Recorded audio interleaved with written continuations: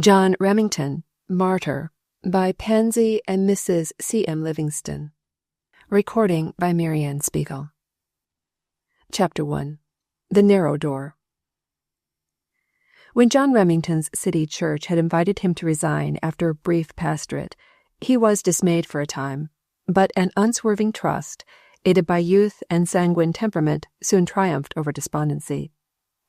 It must be all for the best, or it would not have happened, he told himself, for I was true to my convictions of duty. I could not act differently in the points wherein I offended if I were to go over it again, unless, indeed, I failed in tact. I might have spoken with more wisdom often had I known how, I dare say, but, after all, any preacher who maintains the principles of total abstinence and enmity to the rum traffic will not be tolerated long in that church. Perhaps that is the way it is to be purified. Man after man is to go to them preaching the truth fearlessly, allowing himself to be humiliated and cast out, and utter sacrifice, if need be. Why not? The servant is not above his Lord.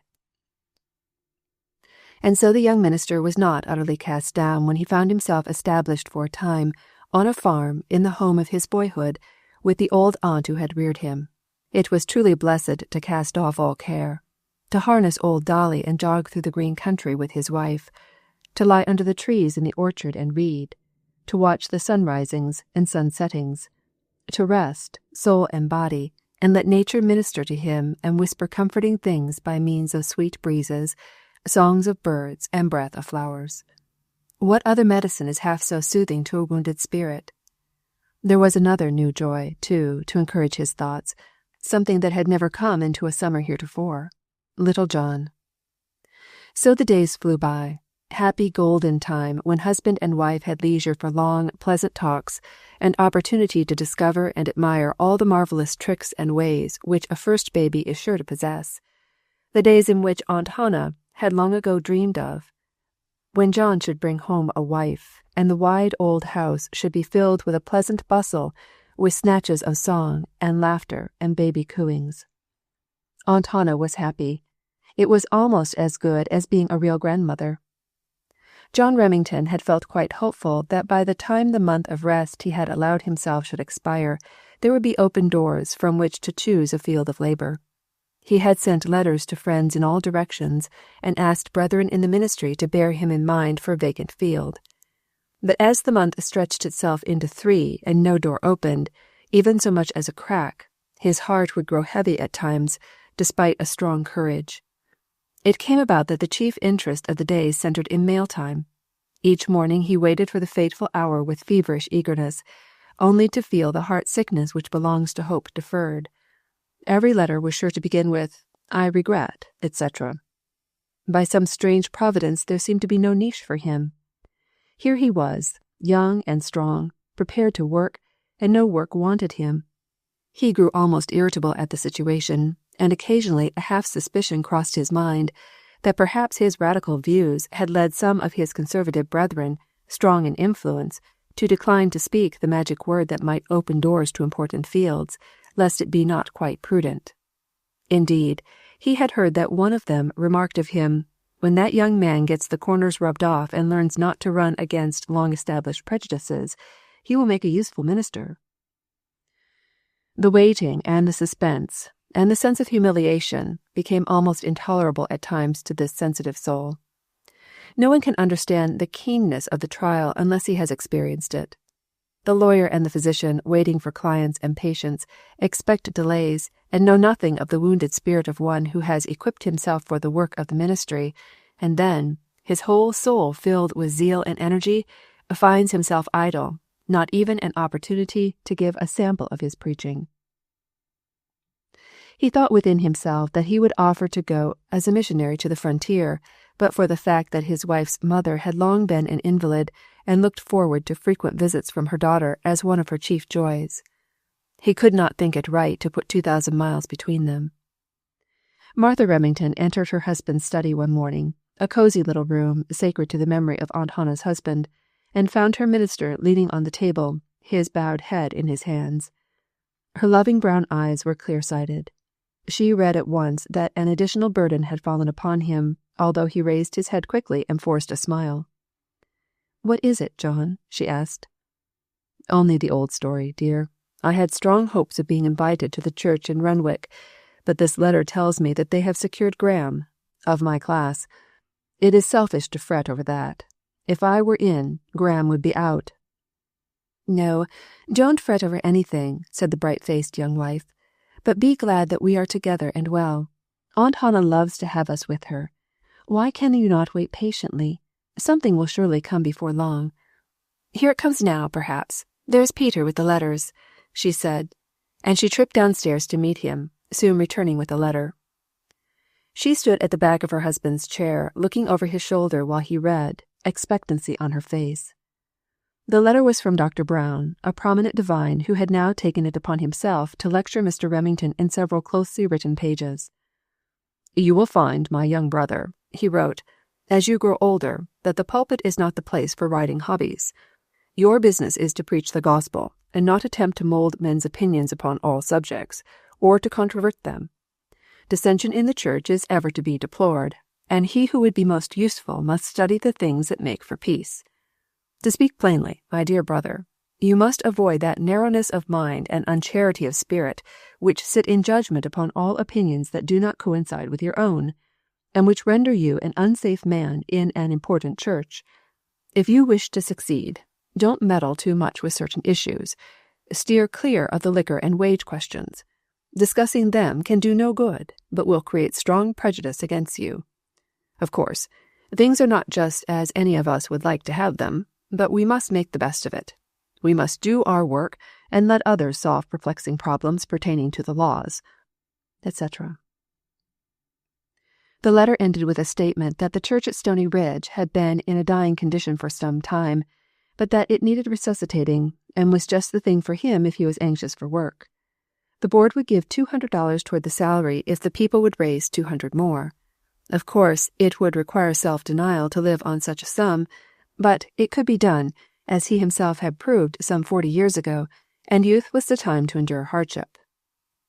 "This means," said John Remington, as he folded the letter, "that Dr. Brown thinks I should be starved into more moderation of spirit. He says not a word concerning 2 churches to which I asked to be introduced. He calls my denunciation of sin riding a hobby. He means that I should be tolerant toward church members who rent buildings for liquor saloons.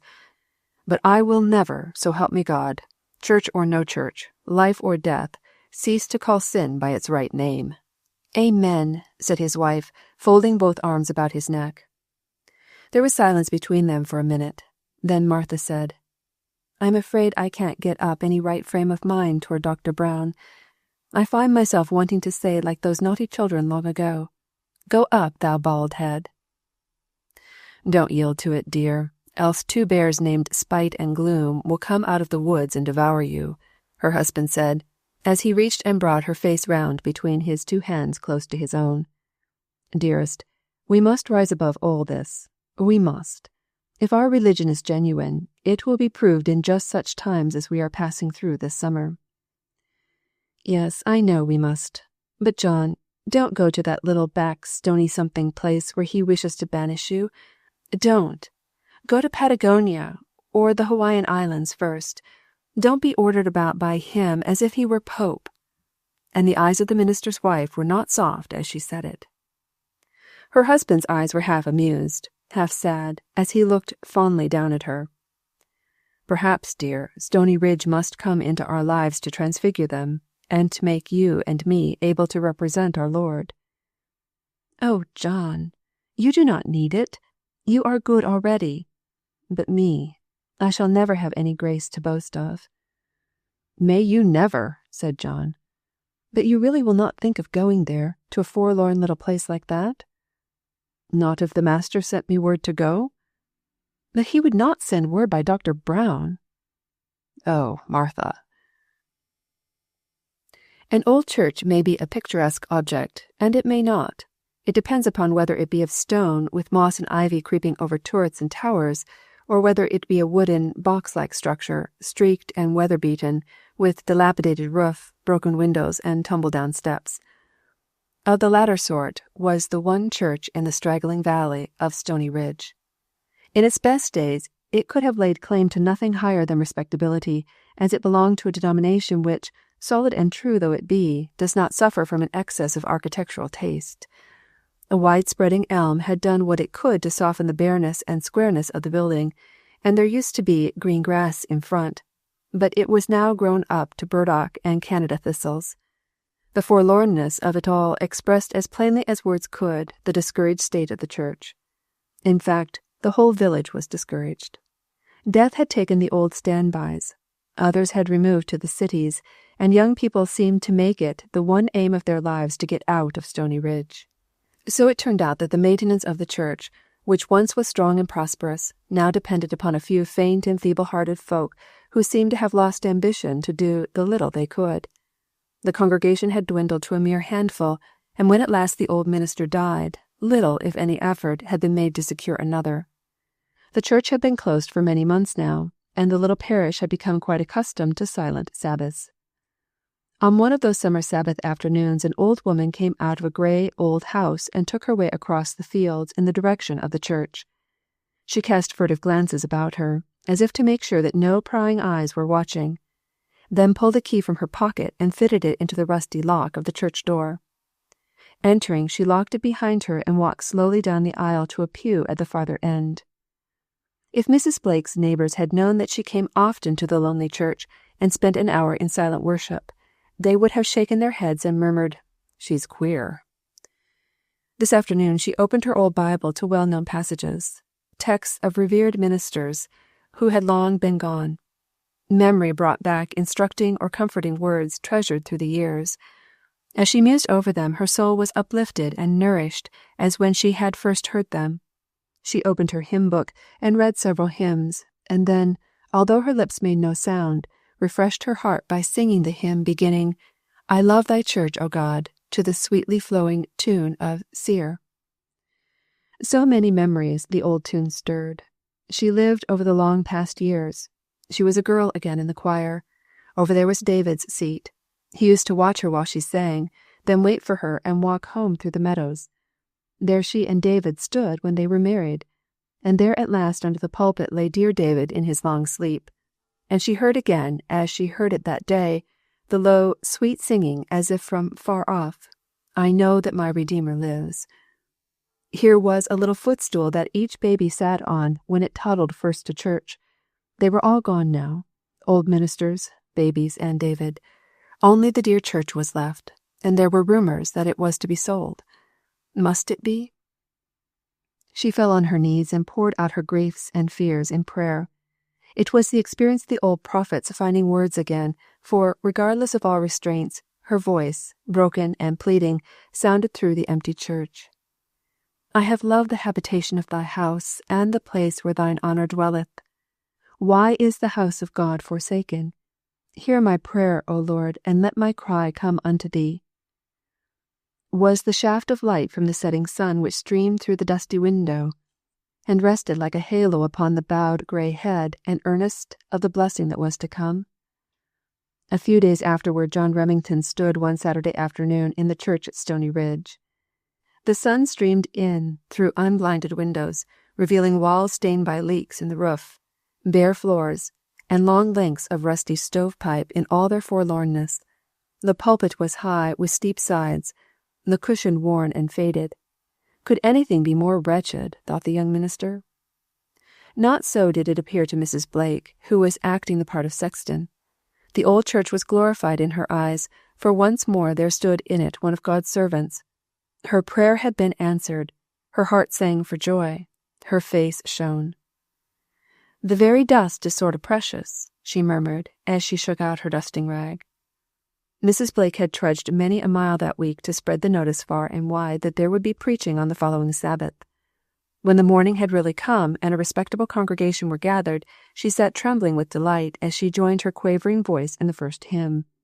Surely it was a day to sing. How pleasant, how divinely fair, O Lord of hosts, thy dwellings are. The remnants of the choir had been mustered, and they had asked the privilege of selecting the first two hymns, lest the strange minister might chance upon a tune which was not in their repertoire. The first two lines were such a sarcasm on the dreary surroundings, that Mr. Remington forgot where he was and found himself smiling. But then Mrs. Blake, as she sang, had no reference to earthly dwellings. It was the unseen and the beyond. The sermon was simple and earnest, suited to the needs of the hearers and refreshing to the heart of at least one old saint, as cold water to a thirsty traveller. At the close of service, Mr. Remington laid before the congregation the proposition of the board that if the church would raise $200, it should be supplemented by $200 more to secure preaching at least a part of the time.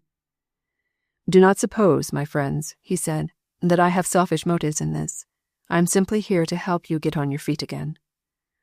There was the usual long silence with which any proposition is met in some country churches.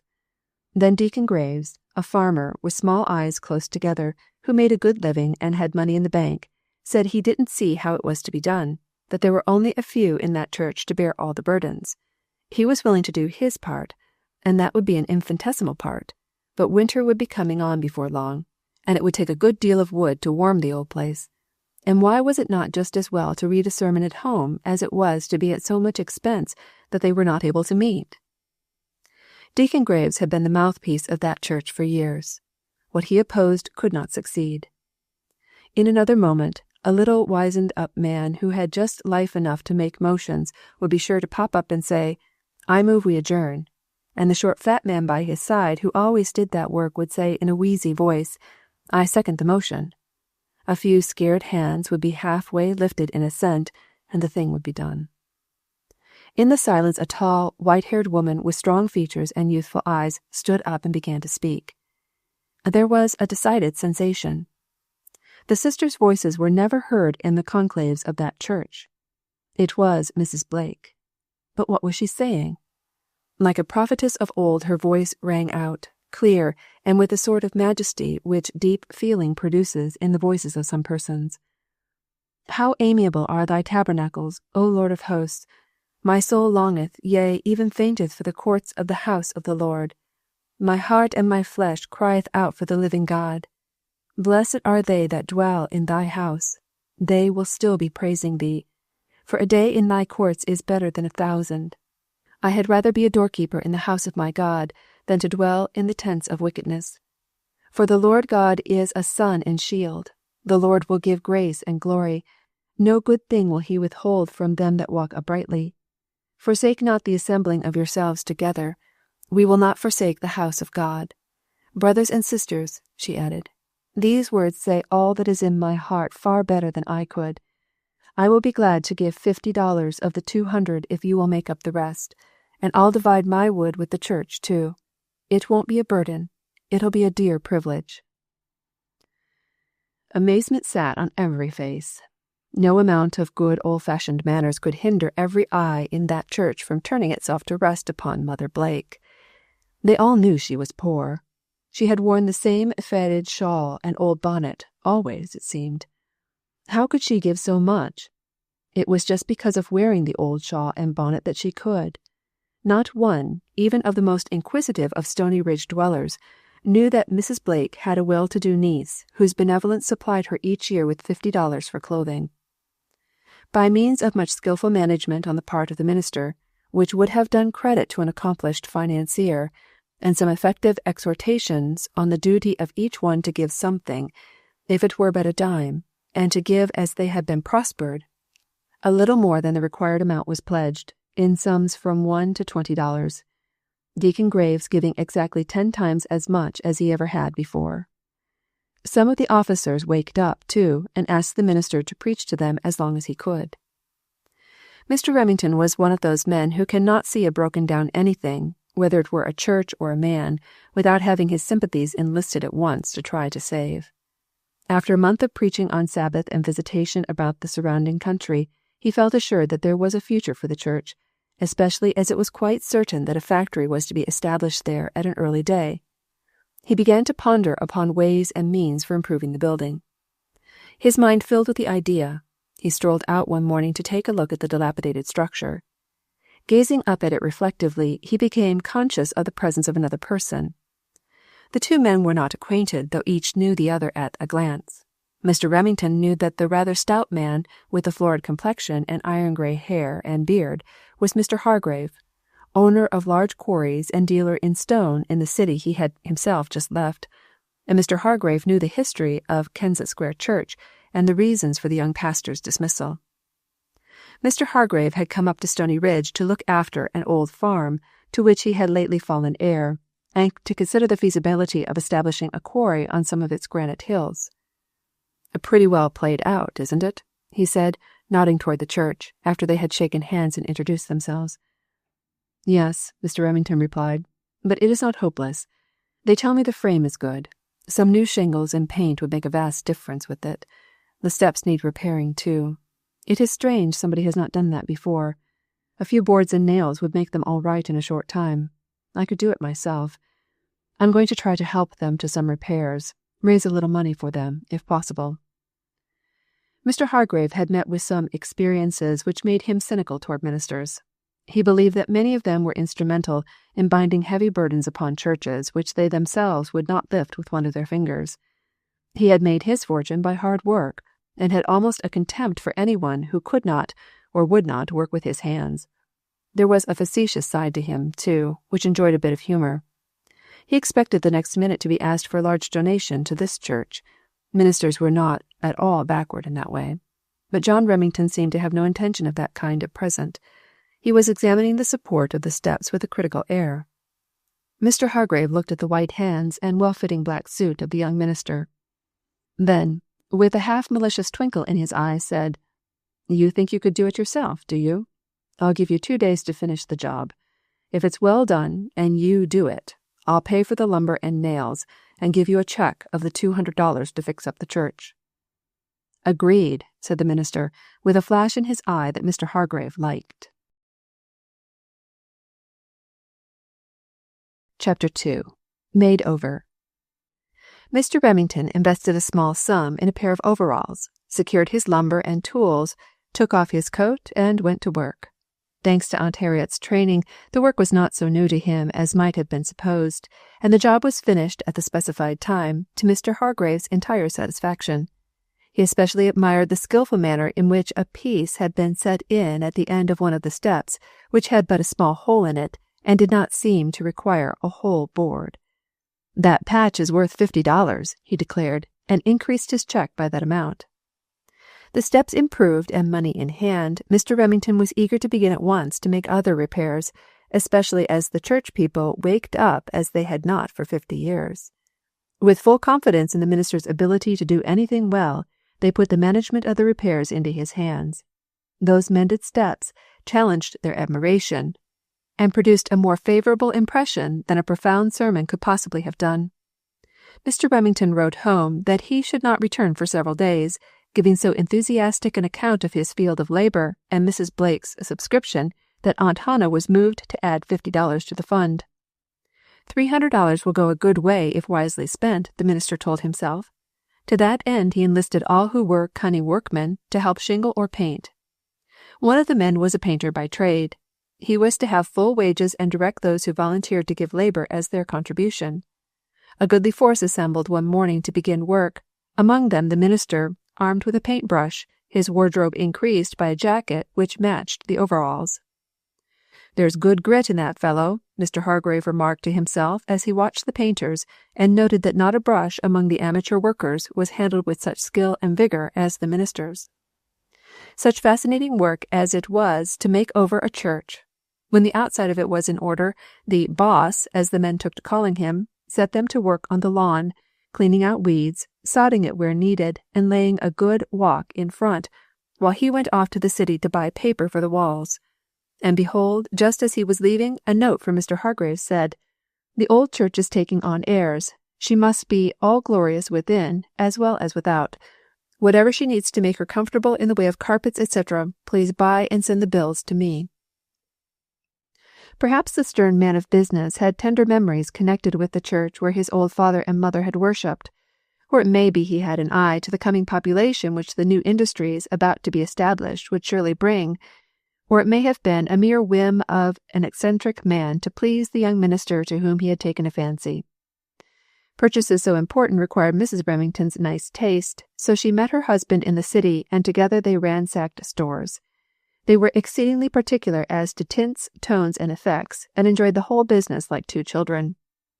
Behold the church of Stony Ridge one September morning, transfigured. A very Quaker it was in pale grey, trimmed with a darker tint. Inside, too, the walls and woodwork were of grey, from dark stone, shading to a soft creamy tint, with a ceiling of pale green, meeting on the walls with a band of dark green. The carpet was only in green in shades of green, but it looked like bright moss. Green Venetian blinds shaded the windows, and the pulpit wore a new dress of dark green plush.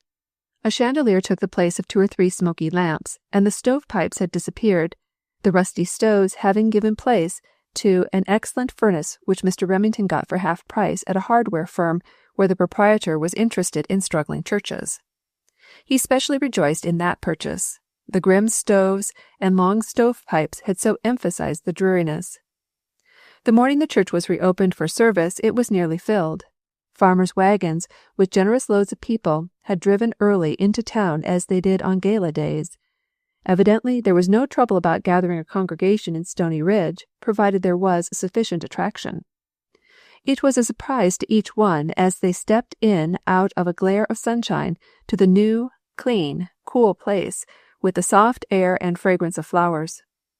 Mrs. Blake sat and took it all in, sang hallelujahs in her soul, and cast admiring glances at the young wife of the minister who had come over for the occasion. Then the first hymn aroused her, and she joined with rapture in the words, "How pleasant, how divinely fair, O Lord of hosts, thy dwellings are." Mr. Remington chose it, remembering they sang it that first dreary Sabbath, when it seemed to mock them. Many a tired-out man and woman took heart again and lifted up their heads in hope as prayer and sermon fitted to their needs took hold upon them. It was blessed to hear the song, strong and triumphant, go up again, and voices unused to praise joined in. O God, our help in ages past, our strength in years to come, our refuge from the stormy blast, and our eternal home. How safe and sweet and pure the sanctuary seemed that morning, even to the careless. What a fair type it was of the eternal home. By this time Mr. Remington had forgotten all about disappointing letters and wide fields of labor, so absorbed had he become in making things over at Stony Ridge. He began to consider the question of settling down there, and went so far as to ask his wife if she could ever consent to it. They talked it over one day at Mapleton while they gathered chestnuts. "The people are perfectly devoted to me," he said. "The countryside is thickly populated, and it is now a settled thing that a factory is to be established there, as well as a stone quarry."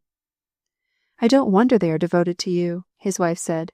"You come there and wave a magician's wand over a tumble-down old church in a weedy lot, and behold, all is changed. There it stands now in a dignified grey dress, with a lovely lawn in front, and that grand elm, what a mercy it is there, hiding the boxy shape. The neatest, prettiest country church within and without that can be found. It really is a sweet place inside. Those greys and greens together have just the effect I wished. It would be interesting to work among factory people, and almost make a church as it were from the beginning, but I fear we should grow as lean and cadaverous as Dr. Brown himself, trying to live on the salary he mentioned. I understand now what ails him. He was starved in his youth." "I could supplement it by writing some articles for religious papers. You know I have been invited to do so," Mr. Remington said, half doubtfully. "But it would seem that in these years of strength I might do more work than this place calls for at present. Still, how do we know what is important work? The thing, after all, is to do the will of the Master. If he closes other wide doors and opens this narrow one, he must mean that I should go in and stay until he sends me elsewhere. He may see that I am not fitted for a different place. But my city-bred wife will be dreary in a country place like that." "Now, John, you know you want me to make a fine speech and say that no place can possibly be dreary while you are in it, and I shall put my consent to live in Stony Ridge on a higher ground. When I knew that I had given myself to a minister, I promised that I would never be a hindrance in his work, that I would school myself to go cheerfully wherever he thought he ought to go. John, dear, don't you suppose the Master's will is, in the main, the greatest thing in life to me, too, even though I am so full of faults?" The tone was wistful. "You darling!" exclaimed John. You are a brave woman. As to your faults, your Father in heaven and I both know that mine far outnumber yours." It was not an easy thing for either husband or wife to do, to put on this garment of humility, to cast aside ambitions, the hope of filling a high place and bearing an honored name as the years went on. And it was trying to human nature to be thrust aside from a city pulpit, with its good salary and other attractive features, and, with rising popularity and no mean gifts as an orator, to take this obscure place with a mere pittance to live on. But the decision was made in good faith, and with no thought but that, if the people desired it, they should make Stony Ridge their home for years. For the present they allowed Aunt Hannah to carry out her plans for them, that Martha and the baby should remain with her, and that John should divide his time between the two places. The only objection to the plan was the danger of spoiling the minister. Petted by all the good old women of Stony Ridge the last half of the week, and welcomed with delight each Monday by 2 other fond souls, might destroy his humility. 2 months passed away, and then Mr. Remington did not appear one Monday morning. Instead came a letter saying, "I cannot come home this week. The most remarkable thing is happening here. I find myself in the midst of a wonderful revival. I had noticed as I went about visiting the people that they were unusually ready to speak upon the subject of religion. Yesterday the house was thronged. Many were in tears during the service, though the sermon was of the most unexciting character from the text, 'Lovest thou me?' In the evening we held a prayer meeting after the sermon, and almost everyone remained. Many asked to be prayed for. They seemed broken in spirit and eager for instruction.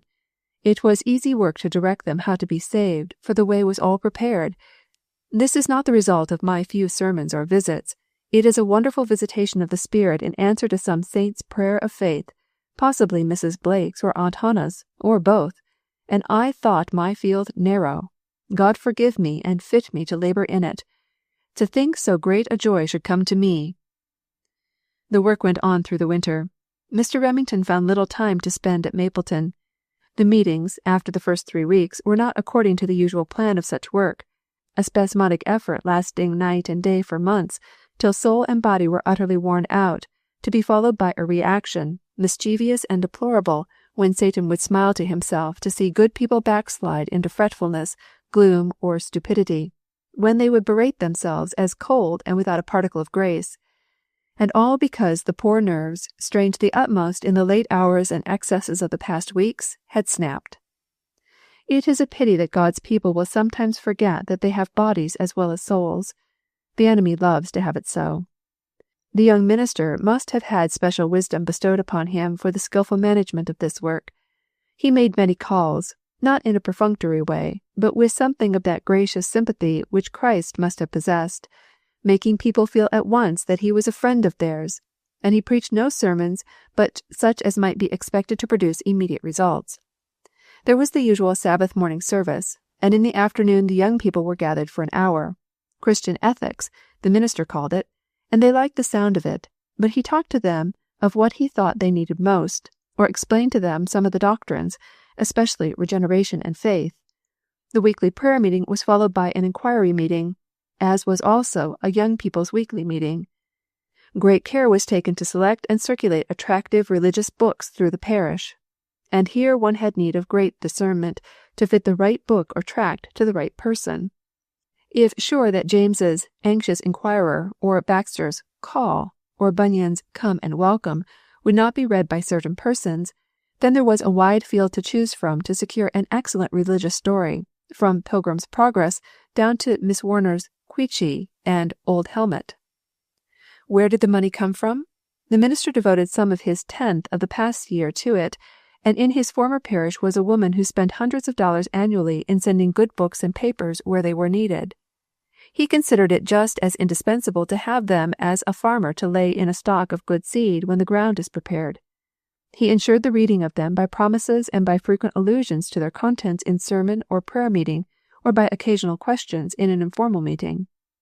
A wise-looking old man, or a bright young woman, did not like to be silent and mystified when the minister suddenly turned to them and asked, "Do you recollect what happened to Christian just before he reached the Slough of Despond?"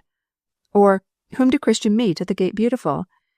And one did not enjoy being covered with confusion when asked what he thought of a certain character in Daniel Quorum, or how he liked Mr. Horn and his friends. Sometimes the whole congregation was asked to read through, during the week, a certain book in the Bible, as Romans or Hebrews, and try to find the special subject treated of. Or a theme like the prodigal son was given out for prayer meeting, and each asked to state in a sentence or two what struck him most forcibly in the parable. The results were that the people aroused from apathy, which settles over the monotonous village and farm life in a country community, and were kept awake mentally and spiritually. In short, this wise minister's aim was to have a revival in his church that would go on through all the year. It was spring at Mapleton, an unmistakable spring day. If the robin's song had not told you of it, the pussy willow in her silver suit would have said it long before, or the apple tree's gnarled old branches blossoming out in pink and white, or the lilacs white and lavender in old-fashioned sweetness, or the breezes would have whispered it, that soft, delicious, indescribable, witching air with hints, in its odors, of new grass, of spicy woods, and mint and thyme, and what not, making one feel that he can run and jump and fly and do anything but settle down to steady practicalities. Mrs. Remington was on the piazza giving little John a lesson in walking. The small rogue was in high glee. His white flannel dress was daintily held up by thumb and finger, and when, with a desperate effort, one chubby foot after the other was thrust out and brought down with a thump, he shouted and showed all his 10 white teeth in dimpling smiles. The next minute the other member of this little family appeared, coming up the long walk from the gate, satchel in hand, and baby John actually took 3 steps alone in his haste to be gathered up into the strong arms and held aloft. "This sort of life has its compensations," Mr. Remington said, as he took both wife and baby into his arms at once. "It is so delicious to get home to you. I never in all my life looked forward to any pleasure as I do this." "John, don't you think baby can talk?" his wife said, as soon as the greetings were over. "You know his shoes have silver buckles on. Aunt Hannah said over and over again to him one day when she was dressing him, 'See the buckle? Pretty buckle.' And behold, the next morning when he awoke he sat up and looked around and said, 'Buckle.' And when he sees anything new he gazes at it a while, then draws a long breath and says in a solemn way, 'Buckle.'" "Who knows but he is talking about the great author of that name, and thinking wise, deep thoughts," said baby's father, adding, "What a noble, beautiful boy he is. It doesn't seem possible he belongs to us. Don't you worship him, dear? Will you? Else he can't stay with us." "I don't seem to be the one in most danger of committing that sin just at present," the young mother replied demurely. But her husband did not retort. He was resting his eyes with the sight of mother and child, enjoying one of those rare blissful moments in a man's life when it seems that his cup is full and there is nothing more to ask. "I have a letter from Elsie Chilton," said Mrs. Remington presently, and she read scraps of it between baby's shouts and crows while he and his father played a game of peekaboo. "You dear people, I am hungry for a sight of you," it began. "I should have written long ago to let you know that I have not been good, as the children say. You always think better of me than I am, so I feel as I ought to confess. After my stepmother's death, I had many burdens laid upon me in the care of the younger children. I don't think I was patient. I fretted a good deal at my lot, and, though I tried, I was not always entirely cheerful and helpful in this gloomy house. Things are better with us now. Aunt Emily, father's sister, has come to live with us and be at the head of the house. You don't know her. She was very fond of my own mother, but after my second mother came here she did not visit us because they were not quite congenial. She is the dearest auntie in the world, loving and wise and self-resilient. I feel so rested since she came, as if a great weight of responsibility had rolled off me. She calms and soothes us all with her saintly face and gentle ways. I think I shall be a better Christian now. But I think I can hear Mr. Remington saying that it is a very poor sort of religion which flourishes only in sunshine and when all goes smoothly. I am glad there are Christians of another sort. It is such a comfort to me that you and Mr. Remington will not stop praying for my father, even though he was foremost in having you leave us. I do not think he is quite so bitter toward temperance workers as he used to be." He does not call me to account so often, though he knows I have sung in Fern Redpath's gospel temperance meetings 2 or 3 times. Perhaps it is because his thoughts are absorbed in another way. That dear girl is going on just the same. She is working now among the women in the penitentiary. I want you to know her better sometime. Do you know I heard something the other day which gave me great joy?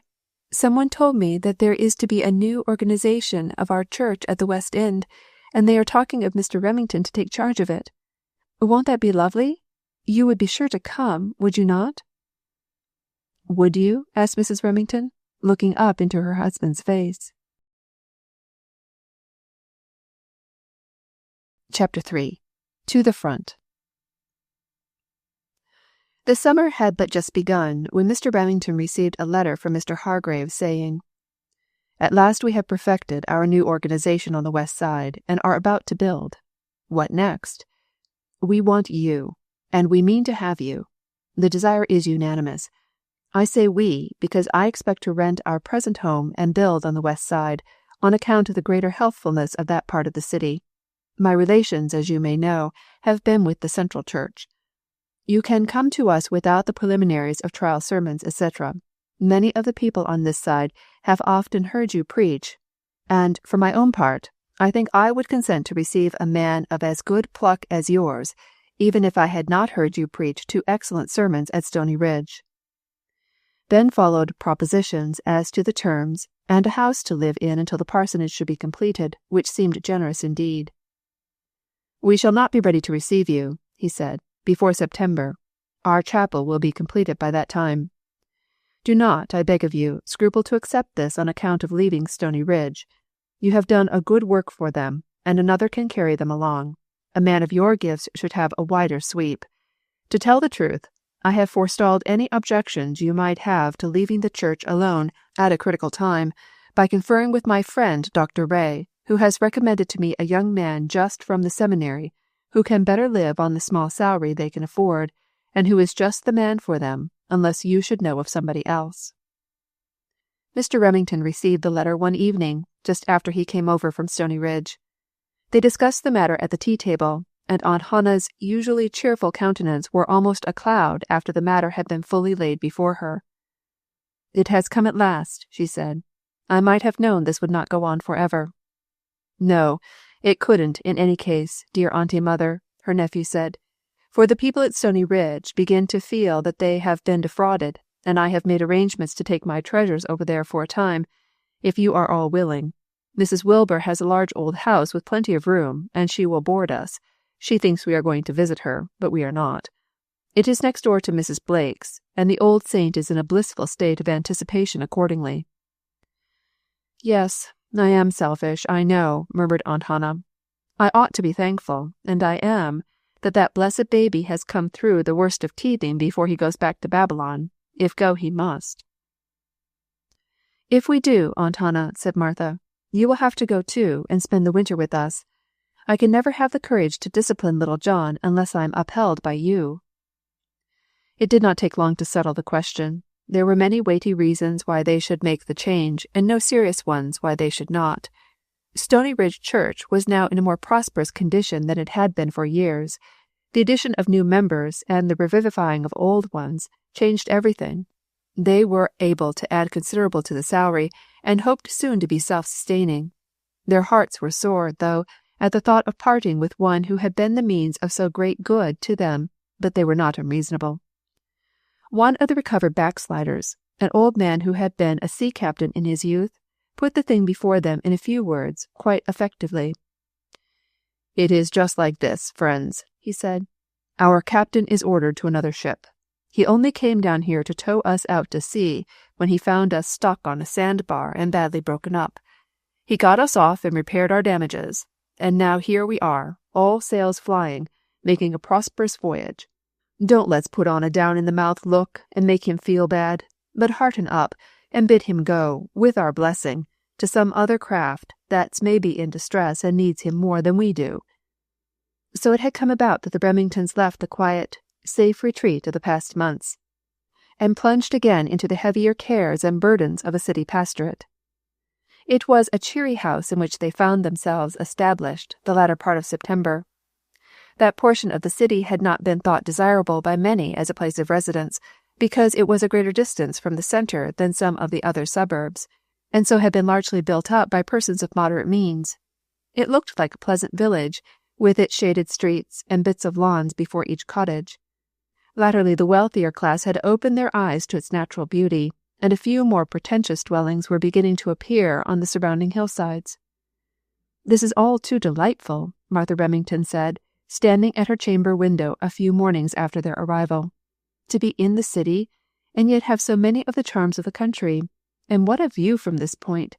That hill all scarlet and gold, and that thread of a river winding at its foot.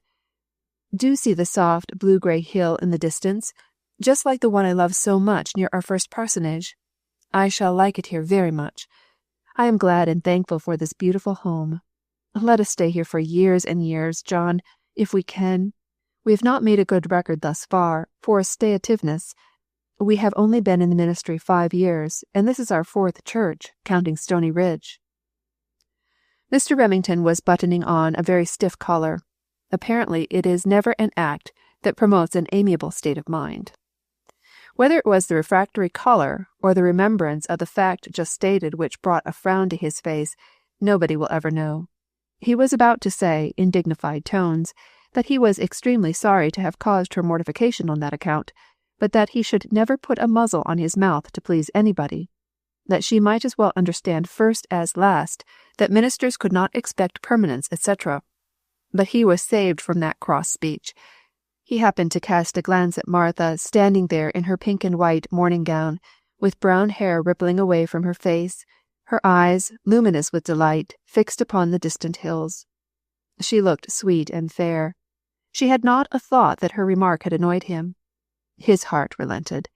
He was but a few years the elder of his wife, but he felt old in experience just then, as he looked at her bright face.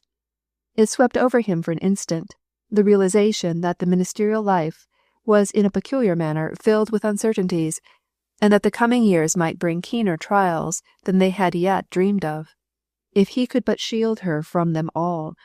But he tried to answer in her own light vein as he said, "Don't allow Satan to send me any word by you, dear, and suggest that I feather this pleasant nest we have come to with soft speeches and half-truths, when courage to speak unpleasant, whole truths may be required of me." But despite his intention, the tones were full of feeling, almost solemn. Martha turned quickly. Had she touched him in a sensitive spot? "John, dear," she said, putting both hands into his, "that was a thoughtless speech. Forgive me. Nobody will be prouder of you for speaking whole truths than I shall, let the consequences be what they may. And I don't want you to be one of those old fossils who stay 40 years in one church, and perhaps have all the people wishing you would die, because that is the only conceivable way to get rid of you." Then, growing more serious, she added, "Oh, John, do not misunderstand me ever, though I do make childish remarks sometimes. And do not you think that, for the sake of ease and a pleasant home, I would wish you to stultify your conscience. I know that you must speak the message given you by the Master, and together we are to take, with a meek and quiet spirit, whatever that brings to us." Then John Remington thanked God again for the gift of his wife, and they went hand in hand to Little John's crib to look upon the prettiest sight in the world, a rosy, curly-haired baby in a setting of lace and creamy blankets, waking in the morning. What wonder in his eyes at another new day! And there is a grave, puzzled expression, as if he were trying to account for his return from dreamland. And then the little face dissolves into a rare, sweet smile as he meets with his mother's eyes. Ah, he has found his bearings. He is not adrift any longer on the sea of nowhere. Instantly every sense is awake and alert. He is a bundle of springs and happiness, and ready for anything, from being rolled over and over like the round soft ball he is, to a toss in the air, which is better than anything. It was easy to settle the household this time, because when they removed from the city, they had accepted the offer of a good friend to store their furniture in her capacious attic. "I'm so glad Aunt Hannah would not hear to our selling it," Mrs. Remington remarked to her husband. "We would have not realized half its value, and here it is just as good as new. Aunt Hannah always does know best about everything.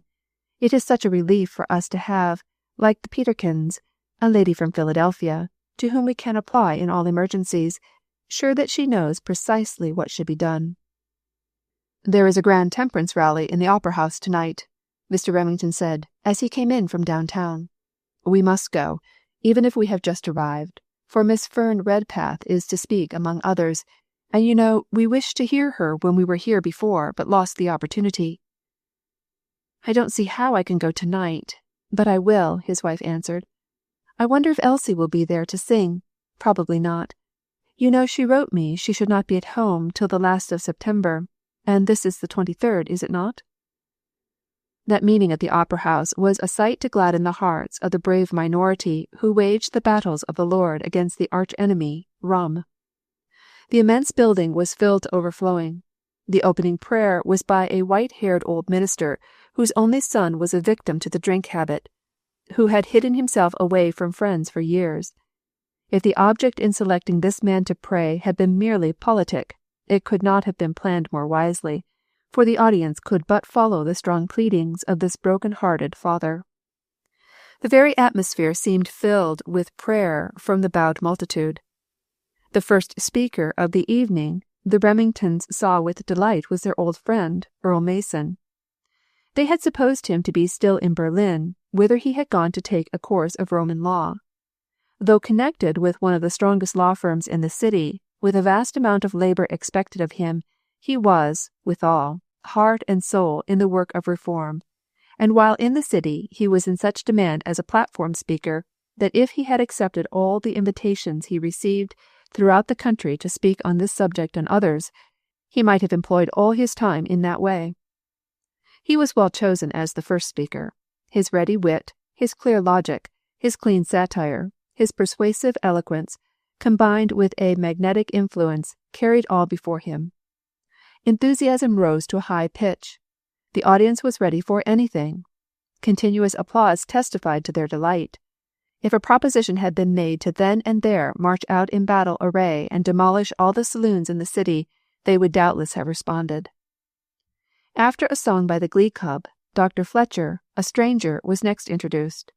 A tall man of fine presence and striking face, with luminous eyes, which looked as if they were used to searching into deep thoughts. He plunged at once into the heart of the subject, and gave a short address wherein was packed much scientific knowledge, as well as weighty arguments, conclusively proving to some that alcohol was always and ever an injury to the human system under any circumstances whatever. The next moment, unannounced, there stood upon the platform a lovely girl with a halo of golden hair about her face, in a gown of soft white, plain as a nun's, and sang as only Elsie Chilton could sing. Many a strong man brushed away a tear as the simple ballad, Baby Nellie's Prayer, found its way into his heart, burning in a lesson where logic had failed to make an impression. At the close of the song, Miss Redpath was announced.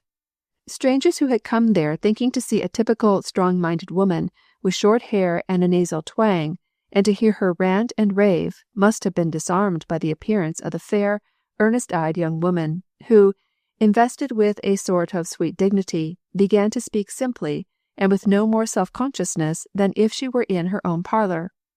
Her modest demeanour and pleading words impressed all with a feeling that herself had been forgotten, merged into the self-denying labours of her high calling. She was one of the few women who ever should feel it their duty to speak to large audiences. Because of a peculiar quality in her voice, like a silver bell, she could be heard distinctly in every part of the house without appearing to speak above her natural tones, or make that overstrained effort which results in screaming. Her plea was for the women in the penitentiary. Every one with whom she had conversed had been brought there by strong drink. She described their desolate homes, and little children worse than orphaned. One woman she knew of would be discharged in a few days. She had promised to reform, to try to recover her lost womanhood. She was eager to get home to her children. She had vowed, "I will make a pleasant home. I will be a good mother."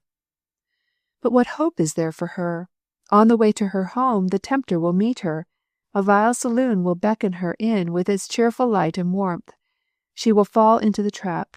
She will drink again and go out with a fire in her veins that crazes her brain. She will go back into the penitentiary. In the name of pity, is there no help for such as she? In the end of the gallery nearest the platform was a group of men whose hardened faces wore sneers. Evidently they were not there in the interests of temperance or law and order. Several times during the evening they had manifested disapproval by shuffling of feet and shakes of the head. Mrs. Remington watched them with a feeling of dread, but was reassured when she saw a couple of stalwart policemen. While Miss Redpath was speaking, their faces grew darker. They muttered to each other and fairly glared upon her as she alluded to saloons. Some of Mr. Remington's friends, having heard of his arrival, made urgent calls for him to come to the platform.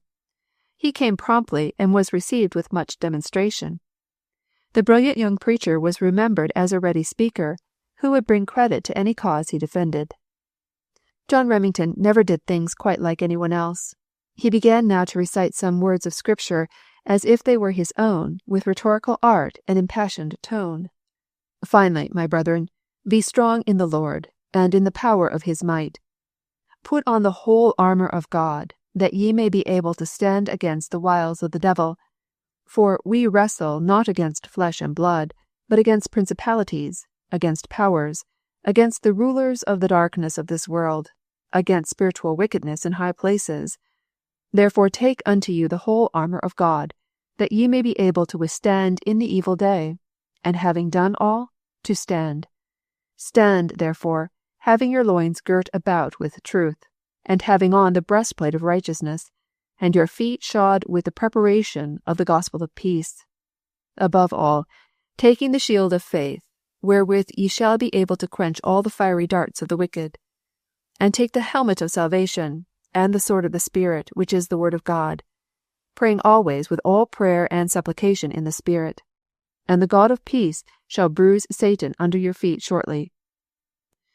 The effect was wonderful.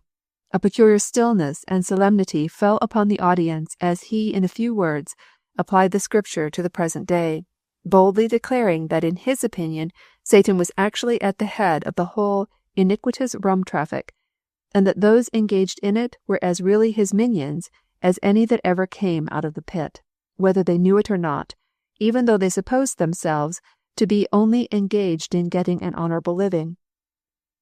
It is plainly taught in this Scripture and others, he went on, that Satan is the enemy of souls.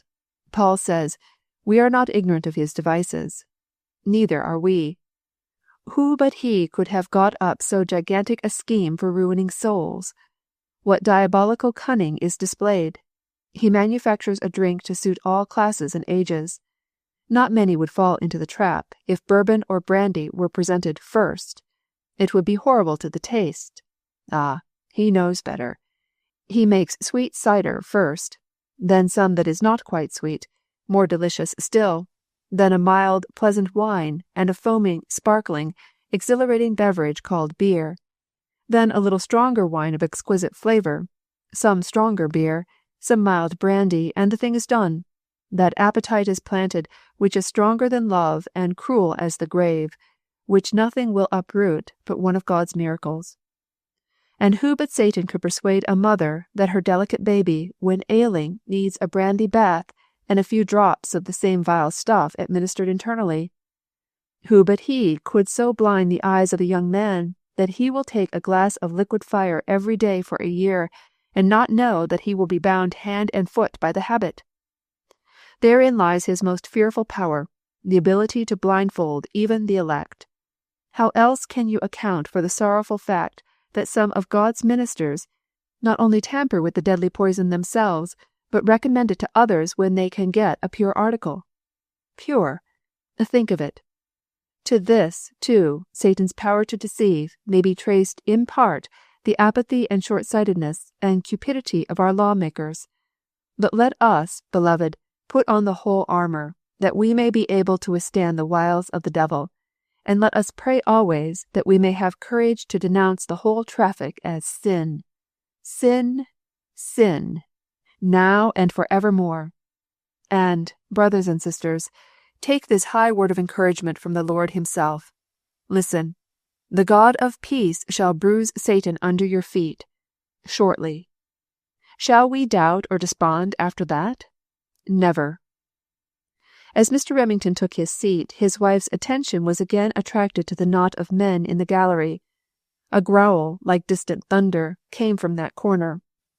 One of the policemen changed his seat, moving nearer to them, and the glee club broke into song. In the hall the same men came downstairs just as they were passing out. Mrs. Remington saw them casting evil eyes toward her husband, and pointing him out as he stood talking with someone. They looked fierce, and one man shook his fist and muttered threatenings. The young wife shuddered and stepped to the side of her husband. Her heart sank as she realized for the first time that other harm than the loss of popularity among conservative people might befall him. The next morning, soon after breakfast, there was much cooing and fluttering in Mrs. Remington's nursery. Elsie Chilton, dressed in brown, her gold hair in a knot below a jaunty little brown cap, escaping here and there in waves and rings about her forehead, was kneeling on the floor beside baby John, as he sat on a large cushion surrounded by playthings. So well did the acquaintance progress that he was soon in a bubble of laughter and frolic. "I believe the darling remembers me," she said to Mrs. Remington. "He is not a bit afraid." "Nobody could be afraid of you," Mrs. Remington said, regarding her fondly. "But you are giving this baby an extraordinary memory. Remember, he was but 2 months old when you parted from him." "And now he is 20 months, isn't he? The sweetest age. Does he talk? Oh, what lovely little teeth! And look, he has taken off his shoe and stocking. Such a dear little pink foot!" And Elsie fell to devouring it with kisses. Little John gazed at her in baby wonder and made clutches at her hair, shouting with delight when he succeeded in getting such a firm hold of the soft curls that his mother was obliged to come to the rescue and unclasp the naughty fingers.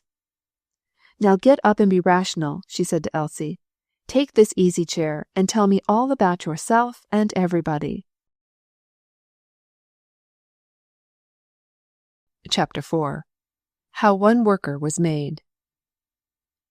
"Tell me more about your lovely friend, Miss Redpath," Mrs. Remington said, after a half-hour of confidences. "You know, I only met her a few times before we went away. It seems almost singular that one so young and attractive, and of high social position, should take up such work. It is quite unusual, unless, indeed, one is a remarkable Christian." "She is that," Elsie said. "But I do not think she would probably have done just as she has if she had not had a very peculiar experience. Her young brothers were away at school, and were nearly ruined by means of drink.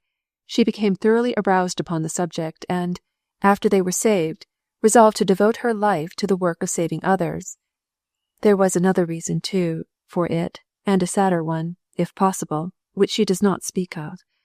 She did not tell me of it until we had become quite intimate. She was engaged to a young physician, but trouble came between them on account of this question. I do not think she will ever marry now. She is devoted to her work and is perfectly indifferent, even to the most attractive young men. She was not herself last night. She seemed like one who had girded herself up to be calm under some sort of pressure. Her calmness was so intense that she was almost severe. Did you notice how pale and set her face was?" "No, I did not," Mrs. Remington said. "I suppose I would not observe it as you, who know her well. She looked very beautiful to me, with her pure face and dark hair worn in that loose knot. Her black gown, too, was elegant in its simplicity. She is charming as a speaker. She does not rant or gesticulate. Those lovely white hands, often clasped pleadingly, are more effective than mannish gestures. Her manner is charming, because of her utter lack of self-consciousness." "Well, I cannot account for her agitation after the meeting last night," said Elsie. "Judge Morton asked her to wait a moment so that he could present her to a friend of his, but she begged to be excused, and hurried off to her carriage without even stopping to speak to me. I hope she heard no bad news. But I must go. Father comes home to lunch now, and I do not like to be late," glancing at the clock. "I am coming here 6 times a week. May I?" And her bright face was gone. It was a few years before the date of this story that Paul Fletcher and Fern Redpath met at a watering place. She was a young girl, just graduated from school, and he a promising young physician from a neighboring city. Dr. Fletcher had been trained according to good old-fashioned methods, and when he left home for college was a professed Christian. But while he aimed to be pure-hearted and noble, and yielded an intellectual assent to the doctrines of religion, it had never come as a power into his life, causing him to be rooted and grounded in the faith and filled with divine enthusiasm. Until one has loved Christ with his whole soul, he is a fit object for the tempter. If Christian fathers and mothers would but importunately pray for that benediction of love to come upon their children before they send them into the world, should we have so many doubters and men of no moral stamina? And so it turned out that college life had the effect upon Paul Fletcher that it often has upon fair beginnings, which have not yet crystallized into stronger character. True, his integrity was unimpeachable in the eyes of the world, and his intellectual attainments were brilliant, but he was full of ologies and ossophies. He was sure of nothing. He detested radicalism and adored people who had no sharply defined lines for anything. Liberty of thought and action was one of the chief articles of his creed. Conscientious scruples concerning the easy ways of the world were, in his opinion, the outgrowth of ignorance and lack of culture. One who could not occasionally take a glass of wine in company, or play a game of euchre, or dance to fill out a set, was an unmitigated bigot. Strange to say, when Dr. Fletcher came to Mountain Springs that summer, the girl whom he eagerly sought out as a companion in ramble or horseback ride was one who had received careful training, such as results in what the young man termed narrowness and bigotry. And Fern Redpath was loyal to her training. She did not dance, nor play euchre, nor drink wine. She was an enthusiastic Christian, with a faith simple as a child's, but of that quality which would be true as steel in time of trial. And yet she was charming in all winsome ways and glad-heartedness. One of those rare spirits who live for another world, and have, albeit, a keen relish for the joys of this one.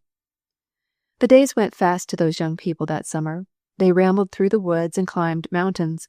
They went fishing and rode horseback, botanized and geologized, and read poetry, and ended by finding, somewhat to the astonishment of each, that their two hearts were welded together. Fern was pleased to find that Dr. Fletcher was a member of a church in the same denomination as her own. He did not obtrude any of his mystical beliefs or unbeliefs upon her. In fact, he did not speak much of religious things at all. In her innocence, she inferred that it was his peculiarity. Some men were reserved on that subject, and took it for granted that one so noble as he held the same views as herself on all important moral issues, as she had seen nothing in his practice to the contrary. Truth to tell, Dr. Fletcher had an intuitive feeling that amusements such as many others indulged in would not be conjugal to this girl, whose exquisite refinement and delicacy of character seemed to raise her above common mortals. Perhaps there was another reason why he did not ask her to join the gay company. It suited him best to sit in a quiet nook and read to Fern Redpath, watch the changing lights in her face, and then drift off into pleasant talk. It was surprising how much there was to be said, and what a oneness of opinion there was on authors and books and art. When they parted, after a few brief weeks, they were pledged to each other for life, with the full consent of Fern's mother, who had known Dr. Fletcher's family for years, and was happy in the prospect of receiving as a son one of whom they could hear nothing but the highest praise. A few months of separation, cheered by almost daily correspondence, and then Dr. Fletcher came for a brief visit, and the engagement was announced. It was during the visit, and the night before he was to leave, that a cloud came into Fern Redpath's sky. It was at a brilliant wedding reception given by one of the leading families of the city. Gay groups were gathered about small tables in the dining room, Fern sitting opposite to Dr. Fletcher, each trying to interest themselves in another person, but at the same time carrying on a conversation with each other by means of swift glances. One instant the girl's face was like sunshine, the next it had in it amazement, grief, and horror. She had seen Paul Fletcher take a tiny glass of wine and put it to his lips. Yes, he did more than that. He drank it off as if he enjoyed it. She forgot the presence of others and turned a surprised, pained look upon him. Their eyes met as he replaced the glass. Was there a slightly haughty curve about his mouth then, or did she only imagine it? She answered the next several remarks of the young man at her side in a dazed manner, and was relieved to find people moving away from the table. How was it possible, she asked herself, in those few minutes, that she had never talked with Paul about this question? There had been no deliberate intention on Dr. Fletcher's part to conceal his sentiments regarding total abstinence. The subject had never happened to come up in their talks, and both Fern and her mother had simply taken it for granted that he took high ground on every question of right and wrong. If he had occasionally heard an earnest word from Fern on that point, he set it down to a fit of girlish enthusiasm which would soon evaporate. It was a sorrowful face that was turned toward Dr. Fletcher when at last on their return home they found themselves alone, as Fern said, "I did not know that you ever drank wine, Paul." "Oh, yes, on occasion," he answered lightly, and then asked, "Why should you think so? I never denied it." "Because I thought you believed it to be wrong, as I do," she said, lifting up her head and gathering courage. "It may be wrong for some people ever to taste it, but I do not belong to that class. I can drink it or let it alone." "Oh, then why not let it alone for the sake of others?" "Because I am not responsible for others in that sense," Dr. Fletcher answered in a slightly annoyed tone. "They must exercise self-control as I do." "Surely you believe that a Christian ought to help those who are weak and tempted?" Fern said with widening eyes. "Certainly. I consider that I do help them to maintain sobriety, when I set the example of governing myself in this as in all other things. The meaning of temperance is moderation, not going to excess. It is only fanatics who give to it the name of total abstinence." "We ought to be very plain with each other now," Fern said sadly. "May I ask you if you do not as a rule practice total abstinence?" The young man flushed under the gaze of the clear eyes which looked into his, but he answered promptly, "I do not. I cannot be said to drink liquor as a beverage except occasionally, and sometimes socially, but if I feel that a small amount of wine, or ale, or bourbon would be good for me when I have been under unusual fatigue or exposure in the way of my profession, I take it with a clear conscience. But, Fern," he added, looking at his watch, "it is quite late. Are you going to let a thimbleful of wine come between us this last evening? You know we have more important matters to talk over." Fern grew sick at heart as it flashed over her that it might come between them for a lifetime. "I cannot talk about anything else," she said, "until I feel at rest about this. Oh, Paul, can you not promise me never to taste it again?" "I cannot," he replied, flushing angrily. "Believe me, I am not on the high road to destruction that I must sign a pledge like a common drunkard. It seems you cannot trust me. How can you respect me if you think I have no self-control? But it has been so often proved that the strongest are weak before the power of that fearful appetite when once it is formed. There is no absolute safety but in entire abstinence." "That is mere nonsense, the belief of a few cranks." "Paul," the girl said with whitening face, "it was my father's belief, and it is mine. He would never have given his consent to my marriage with one who holds such views, and Oh, I cannot give my own consent. When you think of all that is at stake, can you not give it up forever? Oh, say you will." The young man must have been possessed of a demon for the moment to be able to resist the pleading tones and eager face of the girl he loved. "I cannot consent," he declared, "to be thus humiliated. It is beyond anything I ever heard of. You would break your engagement because I will not make an absurd promise, the keeping of which will often bring me into embarrassment and ridicule? I might endure that, but the lack of confidence which requires the promise is insulting to my manhood. I must be my own judge of what is right and wrong. I cannot suffer dictation even at your hands." He walked hurriedly up and down the room during the moment of silence which followed. Then he came and stood beside her and said, "Fern, do you not see where this extreme position is leading you? Of course, you do not mean that for so slight a reason you would break a tie which you have held sacred, and so bring untold sorrow to both of us. It would be a hard thing for you to face. Can you not cast this folly aside and be your own self for the few minutes that are left?" The girl sat like a beautiful statue, not in a passion of tears, but the anguish in her eyes and the sorrowful curves of her mouth betokening anything but indifference. When she spoke, the voice was that of one who had been stricken. "Oh, it is not a small thing. It is not folly. There is the hopelessness of it that you do not understand how impossible it is for me to be false to the teachings of all these years, even though it cost me my life." "I must go," said Dr. Fletcher, with watch in hand. "I am to consider, then, that you cast me off, that there's to be no more between us unless I recant, or you. Good-bye." His anger had reached a climax. He would have gone without even a hand-clasp, but Fern followed him into the hall and, detaining him for an instant, reached up and, like a sorrowing angel, left a soft kiss on his forehead, which went with him through the years, and kept him often from doing the things he might otherwise have done. Dr. Fletcher believed that he should not have been absent many days before he should receive a letter from Fern, confessing that she had exaggerated a trifle, and begging him to forgive her foolishness. But when weeks passed and no word from her came, he was amazed. Indignation and despair ruled him by turns. At last he wrote a reproachful letter, making one last appeal, declaring again his great love, and entreating her to trust him as she had of old. The reply was on many closely written pages. Only the heart of a woman, when her dearest hopes are at stake, could have so pleaded with convincing argument and loving entreaty. But the same sad, firm statement was there.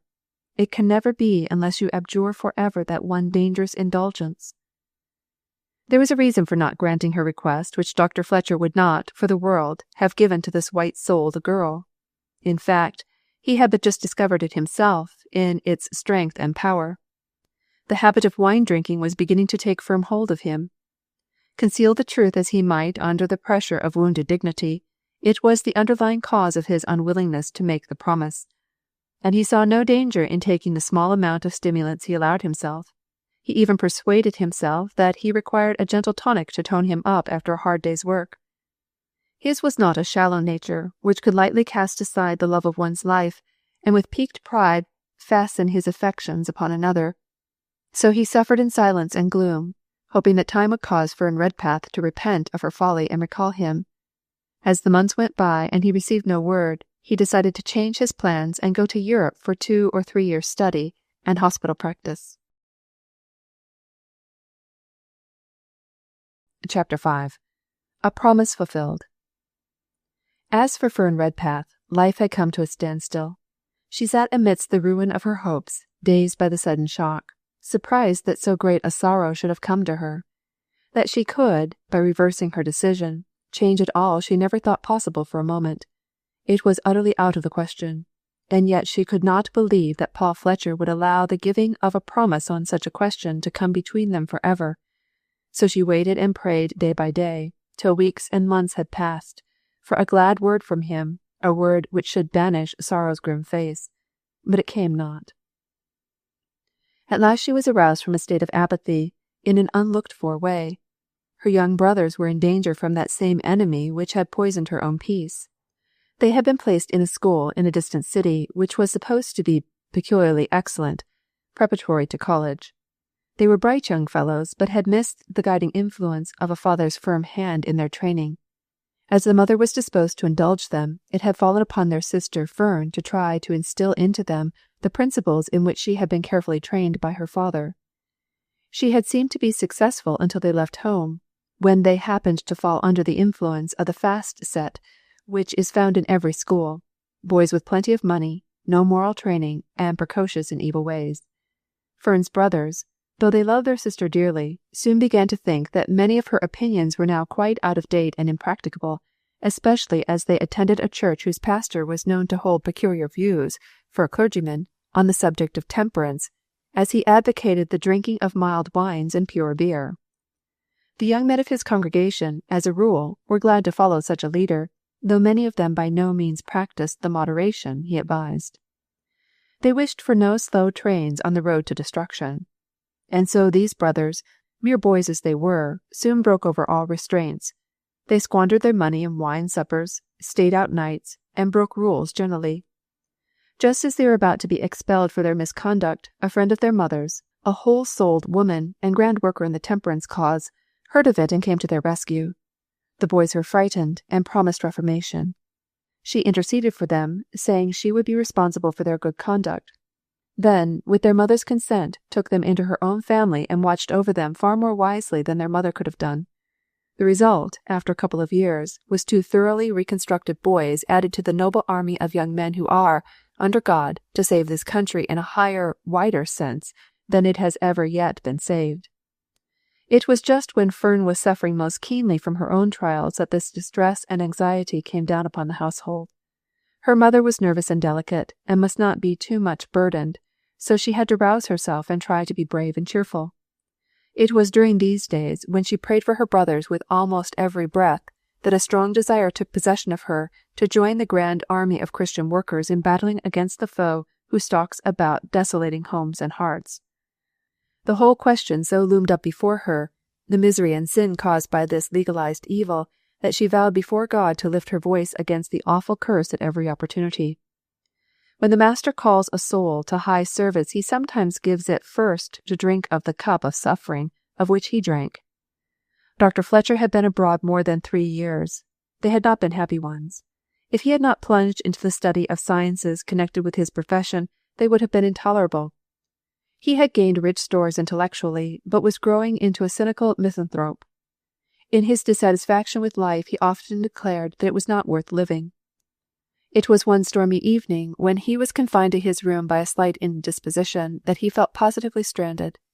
His head ached too badly to pursue a scientific train of thought, and he could not read for the same reason. There was nobody and nothing to amuse him, and he could not even sleep to kill time. To make the matter worse, it was the night before Christmas, that loneliest of all lonely seasons for a stranger in a strange land.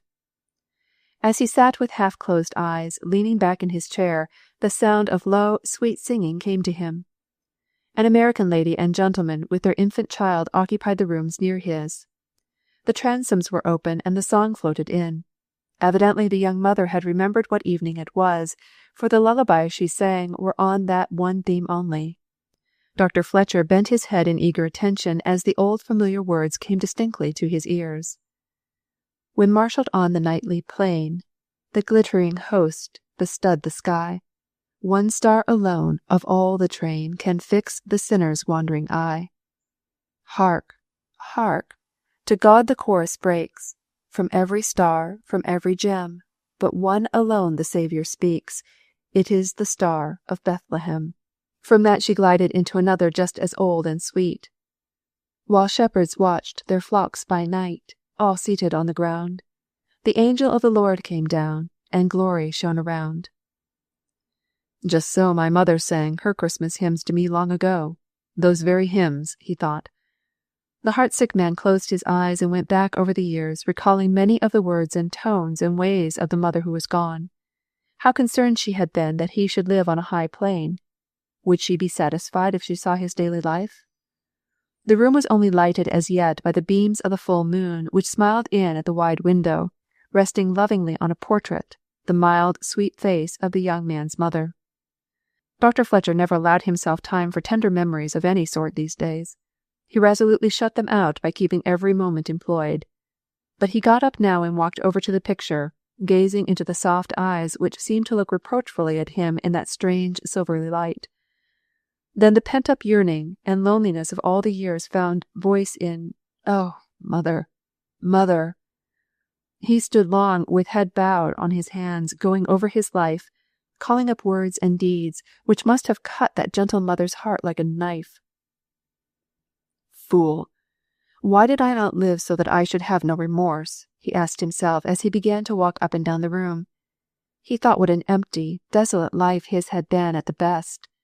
He had not meant to be so in his early youth.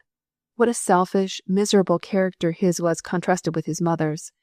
He had even made another life as desolate as his own, perhaps, and then followed the tormenting doubt as to whether Fern Redpath had ever truly cared for him. If she had, how could she let the years go on and make no sign? How could he? But he was a man. Women were supposed to have tender affections. Besides, she was the offender. She had not faith in his integrity and strength of purpose.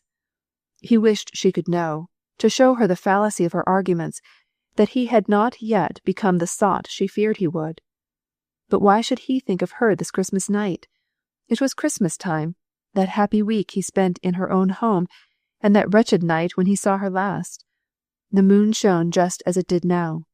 Hateful moon! She had probably forgotten him by this time, except to breathe a sigh of pity at mention of his name, as she might for any wretch. He allowed his fancy to dwell for a moment upon Fern in a new home of her own, happy in the love of another. The thought maddened him. He drew down the shades, shutting out the obnoxious moon, and lighted the gas, but he got no relief from his restlessness. The Lord had come to meet Paul Fletcher that night. It was of no use to shut out the moonlight and turn away from his mother's eyes to try to still the voice of conscience. A strange thing had happened to him during the last few days. His studies of the human system and the result of certain new scientific experiments had convinced him, entirely against his will, that alcohol was injurious to the delicate tissues of the vital organs, even though taken only in small quantities. Being thus convinced, he resolved to make no further use of it in his practice.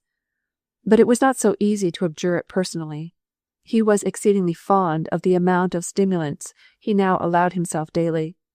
He had sometimes been tempted to increase it when he had been through extra fatigues in his hospital practice, but pride saved him from repeating it often. He wished to demonstrate that a man may be temperate in the use of wine and brandy, as well as other things which might result in injury if used to excess. And yet, blind himself as he would to the fact, he was aware that his nerves were often unsteady on account of the stimulus he had taken.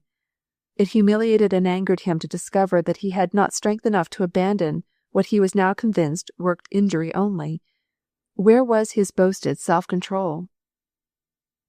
For almost the first time in his life, Paul Fletcher was not sufficient to himself, and his heart cried out for help.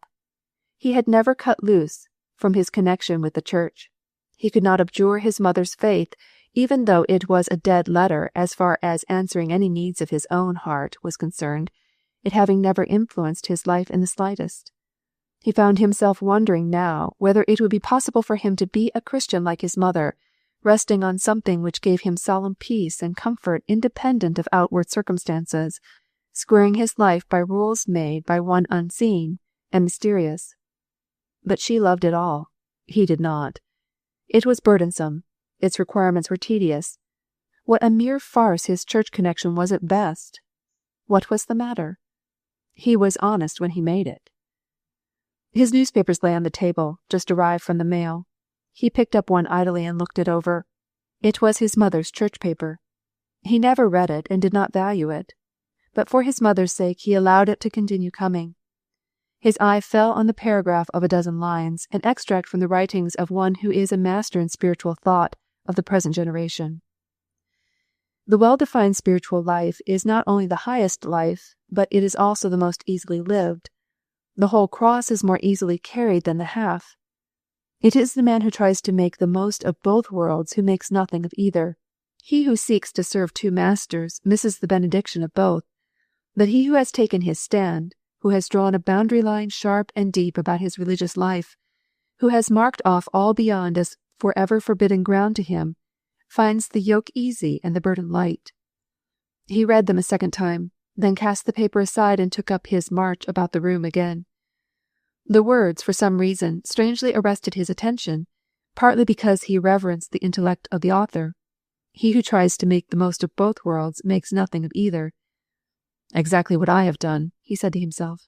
I am a failure, morally, as far as both worlds are concerned, and I have sadly missed the benediction of both.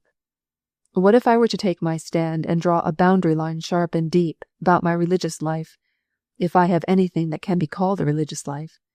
Suppose I declare that I will be different from this night. That will not make me so. How shall it be done? It is a terrible undertaking. I only know I am helpless. To know that one is helpless is far on the way to being helped. Before he closed his eyes in sleep, Dr. Fletcher made a full surrender of himself to Christ. The old cry, Lord, save, or I perish. When was it ever made in vain? He was not conscious that night of exercising true faith. He only knew that his whole soul went out in prayer, and that it was not the same old formula that he had for years been saying over lifelessly as one might use a charm or incantation. And he was not sensible to any great change in himself or uplifting. He was even depressed with the conviction that there was a mighty work to be done in him that, little by little, would probably be accomplished through the years. His part was to struggle and maintain an unwavering purpose. The next morning, though, he was surprised to find that his heart was tender towards God, that the Bible was precious and prayer sweet. He spent the day alone, shut in from work and study, that he might look this wonderful thing that had come to him in the face and reconstruct his character on a new basis. His past life seemed vile and hateful, his aims frivolous, his conduct inexcusable. It was strange how clear-cut and positive his opinions became regarding consistent Christian living. Many of his fine theories would not stand with this white light flashed upon them.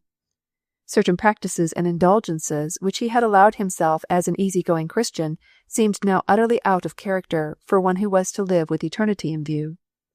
There was no doubt or dallying, either, about the question of stimulants. How could he ever have been so blind as to think otherwise? He dashed the thing from him as he would have done had it been there literally. Especially did he feel bowed down in humiliation when he reflected what it had cost him. Is all this incredible in so short a space? As if the one who said, "A new heart I will give you, and a right spirit I will put within you," was limited by time. And now from day to day this awakened soul wondered over the power of God to so change one as to make him in thought and action the exact reverse in many respects of his former self. We have all been through it, prayed our poor little prayers with but a spark of faith, and gone our ways, despondent, half despairing, over the evil in our own hearts, when lo, presently, the stone has been rolled away, the mountain of rebellion gone, the revengeful spirit sweetened, and not by our struggles or resolves. How we forget that he has promised, "A right spirit will I put within you." It was not a little singular that Dr. Fletcher should at once number himself among those people he had called cranks, and begin, in the most zealous and outspoken manner, to strike blows against liquor-dealing and drinking. He was especially interested in trying to convince young men of the folly of moderate drinking, and he did not lack for material to work upon in a country where the fallacy has obtained that cold water is by far the most dangerous drink one can take.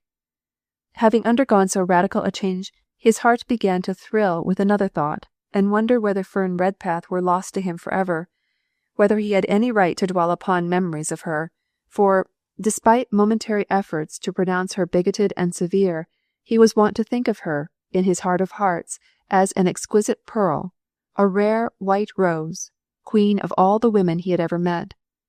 Should he seek her now and know his fate at once? No, he would wait a year, at least, until his new principles had withstood the fire of temptation. He would wait and work, and not speak a word to her. He must be sure of himself. It was a severe ordeal, for he had no means of discovering if there might be hope for him at the end of a year probation. Chapter 6. It has happened. The bitterest drop in this cup of self-abasement for Dr. Fletcher was that he found it extremely difficult to forego the stimulus to which he had accustomed himself. The diseased nerves and tissues rebelled and clamored. It required constant watchfulness and prayer in seasons of temptation, and there were hours of darkness and conflict.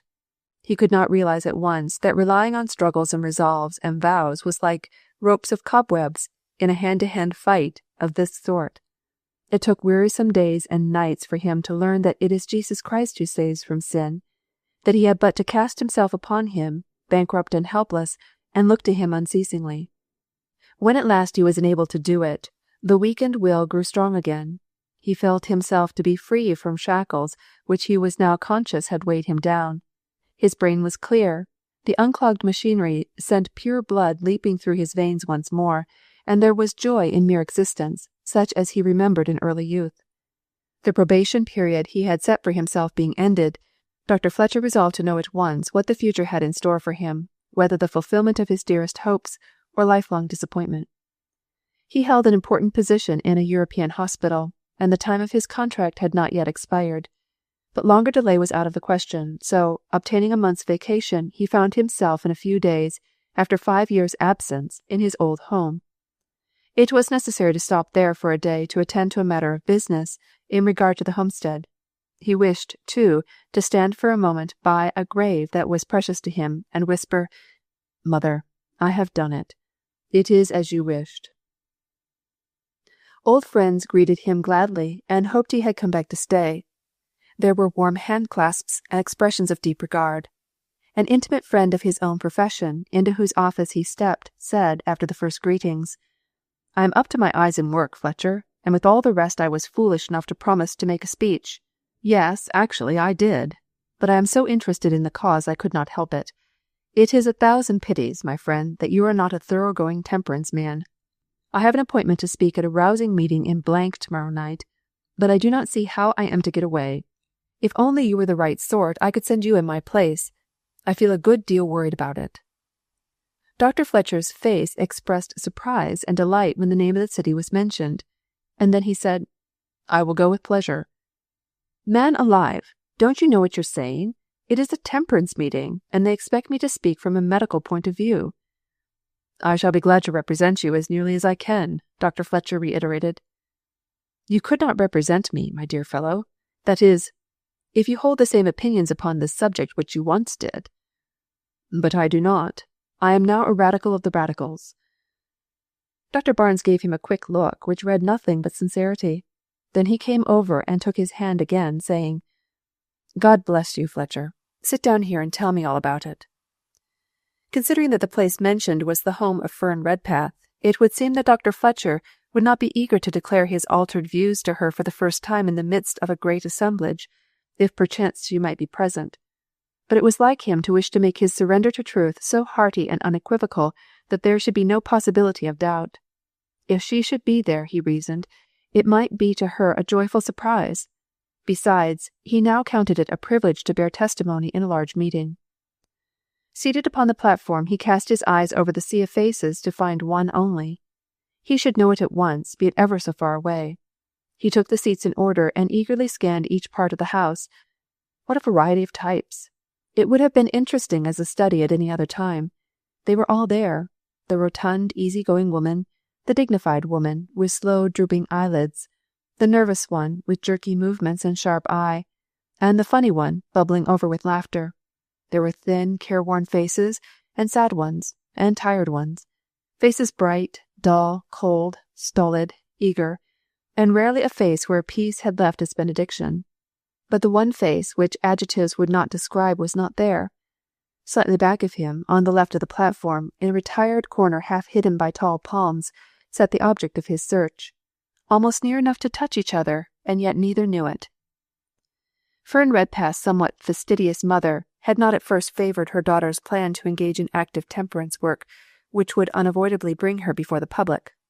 But little by little her prejudices had given way. She could not deny anything to one who ministered to her invalid life with such tender devotion. As time went on, she became interested herself, and aided the cause pecuniarily, as well as by advice and sympathy. "Are you sure that you are comfortable now, Mother?" Fern said that evening of the meeting, after she had drawn the curtains and placed a fresh magazine and the evening paper on the table by her side. "I shall not be gone long."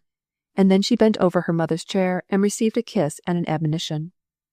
"Take good care of yourself, dear. I wish you need not go out tonight. You look tired now." "Oh, no, I am fresh as possible. Somehow I feel elated tonight, as if a great event were about to come to pass. Those strange thrills pass over me, and my heart leaps up at something, I know not what. It is a childish state of my mind which used to visit me long ago when I was young, and something lovely always followed it," Fern said between a sigh and a laugh, and then added, "I do not know what could come to me, I am sure, that would greatly rejoice me, except some good temperance news." Then the mother and daughter exchanged looks, and the eyes of one said, "Dear child, I know you have missed the flower of womanhood. I grieve for you." The other's eyes, wistful and subdued, answered only, "God's will is best." Do finely organized natures possess a subtle sense to which the air whispers indefinable hints of things to come? Fern Redpath wondered something of the sort before that evening was over. She was attending to a small matter of business with the secretary when Dr. Fletcher was introduced, and did not hear the name, but was presently awakened to the fact that the voice was strangely familiar. She had heard that a Dr. Barnes was to be the next speaker. How could that voice, peculiar in its clearness, belong to but just one person in the world? And he, He would not be reasoning in that fine, strong way, on that side of the question. It was a forceful speech coming from a physician. She followed his argument with delight. He was making astounding statements in regard to the effect of alcohol on the tissues of the brain, and in eloquent language depicting the diabolical process of defaming and destroying the body, the temple of the Holy Ghost. It was no mere perfunctory work to fill an appointment. His soul was in it, whoever he was. As he turned and took his seat, Fern had a full view of his face. It was Paul Fletcher. She sat in a tumult of joy, while Elsie Chilton sang. She herself was to be called upon next. How could she speak the things she had prepared? She felt more like singing or praying, to give vent to thankfulness, to overflowing praise. Her prayer was answered abundantly. Paul was changed. He had returned to her. To her? Ah, that made her heart throb wildly. His wife might be down there in the audience, looking proudly up at him. Fern would have given much just then to be able to slip away out of it all. Her head reeled. Was she going off into unconsciousness? But her will asserted itself. She stepped to a door at the back of the platform, took a long breath of fresh air and a drink of water, and by the time the song was finished, stood pale and calm, girded up to do her part. As Dr. Fletcher, during his absence, had no means of receiving news of Fern except by directly addressing her or her friends, he had not heard of her public work in the temperance cause. Imagine, then, his amazement when the chairman announced that Miss Fern Redpath had promised to speak to them briefly. The delight of hearing that name, now joined to another name, filled his mind for the first few seconds to the exclusion of every other thought. Only her lovely profile could be seen from where he sat, but he did not trust himself to look at her till a musical voice broke the peculiar silence which the audience assumes when a favourite is about to address it. He had always cherished an unconquerable aversion to a woman's haranguing on the platform. He could not for an instant, though, consider these words that Fern Redpath was speaking as being described by that word. This was a gracious, graceful woman pleading in a womanly way that these her brothers who had power and strength would put off the yoke from the necks of the weak. It was the Christ-like spirit speaking in her, herself of no repute, making common cause with the lowly, recognizing in a poor woman of the penitentiary a sister, a soul. He listened in wonder, his reverence for her deepening with every word, and this was the treasure he had perhaps lost by his own insane actions. Fool and blind. The moment the meeting was dismissed, Fern hastened away. If they were to meet, it must not be there before so many curious eyes. She found her mother in the library, comfortable and interested in a new book, so she wandered off into the parlour and sat alone in a shadowy light, grateful for outward quiet when the tumult of her own thoughts was so intense. But there was a ring at the door, an eager inquiry, and in another moment Dr. Fletcher and Fern Redpath stood face to face in the same room where they had parted 5 years before. A half-hour later, Mrs. Redpath looked up from her book at the sound of a soft rustle, and beheld her daughter, transfigured, it appeared. The soft bloom of early girlhood was on her face, and her eyes shone like stars. It was not her pale, quiet daughter, nor her calm voice, which said with rapturous tones, "Mother, it has happened, a beautiful thing. Paul has come back. He is changed. He is everything that is right and good. Oh, it is so wonderful!" The mother laid down her book, and for an instant a suspicion of her daughter's sanity crossed her mind as she said, "Dear child, what is it?" Chapter 7. Is There Any Help? Mrs. Remington was looking over a list of names her husband had just handed her. They were the names of church members upon whom she was to call. "Mrs. Philip King," she read. "That is singular. Lena Brooks, my classmate, married a young man of that name. I do not recall where he was from. I wonder if it can be the same. I attended their wedding 2 years before we were married, but I have never seen or heard of them since. Lena was a lovely girl. How delightful if she should turn up here as a member of our church. Have you met any people of that name, John?" Mr. Remington searched his memory, but could recall no one.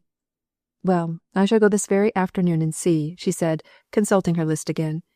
"These places are rather near together. I think I can make about 12 calls today. I can help you ever so much this winter, John, with Aunt Hannah here to see that all goes right with baby in my absence." Take care, dear, her husband said. Be content with 6 calls in half a day. You know your besetment to lay out 10 times as much work as you ought to do. 2 hours afterwards, Mrs. Remington stood before the door of house number 11 Miller Street, which had been designated as the residence of Mrs. Philip King, and lifted an old-fashioned knocker. In its best days it must have been a roomy farmhouse, before the city stretched out and the farm was cut into diminutive lots, but it now had a decidedly tenement house look, with its worn steps and one half of a front blind swinging loose. Mrs. Remington told herself, as she cast a look over the dingy house, that it was absurd to suppose that her fastidious friend lived in such a place. She was positively sure of the absurdity when a childish, high-keyed voice called, "Come in," and she found herself in the barest room she had ever been in that was supposed to be habitable. The floor was without cover of any sort, and there was no furniture except a plain wooden table, a couple of wooden chairs, and a cook-stove. The child, a little crippled boy of 6, with a fair, sweet face and large blue eyes, sat in a small wheeled chair. "Will you take a seat?" he said, with a grave little dignity. "My mamma went to the grocery. She will be back very soon." "Yes, I will wait, thank you, if you will tell me your name, and let me talk with you a little." "My name is Charles Carroll King," the little fellow said, holding his head slightly higher as he spoke it. "What a very nice name. It has historic associations, hasn't it?" she said, instinctively feeling that she need not put her words into baby language for this wise-eyed boy. "Yes'm. You mean that a man of that name signed the Declaration of Independence, don't you?" he asked. "Yes, I do. Do you know about Charles Carroll of Carrollton?" "Oh, yes'm. We belong to his family. He is he said, flushing and struggling for a word. "An ancestor of yours?" "Yes'm, that's it." "Well, I hope you will be a brave man like him." Mrs. Remington soon won the heart of little Carroll. She admired the pictures he was colouring, and asked him to read to her from a well-worn book which bore his name, and found him, as she expected, far in advance of boys much older than himself. When she told him that he read well, he answered in a slow, sweet way, "I ought to. You see, I have more time than other boys. I cannot run errands, or play outdoors, or do a good many things that they do, but I mean to work hard and study, and know things. Some day I'm going to write books and make a whole lot of money." "What will you do with your money?" "Buy things for Mamma," he said, his large eyes shining with the joy which the faith of childhood gives. No ifs and maybes in its calculations. Mrs. Remington was somewhat ill at ease while she waited. If it should turn out that her old friend lived here, how embarrassing to both to meet under such circumstances, and yet it was most improbable. There could easily be 2 persons of the same name, and whoever lived here, it was her duty to call upon them. She was not long kept in doubt. The first glance at the mother when she entered settled the question. It could be none other than the one she had known in her student days as Lena Brooks, although her bright colour had given place to pallor, and there were lines of care on her thin face. The eyes, too, told a story of suffering endured, of humiliations and dead hopes. Tell-tale eyes, which will not keep secrets. "Is it possible?" she said, as her visitor arose and extended her hand. "Mattie Kirke! I should have known you anywhere. You do not look a day older." And she sighed half enviously as she read in the serene face and happy eyes of her old friend the record of a life that had realized the fulfillment of all sweet promise. For an instant she forgot in her glad greeting, but they were back in the old seminary, and Mattie had dropped into her room for a moment. The mortification of it all came upon her, though, as she realized that she had no comfortable chair to offer her friend. What a bare, desolate place her home was, and a burning blush dyed her face. Mrs. Remington, with her usual tact, appeared not to notice her embarrassment. She talked about their own return to the city, and how delighted she was to find that her old friend lived in that suburb and was a member of their church. "No, we have not been here long," Mrs. King said in answer to a question, "though my husband used to live here when he was a boy. An old friend of his father's offered him, a year ago, a pleasant position with him in this city. He is growing old and needed a younger man to attend to some of the business. We are not very well arranged for comfort yet, you see," she said, trying to smile. "But we hope to do better by and by. We have been unfortunate." Mrs. Remington again turned the conversation by saying, "I enjoyed a short visit with your little son. He is going to make a fine reader." The little fellow looked up quickly at his mother, his wistful eyes relaxing into a rarely sweet smile. She smoothed away his short curls with a tender touch and sighed as she said, "Dear boy, I am glad he gives promise of being fond of books. It will help to pass the hours away." Questions about him came to the visitor's lips, but she would not allow herself to speak them within hearing of one whose face looked like a sensitive plant. It was when she was taking her leave and stood for a moment in the small hall with the door closed that she asked in a low tone, "Does little Carol suffer much?" A look of pain came into the mother's face as she answered, "At times severely, but he is a brave little soul." "What is the disease? Is there no help for him?" "It is a difficulty with the spine, and I fear there is no permanent help for him." "What is the cause of it? Has he been so from birth?" The sympathetic tones were not those of mere curiosity. The look of anguish that came into the mother's face then smote the other woman to the heart. "Do not speak of it," she hastened to say, "if it is too painful."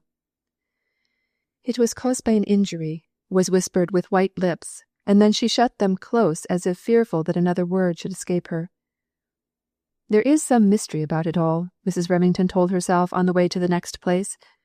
What can be the reason of such extreme poverty? Poor Lena. She visited many other homes that afternoon, where evidently the burden of care or sorrow lay heavy upon their inmates. There were few, if any, without at least a seeming shadow. "I am almost ashamed to come back to such a bright, pleasant home," she told Aunt Hannah, as she sat just at dusk by the open fire in her own sitting room, laughing at baby John as he tumbled about on a fur rug. "There are so many wretched, uncomfortable, sorrowing homes. I feel guilty enjoying my blessed lot, all this brightness and beauty, and you and John and baby John to come home to." "Well, take it all and be thankful," said Aunt Hannah. "It won't help them any for you to be wretched. Don't go hunting up misery when you haven't any. It will come fast enough. You need not feel guilty, child, any more than a flower that was planted in the sunshine. Your part is to be just like the flower. Give out all the sweetness you can to comfort and chirk up others, and when the cold winds come, bow your head and take them too, meekly, just as the flower does." "What nice little sermons you preach, Aunt Hannah. I ought to carry a notebook in my pocket and take down some of them." It was a few days after this that Mrs. Remington, sitting one forenoon in her sunny chamber, was summoned to the parlour to meet a caller, and found Mrs. King. "I am so glad to see you, Lena," she said. "Come right upstairs to my room where we can be uninterrupted. Besides, it will seem more like old times." Mrs. Remington began talking of school days, giving bits of news and making inquiries about classmates, but she saw that her friend's interest was only forced. Presently Mrs. King asked, "Mattie, can you listen to a long, sad story? I want to tell you my troubles. I shall be crazed if I keep them to myself longer. I want advice, and help, if help is to be found. There is not another soul in this city that I would willingly speak to of them. I tried to put on a brave face and hide everything the day you called, but you must have surmised that something was very wrong with us, and I may as well tell you the whole truth at once. My husband is the slave of a fearful appetite. When he was growing into manhood he had a severe illness which left his lungs weak. The physician advised a certain amount of brandy be taken daily. After a few months he began to be fond of it, and gradually increased the quantity, even to the point of intoxication. He was wretched when he tried to do without it. In short, he had discovered that an almost unconquerable thirst assailed him at the sight or smell of liquor. The habit was firmly fixed upon him. Then he became alarmed and resolved never to taste liquor again, in any form, as long as he lived. It was a fearful struggle, but he conquered and gained the victory forever, as he supposed.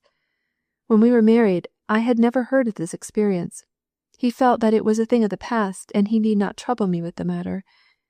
You know everyone considered my prospects very bright at the time of my marriage, and they were. My husband is well educated, and is thought to have no mean natural talent. He was a partner in a law firm where he was prized for his keen brain. We were very happy those first few months, especially as my husband, who had long thought he was a Christian, decided to unite with the church.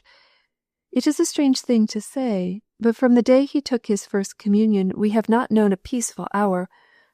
I never had thought much about the wine used on that occasion. I supposed it was all alike, and of course the right sort. It never entered either of our minds that there could be death and sorrow in that cup. The one taste of wine made him insane for more. He rushed away without speaking to me of his trouble, and walked for miles, trying to escape from the demon which possessed him. It ended up by his coming home that night intoxicated. If I live 100 years and go through tortures, I am sure nothing will ever equal the horrors of that night. I was as much amazed and confounded as you would be if your husband were to come home in that state. Of course, Philip was utterly crushed by what had happened. He vowed that he would never more allow himself to be overcome, but when he came home the next evening, I saw that he had been drinking again. He told me that the smell of liquor as he passed the saloons perfectly crazed him, after having once tasted it again. That was the end of all happiness. He has struggled against it like one fighting for his life, but the will seems powerless.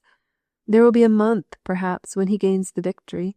Then he yields and spends everything he can get for weeks. He strips the house of furniture and sells his clothes and our own. He has begged me, when he is himself, to leave him and let him go to destruction as fast as possible. But I will not. I cannot. I consider it a disease. I have thought he was not morally responsible. There is nothing to fear from him any more, because, since the terrible thing happened, some sort of intuition leads him to keep away from his home when not in a fit state to come to it. It was when little Carol was 6 months old that he came home one night in a perfectly frantic state, and before I could interfere, snatched up baby and gave him a fling into the air. He fell with his little back across the side of the crib. I thought the breath had gone out of him at first, but he revived. The result was what you saw, a spinal difficulty. The sight of the dear boy crippled for life makes his father utterly miserable, and yet even that does not cure the terrible habit.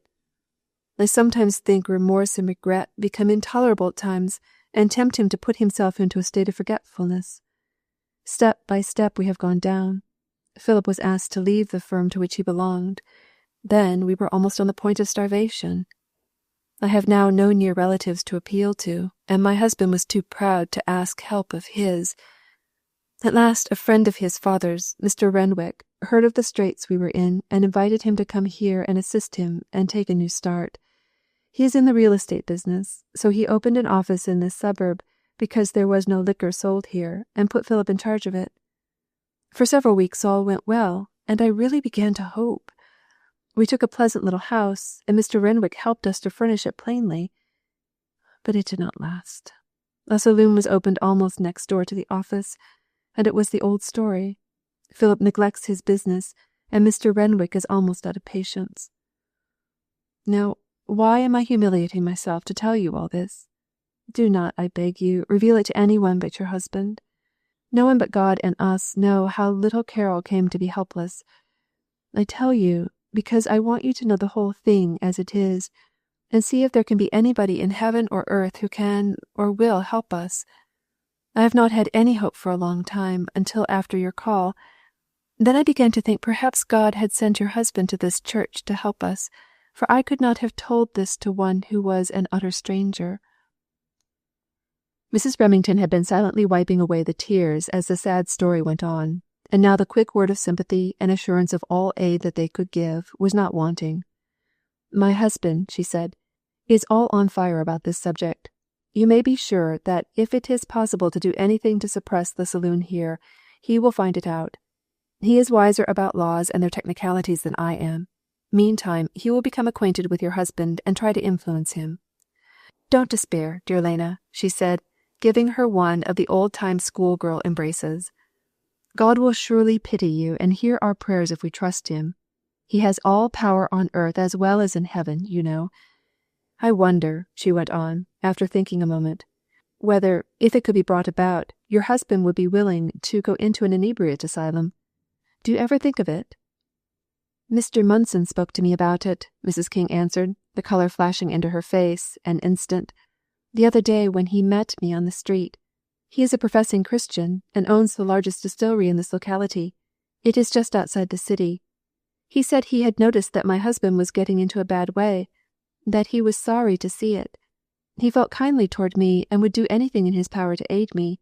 He went on to say that it was a great pity that one should not be able to exercise the self-control that belonged to a true gentleman, but when such was the case there was a remedy that had proven efficacious in some instances, and that was the inebriate asylum.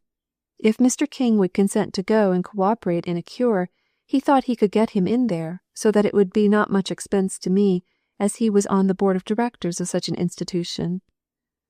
I did not know till then that I was capable of such indignation as took possession of me. I waited a moment till I could speak calmly, and then I told him I thought it very fitting that a man who was engaged in manufacturing drunkards should provide a place in which to cure them. It was a mere matter of justice. Yes, you can help me, I said, and you can help thousands of other women at the same time. You can put out the fires at that distillery which is dealing out death to us. How dare you, when you are rolling up your millions by means of it, mock your victims by kindly offering them such aid? Then I walked on and left him standing there. I heard afterward that he said that probably I myself was the cause of trouble in our home, that I had a fearful temper. Perhaps I did wrong, but even a worm will not bear everything. Oh, Mattie, this is my horrible besetment, to hate liquor dealers, and hate men who make the license laws, and despise all hypocritical Christians like Mr. Munson. I used to wonder when I was a girl why people found it so hard to forgive injuries. I thought I was full of charity and pity towards all, even wrongdoers. How little people know themselves until they are sorely tried. I am sure I should be tempted in the same way, dear, Mrs. Remington said. Just then there was a knock at the door, and the servant brought in a tray. Aunt Hannah knew who was the visitor, that it was a soul to be ministered to for Christ's sake, and that she would shrink from meeting others, so, as it was after the noon hour, she arranged a tempting lunch with a pot of hot tea and sent it up. Come, Lena, draw up your chair. You will feel the better for a little refreshment, Mrs. Remington said as she poured the tea. Aunt Hannah has remembered us. She always does remember to do little nice things. Sometime you must know her. She is a whole gospel of love and comfort, and she will help us to pray for your husband. Mrs. Remington sat a long time absorbed in sad thoughts after her friend had gone. Never before had she come in contact with such sharp contrasts as this wan-faced, broken-hearted woman presented to the happy, carefree girl she had known in former days. The result of a conference between herself and her husband was that he called that very afternoon at the real estate office of which Philip King was in charge. He found him in, and in his right mind as well, sitting at a desk at work, though with a sad, gloomy face. It is just such bright spirits as this one that Satan loves to get hold of either to press into service or to destroy, the visitor thought within himself, as a pair of keen eyes under a broad brow looked half defiantly into his. Mr. King had no wish to meet this other man of his own age who was making of life a grand success, while his own was a failure. But Mr. Remington was no bungler in his master's work. He knew that he must first win the heart of one whom he would save. He had come ostensibly to obtain information in regard to property in this part of the city. Aunt Hannah had asked him to find something good in the way of an investment, and why not invest in real estate? Mr. King's slightly haughty manner gave place to his natural curiosity when the errand was made known. He was all interest, and in a few rapid words sketched the advantages of this and that piece of property, bringing out clearly the chief points, accomplishing in a short space of time what would have taken hours for some men. Little by little other topics were introduced, books, authors, politics. An hour passed away most enjoyably to both. Philip King forgot his gloom, and was surprised to find his mind stimulated to high thought, as it had not been in a long time. He felt himself strangely drawn to this man, whom he had not known an hour before, and heartily invited him to come again. The invitation was accepted, for Mr. Remington wished him to feel that he was a friend and a brother. He was in the office daily, now on business, and again to leave a book, or for a little friendly chat. Mr. King's attendance at church became quite regular, and all hoped for the best. It was during one of his intervals of sobriety that all this went on, when the evil spirit seemed exorcised, and the man was restored to control of himself. Mr. Remington had been diligent in another direction as well. He had appealed to Mr. Hargrave, to Earl Mason, and others, to rally to the work of closing the one saloon that had, after long protest on the part of the people, been opened in that part of the city. They were now aiming to convict the proprietor of selling contrary to law, as they were sure he did, and were watching their opportunity to arrest him. A small number of determined spirits who had banded together to war with this foe had money in the treasury for the purpose, for, like the brave man who fought in another conflict, they had pledged their lives, their fortunes, and their sacred honor to this cause. It was not long before they secured an indictment against the owner of the saloon, and were now awaiting the slow process of the law. Chapter 8. In Bonds. One morning Mr. Remington stepped into Mr. King's office but found him absent. He went several times that day with the same result. After another day had passed he grew uneasy and called at his own. Mrs. King met him with swollen eyes, and when he asked for her husband made no attempt to conceal the fact that she did not know of his whereabouts. "I had hoped so much from your influence over him," she said, "but nothing is of any avail. He will be away for weeks now, perhaps, and a telegram has just come saying that his mother is at the point of death. I have no idea where to look for him." Remember them that are in bonds, as bound with them. Mr. Remington was one who not only faithfully expounded this text, but acted upon it as well. This necessitated a search for Philip King. He inquired first in the saloon in that suburb, receiving impudent replies from the bartender, and pressing questions as to when he was last there. The man declared he had not been there since the morning of the day before. Pushing on downtown, he found the object of his search. He was just being thrust out of one of the poorer classes of saloons, one which Philip King would not have entered had his mind been clear. He had been lying there in a drunken stupor for some time, and the proprietor said he was tired of it. "Ah, I see," Mr. Remington said. "I presume this victim of yours is out of money. You will have no further use for him." The man gave him an evil look, went into his shop and banged the door. Mr. Remington took Mr. King by the arm and walked the street with him until the keen air had somewhat set right the poor brain, and then told him the sad news. The dazed man took in enough to have a dim perception that he must start on a journey at once, and so made pitiful efforts to recover himself. Mr. Remington did everything for his comfort that could be done, and by the time the train started he was rational enough to experience bitter shame and sorrow, and to promise his benefactor that he would taste no liquor while he was gone. It was a fierce fight. He had all he could do to keep from rushing out at the stations to get drink. The old mother, gasping her life away, had often asked through the hours of the night, "Hasn't Philip come yet?" She had given this son to the Lord in a peculiar manner, and she had prayed for him as one who will not be denied. It was a sore trial now to her that she had come down to the gates of death, and the Lord had not given her her heart's desire. But faith did not fail. She could still look up and say, "Lord, I believe." When at last her son was by her side, she took his hands in hers and whispered, "Philip, promise me that you will never taste liquor again." And Philip, his heart beating with sorrow, kissed her cold forehead and promised. He meant it. He never meant anything in his life more. He vowed it again over the sweet old face lying still and white just before the coffin lid closed for the last time. He sat down and wrote his wife about it, and told her that never again should liquor pass his lips. He bade her hope and take courage. He would start again, and life should be brighter for her, and he would atone as far as he could for the past. "I thank you, dear wife," he wrote, "that you have been to me like an angel of goodness, that you have never reproached me when I so much deserved it. Meet me at the station and let us never part again."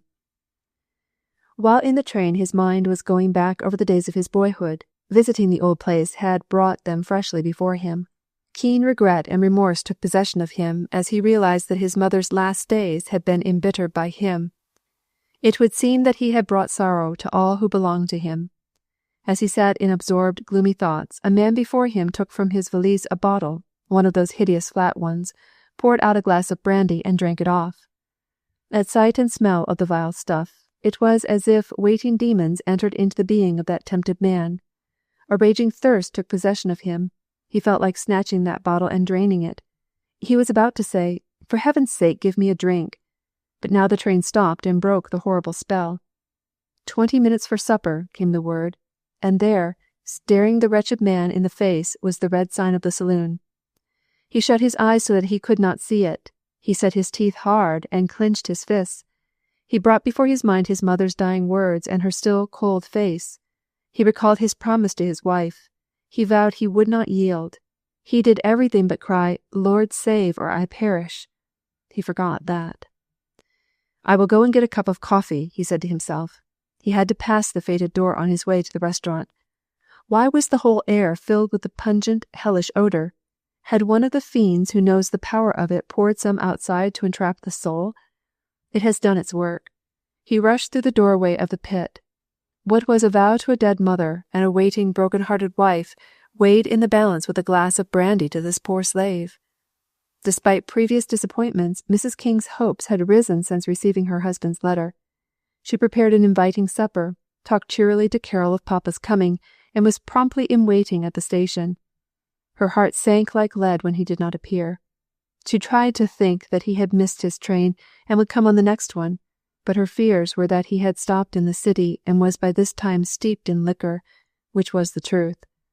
The sad wife retraced her steps over the lonely way, glad of the following shadow so that her tears might flow unrestrained.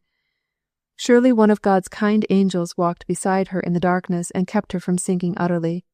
She said, almost cheerfully, as she met the eager face of her boy, "Papa did not come, dear. Perhaps he missed the train, and will be here in the morning." But the little fellow's lip quivered, and a tear stood on his cheek. "Don't cry, dear," his mother said. "Be a brave boy." "Why, Mama," he sobbed, "you feel bad too. There's a cry in your voice." It was not until several days afterward that Philip King, awakened from his drunken sleep, stood in the city street, looking up and down it in gloomy apathy. The sky was dark, the air chill, and occasional snowflakes melting on the pavement increased the dreariness. Now the man was going through the torments of the afterward. Wrecked, soul and body, he felt himself, as prosperous-looking men hurried by where he stood pale and shivering. Shame and remorse filled his soul. The fiend who had followed him the last few days whispered in his ear, "You are good for nothing. You are a curse to all who belong to you. Go and jump off that dock and drown yourself." The dark waters of the lake at the foot of the street beckoned him, and he went. But one of God's messengers followed him, and just as he reached the spot he felt a hand upon his arm, and turned to see Mr. Remington, who laid kind, firm hold of him, drew his arm through his own, and turned him about. "Let me alone," groaned Mr. King. "You cannot save me. I cannot do right. I have tried. I am utterly powerless." "God is not," Mr. Remington said. "You are coming with me now to get a cup of coffee. Then we will talk about it." Mr. Remington believed that in a disease of this kind, the true way was to apply directly to the great physician, and, dropping all other refuges, by an act of faith rest upon Christ only to do this great thing for him. He had repeatedly urged this upon Mr. King, but as yet he had seemed unable to grasp it. Like many others, he failed to apprehend that an absolute trust in Christ will accomplish that which struggles and scourgings on our part could never do. During the last few days, Mr. Remington, in consultation with one of the directors of the inebriate asylum, had learned that the way was open for Mr. King to enter if he chose, and defray his expenses by keeping books. His wife was anxious for him to go. Months before, she had applied for a situation as teacher in the public school of that suburb, feeling that they must have something less precarious than her husband's earnings to depend upon. She had been promised a place as soon as there should be a vacancy. This had now unexpectedly occurred through the sudden resignation of one of the teachers. It had come to Mrs. King just when she needed it most, at the beginning of winter, when the prospect of sheltering her child from cold and hunger had begun to look dark. Before Mr. King went home that night, Mr. Remington had persuaded him to start anew and go to the inebriate asylum for perhaps a year. It had not been difficult to do. "I am willing to go anywhere, or do anything, even to plucking out an eye or parting with my right hand, if it would but free me from this curse and bring joy to the dearest, best woman on this earth," the wretched man declared, and added, "If I were fit for another world, I should pray to be taken out of this and have my miserable life, which is only a torment to others, ended. But I will gladly go to the asylum and give my whole soul to the work of reformation." His good friend furnished him means to start at once, stayed by him until he left, and then accompanied him to the very door of the institution, for which service he incurred the still deeper hatred of the evil-eyed man who kept the saloon, it being well known by him that Mr. Remington was also active in procuring his arrest. The Remingtons tried to persuade Mrs. King to come and spend the winter with them, but she absolutely refused the kindness, saying that it was better for her not to break up her home, even though it was a poor one, that she wished her husband to feel that they were there waiting for him, and moreover, Mrs. Prime, a good old woman who lived upstairs, would, for a certain compensation, care for her boy in her absence. Mrs. Remington sat in Mrs. King's desolate room as she urged it, and while admiring the courage and self-reliance of her friend, she sighed as she thought of the weary days in store for her, of how the delicate nature would be burdened and jarred by coming in contact with all sorts of children, many of them brought up in a rough way, and then to come after a day of toil to a dreary, desolate home. It was hard. She resolved to do what she could to brighten her lot. To this end she must interest Elsie Chilton in them, who possessed not only a heart but a purse. "Let me tell you a story, dear," Mrs. Remington said to that young lady when she happened in 2 or 3 days afterwards. She began at the beginning, picturing her old schoolmate, young and joyous, with not a care or sorrow, and Philip King in his manly beauty and brilliancy, the fair prospects, the blighted home, the sad hearts. There were tears on Elsie's cheeks when she had finished. "Oh, why must it be?" she cried. "Misery everywhere on account of that horrible stuff. It makes me so wretched to think that my own father is a stockholder in a distillery, but I cannot help that. I have done all I can. Because it is so, though, I am going to spend every cent of money I can get hold of to help those who are in trouble from that cause. It is but just. Wouldn't it be fearful if money made in that way could speak and tell of cold and hunger and sorrow and wrecked lives and lost souls?" "Yes," Mrs. Remington answered with vehemence. "Have it stamped upon it. This is the price of blood." "I have a bright idea," Elsie Chilton told her Aunt Emily one morning, as they were talking over plans for Christmas, which was near at hand. "Come up into the attic and see if it is not." The usual collection of cast-off furniture belonging to well-to-do attics was there, hoarded from that feeling of reluctance to give up entirely articles which belonged to family history. "Aunt Emily, help me," said Elsie, leading the way to some dark corners. "I want to furnish from these relics 2 homes for the Kings." During the last few weeks Elsie had been a frequent visitor in that home. She usually spent an hour with Carol at least twice a week, and often looked in upon him for a moment at other times, occasionally taking him to drive. Besides her own bright presence, she brought books and games, and sometimes a basket of fruit. It is needless to say that the boy loved her, and looked forward to these visits with eagerness. So Aunt Emily had heard much of him and his mother, and her heart had gone out to them in strong sympathy. She answered now. "An excellent plan, dear, so much better than to have them wasting here." "I think," Elsie said, as she dusted off an old bureau, "that some of these things will be just what is needed. But what we shall do for a carpet is a puzzle. Your father asked me to have the old one in the library replaced by new. The old one will serve your purpose, won't it? It is not much worn." "Capitally! It is pretty, too, and the one that used to be in my room will do for their bedroom. How nice! Oh, see this pretty little rocker. That shall go. And this dear old sofa. I had many a good read curled up on that when I was a little girl. Old things are better than new to me." She went off then, and soon returned enveloped in a large apron and with a bottle of furniture polish, taking great delight in selecting just what articles were needed and rubbing them with her own hands. "But how can you give them to one like Mrs. King?" Aunt Emily asked. "She may not relish being under so great obligations to you." "Oh, I have thought that all out. I am going to have great fun at it. Mrs. Remington said she should invite them there to spend Christmas. I will have the things taken and placed in her house when she is away, and I will bribe that old lady who lives upstairs to let us in and keep my secret. Then Mrs. King will never know to whom to feel indebted. She will fancy it was Santa Claus brought them, or the angels, maybe." "One blue-eyed angel," said Aunt Emily. Accordingly, on Christmas Day, while the Remingtons tried to make Mrs. King and little Carol forget their sadness for a time, Elsie Chilton and Aunt Emily, by the aid of a manservant, turned the bare rooms into beauty and comfort. It was already as clean as hands could make it, so the work of settling was not long.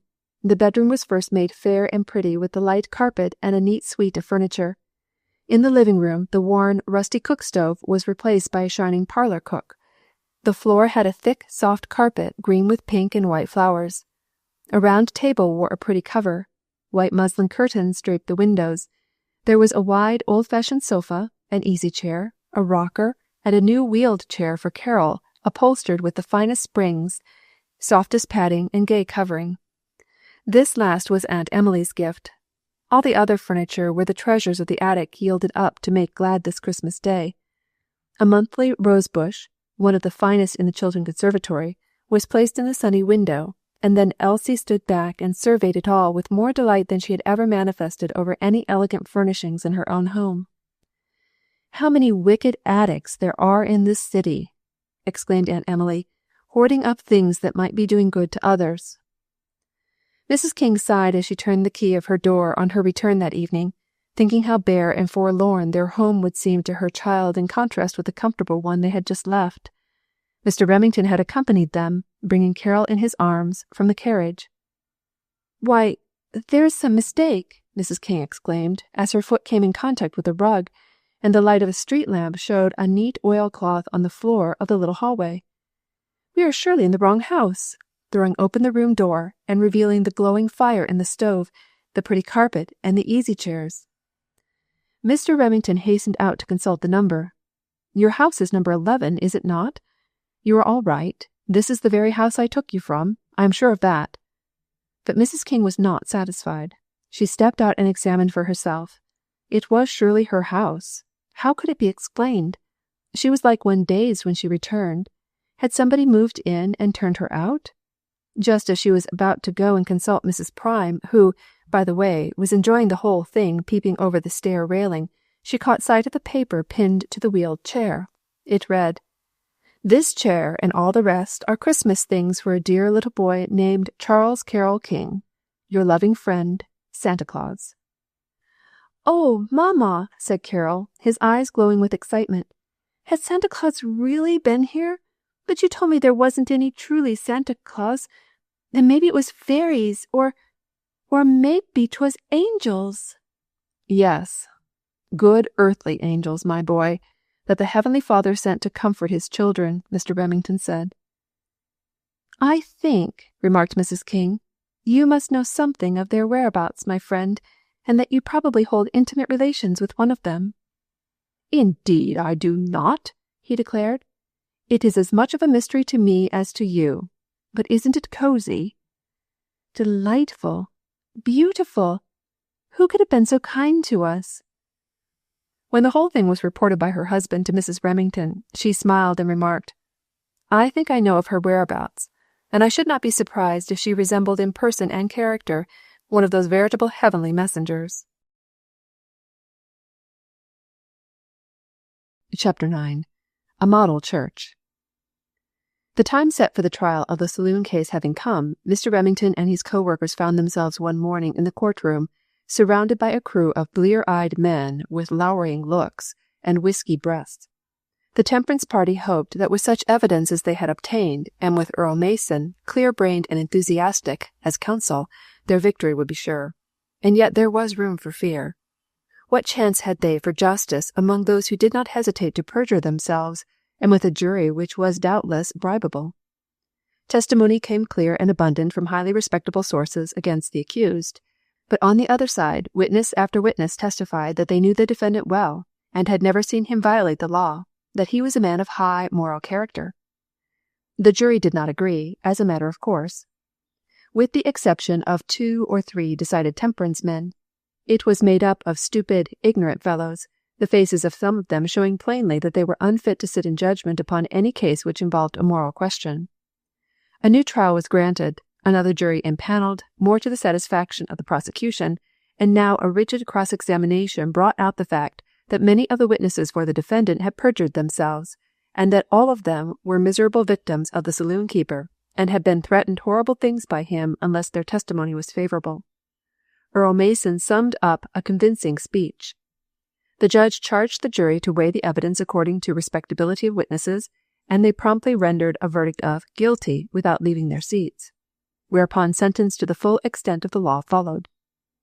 This was a triumph indeed to the friends of temperance. They thanked God and took courage, but the rum party was furious. There were mutterings of rage at the close of the trial, glances ominous of evil, and threatenings against their so-called persecutors. Especially were they incensed against Mr. Remington, and vowed with each other to have revenge. The next morning, the minister's mail began to be seasoned by spicy communications. Almost every post for several days brought one. There was a package which proved to be a Bible with his name written on the flyleaf. This was from Mr. Bombiber, a broad man with a double chin and a red face, who had flourished his fist at Mr. Remington and admonished him in this manner as they left the courtroom. If ministers would read their Bibles more, they would find out that going to law is petter not for them. They must go for peace, and not be poking their noses in their neighbours' business. If you have no Bible, I send you one. And sure enough, here it was. Mr. Remington had a hearty laugh over this. The next assault, though of a graver character, was funny as well. It was a greasy, misspelled missive which read as follows: This is to let ye know that ye better keep your eye out. Some cold lead will settle your hash if ye don't stop meddlin'. A word to the wise is sufficient. A friend. Another one was decorated with skull and crossbones. It breathed out threatenings and slander enforced by oaths, and was without signature. And there was another type of letter, on elegant paper, of graceful chirography and expression, which exceedingly regretted that he had appeared as one of the prosecutors in a court of justice, and he a minister of the gospel of peace. The writer hoped that he would receive this word of warning in the right spirit and hereafter keep within his own sphere. This was signed by one of the members of his church, a lady who had hinted much the same to him before, and had, besides, criticized his condemnation of the use of wine by Christians. She had also remarked to others that it was well enough for Mr. Remington, in a quiet way, to try to restrain the masses, ignorant and vulgar, who had never learned self-control. That was a good work, but to attempt to do the same thing for people of culture and refinement savoured of impertinence. And there was still another letter from one who warned him as a friend that his life would not be worth twopence if he persisted in his course, that a desperate set of men had become incensed at him. Prudence would suggest that he desist from further action and persuade his friends to do the same. For all recognize you, he wrote, as the chief mover, however much you may attempt to disguise it. And this was the man who, a few days before, when urged by Mr. Remington to vote for more radical measures, had replied, Enforce the laws you already have, and you will be all right. Earl Mason came into Mr. Remington's study one afternoon, saying, I've got my work done, Pastor, so I thought I would come over and hurrah a little with you over our late victory. How goes it? Your head is still on, I see. If there was one voice above another which Mr. Remington rejoiced to hear inquiring for him, it was the same cheery one belonging to this young man. There was a deep attachment between the two, and Mr. Mason still continued to address his former pastor by that name, although, much to his regret, he felt compelled to continue his membership in the church of Knesset Square. His mother and he were the only ones left of the Mason family. She had lifelong attachments in the old church, and he would not suggest a change on his own account. Oh, yes, my head is all right, laughed Mr. Remington, but I am the victim of numerous annoyances. An instrument called a tic-tac often raps at my window in the still hours of night. I have found cords stretched across my front door, and the other night I was burned in effigy at the corner where the saloon building stands. A fee to a policeman ensures us from further annoyances about the house. But look here, he said, drawing the letters we have read, with several others of the same nature, from a drawer. Here are tremendous threats. Mr. Mason laughed at some of them, and over others he looked grave. I am sorry, he said, that we allowed you to appear so prominently in this matter. It may give you serious trouble. A clergyman ought not to be target for rough men. Why not he as well as any man? I do not apprehend anything serious, though. These men are mostly cowards, I dare say. They are very angry, you must remember. Martin Bach's friends will try to avenge his languishing in prison, you may be sure. I saw black looks and heard fearful threats for all of us. So take care of yourself, my dear pastor. Don't expose yourself to peril unnecessarily. To change the subject, "What sort of a people have you here?" he asked. "I hope they are an improvement upon your former charge in this city." "They are, that is a fact. They are as good as gold. It promises to be a model church. One reason is, because they have neither poverty nor riches, with a few exceptions in both those states. They belong, as a rule, to that substantial, conscientious middle class, well-to-do, content with their lot, loving and reverencing their minister in the good old-fashioned way. It is a delightful charge. Mind you, I said there are exceptions. There are a couple of wealthy families who think the world, especially this corner of it, was made for their particular use. The letter about the masses came from one of these women. We hope to have grace to bear with them and do them good, or else that the kind Father will remove them from us, money and all. But we have some grand people here. There's Mr. Hargrave, always on the right side of everything, a man of few words, but true as steel, liberal, everything which rejoices the heart of a pastor. And his wife and daughter are just like him. There are many others who possess the same qualities without his wealth, but are none the less highly prized. It is going to be a remarkable church in which to raise money, too." "That is singular.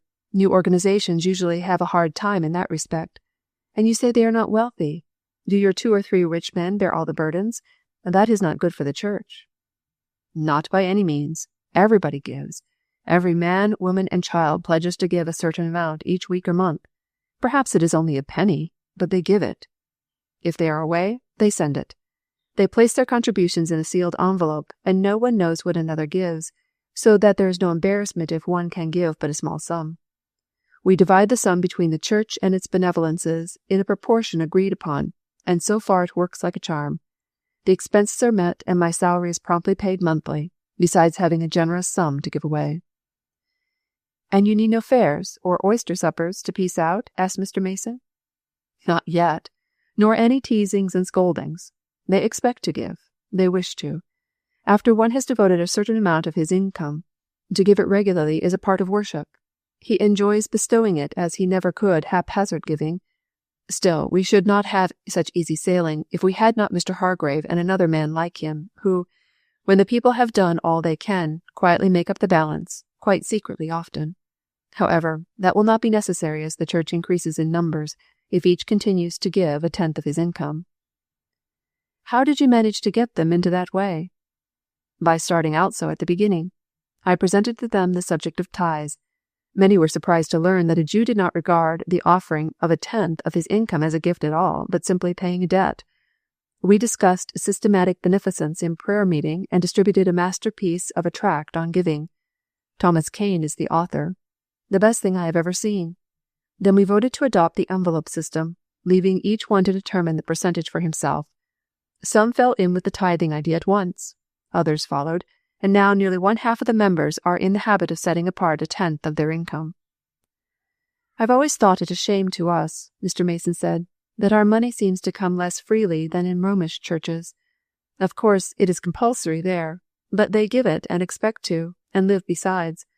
My mother's servant, Nora, said the other day, 'If I hadn't saved money enough to get a new shawl and give to the church too, the church must have it, and my back must go without till it earns it.' And it seems to be real devotion on her part. Our people, as a rule, are trained to consider their backs first, and then, if there be any left, give it to God's work." "Can I not see baby John before I go?" he said, rising. "I feel sort of tired out, as if nothing would rest me but a walk in the woods, or a lot of flowers, or a look at a sweet baby face." Mr. Remington led the way into the back parlour, where Aunt Hannah, Mrs. Remington, and Elsie Chilton were playing a game of hide-and-seek with the baby. He forsook her at once, however, as soon as he saw his father with Mr. Mason, and was soon perched upon the latter's shoulder, intent on examining all the articles in the room which were far out of reach, and so the objects which he most coveted. The satisfaction on the gleeful little face was intense as he put forth one finger, and half in awe touched one of the globes of the chandelier, then broke into shouts of glee when brought close to a large picture with cows in the foreground. "Poor little fellow," said Aunt Hannah. "He wants to go back to the country and see a cow and get some good milk." In the midst of the laughing and gay talk, Mrs. Remington was mentally going over her bill of fare, and deciding that it would do, resolved within herself to keep these 2 people to dinner. But to the confusion of her plans, Elsie Chilton looked at her watch and declared that she must go. There was a protest from every member of the family, but she smilingly said her good night and went out. "I specially wished you to stay tonight, Elsie," Mrs. Remington said, following her to the hall. "Do, please. Mr. Remington will take you home." "I cannot," she said. "I promised my father to go out with him after dinner. I shall but just have time to go home and get dressed. I cannot break my promise to my father, especially as he seems to have softened in his feelings toward me lately." And she went. Mr. Mason accepted the invitation, although he could ill conceal his disappointment at the departure of Miss Chilton. He had scarcely met her since his return, and then there were so many about her that he had no opportunity for conversation. The two men, finding themselves alone for a half-hour before dinner, began to talk of Philip King, in whom Mr. Mason was greatly interested, of his fine qualities, of the man he might be if only he were forever free from his fetters, of the almost utter helplessness of anything short of a miracle working a permanent cure in such desperate cases, and then of the nobility and heroism of his wife. "I should think," said Mr. Mason, "that with an unclouded brain and his temperament, it would be perfect torture to him to stay there and know that his wife is at home slaving, as she must." "I suppose it is, poor fellow, and all the more torture because he brought it upon himself. And yet, did he? When a boy of 18 is ordered by his physician to take a certain amount of brandy each day, or else the consequences will be fatal, there are few of us who would resist. Neither he nor his parents would hesitate in most cases." "Miserable doctors!" exclaimed Mr. Mason. "Why do they not understand that it is preferable for one to die young rather than to live to be a curse to himself and his friends, dying 1,000 deaths instead of one? And physicians do not agree by any means that death would be the alternative. I know of several eminent medical men who use a substitute for alcohol with great success, and one of the greatest hospitals in Europe, located in London, has abandoned its use entirely." "By the way," said Mr. Remington, "did you hear of the surprise Mrs. King had in her absence on Christmas Day? While she was spending the day with us, some mysterious beings, whom nobody can tell, took possession of her 2 bare rooms and furnished them comfortably, almost with elegance, and left beside a full bin of coal. It strikes me, my brother, that possibly you know something of this, and had a hand in it, perhaps." "I am sorry to say I did not. Wish I had. I should never have thought of an act so beautiful. A woman must have done it, or gotten it up at least." "My wife strongly suspects Elsie Chilton of knowing all about it, but nothing can be learned from her." "I've scarcely seen Miss Chilton since my return," said Mr. Mason. "She seems to avoid me. Her father forbade me to enter the home just before I went away, so I cannot call upon her." "Impossible!" exclaimed Mr. Remington. "How could he so insult you?" "I think he must have imagined that his daughter had a fancy for me, because she wished to break her engagement with Mr. Palmer. However it was, I attended her home one evening when there had been some misunderstanding with their coachman as to time, for which service her father met us at the door, and with a haughty air announced that he would relieve me of further trouble in the care of his daughter, that night and henceforth, and that I was to understand that my presence in his house would not be desirable at any time." "The villain!" And Mr. Remington rose and walked about in his excitement. "What did you say?" "Well, of course I felt like knocking him down for a minute. I was more angry than I had ever been in my life. I was brought to myself by Miss Chilton's pleading eyes, which gave me a look as if to say, 'Be quiet, please go,' and I remembered this beside, 'Who, when he was reviled not again.' So I had the grace given me to say nothing but, 'Good evening, Miss Chilton.'" "It is not difficult to understand his enmity to you, after all," Mr. Remington replied. "You were my friend, opposed my dismissal, and said plain things on the subject of Christians deriving income from the liquor traffic. I see it all now. But Elsie seems to think he has softened somewhat since the death of his wife, and does not feel so bitterly towards the temperance reform as he did. He knows that she sings in the meetings, and he does not forbid it.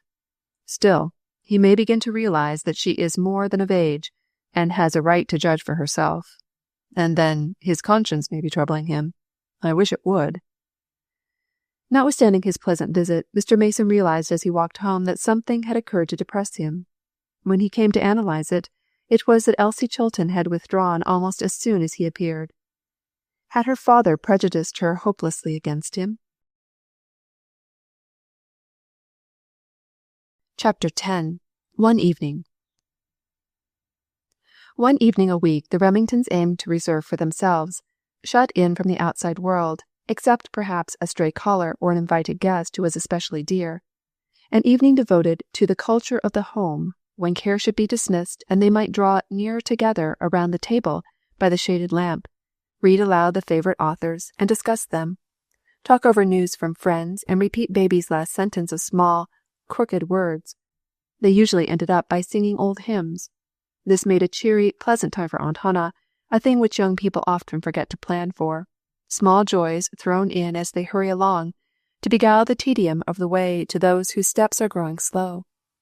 Each looked forward to the time with pleasure and made it a sort of festive occasion. It was on one of these evenings that they were partaking of the 6 o'clock dinner. There was the aroma of oysters, celery, coffee, and other odors belonging to good cheer, and there were flowers, oranges, and dainty dishes. Elsie Chilton was the favorite guest. Little John was allowed to come to the table when the guest was almost one of the family, as was Elsie. He sat now jubilant in his high chair, though his meal consisted only of bread and milk. He was usually content with this, and enlivened the time by pretty babble, except occasionally when the naughty self, which lurks in all humankind, peeped out. At such times Little John was summarily removed from the table by his father and placed in a corner until he was good. On this evening, after eating a few spoonfuls of his frugal supper, the spirit of mischief entered into him, and he made a dive for the sugar bowl, bringing out a pink fist full of the article and scattering it about. Order being restored again, he was quiet long enough to have vigilance toward him somewhat relaxed, when he suddenly seized a potato from his mother's plate and plumped it into Elsie's coffee, laughing in high glee at the exploit. Then, as he caught sight of his father rising from his seat, assumed a look of deepest distress and penitence, declaring in pitiful tones, "Me dood, me dood."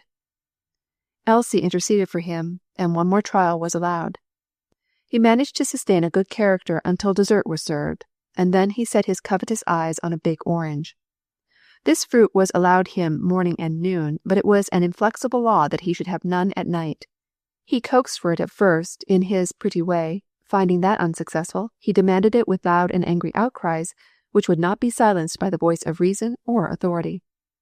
Altogether he was a shameless acting baby, and patience ceased to be a virtue.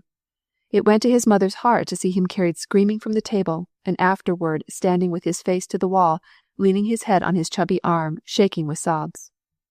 When no guests were present, he was allowed to cry it out till he gave evidence of repentance, but now Jane was sent for to take him from the room. It was her afternoon out, and she had not yet returned, so he cried on. Elsie Chilton cast sorrowful glances at him, and Aunt Hannah looked distressed. She did not always entirely agree with her nephew and his wife on family government. She had her views, but she did not speak them out now, nor did she maintain that uncomfortable silence which oppresses and criticizes by its very rigidity. She was that rare woman who knows how to be the third one of the household. And now another interruption came.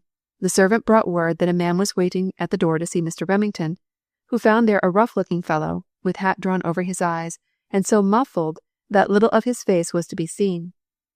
Mr. Remington eyed him suspiciously and questioned sharply when he made known his errand. He said that a sick man wished to see the minister, and he had brought a carriage to take him. The voice sounded so like that of a villain that Mr. Remington hesitated, remembering his promise to observe utmost caution in view of threats which had been made. "Give me the address," he said, "and I will go in the morning." "Morning won't do. The man's dying. I told him you wouldn't come, but the sick feller said you would, 'cause he heard you preach, and you had a mighty soft heart." Concluding that his first impressions were wrong regarding the man, notwithstanding his instincts as to the voice, and deciding that he was but a simple labourer, Mr. Remington resolved to go. Making hasty preparation, he stepped into the carriage, dismissed his apprehensions, leaned back at his ease, and began to think out the text for next Sabbath's sermon. When Mrs. Remington turned her attention to baby John, he was found in a little heap in the corner fast asleep, with a tear like a dewdrop on his rose-leaf cheek. His mother and Elsie bent over him, murmuring, "Poor darling," as women will, having pity and love for even the very naughtiest of babies, and Aunt Hannah said, half under her breath, "Poor little victim." Jane came and carried him upstairs to bed, Aunt Hannah following, ostensibly to make sure that all went on right, but truly to surreptitiously hold her treasure in her arms a few minutes and murmur a lullaby over him, although he was already far away in the confines of that beautiful realm where babies go when they sleep. But it was a delight to hold his round cheek to hers, whisper, "Dear little lamb," and sing a prayer over him, which, if translated into words, would have been fragrant with love and high aspirations. Mrs. Remington and Elsie returned to the parlour, and the latter, dropping into a low seat near the glowing grate, exclaimed, "This is an ideal home. Such lovely rooms, in exquisite taste and harmony, with not a single gaudy effect. Mrs. Remington, do you know you have everything that is worth having in the world, and the blessing of the other one beside? Let me see," she added, with a reflective air. "There is dear Aunt Hannah, just as good as having a grandmother in the house, and little John, the beauty, prince of babies, and your husband, best and noblest of men." "You forget one thing," Mrs. Remington answered, smiling. "I have not much money."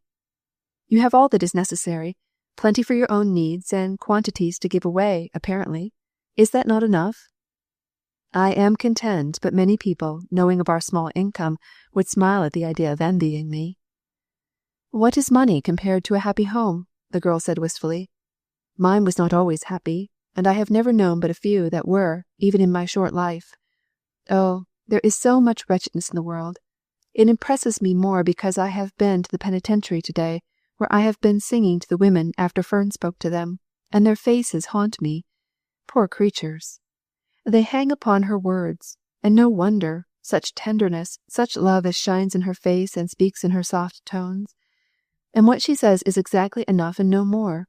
She does not preach to them and make them feel that she is a glorious angel away up on a high cloud and they cannot touch her. When she says friends or sisters in that inimitable voice of hers, I know they feel like worshipping her. Fern is so happy these days that her face is aglow all the time. She looks more as if she belonged to earth than she did." "And yet," said Mrs. Remington, "it must be a trial to both of them to postpone their marriage and be separated so soon again, after enduring all they have." "Yes, but it seemed necessary. Dr. Fletcher was pledged to return for a few months. He pleaded hard to take Fern with him, but she had also made many engagements to speak in various places. Besides, her mother is too delicate to be left. They were both so delighted to find each other free that they can live upon that for a time." "I was at Mrs. King's this morning," Mrs. Remington said. "She had just received a letter from her husband, and is quite hopeful over him. She said lovely things about you. But take care, Elsie, that you don't make Carol break one of the commandments. You are certainly an object of adoration to him. His mother says he is never tired of sounding your praises. You are to him the embodiment of all that is beautiful and wise and good. You certainly have done wonders for both of them. Mrs. King says the house is always filled with sunshine when you come, and that it warms and cheers even her sad heart. This little private mission of yours is a great success, and you deserve credit for tact and self-denial." "Not a bit of credit," exclaimed Elsie. "It is half of it pure selfishness. I love the little fellow, and have to go to see him and carry him things. It gives me pleasure, and I admire his mother, too. She is a fine, strong character. How brave and sweet she is! I should just fall down in a wilted heap if such trials were put upon me, I fear." "No, you would not, dear. Do not underrate yourself. Great trials did befall you, one of them the keenest that can come to a girl, and you bore them with remarkable fortitude. It takes courage of the higher type to do what you did. Give up one for conscience's sake, who was linked with the dearest plans a woman can have on earth, and come out of it all not soured and gloomy for life, as many do." Elsie was silent a moment, looking into the fire. Then she said slowly, "Mrs. Remington, I ought to undeceive you. You give me far too much credit. Breaking my engagement with Alec Palmer did not break my heart, as you supposed. It is true I was deeply attached to him for a time, and when my eyes were first opened to the worldly sort of life I was leading, and when I realized the horrors of the liquor traffic, it troubled me greatly that he was not of the same mind. But after I discovered that he derived part of his income from that source, and that he had deceived me about that and other things, telling absolute untruths, and when he attempted to tyrannize, actually commanding me to give up the little temperance work I was doing, then I saw that we scarcely had one sympathy in common, and suddenly one day all the love I had ever felt for him went, and I could never get it back. I was in deep trouble, though, because it is humiliating to have your affairs on every person's tongue, and because my father was displeased with me.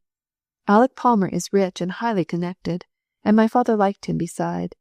He was greatly disappointed, but I have no regrets on my own account. As the months went on, I was exceedingly glad of my freedom, so you can consider me heart whole and not a martyr for the truth's sake, as it turns out."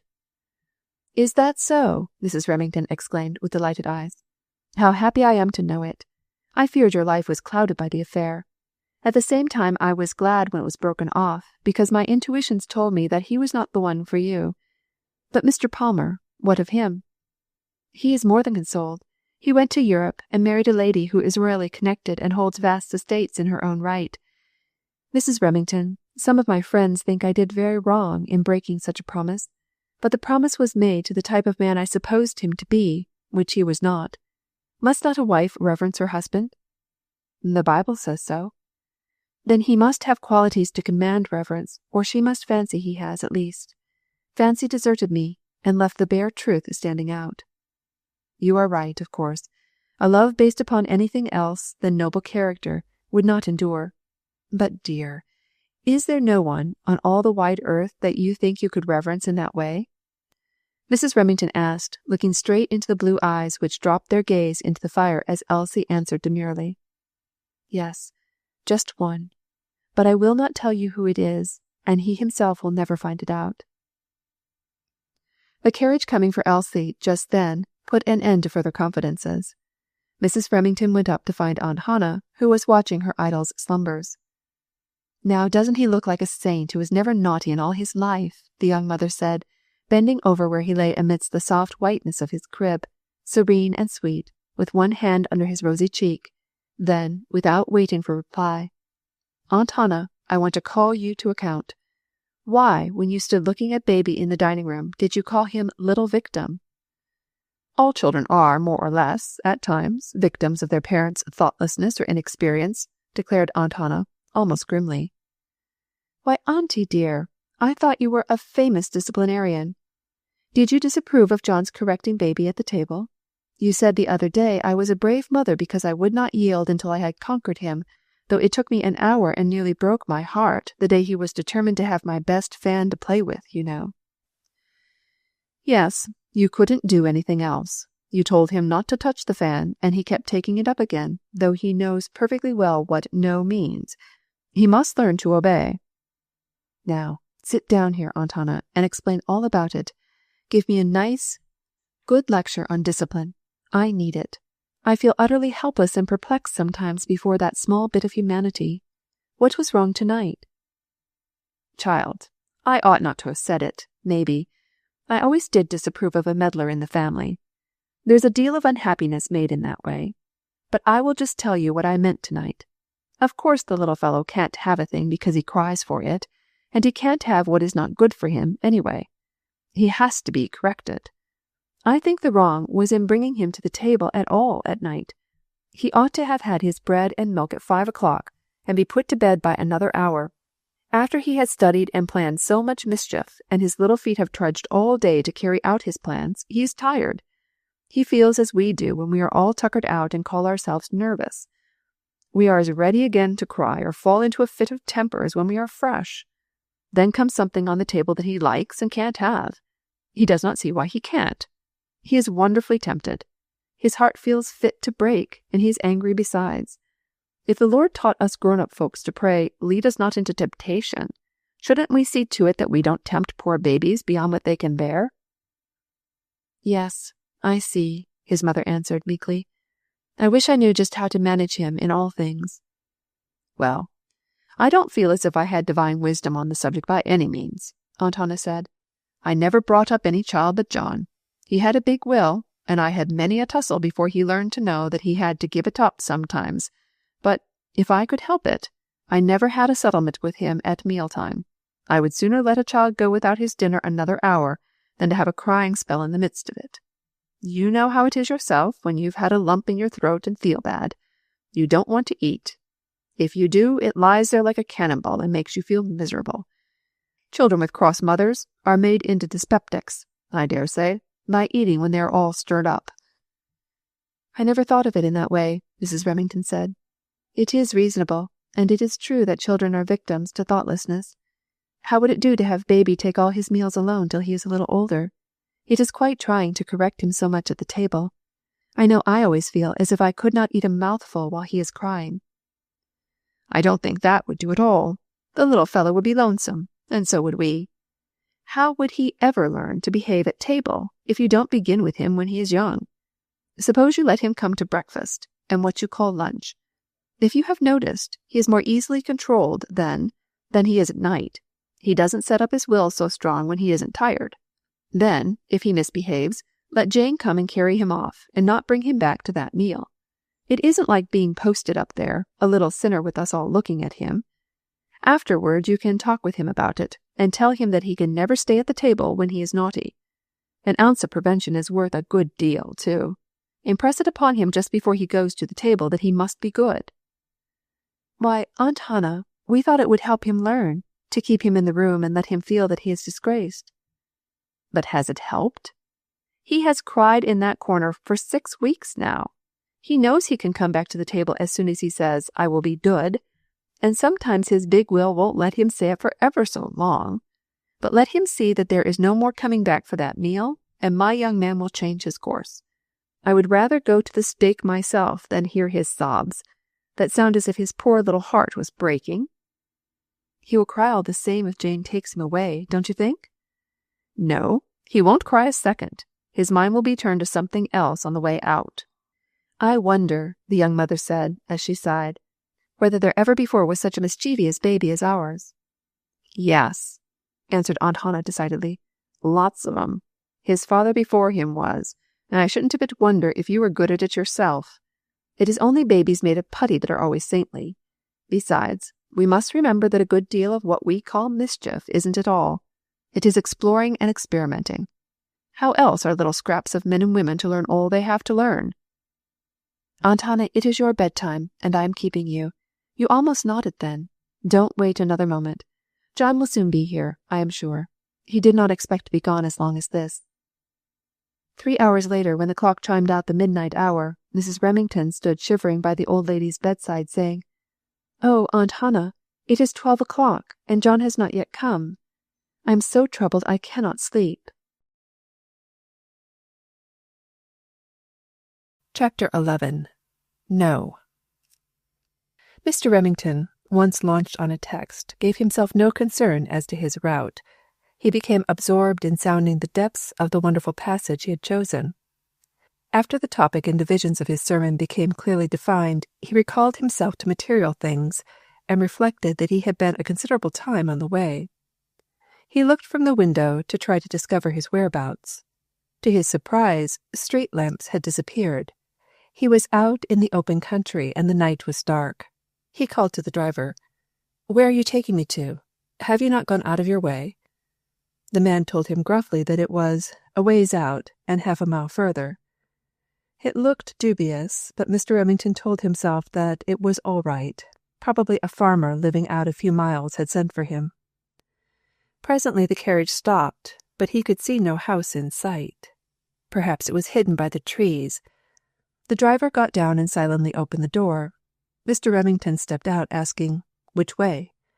Follow me, the fellow said, as he tied his horses to a tree. They passed through a bit of wood and came out on the river bank. A lighthouse on the distant opposite shore revealed dark waters, and yet there was no dwelling to be seen. But the forms of 2 or 3 men dimly outlined became visible. What does this mean? Asked Mr. Remington. Where's the man who wished to see me? He is here. We all want to see you, a mocking voice replied. At this the others set up a coarse laugh. There's no use in mincing matters, parson, the heavy voice continued, so we'll come right down to business. You are in for it now, sure. We've brought you out here to have a settlement.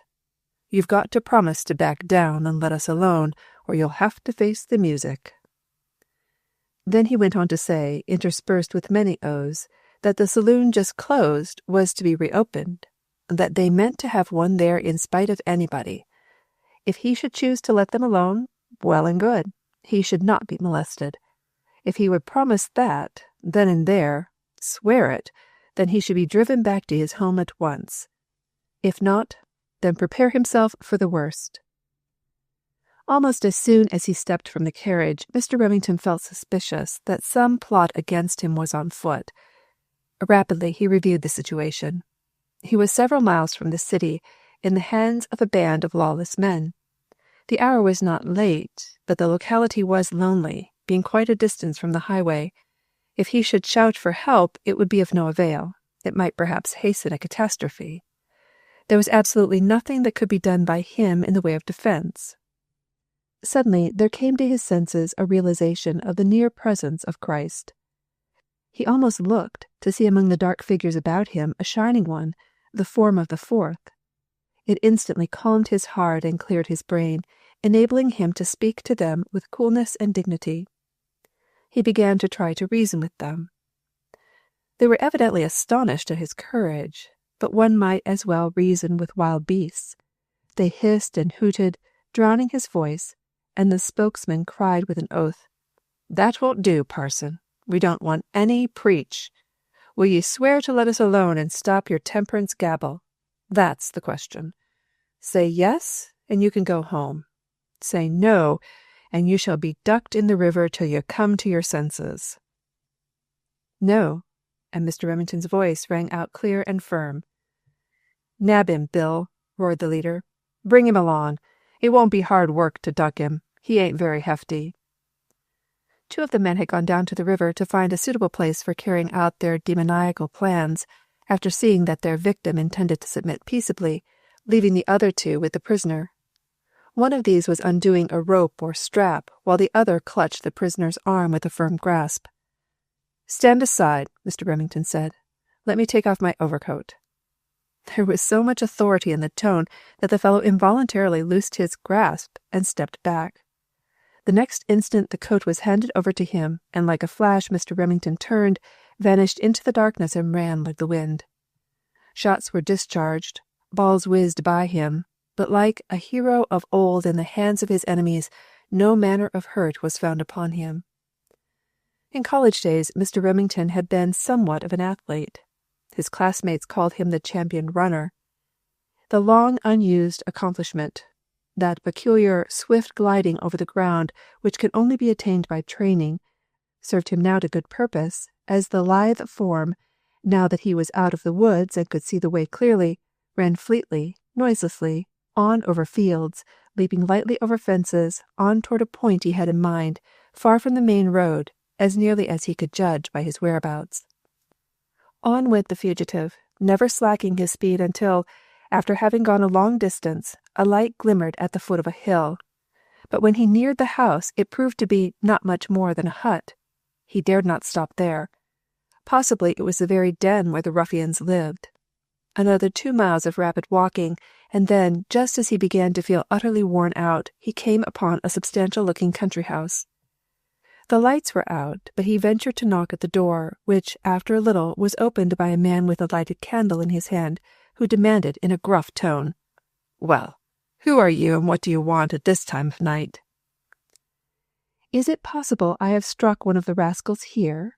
was the tired intruder's mental comment, as he ventured to briefly tell why he was there. It was not the first time that Mr. Remington's voice had been his passport. Clear, manly, with that unmistakable ring of sincerity which begets confidence. There was, too, an indefinable manner of speech which bespoke the educated gentleman. Farmer Morgan, as he stood there winking and blinking in the light of his tallow candle, his grey locks straggling from under his red nightcap, was ashamed of himself with the very first words the stranger uttered. He was a good man and kindly, but cross at having his first sleep disturbed. Come in, he said the next minute. "Bless me, and you are a preacher, too, aren't you? The rascals! They ought to be hung. I vum. I'll take my old gun and go after them," he declared in excitement. But Mr. Remington assured him it would be of no avail, as they were far out of his reach by this time. "Well, wife," he called, "let's stir round and get this man something to eat. He's had a 5-mile run." Good Mrs. Morgan made a cup of tea and brought out substantial stores to which the traveller did ample justice. While so engaged, his host insisted on hearing the whole story repeated, clapping his hands and hurrahing when he got to the point of escape. "I'm glad," he declared, "to have those scoundrels of saloon-keepers come up with, and I'm mighty glad that somebody had grit enough to make a row with 'em. Why, that's the reason I don't move into town. It makes me blazing mad to see a saloon on every corner. I can't stand it, and I won't." "Well, now, you're a good piece from home, Doctor," he went on, as they rose from the table. "Stay tonight with us. The piece that's left of it. Get a good sleep, and in the morning I'll take you home." "There's only one thing in the way of that pleasant arrangement," Mr. Remington answered. "I have a little wife at home who will start the police out searching for me if I do. I really must go and relieve her anxieties. If you will kindly lend me a horse, I'll return him in the morning." "I shan't do no such thing," the old farmer said. "If you're going tonight, I'll take you. And my gun'll go along too. I'm not going to have you gobbled up again." So he harnessed his swiftest horse, insisted on the minister's getting into an overcoat that was much too large for him, tucked him up with blankets and robes, and they were soon on the way. When they arrived, and Mr. Remington was saying his goodbye and thanks, Farmer Morgan fumbled in his pocketbook and brought out bills to the amount of $25. "Here's a little something," he said, "to help fight 'em. Go ahead, and God bless you." As the clock on the church tower struck 2, the minister entered his door again. The house was lighted, and his wife and Aunt Hannah in waiting. "What? Still up?" he exclaimed. "I thought I should find you wrapped in slumber." "As if we could sleep when you're away. No one knew in what peril," his wife said, in a voice that almost trembled in tears, so great had been the tension upon her nerves. "Dear womankind," he answered. "She always fancies that waking and watching and afflicting her soul will avert the evil and bring back the lost one, if only she steadfastly watch. It was my sole consolation to hope that perhaps you both had gone to bed and to sleep, and knew nothing of my absence." His attempt to make light of the whole thing and evade inquiries, for the present at least, was unsuccessful. They would not rest till they had heard a particular account of the night's doings. "But I am through it unharmed, with no loss except my dignity and my overcoat. I had to laugh to myself as I went, at the ludicrous figure I must have cut streaking it over the fields and flying over fences, had it been light enough to see. As for the overcoat, I hated to sacrifice it, but I could not think of any other way to get off. It may prove to be a clue to the miscreants, though." "Don't speak of the overcoat, dear," his wife said, still trembling with excitement. "It was a small price to pay for your liberty." "Remember, it was a new one," laughed her husband, "and a particularly nice one. I begin to feel regrets like an avalanche coming over me. I shall probably never see it again." "Oh, don't! How can you make light of what you have passed through? It's fearful, horrible. To think those wretches were going to plunge you into the water, a winter night, too!" And she shuddered again. Aunt Hannah, divining her nephew's attempt to lighten the strain on his wife's nerves by diverting her mind, joined him and remarked, "You see, Martha doesn't feel about the loss of your coat as the woman did about her bag." "How was that, Aunt Hannah?" "Why, her husband, on his way to take his grist to the mill, was drowned, and when the news was brought his wife, she only said, 'Then that new bag is gone down too. That's just my luck.'" Even Mrs. Remington had to laugh at that, through tears, and Aunt Hannah said, "Come, John, you've had 2 rides and 2 suppers and a race this night. The next thing in order is some sleep, so I will bid you good night." "Yes, you must sleep, dear," his wife said, clasping him close when they were left alone. "As for me, I feel as if I must stay awake and thank God for your deliverance."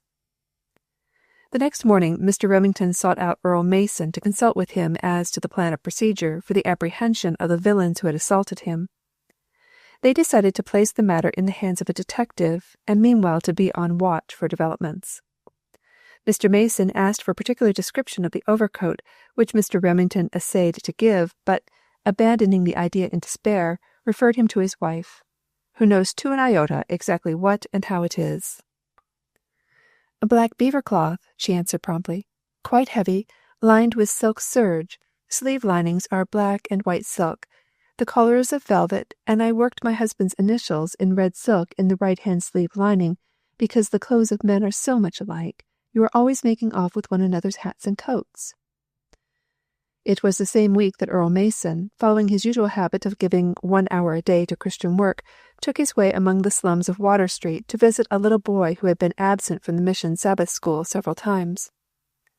Turning into an alley, he went up a steep flight of stairs, then through a dark passage and knocked at a door. It was opened by the little boy he had come in search of. The child said his mother had gone out, to be gone till night, leaving him in care of a younger brother, not much more than a baby.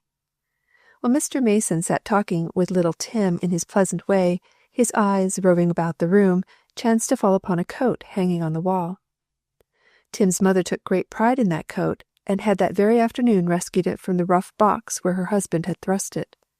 She believed, as he had told her, that it was a present from his employer, so she brushed it and hung it up like any other gentleman's coat, she told herself with great satisfaction. The description given of Mr. Remington's coat came at once to Mr. Mason's mind. As nearly as he could judge a few feet away, this one corresponded with the description. He would like to examine it near by, and hit upon a method. Taking a dime from his pocket, he said to Tim, "Would you like to go down to the grocery around the corner and buy some candy for you and your little brother, and I will stay with him till you come back?" Tim would. He promised to be right back, and was gone in a twinkling. Then Mr. Mason walked over to the coat and eagerly inspected it. Sure enough, it was beaver cloth. It had a velvet collar, its sleeve linings were of black and white silk, and near the bottom of the sleeve were 3 small letters, J.S.R. Mr. Mason hastened away with all speed as soon as the child returned, and dispatched a detective to the house, who secured not only the coat, but little Tim's father as well. Chapter 12. Little John. At the time of the temperance mass meeting in the autumn, there were certain evil men, minions of the rum power, who vowed that night to watch out and find opportunity, if possible, to have revenge on every person who spoke on that occasion. Of late a feeling of intensest hate had been brewing towards the few dauntless spirits in that city who had dared day by day to fling out their colors and sound the war cry against the liquor traffic. Maddened by recent events, the loss of the saloon case and the failure of their plans to bring the heroic minister to terms, they grew desperate, especially as one of their number, Bill Wicks, the man in whose possession the overcoat was found, now lay in jail awaiting his trial. Mr. Remington proved to be the person to whom their fury was especially directed, and it was not strange. The one who had been active in persecuting the saloon, who wrote stirring anti-saloon articles for the daily papers, and used an unusually eloquent tongue whenever and wherever he found opportunity to stir up public sentiment against the rum power. There were other offences as well. John Remington was no temperance man, but moderate, temporizing, and pacificatory, he was heart and soul committed to wage war for God and home and native land against this diabolical enemy. He surged with indignation. He glowed with enthusiasm. He imparted it to others and wielded a strong influence over young men. He also carefully watched over the boys of his congregation, forming them into a loyal legion, and infusing into them temperance principles so staunch that not one could be coaxed or hired to enter the saloon. And now, a strong band, they were reaching out and drawing in other boys who were under no good influences whatever, and who were attracted and held in the society at first by the ingenious devices of their leader to make it the most fascinating place that could be found in which to spend an hour, and afterward, if they did not become enthusiasts in working for the cause, they remained because they enjoyed the meetings and loved the leader.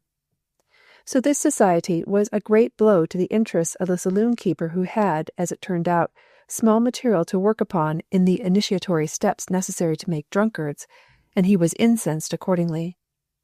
The situation was discouraging, with few, if any, boys hanging about the door to whom he might toss a handful of brandy drops, or pass over the dregs of the glasses for them to drain, or even on occasion treat to a mild decoction of whiskey, mostly water and sugar. How, with such a state of things, could the prophecy of the old rhyme ever be fulfilled? The drunkards all will never be dead, I'll tell you the reason why. The young ones, they grow up before the old ones die. The suburb of Greenhurst, where Mr. Remington lived, was but 2 or 3 miles from the city proper. The walks between were good in good weather, and that was during much of the winter, for this was in a latitude where snow seldom came and did not remain long at any time. Baby John was taken out daily by his young nurse, who was devoted to him, and in whom Mrs. Remington had much confidence. One bright morning, as she trundled the little equipage down the streets, more than one person turned as they passed for another look at the beautiful child. He wore a blue plush coat and a cunning little Scotch cap of soft white wool, with short yellow curls about his head like a halo. The white fur robe, contrasting with the blue coat and pink mittens, made a bright bit of color on the wintry air. The soft bloom of health was on his cheek, and his blue eyes grew bluer and darker, dancing with delight as, in the gayest of spirits, he told how the cow moved, how the sheep baaed, how the doves said coo, coo, and the babies cried wah, wah, and then made a kitty mew in all notes of the scale. It was a warm, sunny day for the time of year, and 2 disreputable-looking men who were hanging about their much-loved haunt, the saloon which had just been reopened, were sprawled on a bench outside the door sunning themselves after the manner of all reptiles. The baby's gleeful laugh attracted their attention as Jane drew the carriage slowly by, herself intent only on enjoying his happiness. One of the men got up and sauntered to the side of the carriage, and Jane, always proud of her charge, and only too happy to show him off on all occasions, halted a moment. "Look here, Jim," said the man, and Jim got up and shambled over. Baby John was no aristocrat. He smiled sweetly on the rough fellows, and began again to go through his little repertoire of mimicries, at which they burst into laughter so boisterous that Baby was frightened. "He's a cute chap," said one, and the other asked, "Whose kid is he?" "He's Mr. Remington's little boy," Jane answered with some dignity. "Oh, the parson's, eh?" And his face darkened. "Near that, Jim." The nurse hurried on, for she smelled the fumes of whiskey, and inwardly resolved not to walk on that side of the street again. That same night 2 men stood in one of the alleys of what might be called the sediment of the city. The gaslight at the corner sent occasional flickerings into their faces as they talked together in low mutterings. Did one ask the other how it fared with him in the ups and downs of the way, and bid him in the name of God take courage and press on? Or was it earnest warning and entreaty to seek a new life which he whispered in his ear? But such words are not spoken in secrecy at the dead of night, in back alleys and haunts of wickedness. This fiend in the shape of a man had a far different communication. He was divulging to the other a plan how they might wreak vengeance on the head of a good man whose only crime had been a brave attempt to make them and the world better. It was about a week after this that little John had an unusually long outing. Jane liked best to walk out toward the country where the houses were set in wide lawns with grand old trees. It reminded her of her native land. It was drawing near to spring, and the sun's rays were warm and fell full in little John's face, causing drowsiness after the long ride, so he lay back among his cushions, the long lashes drooped on his cheeks, and he was fast asleep. As the nurse turned about to go home, she was seized with a sudden thirst. They were just in front of a large house, and a pleasant-looking girl stood in the kitchen door. Now, what harm would it be, thought Jane, to leave little John here while I get a drink of water? So she brought the carriage inside the wide gateway, closed by the hedge where it was screened from the street, carefully steadied the wheels against a tree so that he could not possibly tip over, and ran quickly up the walk. There was delay in getting the water. The pump was out of order and had to be primed. Then the girls recognized each other as being natives of dear old England, and several minutes flew by while they asked and answered questions, each delighted to find the other. But Jane, presently remembering her charge, with a twinge of conscience, fairly flew back to the gate. What was her horror to find the carriage empty? She rushed out to the street, thinking that perhaps little John had awakened and climbed out, but nobody was to be seen either way, and there was no other place to look for him, as this house stood quite by itself. "Oh, maybe he is in here," the distracted girl exclaimed, darting in and out between the shrubberies, and calling, "Baby, baby, little John, oh, where are you?" Coming back, she stood and gazed in a dazed way at the empty carriage, then noticing for the first time that the cushion and fur robe were gone too, screamed out, "Oh, somebody has carried him off! What shall I do? You ask your mistress to help me, won't you?" But the girl said her mistress was downtown, adding, "There's nobody about this place but me." "I can never go home without him," Jane declared, but nevertheless she took hold of the carriage and started, sobbing as she went. Then, realizing the need of haste, started into a wild run, never slacking her speed till she reached home. Mrs. Remington was in her room, engaged in making a dainty dress for little John, and Elsie Chilton had dropped in for a morning call. Elsie happened to glance out the window just as Jane appeared. "Why," she exclaimed, "here comes baby's nurse, but he's not in the carriage." Then, knowing from the girl's appearance that something must have happened, rushed from the room and ran downstairs, Mrs. Remington following. Jane looked up into her face and was dumb with grief and fear. "Where is he? Speak quickly. Tell me. What has happened to baby?" the mother cried with white lips, as an awful pang went through her heart at the sight of the empty carriage. They managed to make out the terrible truth at last, told incoherently with wild sobbing. Then both stood appalled before the fact that baby's father had gone to attend the funeral and would not be home for 2 or 3 hours.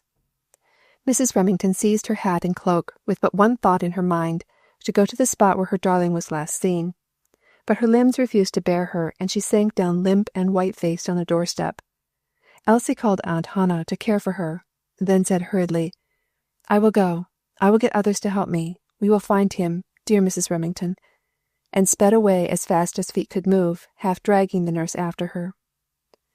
And now Elsie Chilton, unaccustomed to responsibility or to emergencies which called for prompt, wise action, suddenly found herself the only person upon whom much depended.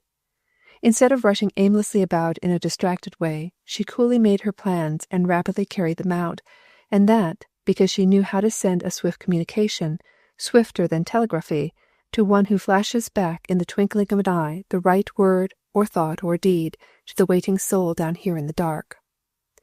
Elsie went first of all to the nearest police station and enlisted their aid, securing a detective to accompany them to the place where the child had disappeared. She had strong hopes that he would be easily found. Perhaps some motherly woman had taken him into her house for a few minutes to enjoy his prattle. But when she reached the place and saw only the large house in the midst of extensive grounds, and quite a distance from other dwellings, her heart sank. They went into the house and searched the grounds, then visited all the houses in that vicinity, with no result. No one had seen a child of that description.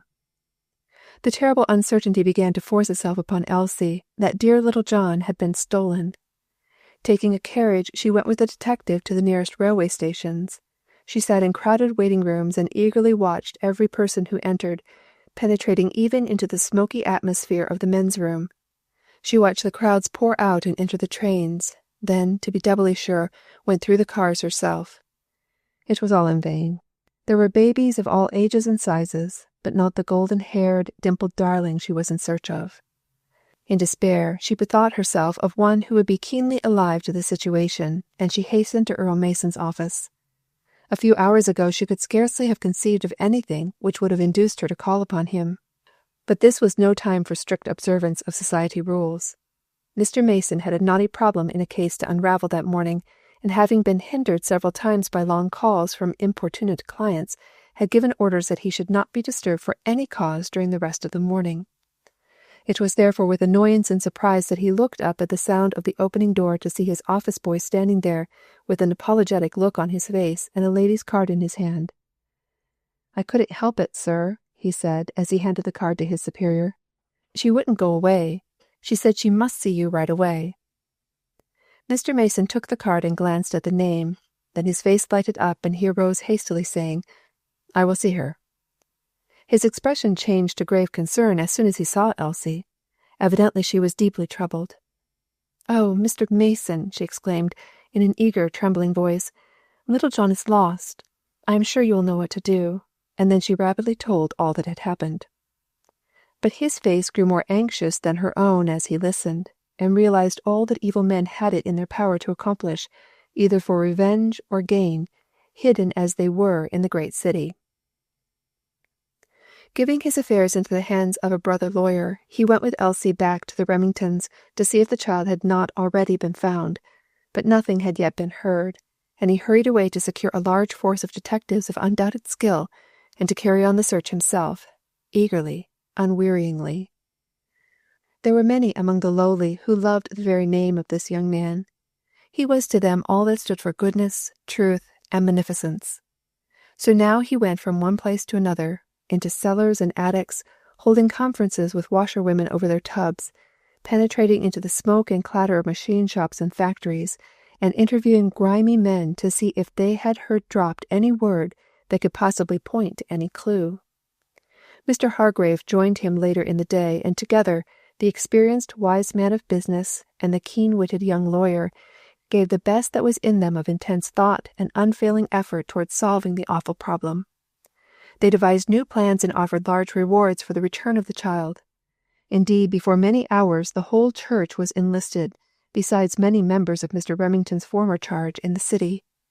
The excitement grew to be intense as night settled down, and no tiding, not even the least clue, had been obtained. Mr. Remington, when he returned, and the fearful news was made known, sat for a moment as if turned to stone. Then he got up, went to his study, locked the door, and carried on the conflict of his soul with none but God to see.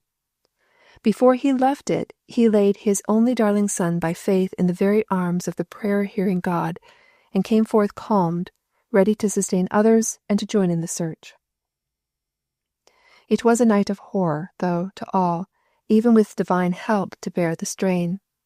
Had it not been for that help, they must have lost their reason. It was so torturing to see baby's little chair and playthings dropped where he left them.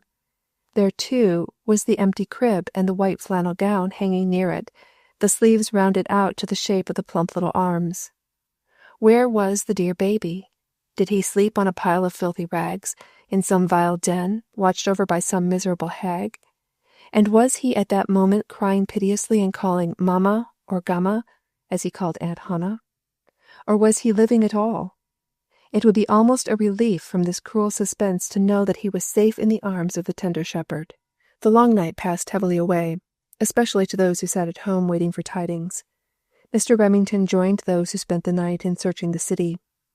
Many others went to the suburbs and neighboring towns.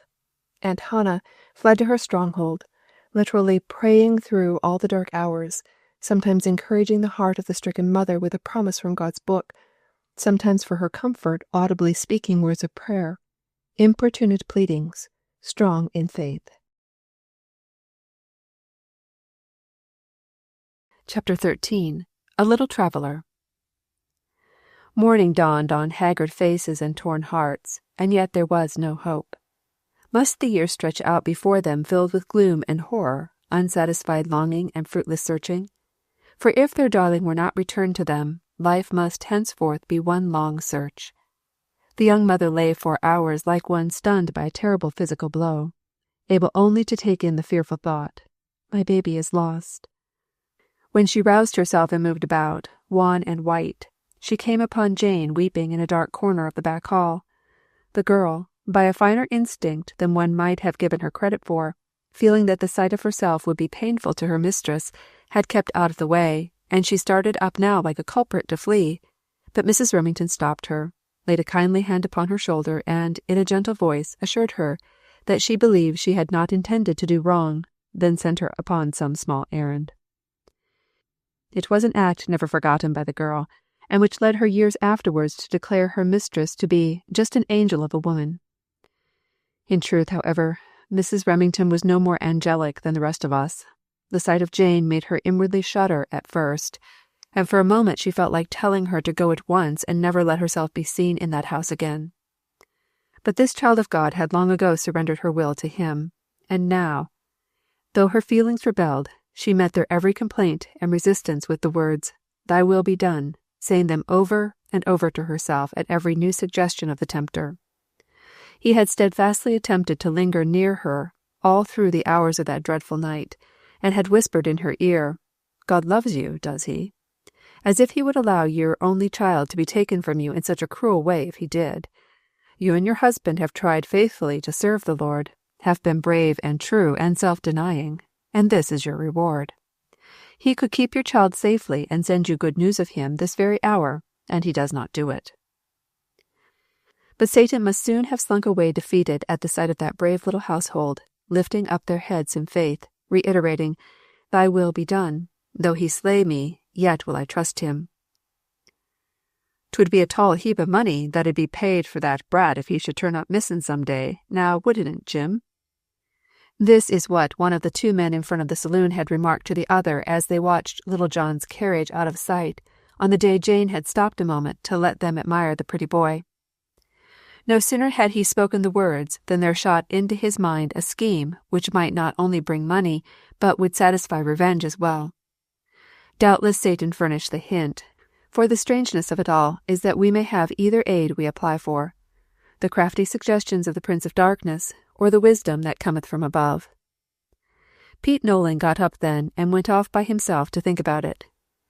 Jim wasn't worth a cent for head work. No use talking to him. He must go downtown and see Dan Stokes, who was one of the ringleaders in planning bold undertakings, although the crafty fellow managed always to escape the penalty of the law himself, partly owing to the fact that he possessed a low cunning like a serpent, and partly because he was seldom thoroughly intoxicated, being able to drink quantities without producing that effect. "Kill two birds with one stone, don't you see?" chuckled Pete Nolan, after he had presented the daring scheme to his accomplice that same night. The idea struck Dan Stokes. He reckoned, though, it might be a tough job because of the difficulty of accomplishing it without detection. So it took long plottings in the shadow of the alley to agree upon a plan which might be successfully carried out, a plan to abduct Mr. Remington's child. All preliminaries were finally settled, however, the conference ending with, "And harkye, Pete, keep your mouth shut. You don't want to blab this out. Don't tell anybody but your old woman. She'll have to help." The plan was to steal the little one when he was taken out for a ride, to watch their chances when the nurse should leave his side for a moment, or, in an unfrequented street, frighten her into giving him up. She could even, if occasion required, be rendered insensible by means of a little chloroform. Not enough to do harm, but sufficient to quiet her for a few minutes and prevent outcries. But where to secrete the child when he should be captured was the question. It would not do to keep him in the city. That would be sure to be searched from end to end. At last Dan Stokes hit upon a method. "I've got it," he exclaimed. "My sister lives up in the hills, 150 miles or so from here, or anywhere. She thinks heaps of me, though I haven't seen her this 7 year. We can send the little kid there, get up a story, you know, that my wife is dead, and will she keep the young one a spell till we send for him? She's a good woman, if she is my sister. Her heart's soft as butter, and she hain't got any brants of her own. She'll take him in, and he'll be as safe as if he was underground. Nobody on earth would ever think of looking up there for him." "It's a boss plan," Pete declared, "but we'll have to disguise him like before he starts, won't we?" "Course. I'll think that all out and have a mighty pretty job fixed up by morning. We'll leave him there long enough to punish his daddy. Then, says I, we'll bring him back whenever they're ready to down with the dust. Won't we make 'em shell out, though, and no questions asked? It might be a good idea to keep him up there a year or two. That'll bring down the parson's feathers, you bet." And the man grinned, a demoniacal grin, much as if he were one who had already crossed that line by us unseen, and must even now be numbering among those for whom there is no forgiveness, neither in this world nor in the world to come. During the next week there might have been seen, at about the same time every morning, a horse and spring wagon jogging leisurely along the streets of Greenhurst, containing a man and woman. They were none other than Pete Nolan and his wife. Pete's bare, bony face had taken on a long iron-gray beard, and unkempt locks of the same hue straggled from under a broad-brimmed old hat. His wife had smoothed her frowsy hair down over her forehead, tied a frilled cap around her broad face, and over that a large old-fashioned bonnet, donned an immense pair of spectacles, and wrapped herself in a respectable grey shawl. They were effectually disguised, especially as they were not familiar objects to the better portion of the community, except as Pete lounged in front of the saloon. They looked the quiet, elderly farmer and his wife going in and out of the city carrying produce to market, and returning with groceries. A barrel with a few potatoes stood in the wagon behind, and the box was half full of loose hay. They were well stocked besides with everything that might be necessary in this difficult undertaking. There was a shabby outfit for a baby, and the long pocket of Mrs. Nolan's dress held a bottle of milk, a piece of bread, and some sticks of red and white peppermint candy, besides a bottle of paregoric. On that pleasant morning, when last baby John was taken out, They were following his carriage at some little distance, as they had done for several days. Somehow thus far there had never come a propitious moment for carrying out their purpose. Perhaps Pete's wife could not quite screw her courage up to act in unison with him at just the right point, or she was more cautious than he and held him back. He was just now muttering that he was "'bout tired of this business," when his wife touched his elbow and said, "Look, the gal's going up to the house." Then they both looked toward all points of the compass, and seeing no one in sight, Pete got out and sneaked in at the gate, watching and listening, but all was quiet. In another moment he had stealthily lifted the sleeping child, laid him on the hay in the wagon, spread an old cloak over him, and covered the whole with hay, leaving a small space for air. Then the wagon rattled on toward the city. If the public had been on the lookout, they would have seen nothing in the vehicle to awake suspicion. Just a plodding old farmer trying to sell a few potatoes, and that innocent-looking hay to bait his horse. Little John was in the stage of his sleep when it was at the soundest, and did not waken, the motion of the wagon when it started only causing him to sleep the sounder, to the great delight of the wretches who were carrying him off. They drove with all speed to a freight wharf, and went on board a barge used for carrying commodities to different points on the river. There was a rude sort of cabin, to which the sleeping baby was carried and laid on a bunk. When he stirred as if to awaken, Mrs. Nolan put a few drops of paregoric in his mouth, which he swallowed and slept on. And then, with ingenuity and skill which might have served a better cause, she rapidly carried on the work of transforming the baby. Mrs. Nolan had long ago lost all traces of true womanly character in the hard life she led with a brute for a husband, but now, as she saw little John, the picture of innocence and beauty, warm and sweet and rosy, with damp rings of yellow hair about his forehead, something of the mother heart stirred within her, and looking stealthily about her, she stooped and kissed his cheek, and a half-regret stole over her that she had aught to do with this wicked business. But it was too late to back down now. Time was precious, besides. She hurriedly brought out a basket, and, taking from it a pair of shears, clipped off baby John's yellow curls. She was half afraid of the soft, shining things as they fell about him. Then, with a decoction from a bottle, she colored the hair that was left to a dull brown. She also rubbed his face and neck and hands with a cloth dipped in a liquid that changed the delicate pink and white skin to a tawny, sallow hue. The narcotic was taking effect, and the child slept heavily, so that Mrs. Nolan had no difficulty in changing his clothes. The pink wool stockings and kid shoes were exchanged for clumsy, streaked socks, with stubbed little leather shoes, and the soft cashmere dress for one of calico. When his disguise was completed by a close-fitting red and black hood, and a shabby brown coat much too large for him, the detective himself might have pushed his way in and compared this child with the description he held: fair, blue eyes, yellow curls, dressed of blue cashmere and cloak of blue plush, and have gone on his way without suspicion. Even little John's own mother might have passed this swarthy little creature by as he lay in heavy sleep, never dreaming that it was her own darling.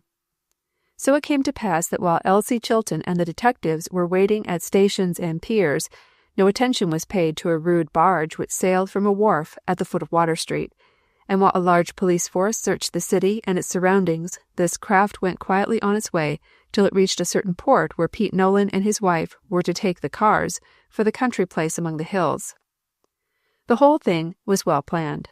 The villain who conceived it had brains keen enough to have held positions of honor requiring unusual executive ability. If only when, as a boy, he stood at the place where two roads met, some kind hand had turned his course into the right path. After the effects of the paregoric had worn off, little John awoke from his long sleep and looked about him. The woman who watched, her hard outline somewhat softened by the cap and spectacles, sat still to see what he would do. His new surroundings held his wondering eyes for some minutes. Then he softly spoke the word he always did when he first awoke, "Mama," and after an instant's silence, "Gamma." Mrs. Nolan now appeared on the scene and bent over him, subduing her harsh voice as much as possible, for she did not wish him to be frightened and make trouble. "Here's Grandma," she said. Little John opened his eyes wide in astonishment. He knew better. That was no Grandma of his, but he was not afraid of strangers, so he beamed upon her with one of his rare smiles. This was a good beginning. She hastened to produce some bread and milk. But baby's appetite was not so sharp as usual, partly owing to his unusual treatment, having never before swallowed a drop of paregoric or even soothing syrup. After a little he began to fret and call Mamma in an imperative tone.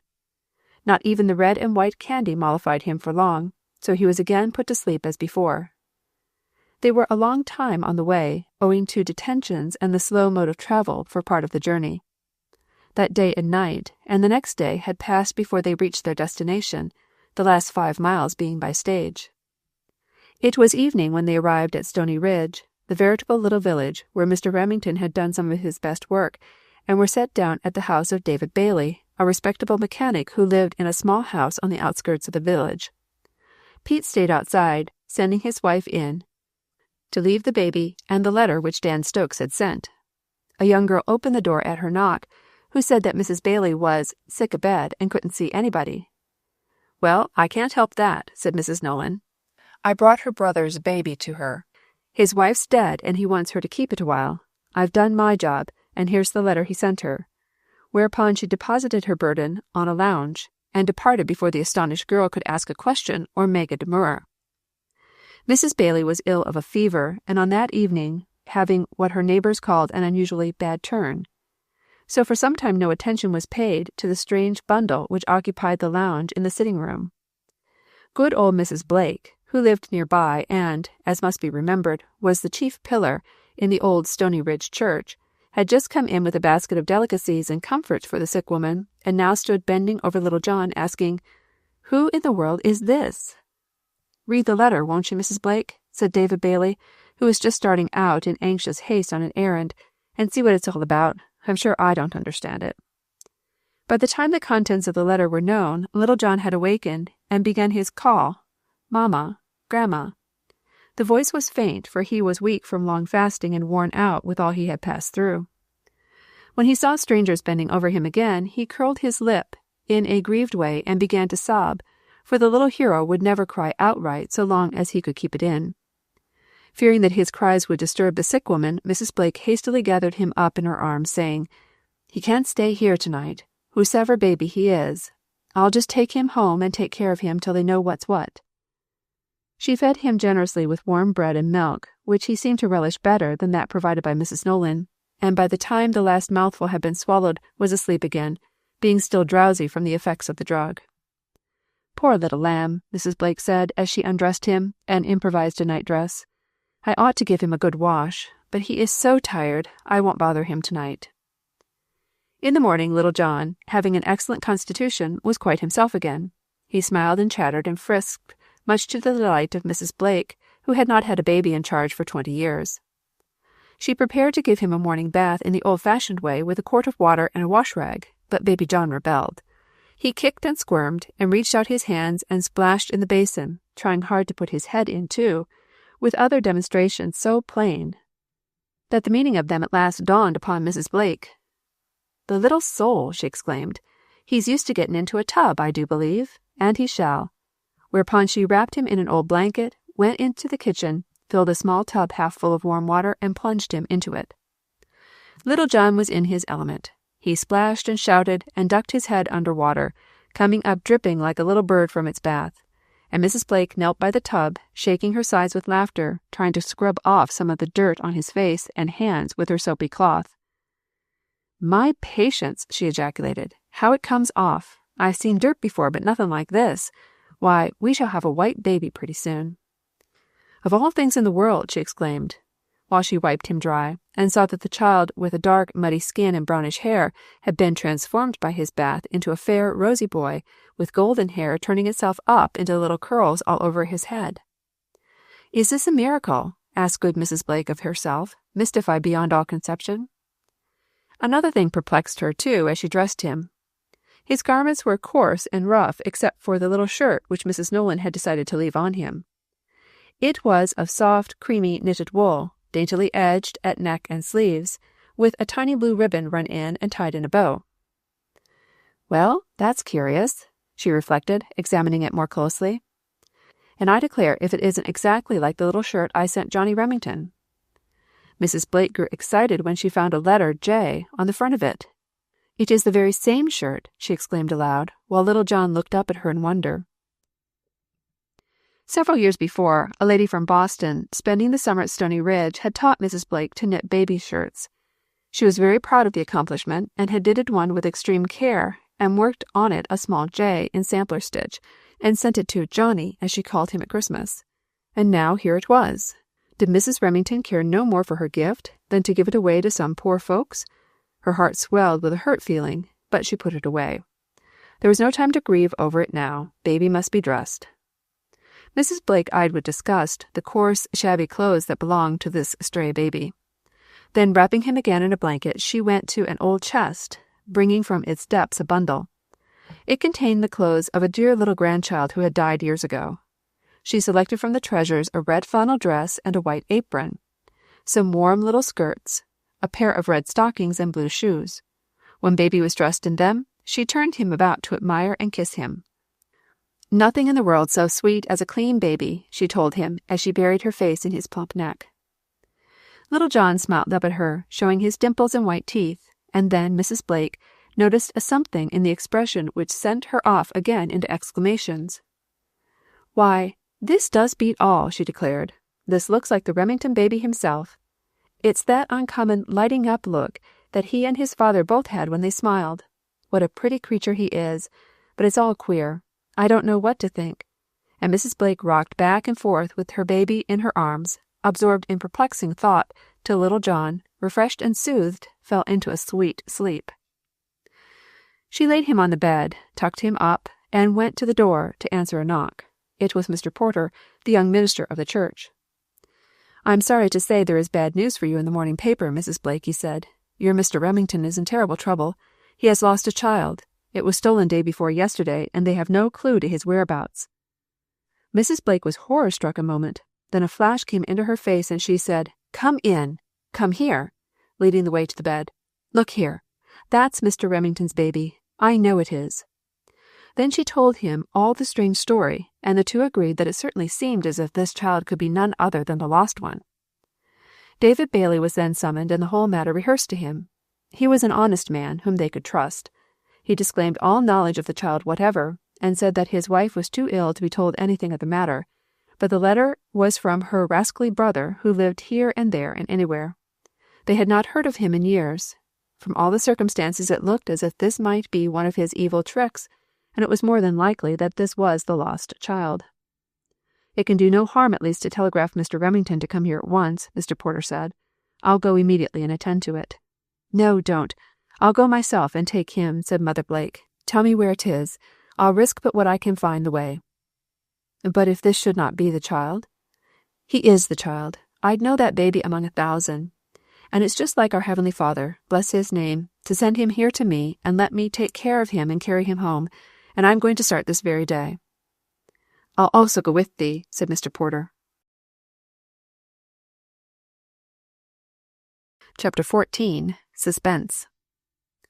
Mrs. Blake was true to her word, and within 2 hours from the time when she had reached her decision, she, Little John, and Mr. Porter were on the train, speeding towards the city. The good woman had been entirely willing to brave the perils of the city alone and unguarded, sure that she and her treasure could find their way somehow to Mr. Remington's, and sure that no one would be likely to molest a woman and a baby. Mr. Porter did not feel so positive.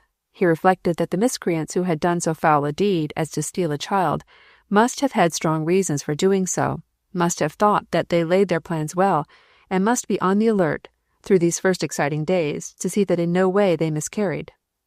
During the hour in which he was engaged in hastily packing his valise in order that it should be ready if he decided to accompany Mrs. Blake, he revolved in his mind several other plans, one, of course, being to telegraph to Mr. Remington to come on immediately.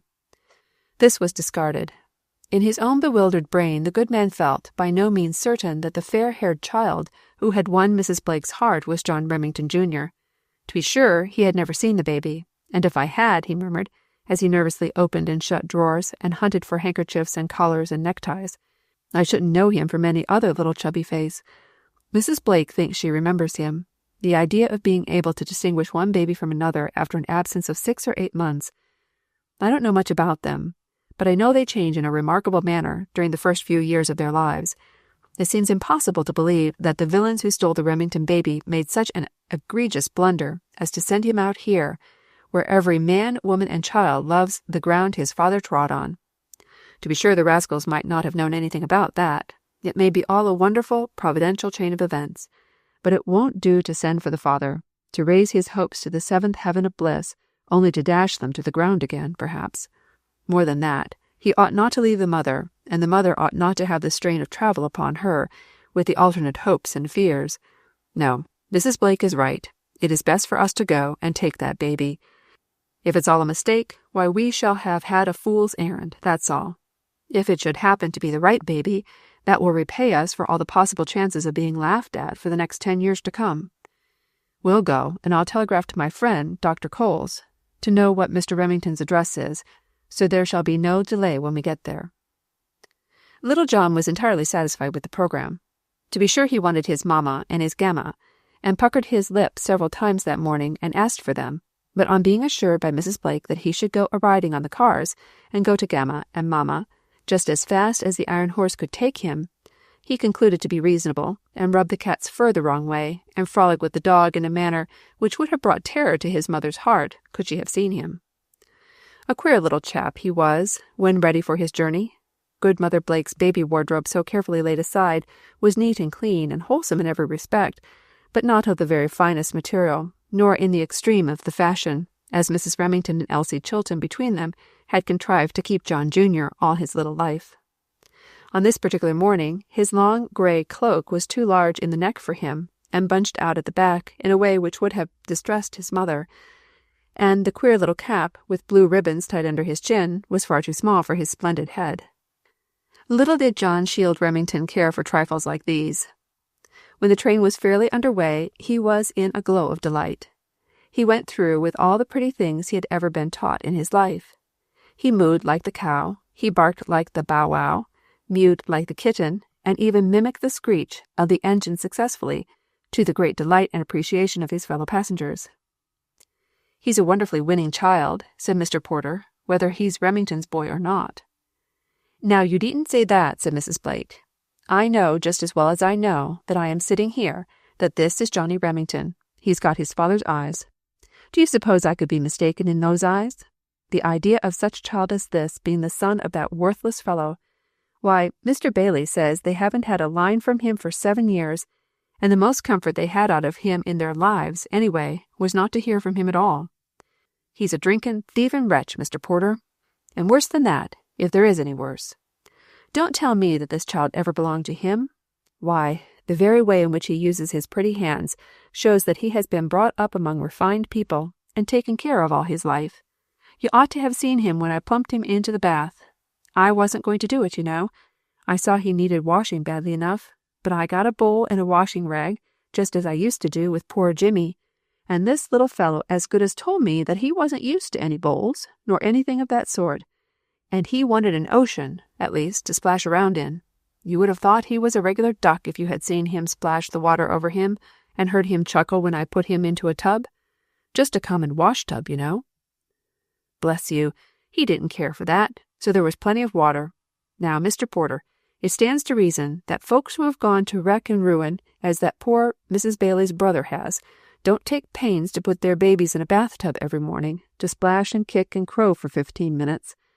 I tell you this baby has been very daintily taken care of. If Mrs. John Remington won't give a good yell when she sees him, then I miss my guess." Nevertheless, of course, there was a great deal of nervous excitement attendant upon this journey. Mr. Porter sent a telegram to Dr. Coles, and he found a reply waiting for him at one of the stations. He and Mrs. Blake kept their own counsel during their journey, Mr. Porter arguing that there was a possibility of there having been a mistake, and that if the story got abroad, it might not only hinder in some way plans which had undoubtedly been set on foot for finding the child, but would suggest to all manners and conditions of people the possibility of getting money out of the stricken father, by telegraphing him for means to bring stray children to his house. "The fact is, Mrs. Blake," he said, in response to that good woman's incredulity, "you do not understand the wicked world as well as I do.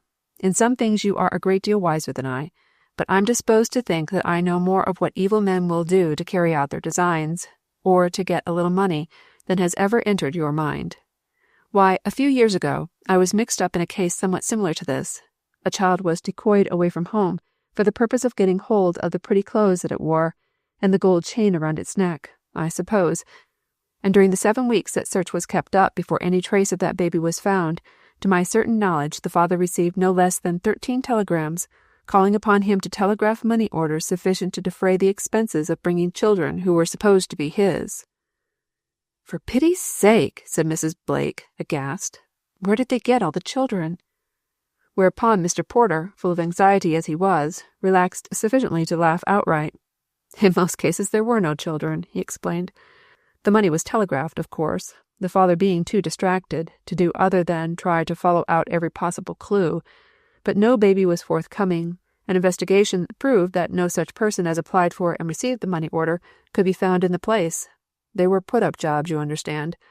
Though in one instance a woman went to an orphan asylum and borrowed a baby on the plea that she would take it into the country for a few days. Her plan worked well from her point of view. She was sharp enough to more than double the amount she would need for traveling expenses, so she had a trip to another city to visit with her relatives, gave the baby a day's outing, and made money." "Well, I declare," said Mrs. Blake, "it makes one ashamed to live in this world, doesn't it? Sometimes there really isn't any comfort in anything except in remembering that the Lord reigns." These conversations were indulged in, of course, while John Remington Jr. slept. When he was awake, he required the united attentions of Mrs. Blake and Mr. Porter, or at least he received them, whether they were required or not. "He is an interesting little chap," said Mr. Porter, in the interval of a grand frolic with the boy. "I declare if he isn't Mr. Remington's child, I should like to adopt him. I might bring him up for my son, and get you to be his grandmother." And the young bachelor laughed and regarded the grandmother with a pleased look, as she skillfully straightened out the crumpled clothes and brushed back the little yellow curls upon baby John's white forehead. "There will be no chance for you to adopt this baby," she said complacently. "He was stolen, I tell you.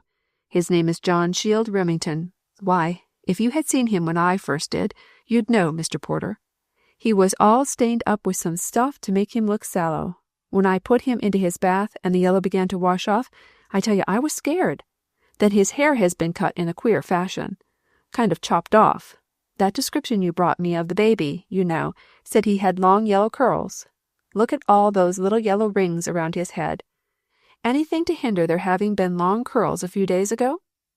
I know as well as though I was there this minute. You'll see a sight tonight that will make you happy for a lifetime, Mr. Porter, if only the poor mother hasn't gone crazy before this, though I don't think she has. She's as lovely a Christian as ever lived in this world. She has gone straight to the fountainhead for comfort, and got it, too. And I'll put the blessedest piece of comfort into her arms tonight that she has had for many an hour, I'll venture." "God grant it," said Mr. Porter gravely. Then he went out to have a consultation with the conductor. He was a cautious man, fairly well versed in the ways of this wicked world. It was no part of his intentions to appear alone, unprotected and unaided, at the railroad station not far from which the Remingtons lived, with possibly their stolen baby in his arms. He reflected that the villains connected with this business would be more than likely to have emissaries at the railroad, watching the train, lest possibly something should develop that might criminate them. "These rascals cannot trust one another," he said to himself. "They cannot be sure but that the very ones whom they have trusted have decided to give away the whole thing. I shall be prepared for emergencies of every sort." Therefore, when the train steamed in at the station, and Mr. Porter, gathering the sleeping boy in his arms, followed closely by Mrs. Blake, appeared on the platform, he was met at once by 2 stalwart officers of the law, the foremost of which touched his cap and said, "Porter," and receiving a nod, they escorted them swiftly and silently to a closed carriage, and both mounted with the driver. "For the land of pity," said Mrs. Blake, fairly gasping for breath. "If I didn't think we were took, what's all that for? How did there happen to be a carriage right here, Mr. Porter, and those policemen on guard? Did you plan that? Were you afraid there would be some attempt to steal the baby again? I never thought of it. You have a long head, that's a fact. I should have plunged right in and asked everybody I met the way to Mr. Remington's, but it might have been dangerous, that's true. Oh, dear me, I hope there's no mistake."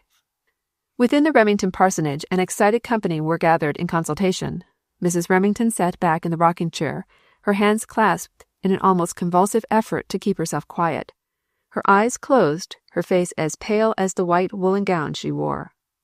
She was taking no part in the eager talk, and looked like one whom was holding herself away from it, trying to learn not to have interest in it. John Remington, leaning against his wife's chair, was giving earnest heed to every word that Earl Mason was pouring out with rapid utterance. "I am sure it is a clue," he said. "I know almost to a certainty that it is little John's curl," and Mrs. Nolan was excited and embarrassed to such a degree that she contradicted herself twice in the course of a very brief conversation. "I've arrested her and her husband, anyway. They are conferring together in the lock-up tonight. Unless they can concoct some story that will agree better than the one which they have told me separately today, it will go hard with them. I am persuaded that in some way they are implicated in this." "But you could get no clue to the possible whereabouts of the child?" faltered John Remington. "As to whether he is alive, even?" "No," said Earl Mason reluctantly, "not yet." Then for the first time Mrs. Remington spoke. "John, cannot you pray that he is at this moment in the arms of the Shepherd? If he is not, think what he may be suffering." A convulsive shiver ran through her frame. "Black-hearted villains," muttered Earl Mason between clenched teeth. "If they had any hearts, I would like them to see what ruin they have wrought here." This in an aside to Elsie Chilton, who was standing near him, listening intently to every word that was spoken, but with eyes fixed upon Mrs. Remington. She drew them slowly away now and looked at Earl Mason. "Isn't it terrible?" she said, low-toned. "It is so much worse than it would be if she would cry or scream or wring her hands. I wish she would not control herself so terribly. I am afraid her reason will give way." "Sometimes to lose one's reason for a while is a merciful deliverance," said Earl Mason gravely. "Did you give her the curl, Miss Chilton?" "Yes, I did. I thought then that she would cry. It looked so like his, lying there soft and silky in her hand. But she didn't. She smiled and said to me in that strange tone of hers which suggests that her heart has broken, if I could know to a certainty that the little head which wore it was resting on Jesus' breast. She has not shed a tear today." "Then she knew the curl," said Earl Mason. "I was sure she would. It could belong to no other head than little John's. Miss Chilton, I do not think the child is dead. I feel hopeful tonight, more so than I have before. I haven't, perhaps, what sounds like a very good reason for it, but I cannot get away from the feeling." "Tell them so," said Elsie quickly. "Tell them how you feel. They have such confidence in your judgment. I think it will help them." "It is not a matter of judgment, but of faith," he said with a grave smile, as he turned toward the father and mother. "Dear friends," he said, "I cannot believe you are to think of little John as utterly gone from you. I cannot get away from the growing conviction that we shall find him safe and well. If I had any tangible proof of it to put into your hands, I do not know that it would influence you any more than to tell you that the feeling came to me while I was on my knees. I believe the Lord put it into my heart. I think in some way, I don't know how, we are going to get word of the little one before long. I know I was never so sensible of a direct answer to prayer in my life as I was tonight." "God bless you," said John Remington, his voice broken and tremulous like that of a man bowed with years. "To have a friend like you, who prays as well as works, is worth everything to us now. Mattie dear, I cannot help having something of the same feeling which Mason expresses. Not so strong as his, perhaps. I will confess that my faith has been sorely tried, but it came to me from the same source as his. I think God sent it. Let us trust him, Mattie." "Amen," said the white lips, but the speaker did not unclose her eyes nor move a muscle of her face, and Aunt Hannah, who, unable to sit still, had been moving softly up and down the long room, shook her head and murmured, "Poor lamb, poor stricken lamb." At that moment the door leading into the back hall opened softly, not more than 2 or 3 inches, but enough to reveal Jane's eyes and her beckoning finger, as she tried to get the attention of Elsie Chilton. Something in the eyes thus wildly staring at her made Elsie, the moment her attention had been arrested, move swiftly towards the door, open it just enough to allow herself egress, and passing out, she closed it after her. "What's the matter, Jane?" she asked quickly. Chapter 15. We've Got Him. "Oh, Miss Chilton," said the girl, clasping her hands hysterically and speaking in a stage whisper. "We've got him! We've got him! He's out there in the dining room, all well and everything. I didn't know how to tell them, and I am afraid it will kill her." "Come with me," said Elsie, and she took swift strides towards the dining room. The sight which met her eyes was photographed on her brain, never to be forgotten. Near the door stood a clerical-looking young man, hat in hand. Apparently nobody had thought to offer him a seat, or show him ordinary courtesy. Elsie did not, for, plumped into a dining chair in the middle of the room, was a grandmotherly-looking woman, plain of dress and face, holding fast to a little bundle of grey cloak, above which arose a well-shaped head covered with moist rings of yellow hair, the owner of which, with his back to Elsie, was gazing around him, apparently in unspeakable delight. Elsie never knew how she got from the door to that chair, nor how she looked as she laid hands on the grey cloak and turned its occupant around. Nor could she ever describe how she felt when the beautiful blue eyes of little John met hers, and his face broke into that radiant smile, peculiar to himself, as he said in sweetest tones, "Ottissey," for this, be it known, was the remarkable name by which he had designated Elsie. Earnest and often repeated had been the attempts to teach John Remington to say Aunt Elsie. Why the rosebud lips had obstinately refused to frame those syllables when he spoke other and more difficult ones with perfect ease, and had chosen to call her with distinct and clear utterance a word of his own coining, Ottissey, will be known only to those philosophers who succeed in translating baby language and giving us a satisfactory treatise on baby mental science. But Ottissey Elsie Chilton was, and Ottissey would she probably remain to the end of this opinionated young man's career. "Oh, you darling, oh, you darling!" fairly screamed Elsie, snatching the radiant child and smothering him in kisses, then dashing him back, all in the same breath, into the arms of the motherly woman, and addressing her and speaking frantically. "How shall we do it? Oh, how shall we tell her? I'm afraid it will be too much for her. What shall we do?" "I would advise," said Mr. Porter, coming quietly forward in this emergency, "that you call the father, perhaps, or if he cannot leave his wife, and there is any other member of the family. Is there a grandmother?" "Oh, yes," said Elsie eagerly. "Aunt Hannah, the best grandmother in the world. That is just the thing, thank you." She took great credit to herself afterward for the composed manner in which she opened that sitting-room door, and the natural tone of voice in which she said, "Aunt Hannah, will you come here a moment, please?" Though Earl Mason assured her that nothing so ecstatically unnatural had ever before issued from her lips. "I felt a series of electric thrills," he declared, "from the crown of my head to the soles of my feet, the moment I heard your voice. I knew that something magnificent had happened, and what could have been magnificent just then but one thing?" However, neither father nor mother heard the summons. Aunt Hannah went swiftly, leaving Earl Mason to hold the fort and control his impatience as best he could. "Child, what in the world is the matter?" asked Aunt Hannah, as soon as Elsie had closed the door after her. "You look as though—" "Yes," said Elsie, "I do. It is so, Aunt Hannah. We've got him, alive and well. Oh, the darling! Come here, quick." Aunt Hannah, nearer fainting than she ever was in her life before, had only time to sternly tell her foolish heart to stop its fluttering and behave itself, before she heard the sweetest music that she thinks will ever enter her ears. "Gamma," said the dear voice that she thought never to hear on earth again. "Gamma," with a little happy chuckle over the name, and shaking off the grey cloak, which had been a trial all day to little John, he held out his queer little red woolen arms, and laid his head with a gurgle of infinite satisfaction on her breast, and was enfolded once more in the loving arms that had ached so to gather him. "Thank the Lord," was Aunt Hannah's first fervent cry. Her next thought was for somebody else. "How shall we tell his mother?" "Yes," said Elsie, "we thought you would know. What shall we do, Aunt Hannah?" "It's a good plan to let her hear his voice. Then someone ought to carry him to her at once. Who will do it?" "Aunt Hannah," said Elsie, "you're the one who ought to have the honour of taking him to his mother." Then Aunt Hannah rose to the heights of her best nature.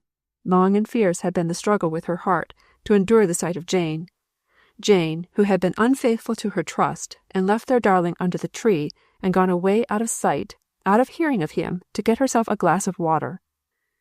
"I shall never be able to endure the sight of a girl in this world or the next," she had said once, in fierce excitement. It was the stricken mother who had turned her dumb by answering, "Oh, Aunt Hannah, think how the poor girl must suffer. She loved little John." Over and over had Aunt Hannah said those words to herself, said them respectfully, reverently, as one who had heard the voice of an angel. "She is a better woman than I am," she told herself, with all my 60 years of profession. I can keep along a smooth road with some kind of decency, but when it comes to such a place as this, I'm nowhere. I won't say another word against the girl, and I'll try to be sorry for her, but I don't know whether I'll ever learn to stand it to have her around, and I do hope it won't be my duty to speak to her very often. If I were at the head of things, I should try to get her a good place, and see that she was treated all right, but it doesn't seem to me that I could have her around. All through the hours this battle had been fought, Aunt Hannah had not been able to bring herself to ask Jane to get her a glass of water, to close the blinds or move the screen or do the least thing for her comfort. Jane, who had been deft-handed and quick-witted, and was a favorite with her to the degree that she had devoted much of her leisure time, when Baby John was sleeping, to looking after Aunt Hannah's comfort. How could Jane bear it? And how could Aunt Hannah bear it herself? She hated herself for the feeling. I'd get over it if I could, she told herself humbly, and maybe after a long time I can, but just now, I can't abide the girl, and that's the whole of it. A drink of water, indeed. If she hadn't been thinking so much about drinks of water, I'd have my lamb here in his crib this minute. And me to forgive her, when I know all about taking care of a baby, and never let my John out of my sight 5 minutes of a day until he was old enough to take care of himself. Poor Jane had understood all this as well as though it had been said to her. Not a word of reproach had Aunt Hannah uttered in her presence. She had simply looked, or failed to look, and Jane shrank from her, and cowered before her, and trembled at the thought of her, yet felt in her inmost heart that it was no more than she deserved. "I'd do just so myself, and worse too," said the poor girl. "I'd kick her out of the house if I was the mistress, and she'd gone and lost him, just for a drink. I wish I needn't never drink no more water as long as I live.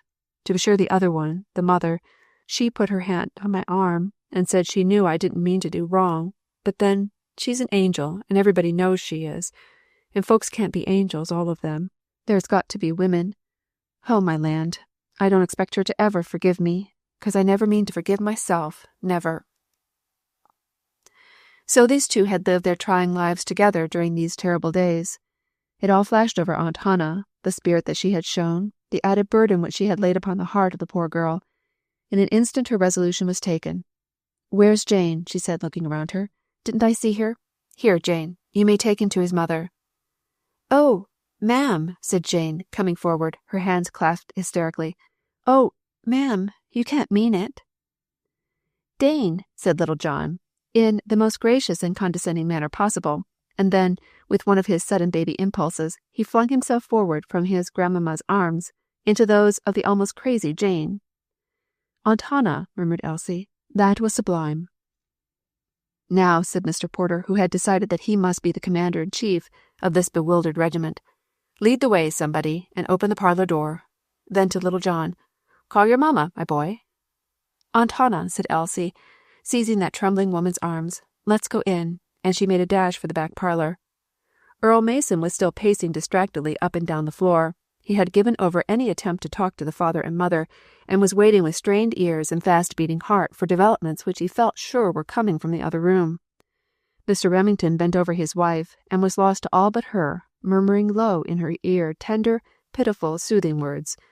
Neither of them noticed that the door was opened. "Hark!" Mr. Mason said suddenly, stopping short before Mrs. Remington's chair, impelled, he declared afterwards, by the look on Elsie Chilton's eyes. Clear and sweet rang out on the evening air, "Mamma." It was the one voice in all the world that could appeal to the depths of Mrs. Remington's very soul. She gave a spring, sat upright, and looked at her husband in a strange, puzzled way. "John," she said, "have I died, and is this heaven?" Then appeared before her the very earthly vision of Jane, trembling so that she could hardly hold the wide-awake, eager boy in her arms. Then again, and this time gleefully, rang out that happy voice, "Mamma!" and little John gave one of his great bounds and settled his head in a pretty, roguish way on his mother's neck. "Let us pray," said John Remington, dropping on his knees. "Somebody pray." It was the clear, strong voice of the stranger minister, who, after a moment's silence, took up the words of prayer.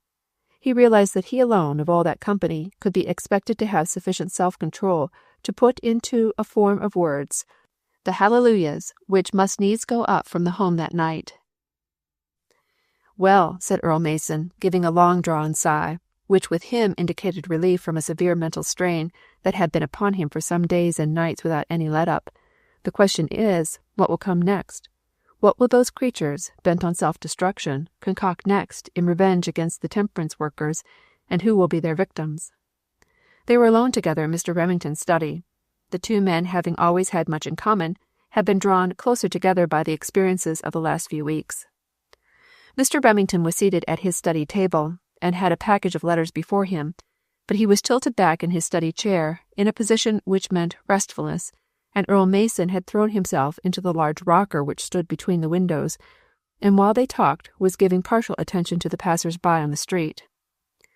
2 blissful weeks had passed since little John returned to his earthly kingdom, and never did any of royal blood reign more supremely than he, or have more devoted subjects. Mrs. Remington, despite her earnest attempts to regain self-control, had hardly yet been able to allow him out of her sight during a single moment of her waking hours, and indeed she slept with one hand resting on his crib, and gave sudden frightened starts into wakefulness many times through the night, because her brain took revenge for the fearful strain which had been imposed upon it, and lived over again in dreams the terrible scenes of those 2 days. His Royal Highness had not been out in his little carriage since his return. Indeed, the carriage had been banished to the attic, and not a member of the family, least of all Jane, ever wanted to see it again. This had not been done during the baby's absence.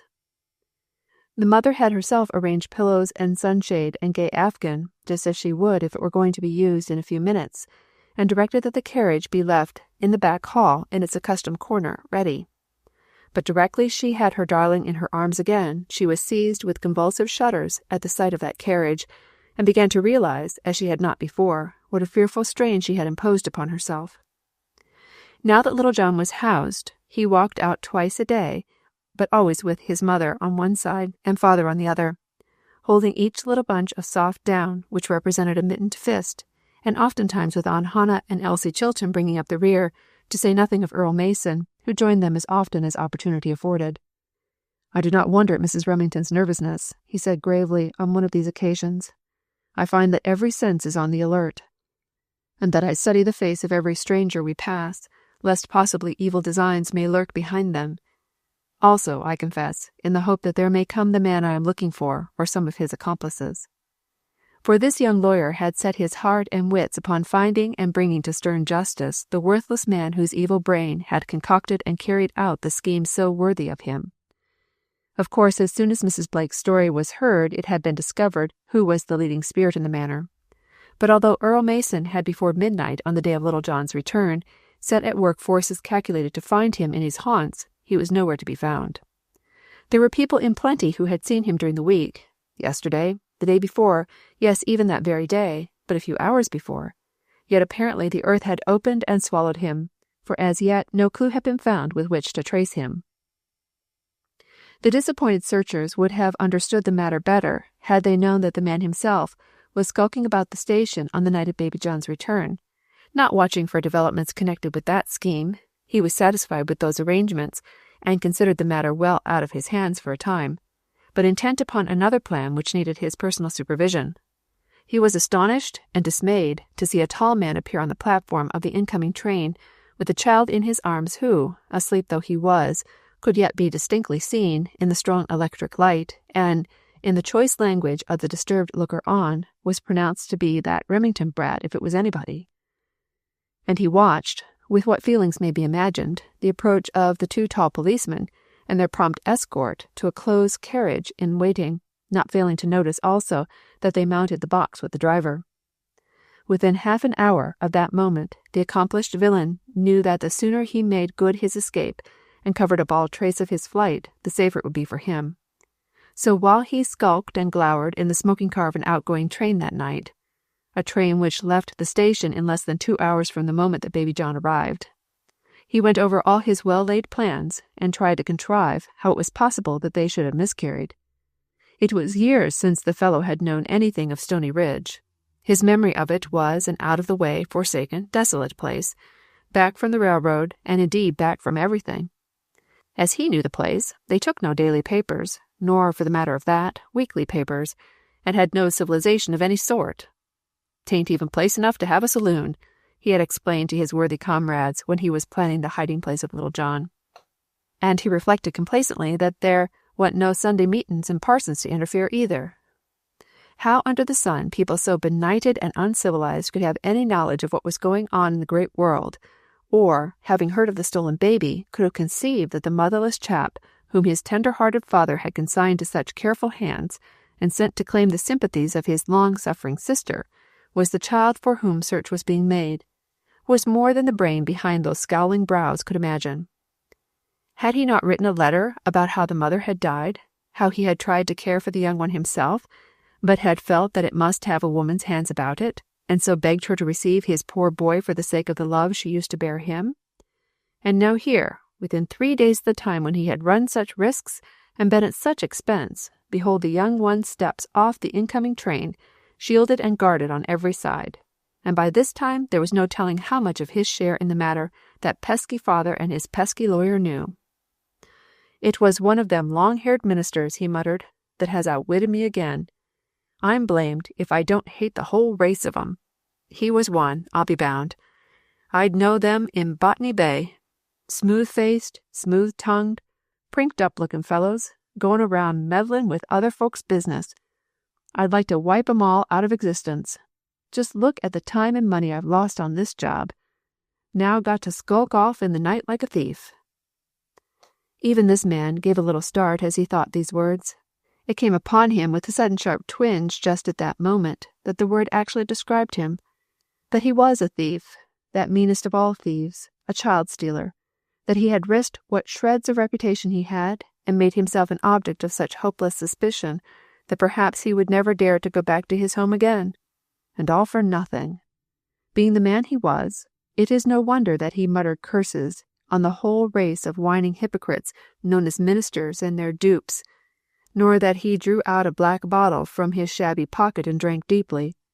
But he kept wits enough about him to cover up his trail so effectually that, thus far, Earl Mason's most earnest efforts had failed in discovering any clue which might lead to him. Chapter 16. Presentiments.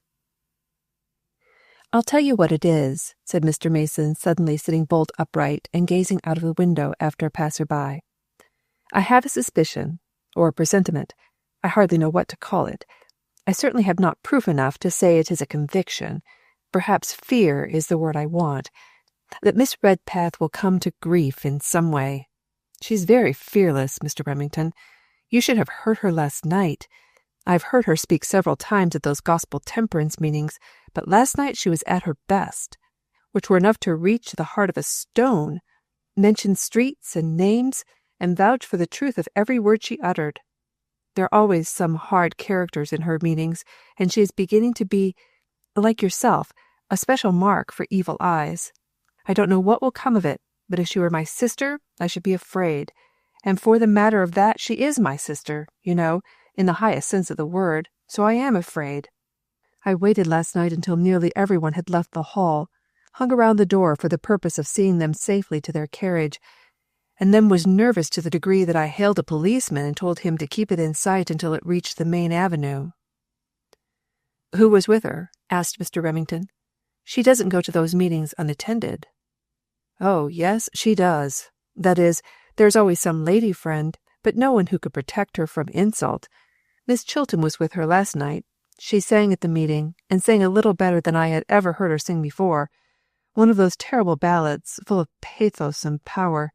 It had as great effect as the lecture, and led on to fear that the singers, as well as the speakers, are beginning to be very obnoxious to the trade. It is getting to be a dangerous world, Mr. Remington. Now that's a fact. If I had a very great deal of influence with either of those ladies, I would try to impress upon them the importance of always being attended by a gentleman, and by one who would be on the alert and know what to do in case of emergency." "But what could they do?" asked Mr. Remington.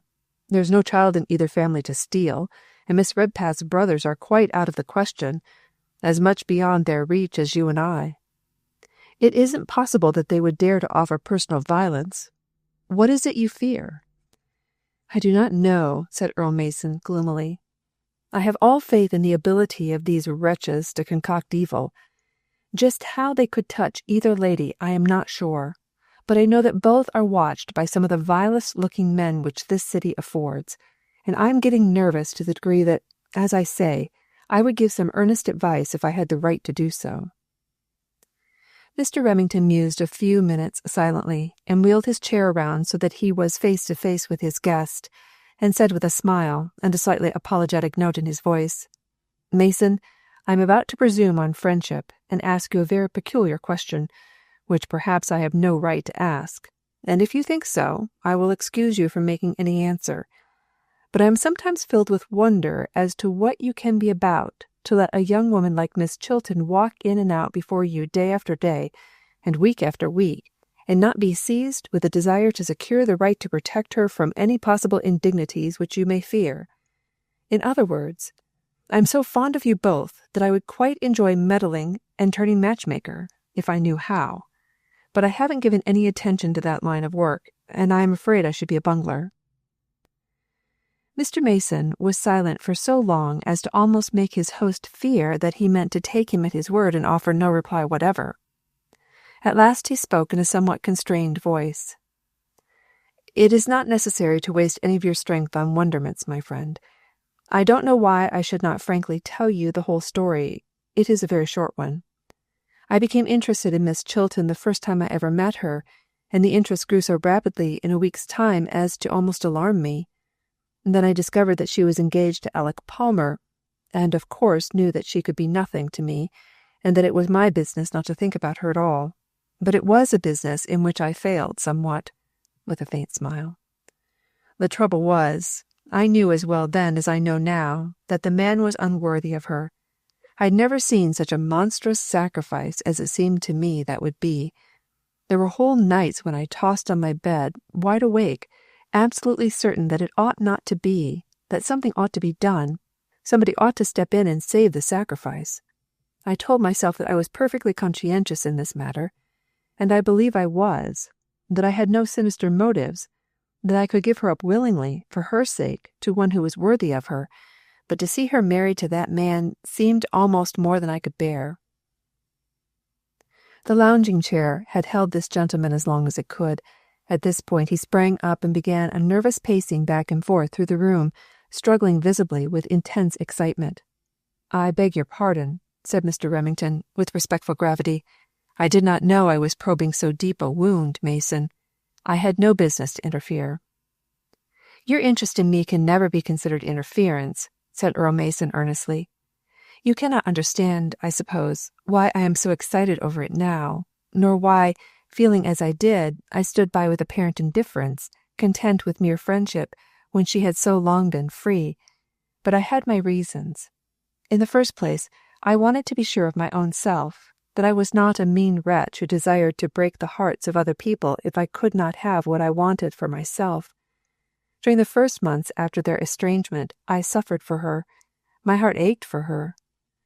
I tell you honestly, Remington, I never looked out upon a moonlight evening without a groan in my heart for the thought of the dreams that must be shattered because of the hopes centered on a man utterly unworthy of them, yet whom she must have invested with all the virtues in order to have promised herself to him at all. I thought that the least I could do was not to intrude myself upon her during that time. Then there was another consideration, a very grave one, of course. I was, and am, as you are aware, utterly obnoxious to her father. I grow more so, apparently, as the days go by. You say Miss Chilton thinks he has softened considerably. I hope it may be so, to her, but he certainly has not changed in his feelings toward me. From barely recognizing me on the street, he changed at first to a cold stare, then to almost a sneer. He will even cross the street sometimes, apparently to avoid meeting me.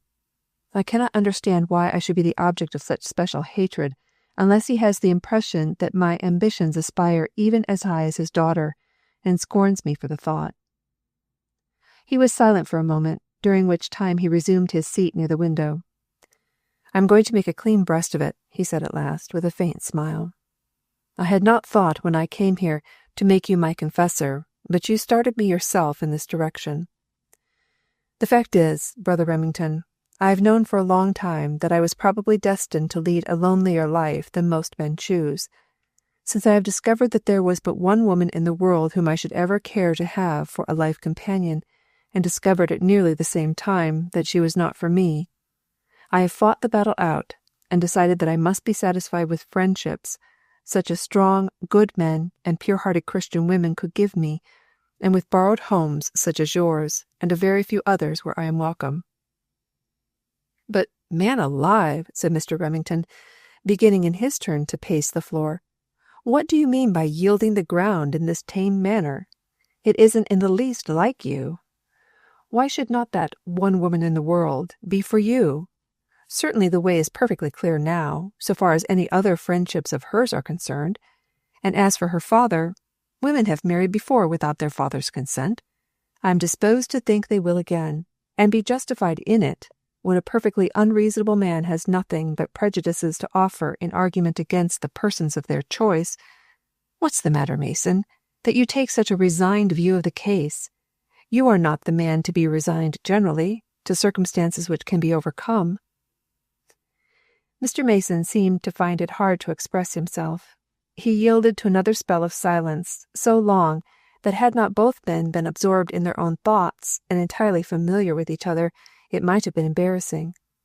Then he said, clearing his voice and speaking with something of an effort, I do not think you know Miss Chilton, Brother Remington, as well as I do. I think she is a woman who would refuse to marry if her heart did not go with the ceremony, despite any command which her father might give her. But on the other hand, I think she is a woman who would also refuse to marry contrary to her father's wish. She is loyal to the heart's core, has borne a great deal from him already, and is formed of the material of which they made martyrs in olden times. Understanding her as well as I believe I do, I declare to you that in her loneliness and possible dreariness I held aloof, lest the very fact that there was a vacant and somewhat dreary corner in her heart might lead her to become interested in me, simply because I was near at hand and she was lonely, and that in the end this would mean only more trouble for her. Mr. Remington gave an exclamation of impatience. That is a height of self-abnegation to which I really think you have no right to have attained, he said emphatically. I don't believe in it.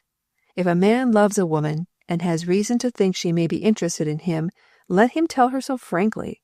Then, if difficulties arise in their pathway, let them bear them together. I do not think Mr. Chilton is the sort of man to whom his daughter ought to be sacrificed.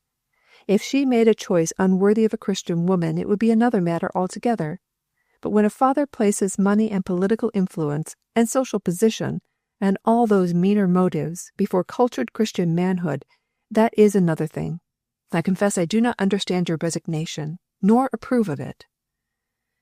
I may have been hard on myself, said Earl Mason gravely. I do not know. It is a serious thing to come between father and child. I have thought I would never be guilty of it. Does it occur to you, Mr. Remington, that Mr. Chilton's eternal welfare may rest upon the influence which his daughter continues to have over him? No, said Mr. Remington emphatically. If his daughter did wrong, and thereby lost her influence over him, then, indeed, it might be cause for bitter self-reproach. But in this age of the world, and in this country, a man who is not a tyrant does not dictate to a daughter in these matters when she arrives at a suitable age to choose for herself, and when her choice is one entirely above reproach. I say, Mason, I think you are doing injustice to yourself, and possible injury to her.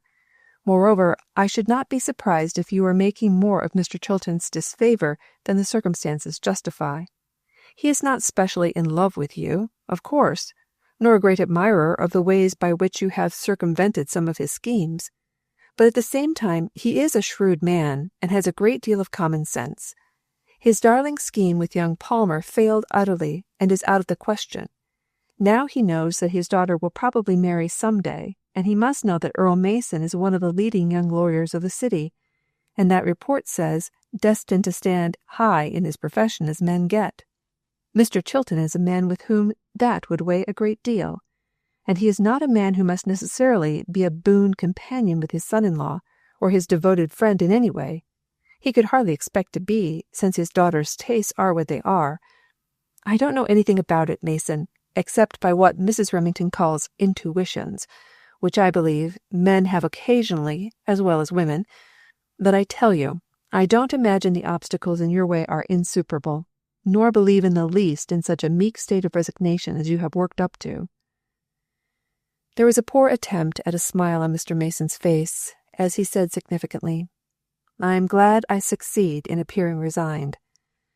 Then, after another pause, "Mr. Remington, you have said Mr. Chilton's plans in regard to the other matter had utterly failed. Do you feel so sure about that?" "What?" said Mr. Remington. "I was speaking of Alec Palmer." "So was I." "Well, of course they failed. I understand that he has married a lady of wealth and rank abroad, and settled there." "He did," said Earl Mason, "but he also buried her only a few months after the marriage ceremony, though that part of the matter he seems to have taken some pains to keep altogether private. I did not know of it until a short time ago, though it is 6 or 8 months since her death, I believe." "Is it possible?" said Mr. Remington. "That isn't a fair statement," added Earl Mason quickly. "I have no right to say that he kept quiet about the matter. It may have been simply that he did not have intimate personal friends here with whom to correspond. It is of no consequence. The thing is very well understood now, and he has returned to make his permanent residence here, I believe, settled up his foreign affairs, and come back to honor our city." "You amaze me," said Mr. Remington. "This is news indeed. But then, Mason, what of it all? So far as what we have been discussing is concerned, under the circumstances, it is hardly possible that his intimacy with that family will ever be renewed. I should not expect the man to have the impudence to ever call upon Miss Chilton." Earl Mason smiled significantly. "It was the passing of a carriage which held those two persons that started a portion of this conversation," he said gravely. "Held Elsie Chilton and Alec Palmer?" exclaimed Mr. Remington. "You can't mean it, Mason." "Mr. Chilton's carriage passed your window, my dear sir, not 15 minutes ago. On the back seat were Miss Redpath and Miss Chilton, and sitting opposite them, talking with them, was Mr. Alec Palmer. Oh, by the way, there is another item of foreign news. Dr. Fletcher is expected very soon, I understand. At least the ladies will have an escort to their temperance meetings hereafter. There is so much to be thankful for." "I cannot understand it," said Mr. Remington impatiently. "Women are curious creatures. I should suppose, after what has been repeated to me as having passed between those two, that common propriety would prevent his offering her any attention. It isn't possible that she respects him. It must be that wretched father's influence over her. When fathers influence their daughters to receive the attentions of men not worthy of them, I think someone would be justified in interfering." "Mr. Palmer may have changed," said Earl Mason, rising. "I have not known much about him since his residence abroad. People do change for the better sometimes, my friend, and there are such things as second marriages." At the door he hesitated and turned back to say, "It is a surprise to me that I have talked this subject over with you as I have. I had a feeling that no one would ever hear a word from me in this connection, but you are almost my second self, brother, and—" "And I almost forced your confidence," interrupted Mr. Remington. "I beg your pardon, my dear friend, if I have hurt you. As I said, I had not an idea as to how the matter stood, but I assure you again, I would not quietly submit to what need not be the inevitable. Assuredly, if I had any fears that a man like Alec Palmer was beginning to persecute that young woman again, and I respected her heartily, to say nothing of a warmer feeling, I would try to come to her rescue." "It is a very delicate matter to rescue people who perhaps do not wish to be rescued," said Mr. Mason, as he opened the door. "Remember, I have no claim upon Miss Chilton whatever.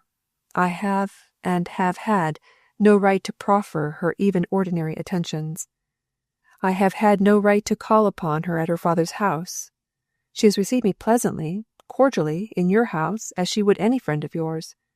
For aught that I know to the contrary, she thinks of me only as a friend of yours. I think you can see what little right I would have had under the circumstances to show her any attention.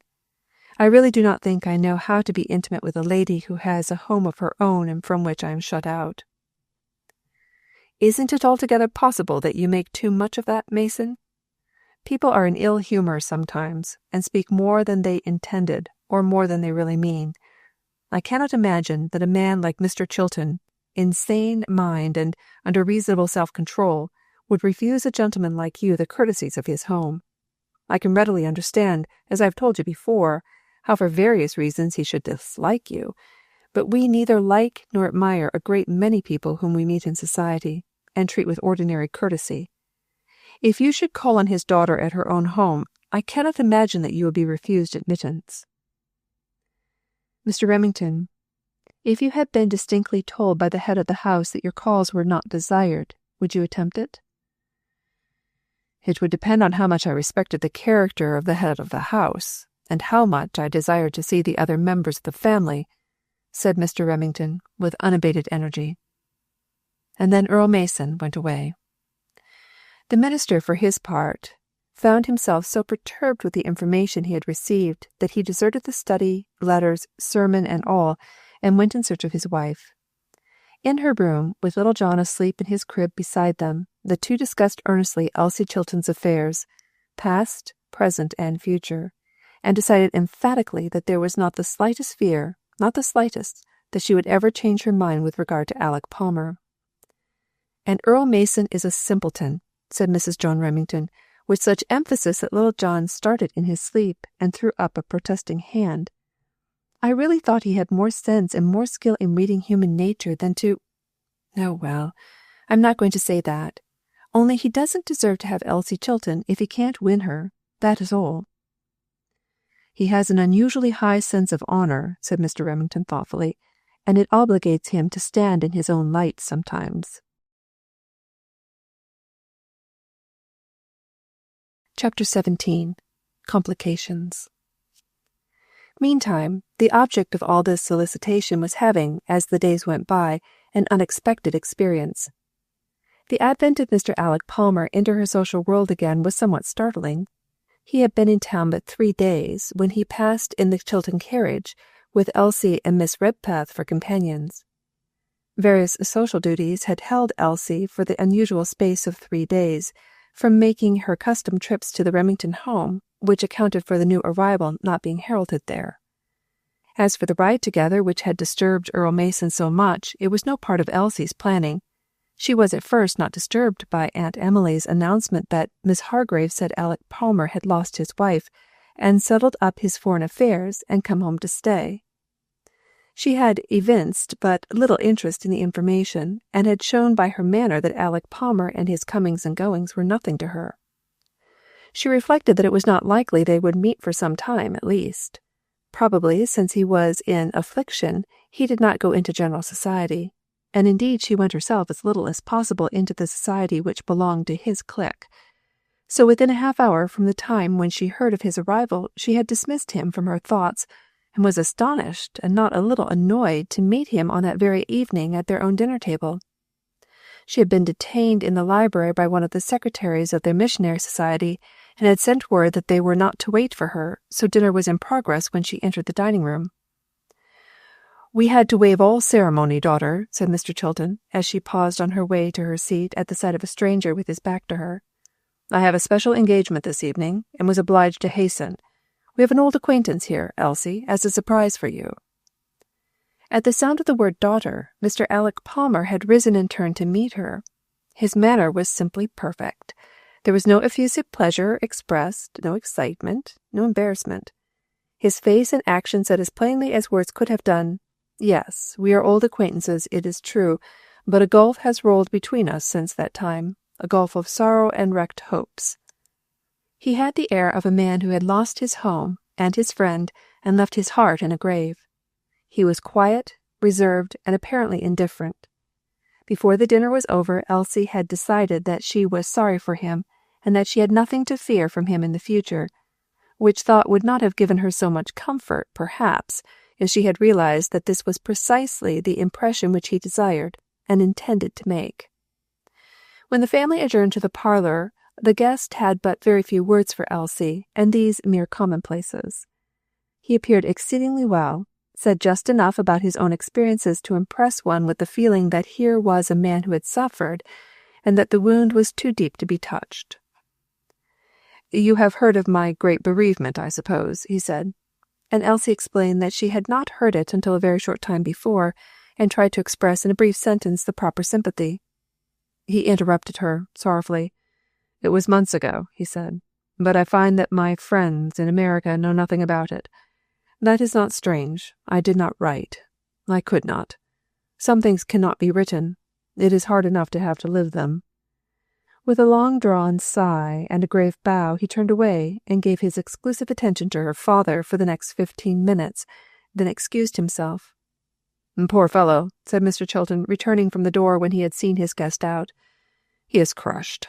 I never saw such change in a man.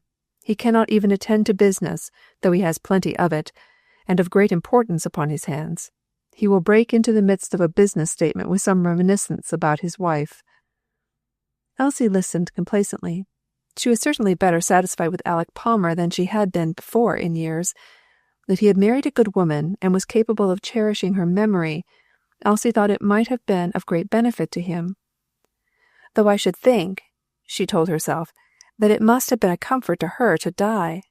Why, what am I saying? Of course she loved him, or she would not have married him, but it seems so very strange that a good woman could, though perhaps she did not know him as I do. I hope she did not. Since she was to be his wife, I really hope he succeeded in seeming good to her." And then this young lady dismissed him from her thoughts and her world. 2 days afterwards, she and her friend, Miss Redpath, were making a series of business calls. As the carriage passed her father's office, Elsie said, "Oh, I must stop here for a moment. I have a telephone message for Papa that he will need to receive at once." Mr. Chilton had been sent for, and had come to the carriage door to receive the message, accompanied by Alec Palmer, who simply lifted his hat and waited. The business matter settled, Mr. Chilton said, "Which way, daughter? Are you going to drive out to Greenhurst? Then just take Mr. Palmer in, will you, and set him down at the real estate office. That will be a shorter trip for you, Palmer, than it will be to go around by streetcar. Oh, of course it's convenient. These ladies do not care where they drive, so that they get the air. Moreover, they are going directly past the place. Jump in." Thus urged, Mr. Palmer took his seat, and was, during the long drive, the same grave, preoccupied man who had dined with them 2 days before, and the carriage rolled in due time past the Remington parsonage, its occupants being distinctly visible to Earl Mason in the easy-chair. The weeks which followed were full of curious bewilderments to Elsie Chilton. No dove sheltered securely in her nest was ever more closely watched by a wily serpent than was she. Truth to tell, Alec Palmer was a gentleman who knew generally what he was about, and he never knew better than at this moment. He had married in haste, and the uppermost feeling in his mind during that exciting time when he had planned the engagement and marriage had been an intense desire to pique Elsie Chilton. So little did he understand the past that he could not believe, however angry she might have been with him temporarily, that she had the least intention of losing him entirely. He had for so many years believed himself to be the most important marriageable gentleman in society as to be unable to conceive of the possibility of a woman who had a chance to marry him actually refusing to do so. She was simply testing her power, and he resolved to prove to her the sharpest of all lessons, that it was possible for a woman to go too far. Since she had dismissed him in the indignant way she had, insulted him, indeed, he would show her the result, and the result was his wedding cards. Let me hasten to do him the justice to say that he did not break the heart of the woman he married.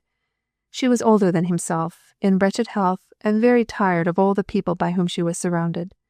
She admired Mr. Palmer, and had the impression that he was wealthy enough not to desire to marry her simply for money, which was the demon that had haunted her life heretofore. She imagined that he would be an agreeable companion in the daily, weary drives the physician obliged her to take, that he would look after her houses and lands, and stocks and bonds, and was sharp enough not to allow her to be swindled, that he would protect her from fortune-hunters and agents of all description, and, in short, give her a chance to finish her life in peace.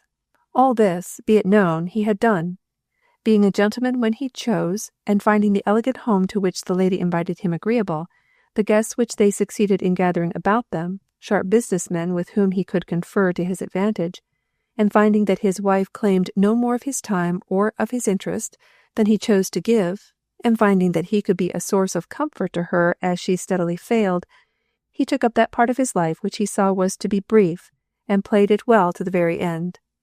Nevertheless, when he bade good-bye to that portion of the world and started for home, such heart as Alec Palmer could be said to possess was not buried in an English grave.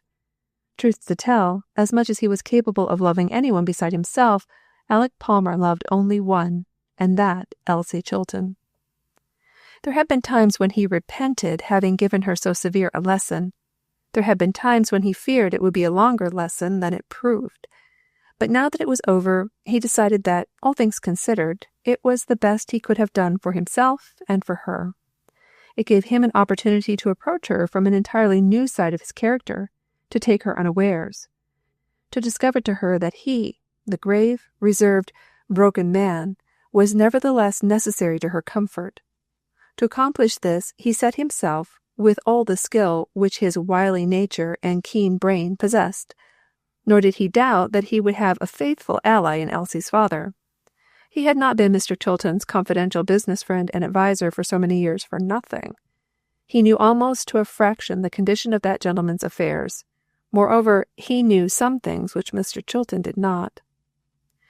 It had been part of his plans to complicate their business relations, that no one but himself could understand, or work his way successfully out. And so he had complicated them, that he could work them out successfully or confuse them the more, whichever he chose.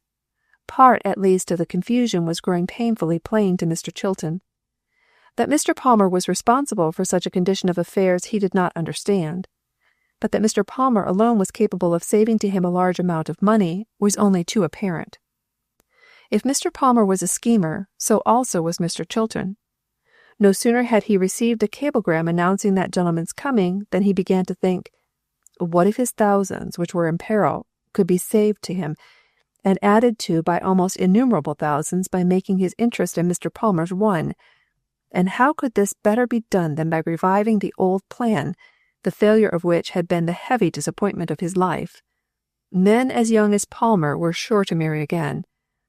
This had been but a brief episode in his life, easily forgotten, and Elsie was a girl whom to know once was to remember.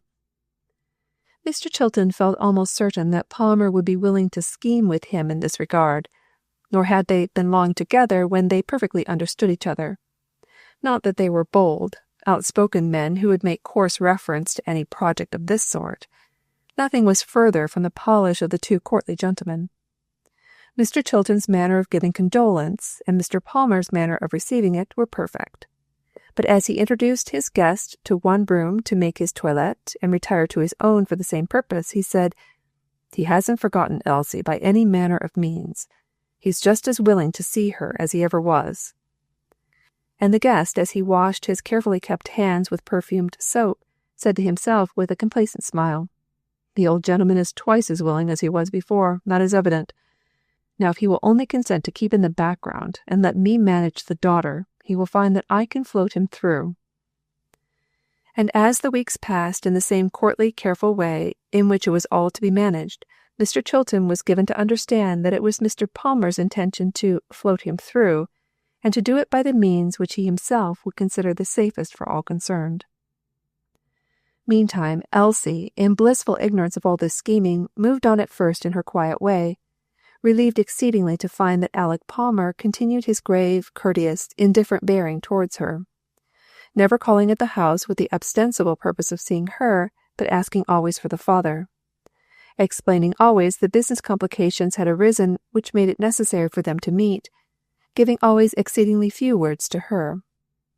"He has really improved very much," Elsie explained to her one confidant, Mrs. Remington, as they sat together on a rainy evening. "I could almost enjoy his society sometimes nowadays. He has had rare opportunities abroad, you know. This last time, for meeting celebrities, visiting fine private libraries, and seeing private collections of rare paintings. It is really interesting to hear him talk. He addresses very little of his conversation to me, but sometimes when Papa keeps him waiting, he entertains Aunt Emily. I am always a little sorry for him. He has such an air of sadness about him, as if it were an effort to talk, but as though he realized that he must exert himself and entertain her. If I could forget a few things in the past, Mrs. Remington, I could almost respect Mr. Palmer, just because of the feeling he evidently had for his dead wife. Some way I didn't believe it possible that he could have loved her. I think I didn't expect him to love anybody but himself." "Do you see so much of him?" inquired Mrs. Remington. "Oh, very little indeed, and then, as I said, only by accident. He has some complicated business connections with Papa. I don't understand it, but it is something which has been worrying Papa, I think, in the past, and which is being settled to his satisfaction now. I know he has great confidence in Mr. Palmer's powers of management. Whenever any complication occurs, matters have to be talked over, so Mr. Palmer calls frequently. When Papa is at home and at leisure, they retire at once to the study, and we see no more of them that night. But if, as often occurs, he arrives when Papa is downtown, or before he has left his dressing-room, it becomes necessary, of course, for someone to entertain the guest, or rather for him to arouse himself and entertain us, which he does, I tell you, always with an effort, the result of which is he succeeds in being entertaining. I don't know that I can make you understand what I mean, and it is an extremely silly thing to say. I shouldn't think of saying it to anybody else, but it really is such a pleasant sensation to sit in the same room with Alec Palmer and know that I am nothing to him and he is nothing to me, and that we are both satisfied about it and perfectly indifferent to each other, that it actually gives me almost a sense of comfort in his presence, such as I have never experienced before."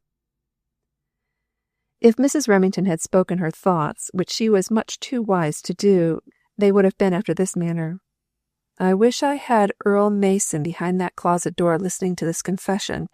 He would understand some things better than he does now." So the weeks went by. The first days of spring, which came early in that region, were making little John wild with delight and causing older people to feel languid and unlike entering upon their heavy duties. For example, Elsie Chilton, at the close of one of these enervating spring days, while she dressed for an evening rehearsal, declared to herself that she wished benefit concerts were out of fashion, or that she did not have to sing at them, that at least they did not have to spend this April evening in a weary rehearsal. She felt utterly unmusical, felt indeed like nothing in life so much as having a frolic with little John and a quiet visit with his mother after little John was asleep. Truth to tell, there were beginning to be some perplexities in these spring days which Elsie would have been very willing to talk over with Mrs. Remington. She was seeing much more of Alec Palmer than she had any desire to. Not that his attentions to her were marked or offensive, his manner continued to be perfect, but the phase of the question which tried Elsie was the comments of the outside world. In one way and another, all of which seemed perfectly natural at the time, Elsie was thrown into Mr. Palmer's society. Either her father called to her in passing and asked her to take him up and drop him at this bank or that real estate office, or he overtook her as she was about to make her way across a crowded street, or as she was trying in vain to signal a crowded car, and offered his services as pilot, or he came to see her father at a time when that gentleman was detained at a committee meeting and Aunt Emily was kept in her room with a sick headache, and waited with a subdued air of submission to the inevitable, sometimes for 2 mortal hours, during which time it seemed to Elsie that most of her acquaintances, especially of the class given to commenting upon other people's affairs, called upon her. By these and various other methods had been started little ripples of talk in the circle to which they belonged, the result of which was that Elsie oftener than was by any means agreeable overheard her name coupled with that of Alec Palmer once more. There was a reason which she did not put into words for being annoyed about all this. Indeed, she scarcely put it into definite thought.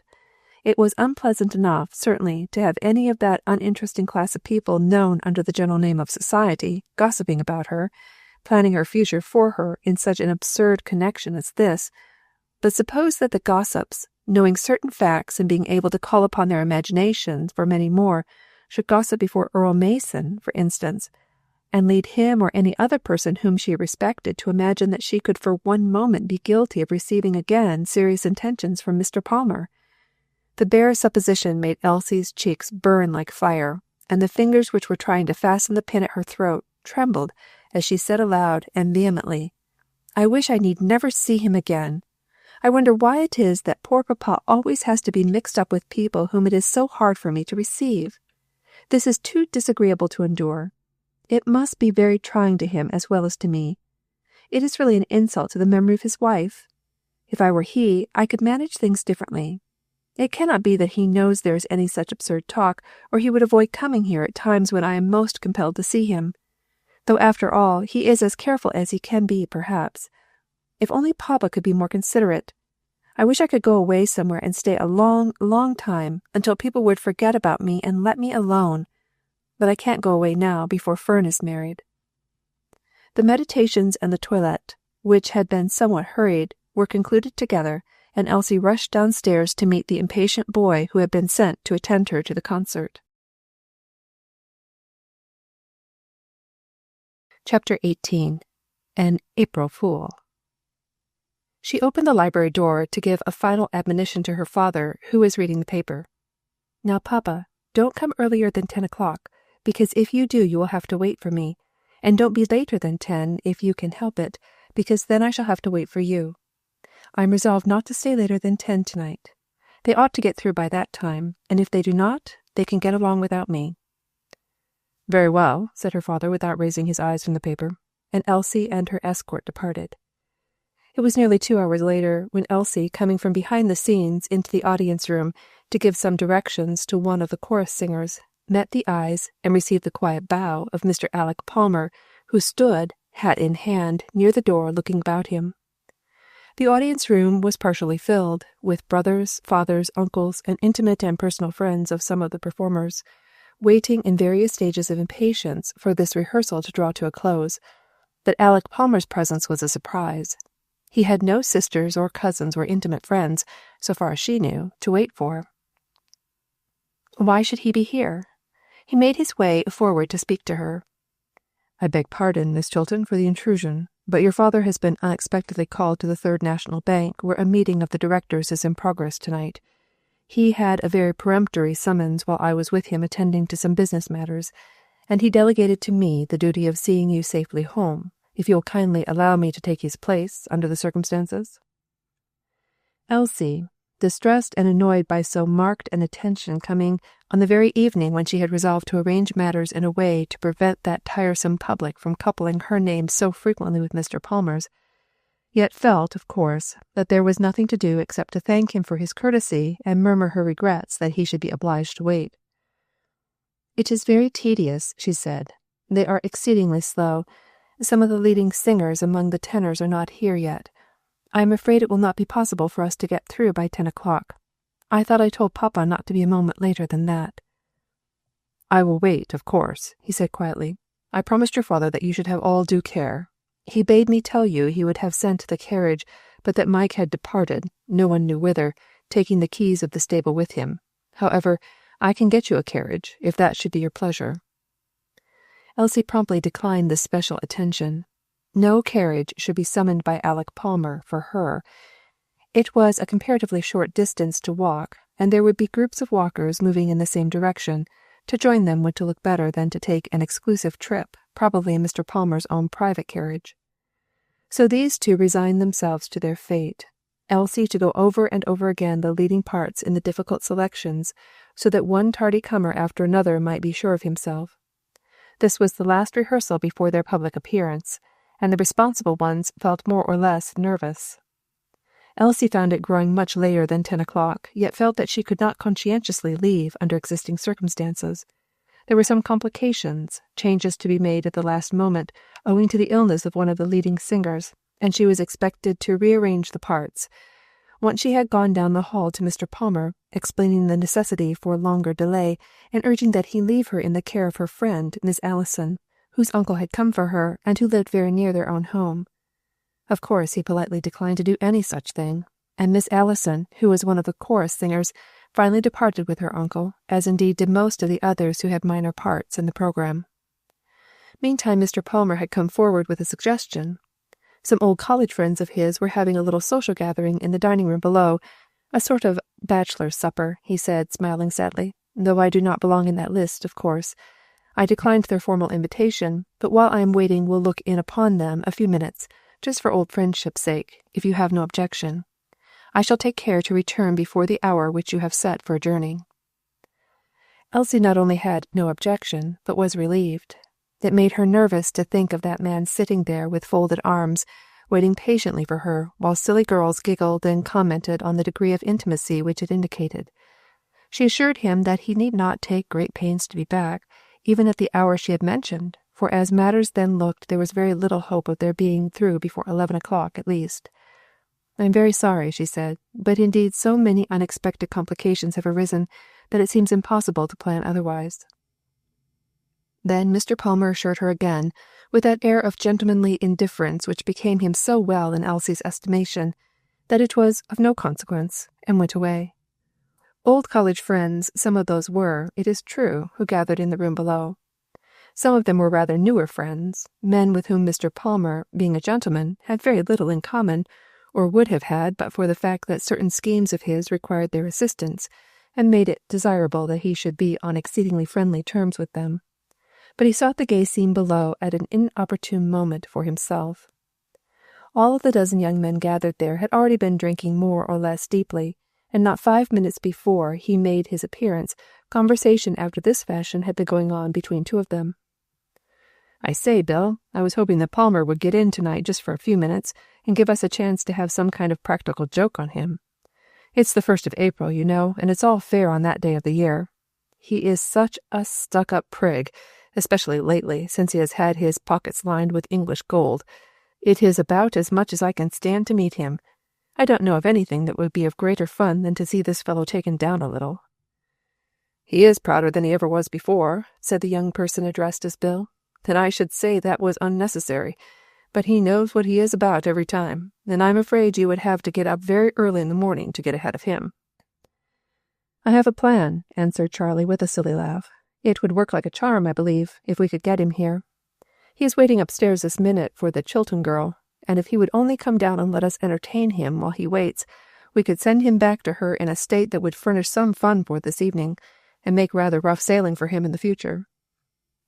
"Well," said his companion, "I grant you it would be great fun to have played a joke on him, but I don't see how you would have done it. He doesn't drink much, you know, never was overcome by it in his life before folks." "That's so. But there has to be a first time, don't you know? If he were down here and we had a chance to treat him, as it would be our duty to do, to our guest, don't you and I know of a certain first-class kind of liquor to order for him? It wouldn't take much of it to send him back in a very pleasant frame of mind to Miss Chilton. She's out-and-out temperance to the core." "In the first place, it would be a tip-top joke to see him in just a funny frame of mind, you know, and to think of him as trying to walk steadily and talk properly to her, and in the second place, his cake would be all dough, so far as she was concerned. It's a capital plan, if we can only get hold of him." Just then, as Alec Palmer's evil genius would have it, the door was thrown open, and in all the dignity of his immaculate evening dress and graceful carriage, the gentleman in question moved down the room. The two who had been wishing for him came forward eagerly, effusive in their greeting. They considered it a special honor to have his company, if only for a few minutes. They seated him at one of the banqueting tables. They offered him the choicest that their menu cards afforded. In vain he protested that he had not expected to be with them, and was not in the habit of taking any refreshments at so late an hour. They urged their hospitality upon him. At least he would have a glass of the best wine the country ever produced. "Better than any you found in England," declared the worthy whom they called Charlie, with an aside wink at his accomplice for the time being. "Some of the governor's own importing, this is, and a little ahead of anything we have ever had in this country before. Anyway, the governor thinks so, and he's a good judge." And Mr. Palmer, who rarely drank in public, who never drank anywhere to excess, holding himself in too high esteem to permit anything to dethrone his mental powers, yet fell into the snare thus rapidly laid for his dignified feet, graciously received the goblet presented to his hands, and touched the wine to his lips, intending to take only a sip or two, according to his custom in society, just to please these rollicking fellows who were bent on playing host to him. But it was rare wine indeed, unlike any which Mr. Palmer, who did not pride himself on being a connoisseur in these matters, had ever tasted. The first few swallows seemed to awaken within him a strange, almost feverish thirst. Before he realized what he was doing, he had drained the glass. Before he realized what others were doing, they had filled it again. He did not mean to empty it. He did not seem to be conscious that he was doing so. Yet, when some time afterwards he arose from that table, it was with a dim consciousness of the fact that he had drank more wine than at a single sitting had ever before passed his lips, and that it was wine which had a strange power over him. It was growing late. The clock directly opposite him told the hour of 11 some time before, and there was now recalled to his confused mind the fact that somewhere was a lady waiting for him. The boys watched him out of the room in ill-concealed delight. "Isn't that a lark?" asked Charlie, slapping the shoulder of his friend. "The fellow actually staggers. You see, he isn't used to that kind of wine. It isn't the kind that they offer straight in polite society, but it suits his palate for all that. The old fellow would better look out. Sharp as he thinks he is, if he is as fond of that sort of stuff as appeared tonight, he will have to steer clear of it pretty soon, or find himself in real downright trouble one of these days. Upon my word, I would give something to find what Elsie Chilton will say to him tonight." "It is rather mean on her," replied his companion. "He doesn't half know what he's about." "Oh, he will know what he is about well enough as soon as he gets to the street. The cool night air will revive him. But he won't talk very straight, I fancy, and he may stagger a little, now and then. These girls who are fighting the liquor business are so out-and-out scared at the sight of a man whose breath smells of liquor, that I don't know as she'll go home with him at all. This is the jolliest April Fool time I've had in years." They were not friends, those young men. They were not even sharpers. They were just good-hearted, in the main, commonplace, reckless, foolhardy fellows, who had made the least of their opportunities in life, who were sometimes ashamed of it and sometimes repentant, but too weak, or at least up to this point in their lives, controlled by motives and influences too weak to keep them steered in the right direction. The most of them were going quite swiftly to ruin, but they were doing it in a fashionable way. They were all society young men. They were all well-dressed, and the sons of fathers who had reasonably good bank accounts, and they were all fellows who in their graver moments would not have been guilty even of the intrigues to which the gentlemanly Alec Palmer stooped. But as they felt towards midnight on this evening of their annual supper, they were all capable of joining in hilarious laughter over the probable discomfiture of their victim. Victim he certainly was, the more surely so that he did not fully realize his condition. That he felt dizzy and bewildered, and for the moment did not quite know which way to turn, or just what he was expected to do, was apparent to him, but the cause thereof was already a confusing memory in his mind. "It was so insufferably hot in that room," he said. "I don't see how those fellows stand it," and he tugged at the light overcoat which he had put on to go out into the evening air, as he stumbled and fairly felt his way up the stairs to the hall. He did not need to go all the way to the top. At the head of the stairs, wrapped for her walk and evidently waiting, was Miss Chilton, who, as she saw him approach, turned to the janitor. "Thank you, William. You can turn out the lights now. My friend has come. I am sorry to have kept you after the others were gone." Then she ran swiftly down the stairs to Mr. Palmer. "It is much later than I had imagined we would be detained," she said. "I am afraid my father will be anxious.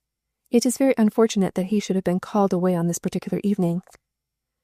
Mr. Palmer's first uttered sentence, although he tried to make it as polite as possible, sent terror into the heart of his companion.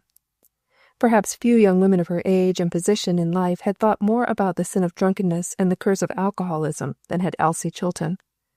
Yet it happened that so far in her experience she had never come into personal contact with a man who was under the influence of liquor.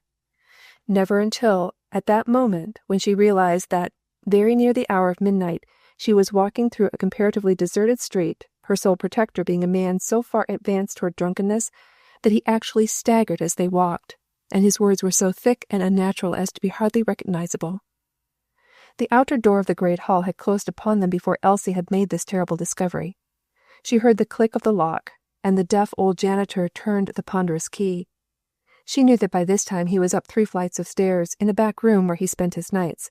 There was scarcely a possibility of making him hear, and the private residences on either side of the street were, so far as she could see, closed and dark.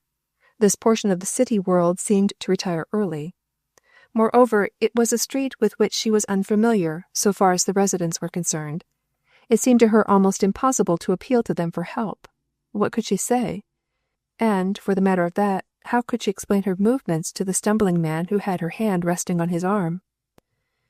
She had been the very last person to leave the concert hall. Indeed, had been greatly annoyed because she had been obliged to keep the old janitor waiting, while along with her annoyances had been a feeling of surprise that so fastidious a gentleman as Alec Palmer should consume the extreme limit of the time set before returning to see if she were ready. She told herself that he must have been detained, but that it was certainly an extremely awkward situation, and one in which she would take care that she was not caught again.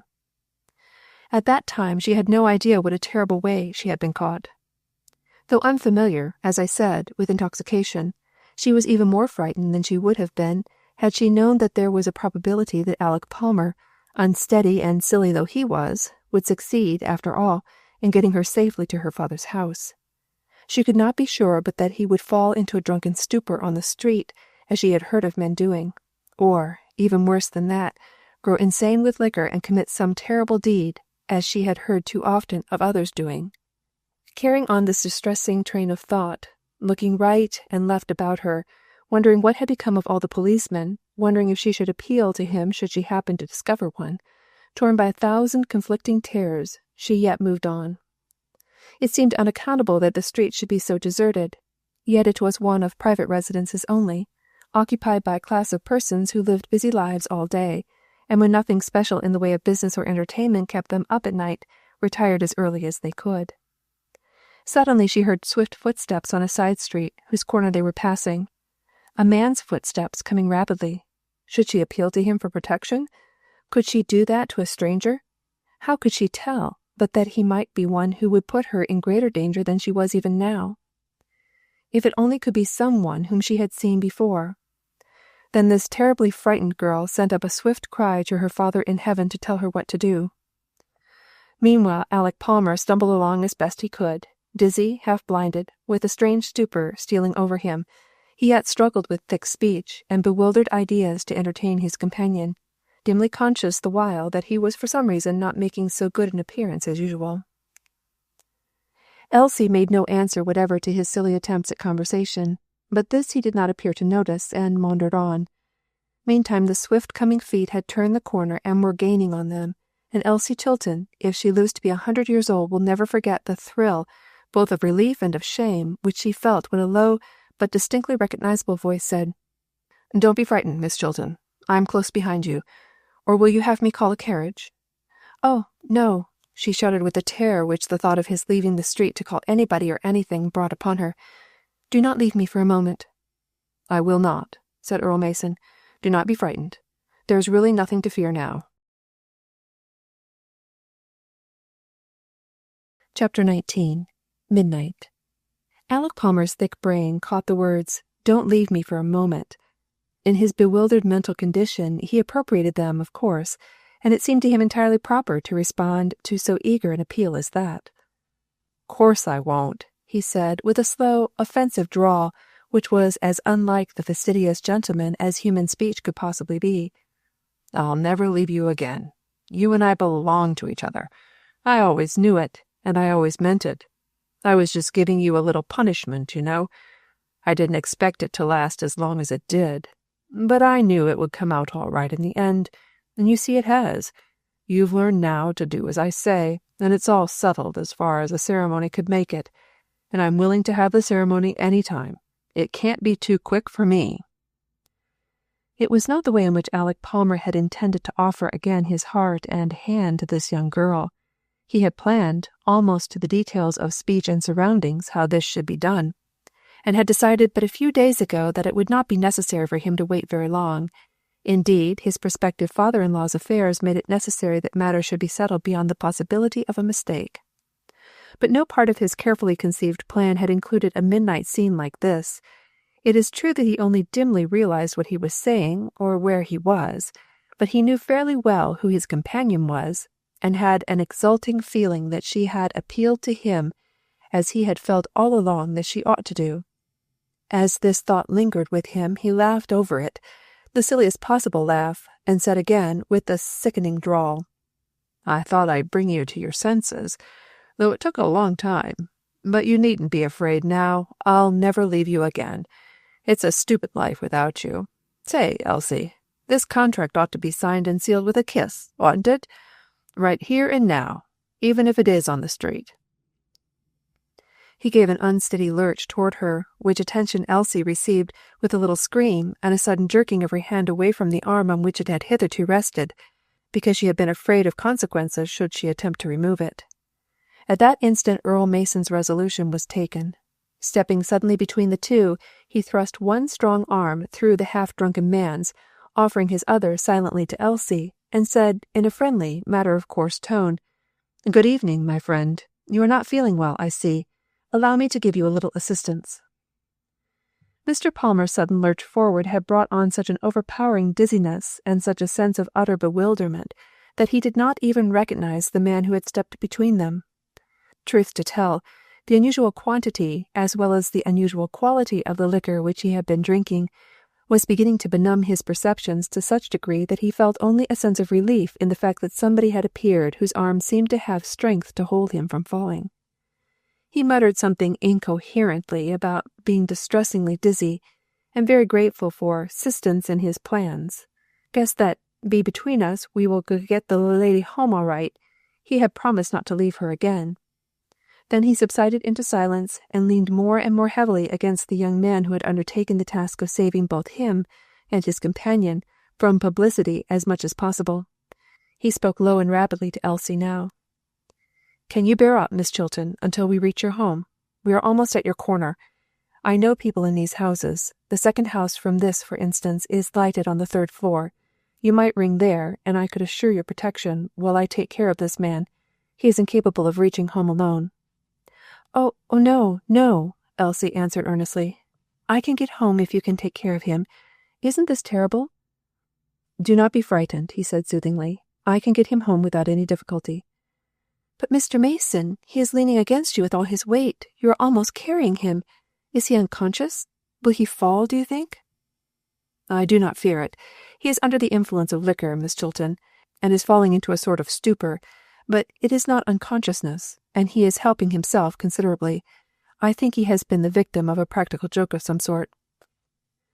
Angry and indignant as he was, Earl Mason's conscience obliged him to speak these last words. He knew perfectly well that such a condition as this was not habitual to Alec Palmer. Of course he told himself that the fellow had been victimized in a way which could overtake no man who was not in the habit of using intoxicants of some sort on occasion. Yet, nevertheless, he must have been led by something besides his love for liquor into his present condition and position.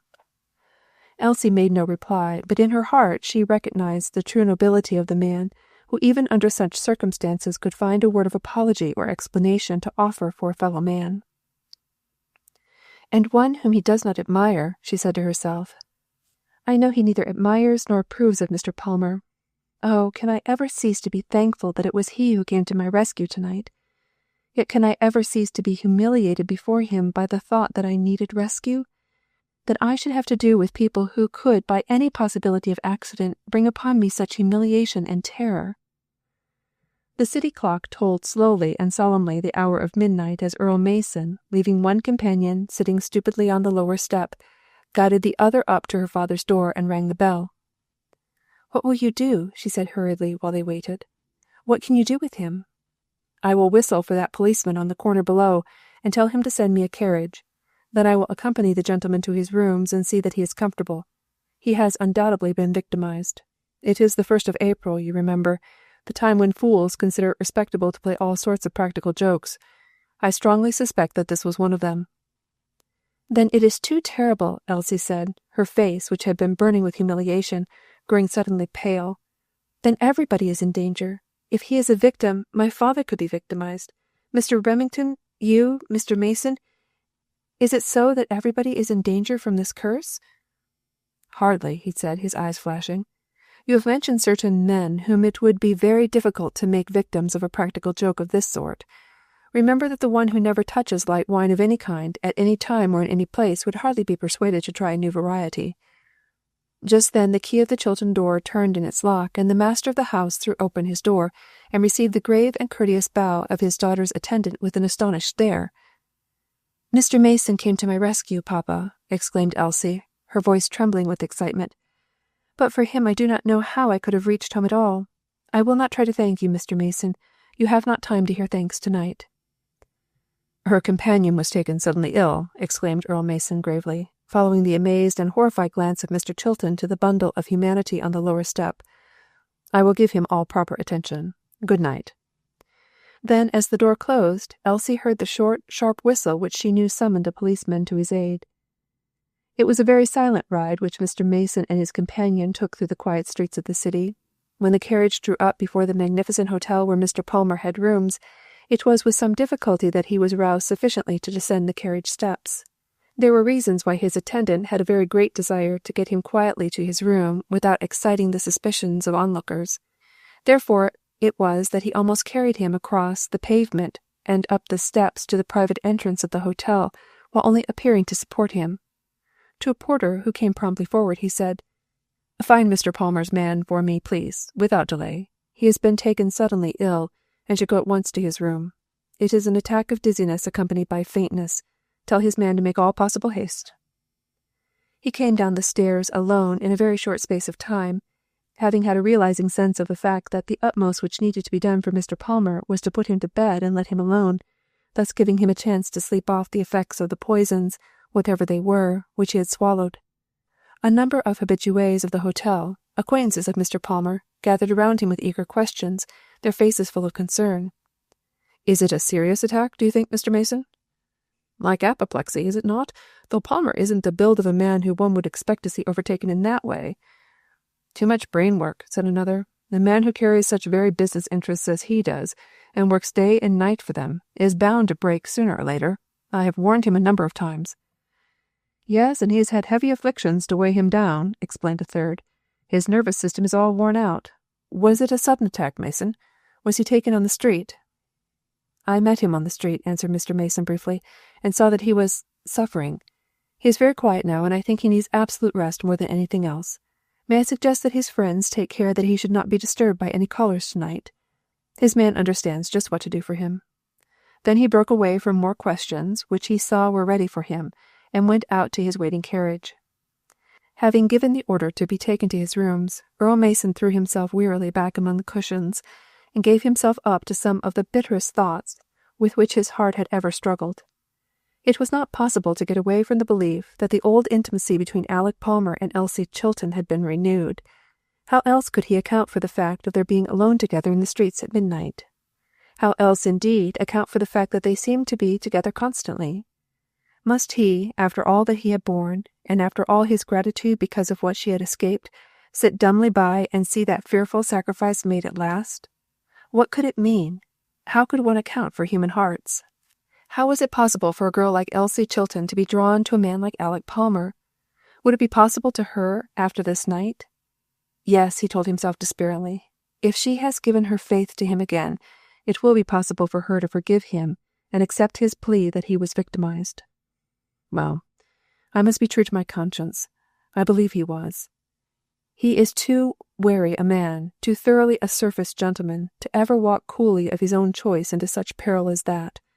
The fact that it was, probably, a practical joke must be admitted, and practical jokes are not, as a rule, repeated upon the same victim. Miss Chilton will be assured that such a calamity could not occur again. She will believe him. She will even believe that for her sake he will give up the occasional sipping of wine. I do not. I do not believe there is man enough in Alec Palmer to give up even that much for her sake. But there is suavity enough in him to make her think he will. As for her father, I am afraid he would marry her to a fiend who would save his fortunes to him. Oh, to be able to do something to save her! How can Jesus Christ bear to see human lives wrecked that he knows might be saved if only they would? What comfort could be derived from the thought that he had done his best for the man, Mr. Mason took to himself. He had been sorely tempted to call a policeman and leave the fastidious gentleman in his hands to be done with as he would, but he sternly upbraided himself for this temptation. Such an act would not be in accordance with his principles of Christian living.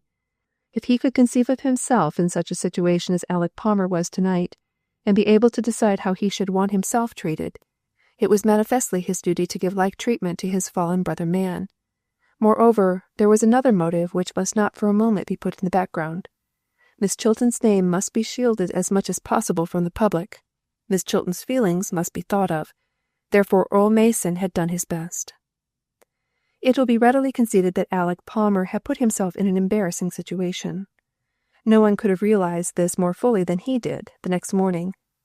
He lay still and considered the matter as well as he could, with a throbbing headache and with every nerve of his body keenly alive to pain. What had happened to him the night before? Who had been his companions? What had he said? Done? How had he finally reached his home?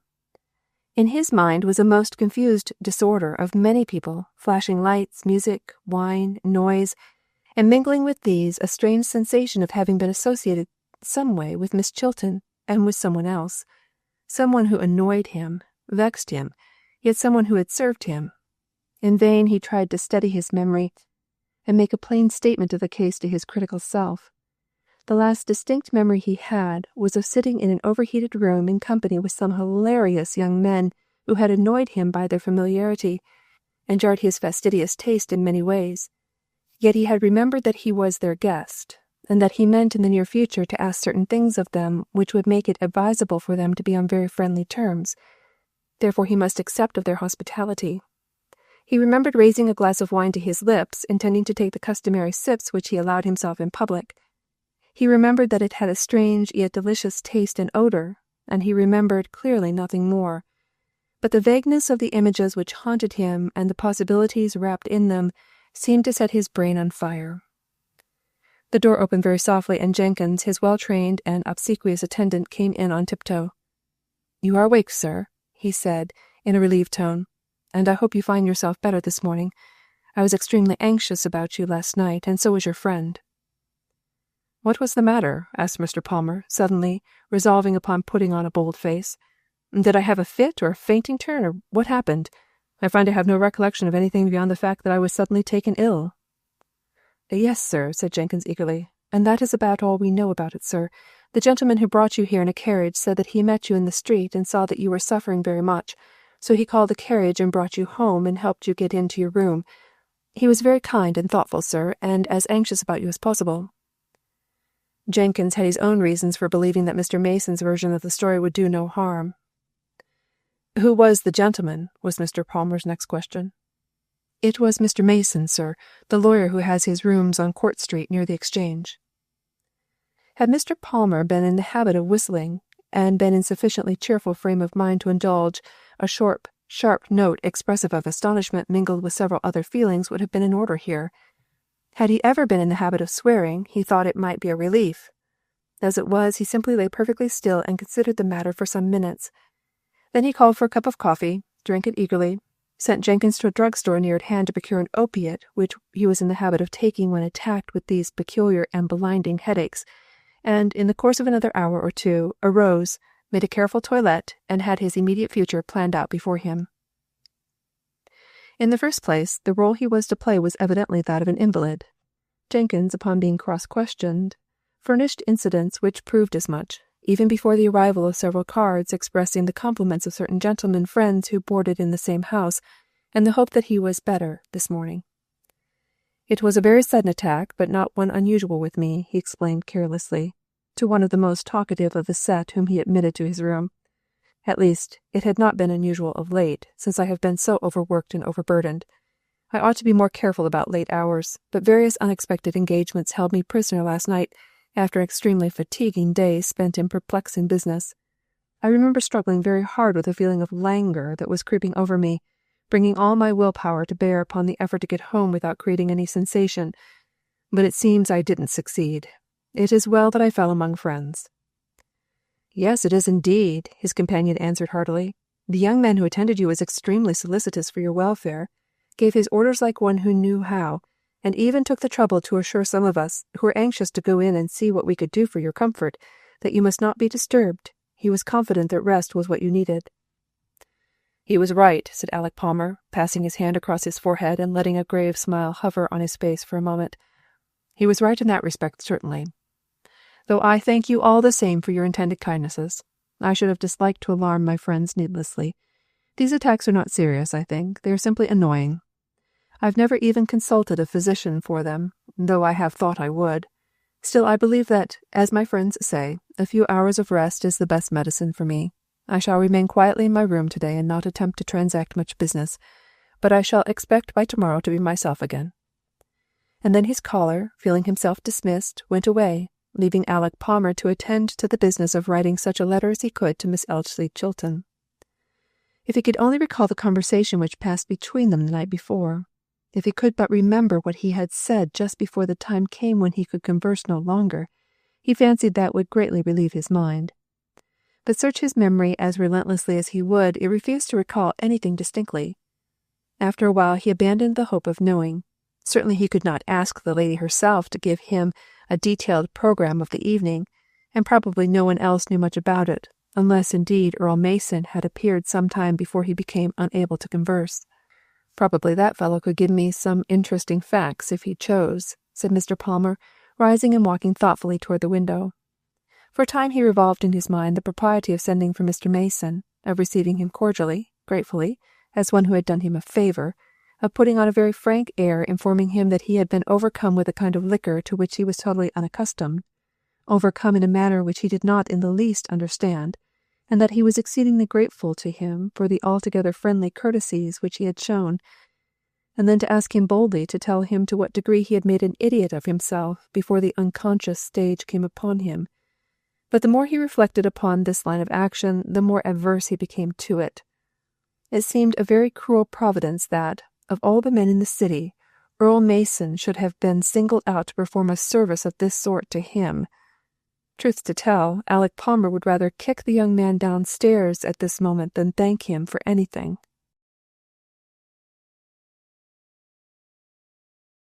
Chapter 20. Plots and Counterplots. The truth was, Mr. Palmer looked upon Earl Mason as the one who had been the chief cause of most of his serious troubles with Miss Chilton, and as one who was trying now, by every means in his power, if her father was to be believed, to secure that lady's fortune. Mr. Chilton professed to believe that he cared for nothing outside of that.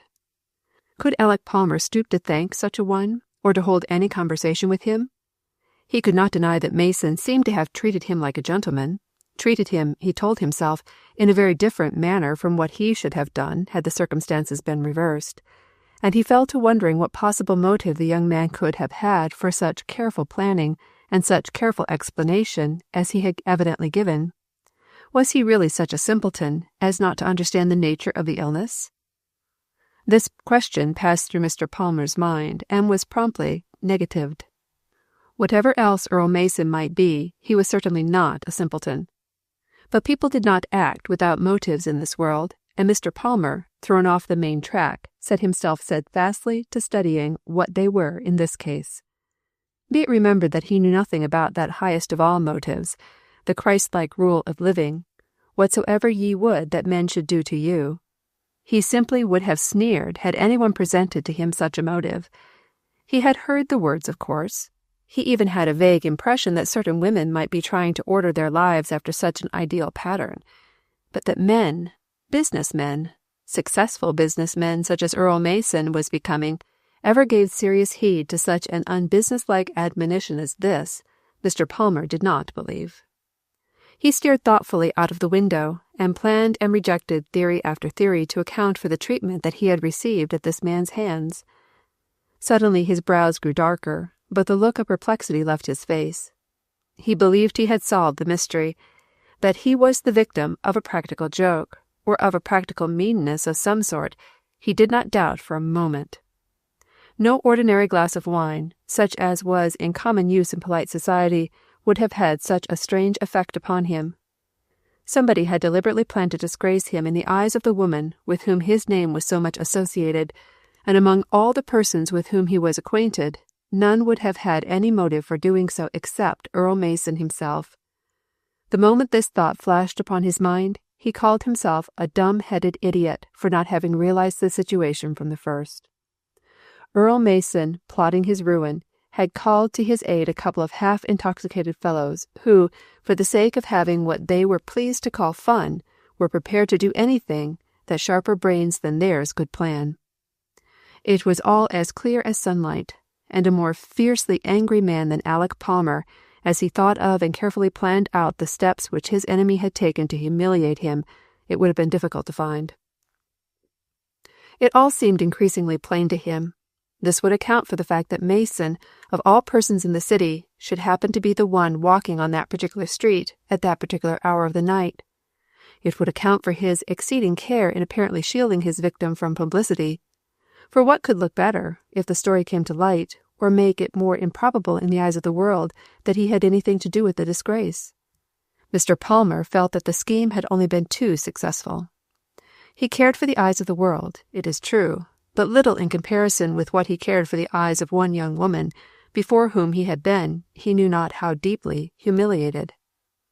Fiercer and fiercer raged the storm of anger in his heart, and before he could leave the subject to attend to a matter of more immediate importance, he could not forbear trying to plan some way emphatic, yet so far as he should have a hand in it, dignified method of revenge.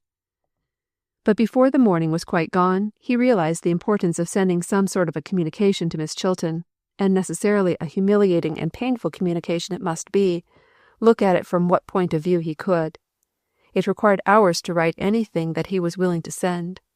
More than a dozen sheets of paper were torn into small fragments, thrown into the empty grate, then carefully gathered and laboriously burned by the aid of matches from the safe, before he finished one which, with a long-drawn sigh, he pronounced the best that he could do. In the interval between the tearing and burning, it seemed to him that he tramped miles up and down his room.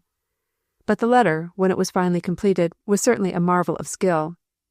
In spite of the extremely undignified circumstances by which he found himself surrounded, Mr. Palmer had contrived to be dignified on paper.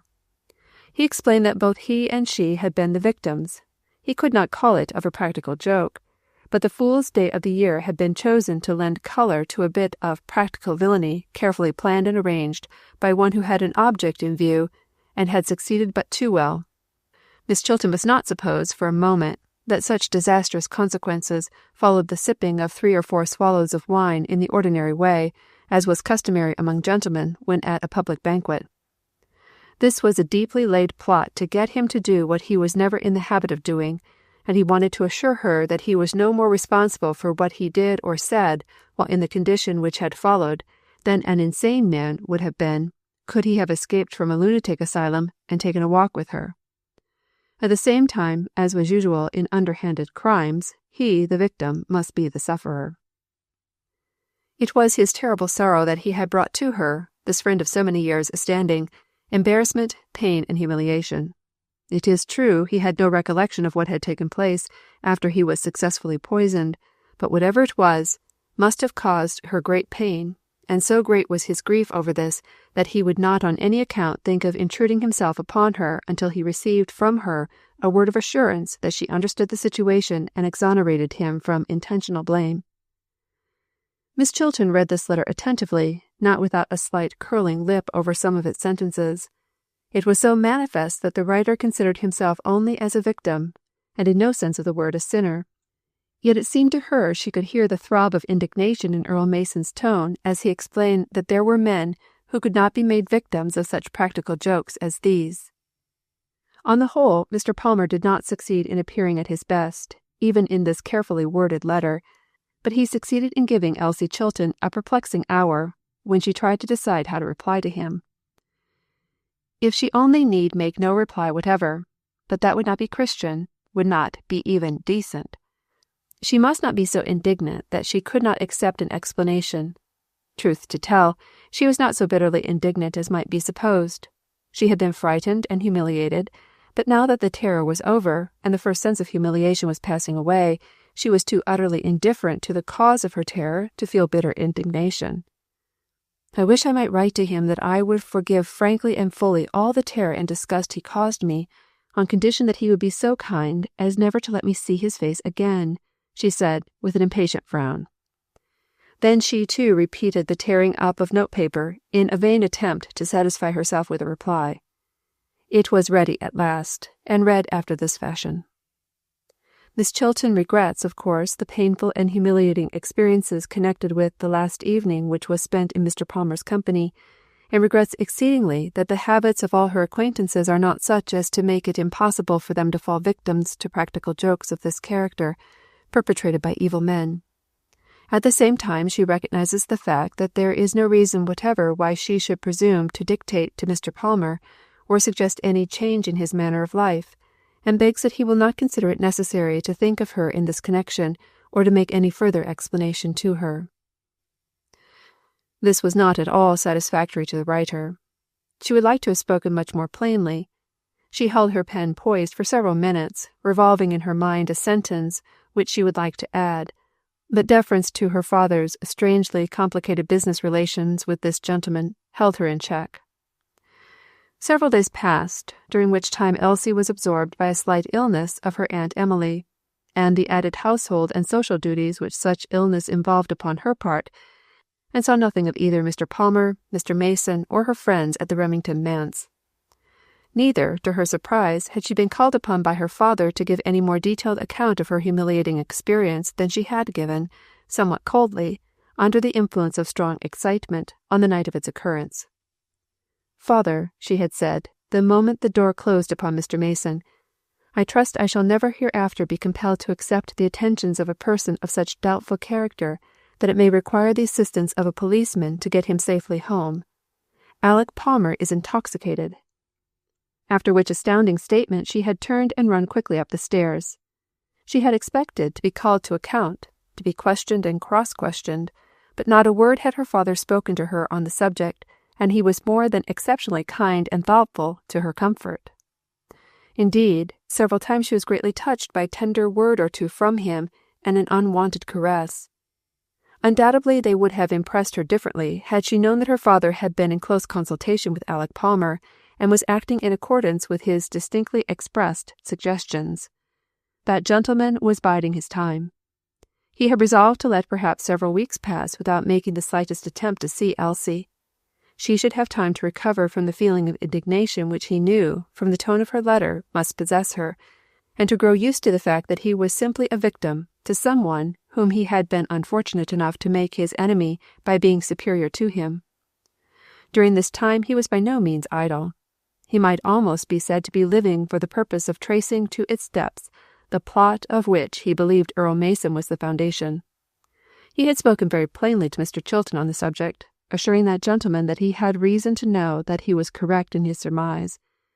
But at the same time he had taken great care to impress upon the father that it would be by no means wise to report this state of things to Miss Chilton. "In the first place, it is very unnecessary," he said, with a philanthropic air. "She naturally looks upon the man as her protector. Moreover, he is a friend of her very special friends, the Remingtons, and any reflections against his character would, through them, hurt her. In due time it will, of course, be necessary to let her know what sort of person her friends are trusting, but faith in human nature ought not to be shaken in the minds of young people, where it is possible to avoid it. I would rather your daughter should think well of her acquaintances as long as she can, and you will oblige me very much, Mr. Chilton, by not mentioning that person's name to her. There are other reasons also for this request, which I may make plainer to you in the future." So it came to pass that for several weeks the various people, who during the last few months had seen a great deal of one another, were quite isolated. Mrs. Remington, on her part, was housed and absorbed, for little John had the measles, and Earl Mason, while he came and went as usual, saw nothing of Elsie Chilton, and heard nothing of her, and refrained from asking any questions. Such a state of things could not last long.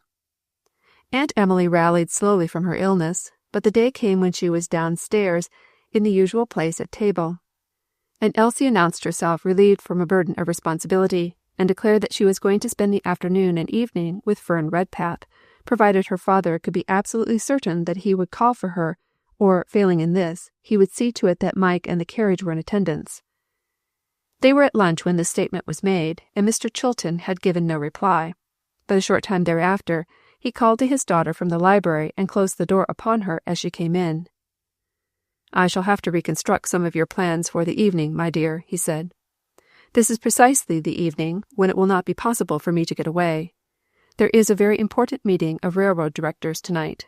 Moreover, Mike is sick, and Joe is too young a driver for me to be willing to trust you to him through city streets at night." "Oh, very well," said Elsie promptly. "I will wait until some other time then, papa. I had forgotten that Mike was sick." "No," said Mr. Chilton kindly. "That will not be necessary, daughter. You have been housed so much of late.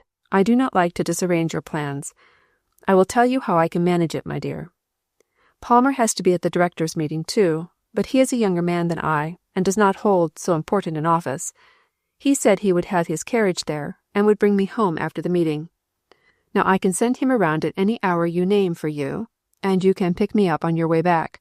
I shall probably be able to get ready by the time you return. It is quite a drive out to Redpath." He spoke quite rapidly, and avoided looking at his daughter's face. He was drawing on his gloves as he talked, and had buttoned the last one with his closing sentence. Had he looked at Elsie, he would have seen that there was a strange flash in her eyes, and that her lips were set in a way which meant determination. "So that will be all right, dear," he added with alacrity, and was making all speed for the door, when his daughter spoke. "Father, excuse me. I must detain you a moment. That is very far from right, sir. I can change my plans without being discommoded in the least. Tomorrow or the next day will answer my purpose quite as well as this evening. But as for being called for by Mr. Palmer, and riding home in his carriage, I must be excused. In view of what has so recently occurred, I decline to accept that or any other attention from him." Mr. Chilton took several steps back into his room, and made a visible effort to control his nerves and speak gently. "My daughter, I am astonished and grieved. This is the last exhibition I should have expected from one of your profession. Mr. Palmer was the victim of plotters, or rather of a set of tools under a plotter who was envious of his good fortune. It was very trying, of course, but is certainly no reason why his friend should cast him off, or stand upon dignity with him. You surely understand the situation, Elsie." "I understand quite enough of it, Papa. I am not angry at Mr. Palmer, nor can I be said to have cast him off. That his habits are such as to make it possible for him to have become a victim of such persons, I should think would be very trying to his friends. But there is no sense in which I can be said to be one of them. I have tried to be polite and respectful to Mr. Palmer, Papa, solely for your sake, not because I admire him. He is not the kind of person I should choose for a friend. I do not enjoy his society, and this simply affords me an opportunity which I have wished for, to make it plain to you, and to him, that any attentions he might offer are disagreeable to me. I fully understand," she went on hurriedly, seeing her father about to interrupt her, "that he does not consider himself as offering attentions to me. Had I not realized this, I should not have accepted his courtesies heretofore. I know that circumstances have thrown us together, and that they were not of his planning or desiring. They merely happened. But owing to his business relations with you, the happenings were too frequent to be pleasant. I do not like to be the subject of gossiping tongues, Papa, nor do I like to put myself in a position where it will be possible for the humiliations which I experienced a few weeks ago to ever occur again. Mr. Palmer and I live in different worlds, and are content to do so. And what I want to ask of you, Papa, is that you will help me. Will see to it that I am not compromised in any such ways again.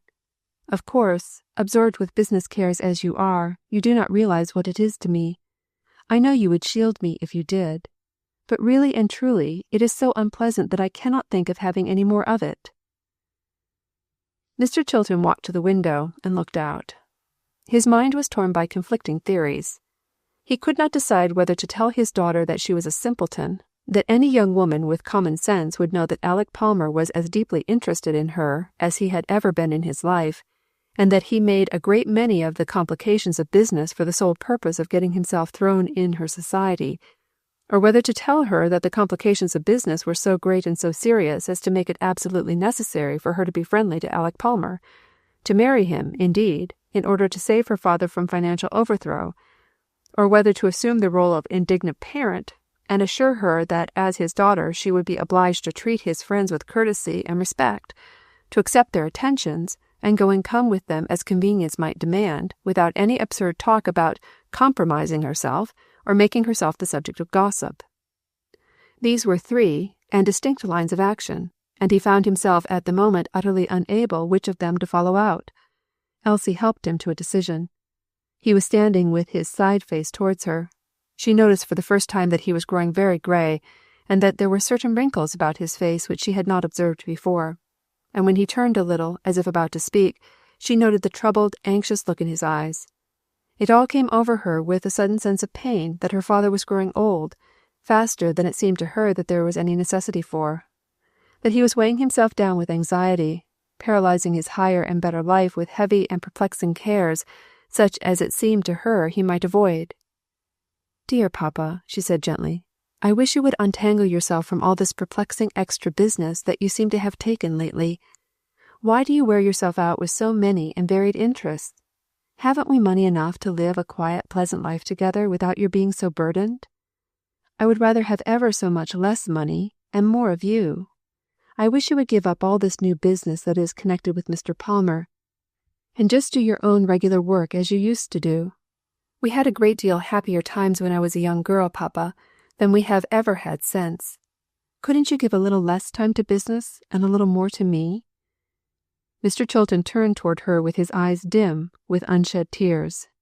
He knew now which line of argument he would take. Chapter 21. Plain Speaking. "Come and sit beside me, daughter," he said gently, "and let us have a little talk. You and I do not have much time for each other. This is a hurrying, wearing world, Elsie. I have always found it so, and of late years more than ever." He had taken a seat on the wide, old-fashioned lounge and drawn his daughter to him. One arm was thrown round her, and his other hand played with the fingers which lay idly in her lap. "I had not thought to appeal to you, daughter, for sympathy, or to confide in you sufficiently to make you understand my perplexities. But I believe I will. I feel sure I can trust you." Then followed a careful and somewhat detailed account of his business perplexities, so far as Mr. Chilton himself understood them. Just how he had been led to make grave business mistakes just when his affairs began to get into a strange entanglement that seemed to become more and more bewildering as he studied them, he could not himself explain. There were matters which he frankly admitted that he did not understand. This much, however, was clear to him, and he made it very clear to his daughter, that his business interests were inextricably mixed with those of Alec Palmer, and that while he had grown poorer, Mr. Palmer had manifestly grown richer, and was the one man in all Mr. Chilton's extensive business acquaintance who could rescue him from imminent peril. Elsie's face had grown momentarily paler as she listened. She had a very clear brain for business when she chose to give it close attention, and nothing was plainer to her than that her father was, in a sense, in Mr. Palmer's power, or at least that that gentleman had it in his power to befriend him in a way which would save many thousands of dollars if he chose to do so. It was humiliating to be dependent upon Mr. Palmer, yet Elsie could see that time and patience were really all her father needed. "Just a helping hand to tide him over present difficulties," was his pathetic way of putting it. Mr. Chilton sat in silence after having finished his story. Apparently he was waiting for Elsie to speak. "Well," she said at last, feeling the necessity for giving some response to her father's confidence, "I thank you, Papa, for explaining all this to me. I think I understand some things better, at least. You will need help for a little while, and Mr. Palmer seems to be the only one who can help you. It is strange that in all your extensive business acquaintance there is no one else. But since there is not, is he willing to come to the rescue? He would not lose money by it eventually, would he? It would only be a matter of accommodating you for a little while?" "That is all," her father answered eagerly. "I'm not afraid but that I could straighten everything if I had time. But accommodations of that sort and a few thousands of ready money mean a great deal in business, my daughter. Not every man is willing to take the risk. Mr. Palmer is, for a consideration." "For a consideration?" she repeated. "That seems strange friendship. What are his terms?" Mr. Chilton frowned. He felt that he was making a mistake. "I do not, of course, mean for a consideration," he said hastily. "I mean that there are certain things upon which he depends. If there were a possibility of failure in those directions, I could not in conscience ask him for help. Elsie, it is not possible that you are so blind as to see that you hold the same place in Mr. Palmer's heart which you used to hold, that he wants you and no one else in this world, that his interest in your father and in your father's affairs are simply and solely because you are your father's daughter. I had not meant to speak thus plainly to you, but we have gotten so far that it seems impossible to retreat. The bald facts are, my daughter, that my fortune, my prosperity, I might almost say my life, are in your hands. The question is, will you help me? I know as well as though I had heard him speak the words that Mr. Palmer desires nothing in life so much as to become my son-in-law. Assured of that, his princely fortune would be at my disposal. He not only could, but would save me, and more than save me. He would tide me royally over this dangerous place in my affairs, and place them on such a basis that danger in the future would be impossible. All this without the loss of a dollar to himself. And yet You can readily see how impossible it is for me to ask favors at his hands, or to receive them, when I so fully understand his intentions, unless there is a prospect, not now, of course, but that sometime in the future he will be rewarded with the only thing for which he cares. The question is, Elsie, will you simply receive him as a friend, accept the ordinary courtesies of friendship at his hand, and try to see if you cannot, sometime, give him what he wants? Absolute silence, then, between them for several minutes. Mr. Chilton chose not to look at his daughter's face. If he had, it would have been a revelation to him. He thought she was considering the matter. What she was trying to do was choke down the bitter feelings tugging at her heart, that she might answer her father as she felt that a daughter should. At last the silence grew too much for him to endure. Moreover, it emboldened him. If Elsie could hesitate, she certainly could not intend an utter refusal. "I am waiting, my daughter," he said, not unkindly, but with a little tone of reproach. "Am I not to be answered at all? Time is very important to me, and I have given you a good deal of it today." Then she spoke in a tone which even she scarcely recognized as her own. "Father, am I to understand that you wish to sell me, and that Mr. Palmer is the highest bidder?" Mr. Chilton sprang up and moved several feet away from his daughter. "What do you mean?" he asked sternly. "What have I ever said that should lead you to use such improper language as that to your father?" "I beg your pardon, sir, if it sounds improper. What I mean is that I thought this whole matter was directly settled between us long ago. If it is not, I will try to make it plain. I not only do not care for Mr. Palmer's friendship, but I do not respect him. It is not possible for me to conceive of circumstances which would make me willing to receive his attentions. Since his return home I have tried, as I said, to treat him courteously, for your sake alone. I had imagined that he was changed, that he had no interest whatsoever in me, that it was for your sake he came here, else I should not have done even as much as I have towards receiving him courteously. I cannot believe it possible that you are correct in your estimate of him, but if you are, I certainly despise him more than I supposed. That a man who has so recently buried a wife can be plotting and planning for another, while he expresses in his presence the most devoted and heartbroken attachment to the one who is gone, is something scarcely conceivable. And that Alec Palmer, of all persons on earth, should imagine for a single moment that he could ever be anything to me but an acquaintance whom I tolerate for my father's sake, is equally inconceivable. I cannot feel it possible, Father, that you, knowing all that has passed, can in your serious moments desire me to receive attentions from this man. It hurts me to think so, even more than it humiliates me to think that he is planning in that way. Father, even though I were attached to him, could you bear to have me marry a man who had to sit on your doorstep only a few weeks ago, until a policeman was summoned to help him home?" Mr. Chilton uttered an exclamation of disgust. "I thought that was the matter, Elsie," he said sharply. "You let your fanaticism get in the way of all your interests, and even your father must be sacrificed to it. It has been so from the first. If I could have saved you from friendships with fanatical men and women, it would have saved your life for you. Pray, what is your profession of Christianity worth if you cannot forgive, especially when it has been most carefully explained to you that Palmer was the victim of a villain's scheming? Is he to be cast aside as unworthy of your notice because someone succeeded in making him swallow that which he would never have done voluntarily, and so brought him to humiliation, just as was intended?" There was an unmistakable curl of scorn upon Elsie's lips. "Papa," she said coldly, "I beg that I may not hear that excuse again. It is the weakest of all excuses. Could a man who is not in the habit of tasting a drop of liquor have been made a victim of in any such fashion?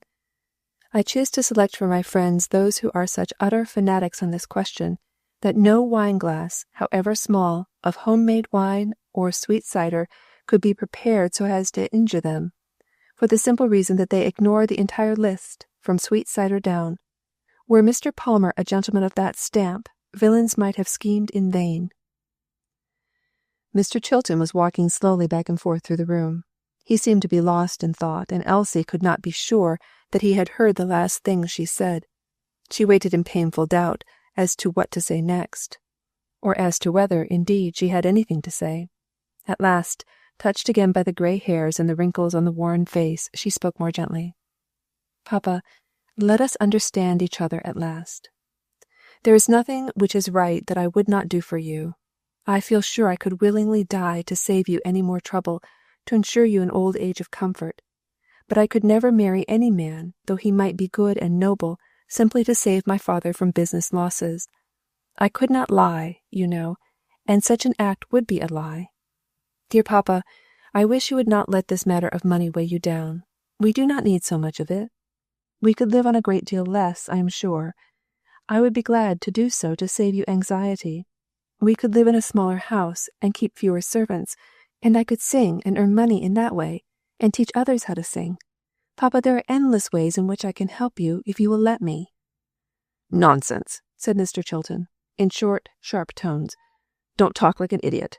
There is exactly one way in which you can help me, and I have explained it to you as carefully as I know how. Humiliated myself to ask for your help, and received the answer which I might have expected. Your love for your father and for your home and for the friends you might be expected to love has been lost in fanatical zeal for those who are nothing to you. At this moment I believe you have more interest in the villain who plotted Mr. Palmer's ruin than you have in any of your own station in life. Palmer had magnanimity enough to want to shield you from the knowledge, because it was so hard for young people to have to lose confidence in their friends. Lose fiddlesticks! It is time you lost confidence in people not worthy of it. I am not going to be hushed into silence any longer. Let me tell you, Elsie Chilton, that it was your model of a Christian gentleman, Earl Mason, who plotted successfully for Palmer's humiliation. It did not seem to occur to him that he would involve you in the same disgrace, or perhaps he knew it would be sufficient for you if he were the rescuer. He may understand you better than the rest of us do. At any rate, he planned skillfully, played the philanthropist and the magnanimous gentleman to his heart's content, I hope. His triumph will be short. Palmer has got hold of the whole chain of evidence, and in due time will produce it.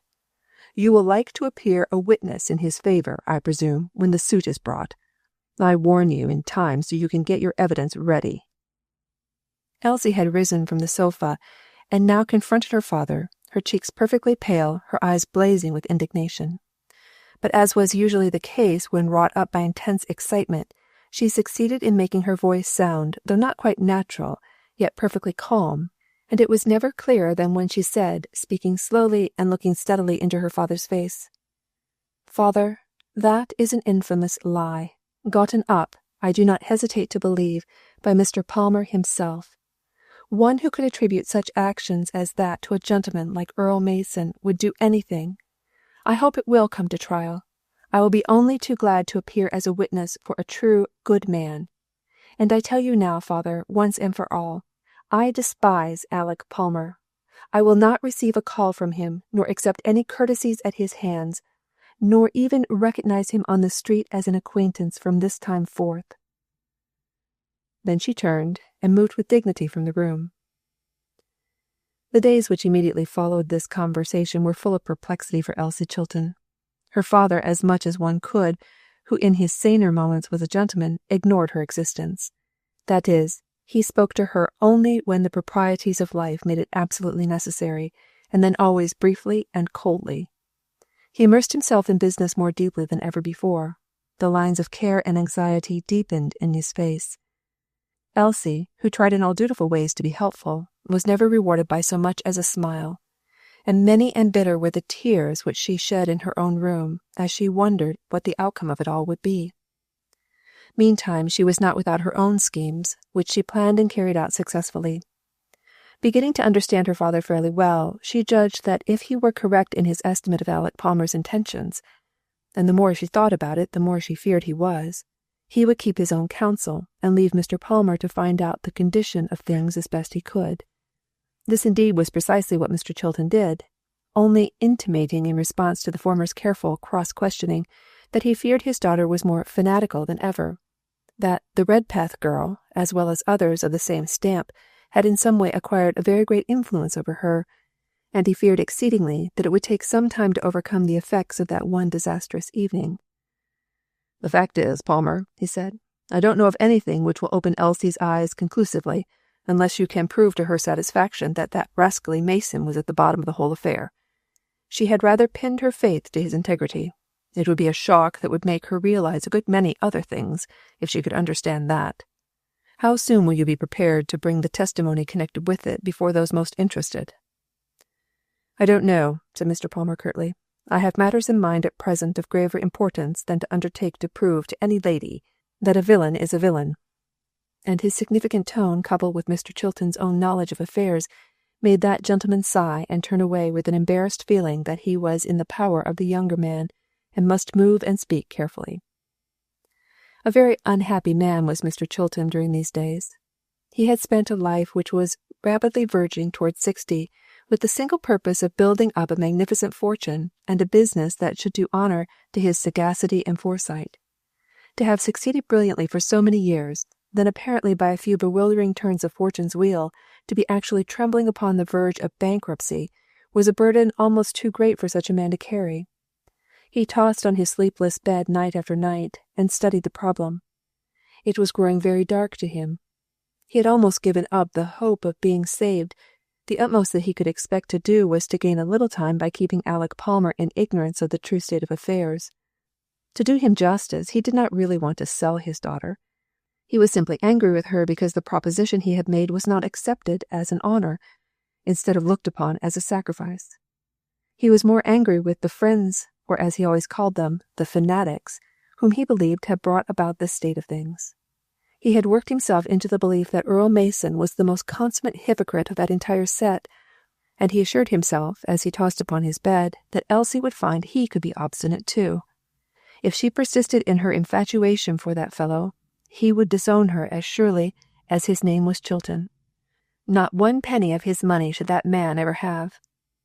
Then he groaned as he thought how slight at present was the prospect that he would have any money with which to punish Elsie, and said aloud, "If I could only have time and $20,000 in cash, I could straighten out the whole thing." It seemed extraordinary to him that his affairs should be in jeopardy for so paltry a sum of money as that.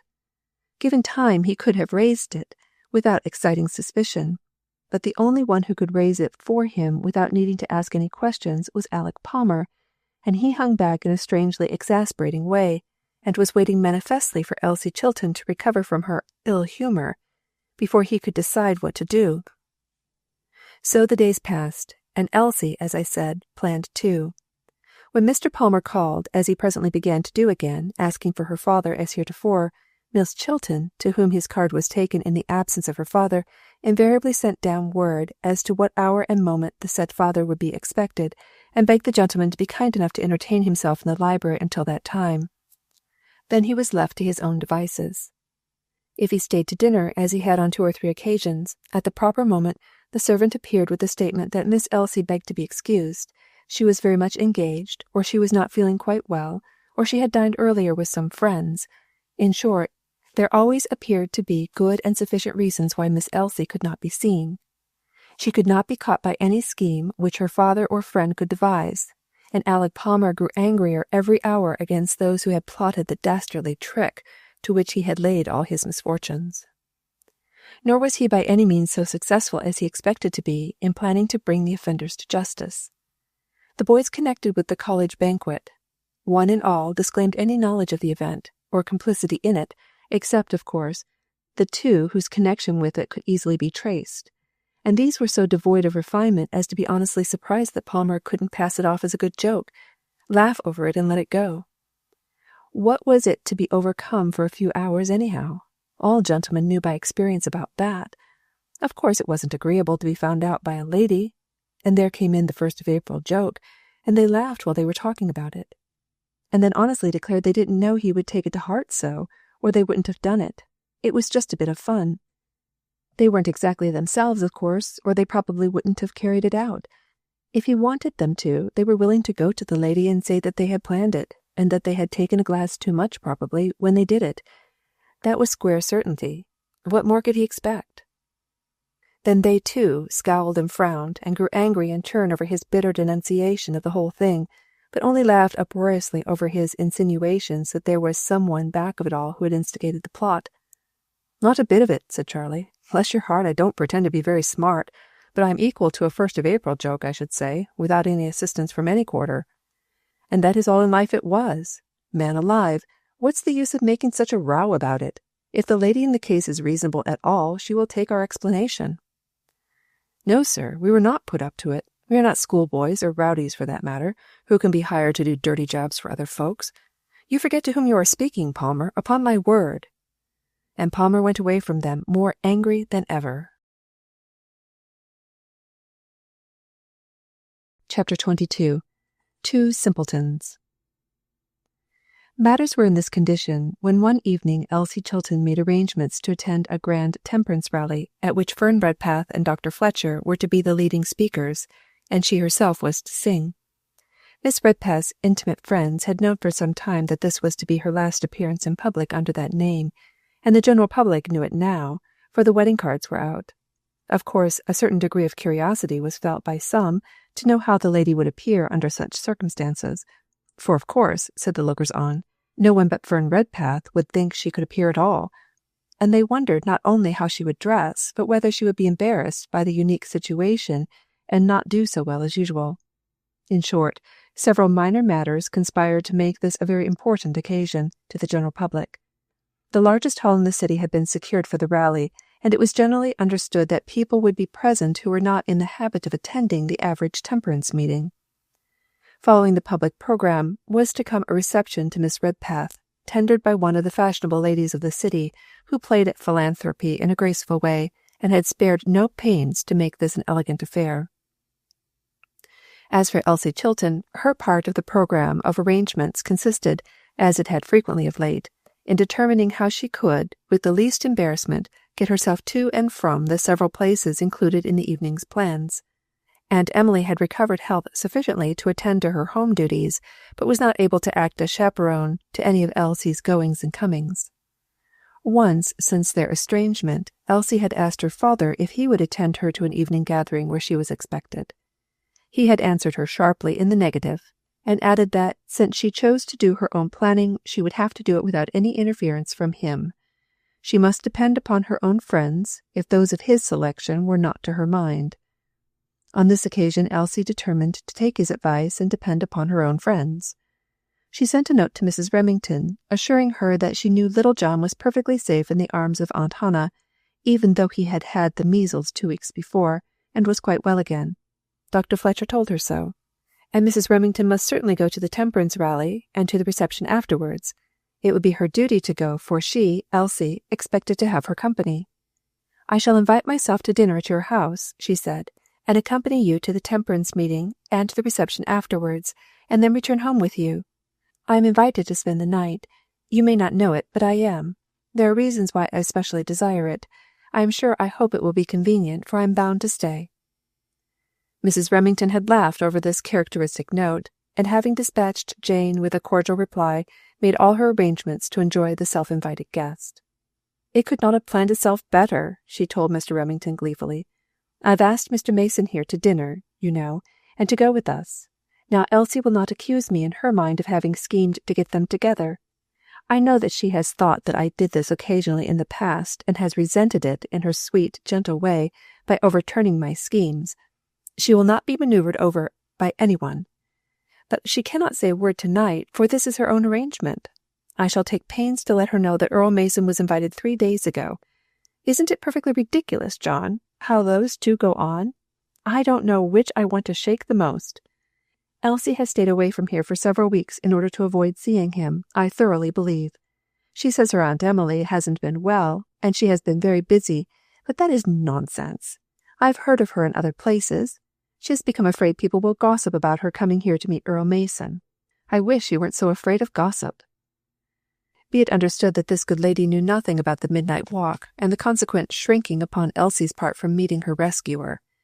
It had been a part of Earl Mason's Christian policy to be entirely silent upon that subject, even to his most intimate friends. But he had indulged in some wonderment as to how he and Elsie would meet, and where, and had gone more often to Mr. Remington's than usual, in the hope of seeing her, but as the days went by and he heard incidentally that she had not been there for several weeks, and discovered by the conversation which ensued that it was a very unusual proceeding upon her part, he grew more and more certain that public gossip, which coupled Miss Chilton's and Mr. Palmer's name together, was correct, and then having received his explanations and condoned his offense, she naturally shrank from the embarrassment of meeting the one who had shared in her humiliation. Truth to tell, there was considerable innocent scheming on the part of all concerned that night. Mrs. Remington counselled her husband to say nothing whatever to Mr. Mason when he should arrive about Elsie Chilton's being there. "I have not told her," she said. "I have not mentioned his name. She is getting to be such a simpleton that I am afraid she would run home if I should let her know that he was coming, and as for him, he is developing such idiotic qualities in connection with her that I feel by no means certain he would not give up a telephone message or something of the sort to call him immediately to the office if he should know before the dinner bell rang that Elsie was in the house." "My dear little wife," said John Remington, with an indulgent smile, "have you undertaken to make a match between two people who seem to be resolved that there are, and shall be, insuperable obstacles against their coming together?" "No," she said briskly. "I have only undertaken to bring them together. They have been as stupid and blind as two idiots could be, but I have resolved upon bringing them together once more in my own house, or rather, Elsie resolved upon it herself. I shall have the pleasure of reminding her that she invited herself. That is the part of it which relieves me from embarrassment and from responsibility, you see. Now, if they don't know enough to plan their own affairs when given a chance, why—" She left her sentence unfinished, and her husband completed it. "Why, then, you will plan again. Very well, dear. I wish you success. I will obey orders to the letter." And he went away to receive his friend in the study and entertain him there for a while, according to their usual habit. Meantime, Elsie, who had come early, and had brought with her the bag containing what she called her platform dress, was in simple home attire, and had given herself up to the delights of an afternoon with Mrs. Remington and little John, putting aside for the time being all her perplexities and forebodings, and being apparently as merry and light-hearted as a child. Yet with all her light-heartedness there was a background of quiet dignity and reticence as regarded herself or her home life. She did not mention Mr. Palmer's name, and she had apparently forgotten the existence of such a person as Earl Mason. Over Fern Redpath she was enthusiastic. "Have you seen her lately?" she asked Mrs. Remington. "She is just as lovely as can be. Isn't it delightful that those two are to be married at last, after going through seas of difficulties? If I were Fern, I should be in a hurry to have the ceremony. I think I should be superstitious, almost, lest something at the last minute should come in to derange matters. I was so afraid you couldn't go to hear her tonight, Mrs. Remington. I think she's going to astonish some people. She told me that she had some very plain speaking to do, and that she was glad there were to be some society people present. They so seldom had opportunity to hear plain truths, and Dr. Fletcher is a regular warrior, you know. Oh, we shall have a wonderful meeting. I feel it in my heart, and I am going to sing better than I ever did before. Did you know that?" "I haven't a doubt of it," said Mrs. Remington, laughing. "It is an infinite pity that little John cannot be there to hear you. He is an ardent admirer of your musical talent, Elsie. Did you know it? I really thought last night I should have to send for you to get him to sleep. He became possessed with the idea that Ottissey ought to be there to sing. In vain I tried song after song in my sweetest voice. He besought me to send for Ottissey. Actually cried at last, and had to be scolded a bit before he would settle down to good manners and take his mother's voice instead." "Appreciative child," said Elsie, bestowing innumerable kisses on the young admirer's fair cheeks. "He knows a good thing when he hears it. He knows Ottissey is superior to his mother in every respect. Of course she is. Blessed little darling, I hope you will always love me." This last sentence with almost a tremble in her voice, and a sudden burying of her face among the boy's curls. Mrs. Remington looked on, watchful and appreciative. She was sure that her young friend was passing through some sort of trial, of such a character that loyalty to someone prevented her mentioning it. Since she had seen Elsie that afternoon, she had not been able to get away from the feeling that something had passed between Mr. Mason and her which had bound her to persistent dumbness when his name was mentioned. This was very bewildering, and she could not help feeling anxious. These two people had proved themselves so successful in misunderstanding each other. Still she believed that when she saw them together she should be able to decide what the something was, and perhaps help to remove its restraint. So with a little sigh over the blindness of some people and the obstinacy of others, she determined to avoid all personalities for the present, and wait for the dinner-table developments. When Mr. Remington came in his dressing-room, just a little after John had been tucked away for the night, he said to his wife, Mason is in the back parlor. Why do not you and Elsie go down and visit with him for a few moments before dinner? It would seem more homelike, would it not?" Then Mrs. Remington, restraining her anxious desire to know what the meeting would develop, said, "I am not quite ready. I will send Elsie," and went back to her sitting room. "Elsie, dear, are you ready to go down? Will you stop at Aunt Hannah's door and say to her that little John is asleep, and Jane can do all that is necessary, so she need not come up? And then wait in the parlor for me, dear. I shall be down in a very few moments." Downstairs flitted Elsie, gave her message to Aunt Hannah, then, humming a strain from one of the songs she was to sing that evening, opened the parlor door. Mr. Mason was standing by the table, book in hand. The sudden and unmistakable light in his eyes as he turned and saw her would not have revealed any more to Mrs. Remington than she believed she knew before, and the quietness with which Elsie schooled herself to come forward and speak to him would have told nothing at all. "This is an unexpected pleasure," he said, holding out his hand. "I did not know you were to be here." "Our ignorance is mutual," she answered, smiling. "I had no idea of meeting you. Are you quite well, Mr. Mason?" "Quite well, thank you," he said gravely. "Have you read this?" And he plunged her at once into a discourse on one of the latest books which was creating a sensation in the literary world. Certainly nothing could be quieter or more matter-of-fact than the manner of both, yet each knew that the other was thinking of the last time they had met, and of the terrible experience it had been to both. "If she is deeply interested in him," said Mason to himself, "it must be very hard for her to meet me. I would go away if I could, so that she need not be distressed at the thoughts which the sight of me must bring to her."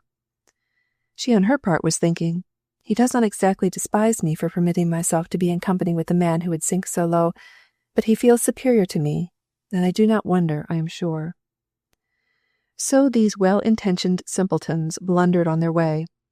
The temperance meeting was something to remember that night. Certainly Fern Redpath had never appeared nor spoken better. Her platform dress was plain black velvet, its intense blackness relieved at the throat and wrists by a very narrow line of white, and at her waist by a mass of white rosebuds, fastened, of course, with the white ribbon. The large hall was filled almost overflowing at an early hour. The fashionable world was certainly there in force. The name of Redpath was an old and honoured one in the city, and aside from the curiosity which they felt, they had come out to do honour to Miss Redpath's last appearance. Moreover, many of them were guests for the reception. They heard some plain truths that night. The customs of fashionable society, not only as they relate to wine, but to cards and other kindred temptations, hopelessly associated with wine, the speaker said, were dealt with in a very plain, searching manner. Fern Redpath was no kid-glove speaker. She had a solemn message to deliver, and here were the people whom she believed in her soul were in need of being arrested upon their gay, flippant way by just such a message as she could bring. She held them to close attention while she poured her avalanche of facts, and her inevitable and startling deductions therefrom, upon this fashionable audience. Nor was Dr. Fletcher one whit behind her in vigour and plainness of utterance. More than one fashionably dressed gentleman frowned ominously as he saw his own career mapped out before him in language too solemn for his conscience to avoid, and heard the inevitable end described. As for Elsie Chilton, Mrs. Remington felt in her heart that no truer word had been spoken than Elsie's when she had declared that she was going to sing better than she ever did before. She was in white, as she almost invariably was on the platform, soft white silk that seemed to float around her like a cloud. There was not the slightest ornament about her, nor touch of colour, just a white angel, Earl Mason said to himself, and he folded his arms and compressed his lips until the pain of doing so recalled him to himself. In an opera box near at hand sat Alec Palmer, faultlessly dressed, and with eyes fixed intently on the platform, but with an ominous frown upon his face that could not have been meant, surely, for Elsie Chilton. Out of respect for the white-robed maiden who accompanied them, as well as for his wife's reception dress, Mr. Remington had taken a carriage instead of coming by streetcars, as was his usual custom, and it was waiting for them when the temperance rally was over. "We will go round to the dressing-room door," he told Earl Mason, as they moved down the aisle. "Mrs. Remington promised Elsie to be there. She is our guest for the night. May we put her in your charge?" "You may command me, of course," said Mr. Mason, with a grave smile. "It gives me pleasure always to follow your directions." And he wondered as he passed through the hall and saw Alec Palmer glower at him, what he would give to be familiar with the family who had Elsie Chilton as their guest for the night. "Mr. Remington has given me a very pleasant charge," he said to Elsie, as he held open the carriage door for her to enter. "I hope you will ratify it. He told me you were to be their guest for the evening, and that I might have you in charge." "I shall be very glad to be taken care of," said Elsie. As he took his seat beside her, he asked himself what she would say if she knew how glad he would be to care for her all his life. And Elsie, on her part, thought, "He remembers how much I need somebody to care for me, and that he has had to do it before. I wonder that he dares undertake it again if he knows what vile slanders he is the subject of on that account." As for Mrs. Remington, she looked at the two dignified young persons opposite her almost with a feeling of vexation, in fact, could not help muttering to herself, "Simpletons." As a matter of course, the evening's exercises were more or less the subject of discussion at the reception. The hostess, a lady with more heart than brains, had no better taste than to explain to a group who surrounded one of the refreshment tables, "Of course I did not dare offer anything stronger than coffee and chocolate, and little innocent drinks of that sort this evening, since Miss Redpath and Dr. Fletcher were to be my guests, to say nothing of Mr. and Mrs. Remington, and that grave-faced young lawyer who they say is as rampant a fanatic as any of you. Was it not fortunate that I had my wits about me, and tabooed everything except what is above reproach? Else I should certainly never have dared to lift my head again after this evening's addresses. Honestly now, don't you think you were just a little hard on us good-natured, thoughtless people?" The "any of you" to whom this speech was addressed included Miss Redpath and Dr. Fletcher, as well as Mr. and Mrs. Remington, and a half-dozen others not of their stamp. Elsie and Mr. Mason were making their way down the room from another table where they had stopped at first. Dr. Fletcher, seeing that a reply seemed to be expected and that no one else was disposed to make it, asked gravely, "Do you mean in regard to the reference made to some of the customs of polite society? No names were mentioned this evening, Mrs. Greenwade. Are we to understand that you recognized yourself in any of the persons described?" "Now, Dr. Fletcher," said the gay lady, "isn't that the unkindest cut of all? Just because I can't quite be a fanatic, you know, I am supposed not to have any conscience? What I say is that you people are too wholesale in your denunciations. You do not discriminate enough between classes in society." Little Mrs. Milbourne was one of the group, a society lady who tried at all times to say pleasant things whether they expressed the real thoughts of her heart or not. At this point she came to the rescue and undertook to sustain the fanatics. "Well, really," she said, with an appreciative little sigh, "I do not know but we shall all have to turn fanatics, if the stories afloat in society this season are half of them true. I heard a few weeks ago, in some of our first circles, a company of gay young men had instituted a new entertainment. Practical jokes, I think they call them. The joke consists in getting estimable young men who are very careful of their habits and reputation to drink, too much, you know, until they are really offensive. I think I never heard of anything so disagreeable as that." Was this subject entirely accidental, or were there some in the company who knew whereof they spoke, and were taking the opportunity to secure added information? This was the question which presented itself to Earl Mason, as he and Elsie joined their friends in time to hear Mrs. Milburn. Chapter 23. Foreshadowings. While he was considering it, Miss Forrester, a young woman with pronounced ideas on nearly all subjects, chimed in. "Yes, I have heard those stories, and with names and dates attached to some of them. I wonder what foundation there is for them. Are such jokes common, Mr. Mason?" "Not in my set," replied Mr. Mason calmly. Whereat a general laugh ensued, the incongruity of such things being found in his set presenting itself forcibly even to those who were not by any means fanatical in regard to this subject. Meanwhile Elsie could not help sending a startled glance toward the last speaker, and one almost of apprehension toward Miss Forrester. What did she mean about names and dates? Could she know Elsie's own humiliating story? Was it to be spread out at this reception for the entertainment of the guests? But Miss Forrester was engaged in planning how she would reply to what she considered Earl Mason's rudeness. Before she had decided, good-natured Mrs. Milbourne came to her aid. "Why, Mr. Mason, of course she doesn't mean in your set. But we all look upon you in the light of a philanthropist, you know, and we thought you would be posted as to what was going on in this wicked world." "I wish I deserved the name," he answered gravely.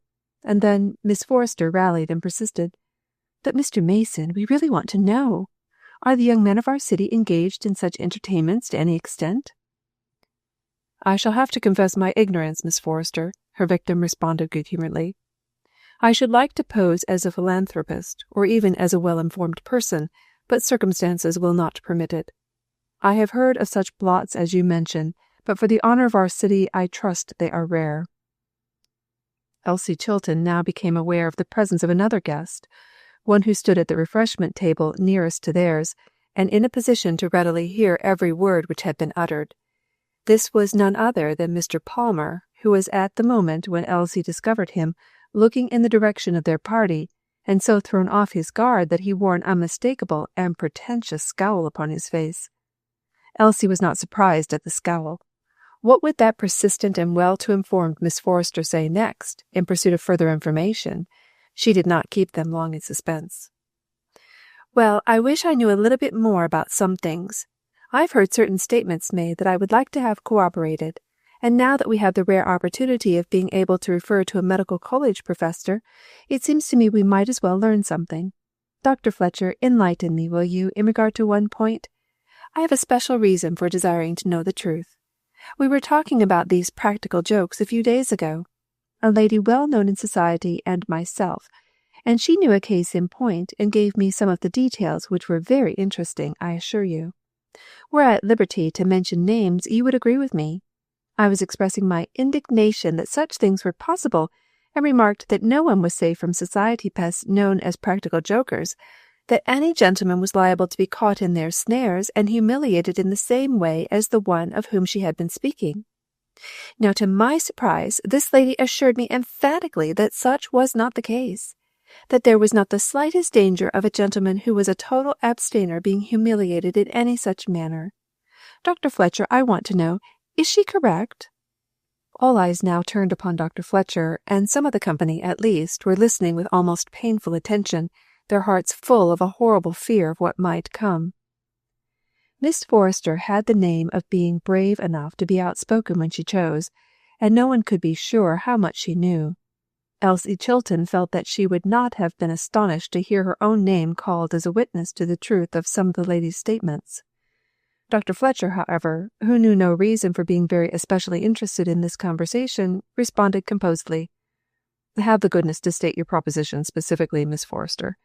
If my professional reputation is at stake, I must answer very carefully." "Why, the proposition is simple enough.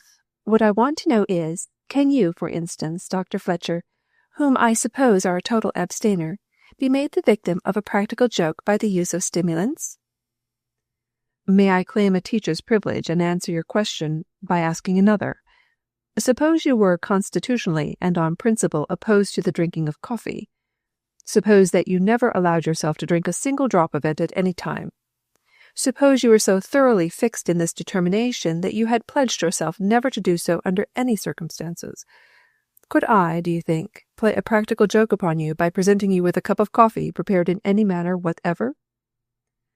The conclusion was so entirely self-evident that Miss Forrester felt that her own powers of discrimination had been shown to advantage, and the smile which greeted Dr. Fletcher's reply annoyed her.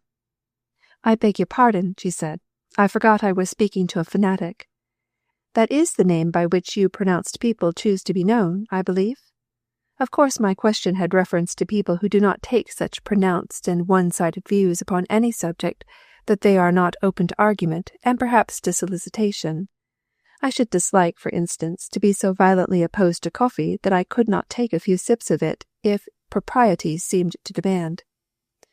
It will not do for ladies and gentlemen to be too arbitrary about anything, will it, Dr. Fletcher?" "It depends," he answered gravely. "With your explanation of the case, Miss Forrester, I should reply unhesitatingly that only fanatics could be absolutely sure of not becoming victims to practical jokers, in the line which you mention." And then Earl Mason, who felt that this conversation had gone as far as was safe for several parties concerned, abruptly changed the subject, and as soon as possible moved away with his charge. "Do you think," Elsie asked as soon as they were at a safe distance, "that Miss Forrester meant us, me, that she could know about that night?" "I think it hardly possible," he said. "There are so few persons who know the truth with regard to that matter. I do not think the fellows who were guilty care to talk about it. My impression is that Mr. Palmer's statements to them have been too severe to give them any desire to be prominent in such work, and, indeed, they were probably 2/3 intoxicated at the time. When they were sober they would, every one, be ashamed of it. As for the other persons, the gentlemen would undoubtedly be silent, and I took the utmost precaution, Miss Chilton, that no outsiders should understand the matter in the least. Indeed, I am confident that Mr. Palmer's man is the only one besides ourselves who has a suspicion with regard to it, and no one understands the importance of being silent better than Mr. Palmer's man, so that I do not think it could have been possible that anything personal was intended tonight. I have wanted to thank you for that evening's work, she said simply, and for the way in which you managed everything, but I have not known how. I do not need to be thanked, he answered, speaking coldly, as he felt that he could not trust himself to say more, nor endure another word on this subject. He felt humiliated for the girl who walked beside him. He believed she was thanking him for taking care to guard the name of the man who was her friend. He seemed to hear again the slow, sickening drawl and the offensive words with which the half-drunken man had pressed his suit that night, and if the memory of it turned him fairly sick with disgust, how was it possible for this woman to think of it in any other light? He began at once to talk about indifferent topics, and took care that no sentence should be so framed as to lead back to this dangerous one again. Moreover, he took care to relieve his charge of his attendance as soon and as much as propriety would admit, during the remainder of the evening. She had been consigned to his care, and he would see to it that she had every attention, but the man whom he believed to be her choice was one of the guests, and he resolved not to stand in the way of their enjoying each other's society. However, something manifestly stood in the way. Not once during the hour that they lingered did Mr. Palmer cross to the side of the room where Miss Chilton kept her stand near her friends the Remingtons. Earl Mason watched this condition of things with growing indignation. His explanation of it was that Mr. Palmer was not willing to associate for a few minutes with the people whom he disliked, even for the pleasure of having Miss Chilton's society. Yet she who took such delight in her friends was willing to give them all up for him.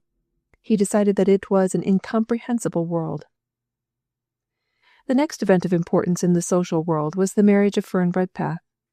Not at all a society lady herself, yet because of the old name and the associations clustering around it, on special occasions society claimed her. Her lady mother, who had an aristocratic vein running through her system, took care that on this occasion society should have its due.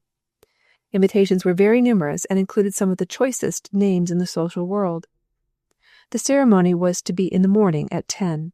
A most unfashionable hour, Fern Redpath admitted, and my mother is grieved that I cannot be fashionable on this day of my life at least. But it is really quite necessary that we take the noon train in order to make important connections. And since the through train has the bad taste to start at that hour, there seems to be nothing for it but to choose an earlier one for the ceremony. So far as I am individually concerned, I like it. I can be ready at 10 o'clock as easily as I could at 12. On the evening before the marriage, when the parties chiefly interested were gathered for a rehearsal, unexpected complications arose. The little family and their very special friends were in Fern's reception room awaiting the arrival of the evening train, which was to bring Grove Redpath, the elder brother, and Dr. Fletcher's best man. "I cannot think what detains them," Fern had said. "It seems to me that they have had ample time to drive from the station. Still, the train may have been late." "No," said Dr. Fletcher, "the train is not late. I heard the whistle as I came up town, and timed it. I had planned, you know, to meet the train myself, but missed it because of the call I had mentioned, and I remember that I was afraid Grove would reach here before I could, and was relieved by hearing the whistle of the train just as I caught the avenue car." "Then they certainly have had time to reach here," exclaimed Mrs. Redpath. "Why, Doctor, it is a half-hour since you came in, is it not?" "There's the postman's ring," said Fern. "I do hope there is no letter from Grove saying that he cannot come until tomorrow morning. Wouldn't it be dreadful to have that boy wait until morning when we haven't seen him for a year? I thought it was wretched in him to put off coming until tonight." She went herself to meet the postman, and came back presently with an open letter in her hand, and a grave face. "What is it?" asked her mother quickly. "Is it from Grove? Oh dear, has anything happened?" "Nothing serious, mamma, but something rather trying," and she passed the letter to her mother's eager hands and explained to the others that Grove could not be there for the wedding. He had been ill, not seriously, one of his old attacks, and had said nothing about it, confidently expecting to be able to start on the appointed day.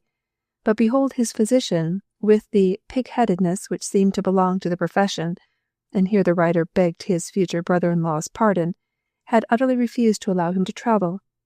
It was the most utter nonsense, of course, and if he had not been badly brought up to yield implicit obedience to the family physician, he should be there in spite of him.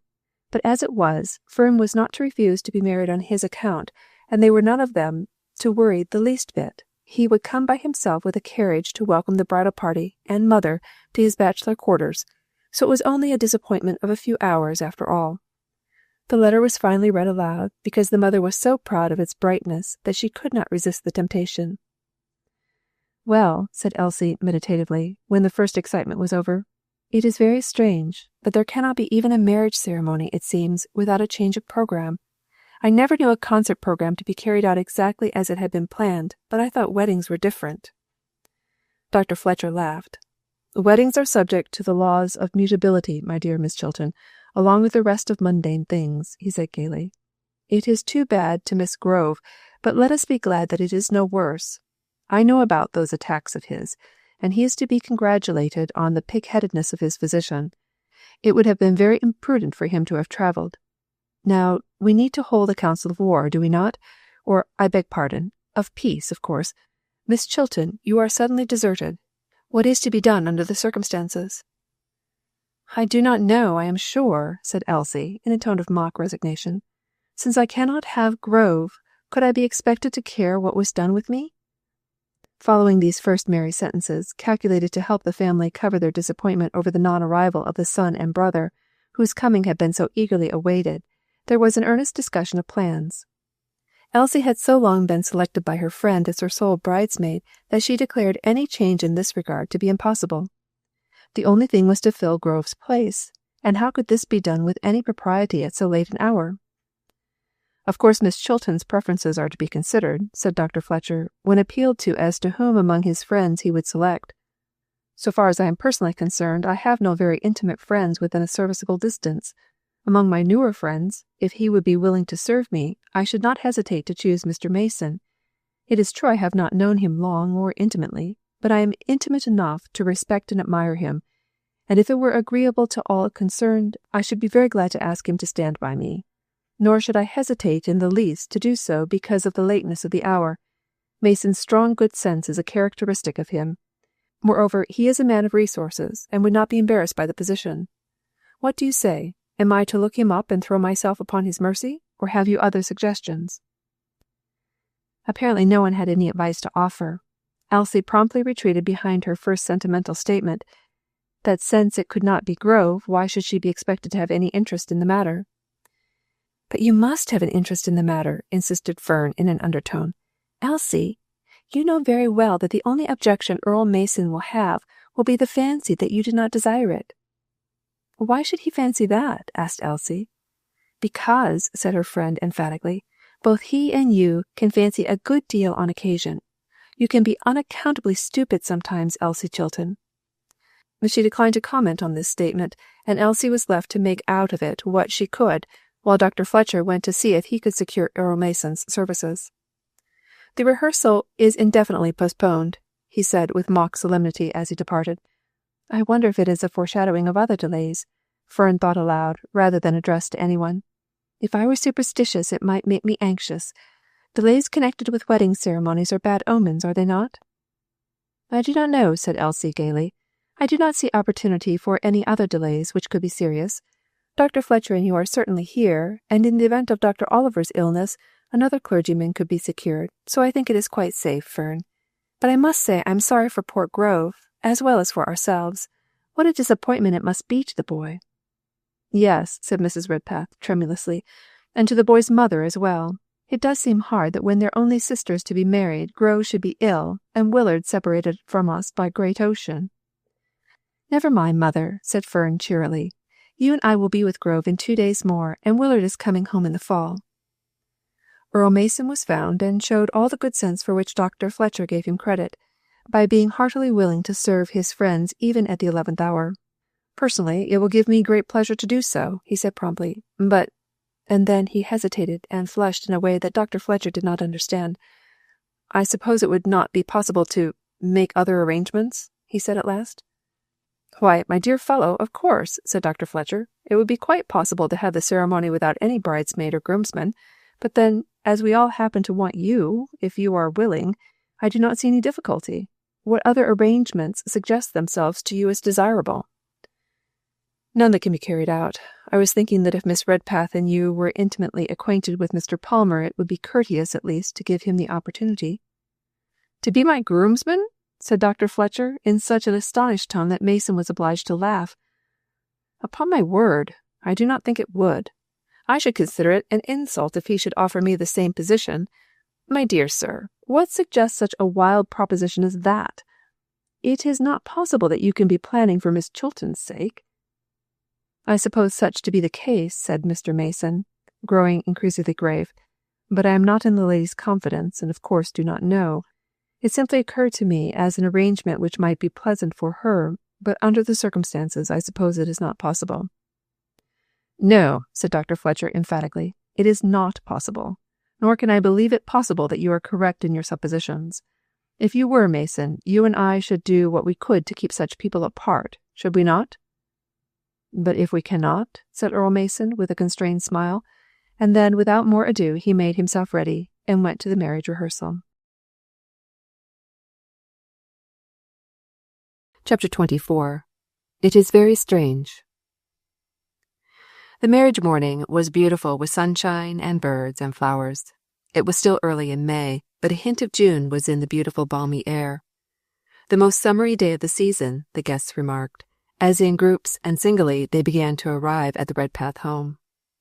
The long parlors had been transformed into bowers of beauty. Elsie Chilton's skilful fingers had been at work there, among the flowers, since early morning. It was she and Fern who had planned most of the floral decorations. No formality, please, Fern had said. I will not have my home, nor myself, put into the hands of professionals. Don't let us have any marriage bells, nor marriage mottos, nor formal society proprieties of any sort. They always remind me of the pillows and crowns and harps that one sees at funerals. I want the flowers scattered around, as though the children had come in with their hands full and tossed them where they would. Do, Elsie, see to it that everything looks exactly unlike what a professional florist would do. Elsie had seen to it with great delight, and the result, in its simplicity and beauty, astonished the eyes of the fashionable world. There's nothing but wildflowers, exclaimed one, stopping before a mass of bloom in a window seat. Who would imagine that anything so pretty could have been made out of them? Just look at that moss. It never came from any florist in the city I know. It came from the back of an old log way down in the woods, 12 miles from here, explained an intimate friend of the family. And one of Fern's mission boys who used to be with her last winter trudged here last night and brought it to her.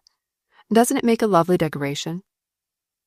So the guests gathered and wandered about and admired and entertained themselves as best they could and watched the solemn, old-fashioned clock in the hall and wondered if this bride would be prompt. Promptness was one of her virtues. Her public meetings always commenced at the hour and moment when they were advertised. Upstairs in the bride's room, everything was quiet. Fern Redpath had declared that she could be ready at 10 o'clock as well as 12. She could have been ready at 8 o'clock as well as 10. She was quite ready, even to the white gloves, which completed the purity of her dress, and sat by the eastern window where she had, in the early morning, watched the sun as he came up in splendor to glorify this new day. Only Elsie was with her, Mrs. Redpath having retired to her own room. They had been having a last talk together, the mother and daughter. At least the mother had called it a last talk, and had wiped the tears from her eyes as she said it. These two had been much to each other, and Mrs. Redpath could realize, perhaps as her daughter could not, what it was to have their lives divided. Mother thinks it will make a difference between us, Fern said to Elsie, smiling gravely. She thinks I cannot be the same to her when I am a married woman. I'm going to live for the purpose of showing her that I can be more to her and more to everyone with whom I have had to do. I expect to be more to all my duties in life than I ever was before. I have lived a divided life for years, Elsie, and no one but myself has realized it. Paul was in Europe, and I never expected to see him again, to be anything to him. I lived a divided life all the time. Now our lives are one, and nothing can ever separate them again, not even death. Isn't it beautiful, Elsie, to think that death cannot separate us from our beloved? Yet some brides cannot feel that, she added with a thoughtful, faraway look. I wonder how it feels to be the bride of one who has no interests beyond this life, no plans except those which the grave can break. Can you imagine how a Christian can deliberately put herself in any such position as that? No, said Elsie gravely. I cannot imagine how a Christian, who felt that Christ should be first and must be first, could marry a merely nominal Christian. One who acknowledged Christ, indeed, but made him secondary. I should be miserable in trying to live such a life as that. I'm glad for you, Fern, that Dr. Fletcher is more than a temperance man, more than a moralist, more than just a church member, that his life is hid with Christ in God, and that he makes one think of Paul, his namesake, when he said, "This one thing I do." Fern turned toward her with radiant eyes. Does he impress you so? She asked. You have never spoken so plainly before. I am glad to have you tell me this. I know just what you mean. I feel it to my heart's center. He is noble. He is single-hearted. He puts Christ first in all things, small as well as large, to a degree that seems to me unusual in a man. There is not a fibre of his being that I cannot trust, Elsie, and I pity the woman who is planning to marry a man of whom she cannot say as much. Amen, said Elsie, with a quiet gravity, as one who accepted this as a matter of course, and Fern Redpath, looking at her with keen eyes, said to herself, She never means to marry Alec Palmer. I wonder if that young man will go on stumbling over him until he loses her. Something ought to be done to help these two, only I do not know what it would be. Such helplessly reserved people as they both are, and with no one having any right to give them advice or information. She broke off this train of thought to ask a question which had been on her mind for some minutes. Has Dr. Fletcher come yet, Elsie? Oh, I think so. It's almost 10 o'clock, and I heard Mr. Mason's voice in the hall some time ago. I have been expecting their summons for several minutes. I suppose you want to be prompt? Indeed I do, Fern answered emphatically. I have always said that I could see no reasonable cause for a bride keeping everybody waiting. If any person on earth should be ready beforehand, with plenty of time to be deliberate, it seems to me it is a bride. I would not like to be married in a flurry, nor, I confess to you, would I like to be even 5 minutes behind time. I believe promptness has become one of my eccentricities. I have been so tried by tardiness in others. That is Mr. Mason's voice now, is it not? Elsie replied by opening the door to his tap, but instead of admitting him, she went into the hall and closed the door after her. I beg your pardon, he said, but I want to see Dr. Fletcher a moment. Can you direct me to where to find him? He is not in his dressing room, said Elsie. I passed it a few moments ago and the door was open. Then he is with Miss Redpath, perhaps? No, Fern is here in her sitting room, and he is not with her. He has not been this morning. I thought he came with you, did he not? No, said Earl Mason, looking anxious. He hardly knew why. I have not seen him this morning. He was to call for me, but he did not, and I had decided that in the excitement he had forgotten it, and as the hour was growing late I came on without him. But I will return at once. He may be waiting. How very strange, said Elsie. He surely would not have waited for anyone this morning, and he is a very prompt man. It is nearly 10, is it not? It is quite 10, said Earl Mason. I will go at once and find him. Elsie returned to the sitting room, filled with a nameless anxiety. Earl Mason had looked so astonished, so bewildered, when he learned that Dr. Fletcher was not in the house, and it was so utterly unlike him. Still, Elsie reflected, there are a dozen things which might have detained him against his will. Something about the carriage, or the horses, or there may have been a blockade through the streets where he had to drive. I will not worry. How absurd. And she explained to Fern, in as unconcerned a manner as she could assume, that the knock was Mr. Mason's. He had stopped to ask her some questions concerning details, and had gone downstairs again. Then the solemn old-fashioned clock in the hall struck the hour of 10. Fern started from her seat. Why, it is 10 o'clock, she said. Dr. Fletcher and I planned that we would leave this room just as that clock began to strike. It is very strange that he is not here. I do not like to be late, Elsie. Really and truly, I cannot help feeling almost superstitious about it. I have thought about it so much, and made a point of it."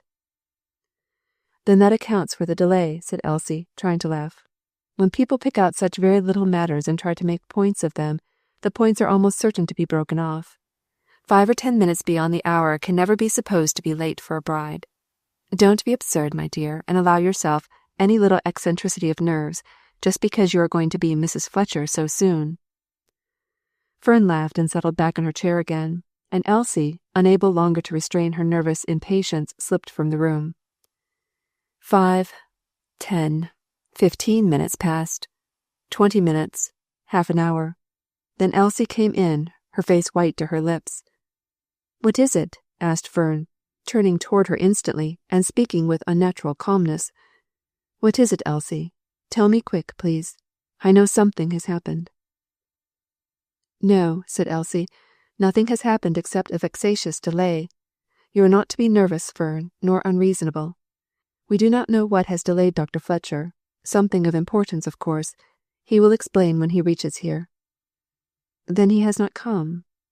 "No, and Mr. Mason, who went to his house to learn the cause of the detention, says that it is closed and the shades are drawn, as it would naturally be at this hour, and the clerk at the Belvedere says that he heard Dr. Fletcher go out this morning very early, before sunrise, and he does not think he has been back since."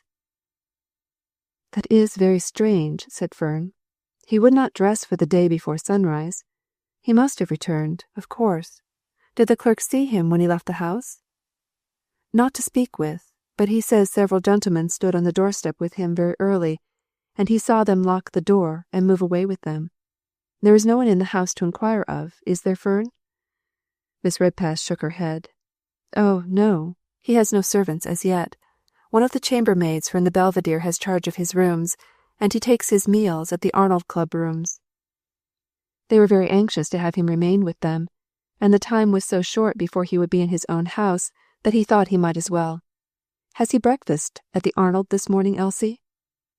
"I do not know," said Elsie. "I do not think Mr. Mason knew of that arrangement. I will go and tell him." She came back almost instantly to Fern, and seemed relieved to find her still sitting quietly by the window.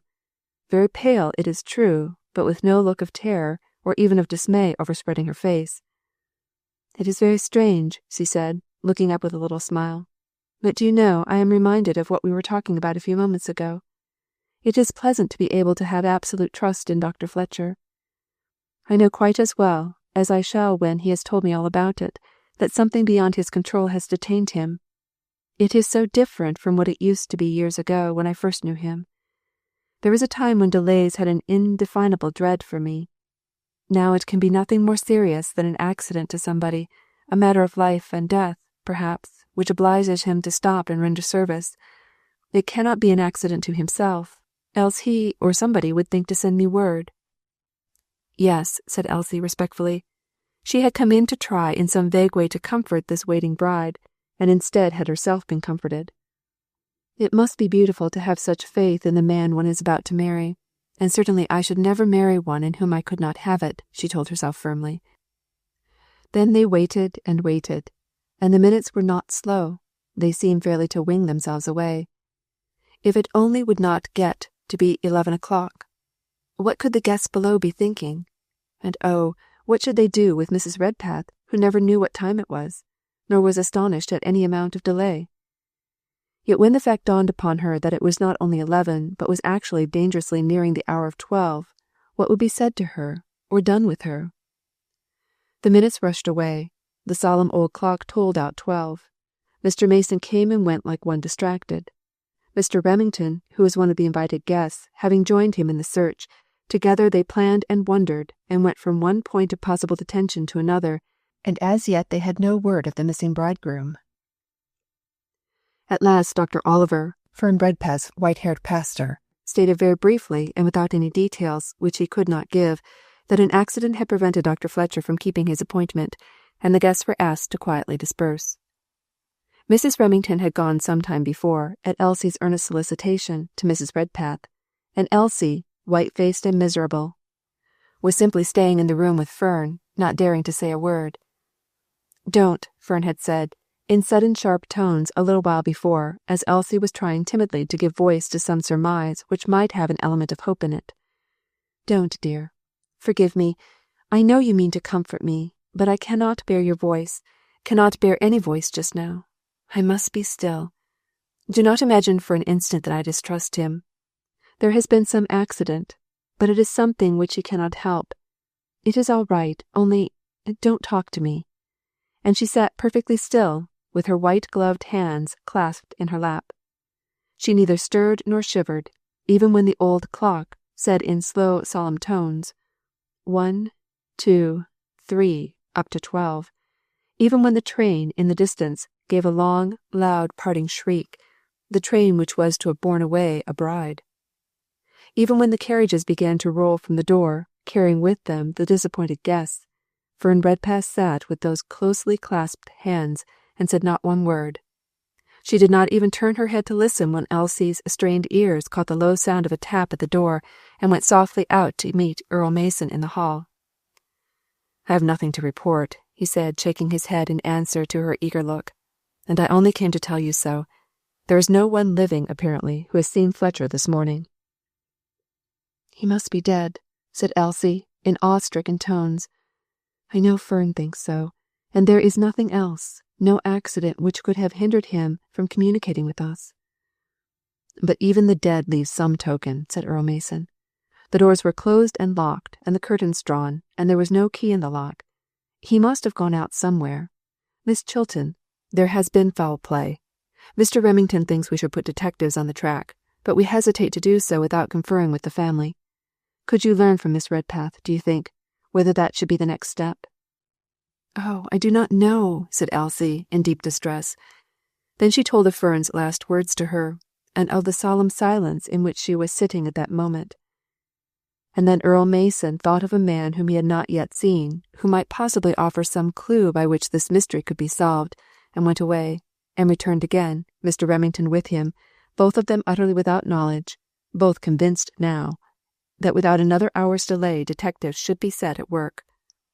"We are losing precious time," said Mr. Remington excitedly. "He may be in great peril at this moment. He is one of the victims, Elsie, to the curse that is upon our country. I feel sure of it. There have been mutterings in the air ever since his lecture the other night. He spoke more plainly in some directions than any other speaker has had the courage to do. I felt then that he would have reason to remember it. If he has not had to answer for it with his life, we have cause to be deeply thankful. I know some creatures in the liquor business who are angry enough for any sort of revenge. Which reminds me, Mason, that we have not yet seen Peterson. I'm going to see him at once. I don't think that man can deceive me, and he generally knows what is going on among his set." And Mr. Remington vanished, leaving Earl Mason standing irresolute in the hall. "I do not know which way to turn next," he said. "I cannot but feel, as Mr. Remington says, that we are losing valuable time. Do you not think that Miss Redpath might—" Then he was interrupted by the arrival of one of the frightened servants of the house, who appealed to Elsie. "Oh, Miss Elsie, a dirty boy has just brought this for Miss Fern. Ought I to give it to her?" It was a bit of twisted paper, much soiled, apparently by ill-kept hands. There was scarcely a possibility that it could be a communication from Dr. Fletcher, yet Elsie grasped at it eagerly and looked at Mr. Mason for advice. "Open it," he said quickly. "Learn what it is before you give it to Miss Redpath. Let us spare her anything we can." It proved to be a badly spelled, wretchedly written note addressed to Fern, and making the startling statement that if Miss Redpath would go to Dr. Fletcher's room, she would find that his friends had done everything that respect and affection could suggest. The doors was locked, but the key was on top of the clock which stood in the hole at the head of the stairs. Amazement and consternation held Mr. Mason quiet for the first moment after reading this remarkable message. In the next one he had formed his plans. "Let us go immediately, Miss Chilton, and see what clue this may offer. There has been some evil work here. If I am not mistaken in Miss Redpath, she will want to go at once. Will you see to that part of it? There is a carriage at the door for her and you." Elsie turned and sped into Fern's room. "Fern," she said, "they have sent for you. Be very quick.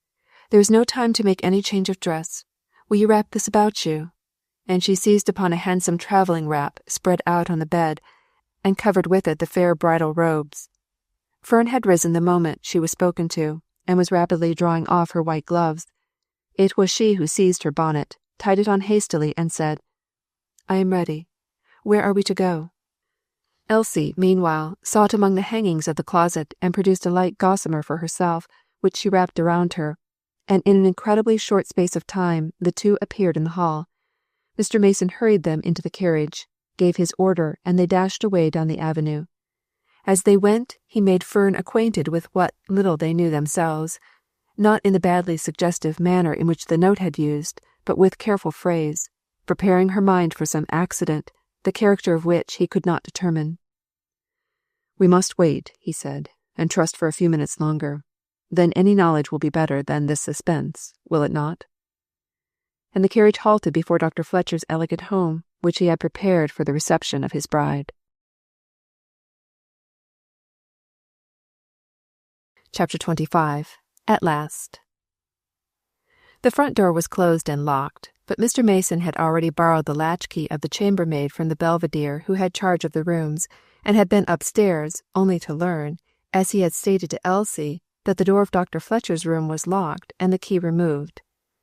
With swift, silent movements the three made their way up the long winding flight of stairs, and Earl Mason sought with nervous haste for the key on the clock which stood in the hole. Certainly here was a key. He could not be sure that the sensation with which he grasped it was one of relief. It fitted itself promptly to the lock, and he threw the door wide open. Will they ever forget the sight which greeted their eyes? A large, handsome room, furnished with exquisite taste and care, showing everywhere the touch of a refined and cultured hand, but in the centre of the room, spread upon the table, was an awful shape, shrouded in white, and almost literally buried in flowers. A pillow at the head made of immortelles bore the word "Rest," formed of English violets, and placed at proper distances were cross and crown and harp, and all the various devices and flowers that modern custom has decreed shall be prepared for the honour of the dead. The air was breathless with the odour of tuberoses, hyacinths, heliotropes, and all rich and delicate perfumes which choice hothouse flowers could bestow. "He is dead," said Fern. "I knew he was." These were the first words she had spoken since they started, and her voice was unnaturally calm. It was evident that her bewildered brain did not take in the strangeness, not to say the insulting, features of the situation. If Dr. Fletcher were indeed dead, what right had other minds than theirs to order his surroundings? The thought flashed instantly upon Elsie, but to judge from Earl Mason's face there were darker ones in his mind. He strode forward and tore, rather than removed, the white covering, tumbling crown and harp upon the floor and trampling upon one of them in his frantic haste. There before them was Dr. Fletcher's face, his eyes closed, the features set. He was in evening dress, just as they had left him the night before. Fern Redpath had moved forward and stood looking down at him, still with that utterly unnatural calm upon her face, but Earl Mason, without so much as glancing at her, tore away the strictures from about the throat of the apparently dead in wild haste, issuing his orders at the same moment in sharp, quick tones. "This is a case for the doctors. He is not dead. Miss Redpath, take the carriage and drive for Dr. Wadsworth and Dr. Thurston. Wadsworth is the nearest. Do you know where to find him? Bring him first, then go for Dr. Thurston with all possible speed. Elsie, run to the Belvedere and tell them to send me 2 men and a pail of hot water, and fly, both of you. We will save him yet." The effect upon Miss Redpath was different from what he had expected. She had started at his first words like one roused from a trance, and the colour rolled in waves over the face which had a moment before been pallid. She clutched at Earl Mason's sleeve and spoke in a terrible whisper. "Mr. Mason, you say he is not dead. Is it alcohol?" "No," said Earl Mason. "It is poison. Be quick, I tell you." But he had no need to say the words. She had turned on the instant and was gone, her white bridal robes trailing utterly unheeded down the stairs. That strange day reached its close at last. Certainly it had been an eventful one to those connected with the tragedy which had been lived through since its dawning. the physicians summoned in wild haste by Fern Redpath, and 2 others whom they had promptly called to their aid, had worked for hours as those who were battling with death. Mr. Mason, Mr. Remington, and others who joined them had rushed hither and thither, obeying the orders given them, while Fern and her mother, with Mrs. Remington and Elsie, stayed in the elegant parlours below and did that other harder thing, waited. Fern Redpath moved with quick steps up and down the room, or went out into the hall and gazed up the stairs at the closed door above, like one who was holding herself in check by almost superhuman powers. She had not yet reached the stage where she could endure the sound of human voices in inquiry or in sympathy. She even looked imploringly toward Mrs. Remington to answer for her when her mother spoke. At last Earl Mason came to them. The tense lines about his face were relaxed, and a faint smile hovered around his lips. "I bring good news," he said, looking at Fern. "They have conquered. He is rallying steadily. The doctors believe that the danger is past." And then Fern Redpath turned and moved, or tottered rather, toward a seat, and would have fallen had she not been caught in Elsie's watchful arms. "Poor darling," said the mother, bending over her. "She never fainted before in her life. In all the terrible experiences through which she has been, she never gave way before. I am afraid it will kill her." "Oh, no," said Mrs. Remington soothingly. "It will rest her. I am glad she has fainted. She was too self-controlled to endure it longer." Toward 10 o'clock of the same day, they were lingering, these friends who had lived through so much together, in Dr. Fletcher's upstairs library. Weak as he was, he had quietly insisted upon being dressed, and was sitting back in the large rocker, being entertained, he said with a smile. Very little knowledge had they as yet of the facts connected with the strange experiences of the day. Truth to tell, Dr. Fletcher knew almost as little as any of them.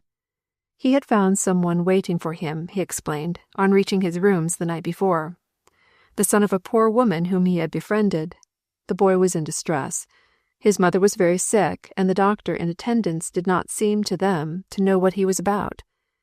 If Dr. Fletcher would only come and see her, he felt that she would be cured. So Dr. Fletcher went, of course, and found that there was need for his services, and stayed long, quite into the night. Then coming home felt exhausted, faint, and remembered that he had been in too much haste that evening to take his usual dinner. He resolved to step into a coffee-house near at hand and take a cup of coffee and some rolls. The coffee-house was one of the more common sort, he explained, but he was interested in the young fellow who was trying to keep it, and often stopped there for a cup of coffee or a glass of milk in order to encourage the man.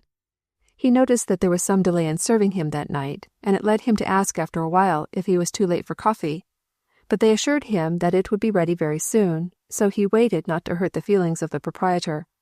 He noticed that he was served by a new waiter, one who seemed unused to the business, and was awkward, and the proprietor apologized and said their regular help for that hour was out, and they had to take what they could get. When the coffee was finally brought, he discovered that it was not even so good as usual, and it was never remarkable for goodness, but this had a peculiar and disagreeable taste. However, he drained the cup, for the same reason that had brought him to the house. The proprietor was watching him, and had no doubt done the best he could. Then he had gone out, feeling strangely, feeling after a few minutes as if the night was growing chill, and he was getting numb. He had tried to walk rapidly to overcome the sense of lethargy, and had wondered at his being so extremely tired. He began to realize that he could not move rapidly, that his strength was leaving him. Then he became aware that some person or persons met him, stopped and spoke to him, took hold of him. After that he knew absolutely nothing more, saw nothing, felt nothing, until roused by a stinging sensation, and he saw Earl Mason bending over him. The solemnly awful condition in which he had at first been found, Dr. Fletcher did not yet know. Flowers and ghastly drapery had been hurriedly pushed out of sight long before he recovered consciousness. Many and various were the theories advanced concerning this strange and, in some respects, horrible experience. In fact, the house had been alive with speculation all the afternoon. The doctors in attendance had kept their own counsel, only admitting, in response to Mason's eager inquiries, that there had been an improper use of an opiate, probably administered by some person who was ignorant of the true nature of the article he used, and of the seriousness of its effect on a constitution like Dr. Fletcher's. "It is another specimen of those vile attempts at practical joking, I presume," Dr. Thurston said, as he drew on his gloves and prepared to depart. "There's a good deal of that going on, and it touches high circles, I am told. The miscreants who planned this probably did not understand what they were about. They did not mean murder, I suspect. They only meant a lethargy, which would delay his marriage and cause consternation and misery to a number of persons. That is some people's idea of a practical joke. But this was a very narrow escape. I congratulate you, Mason, on not being 5 minutes later." "Who could have planned such a thing?" questioned Mr. Remington. "This coffee house, for instance. The proprietor knows Dr. Fletcher, has been befriended by him. I know the young fellow. If I can believe in anybody any more, I cannot think that he would be guilty of underhand dealing." "Probably he was not," answered Dr. Thurston. "More than likely the doctor was watched, his footsteps dogged all the evening with a view to practicing upon him.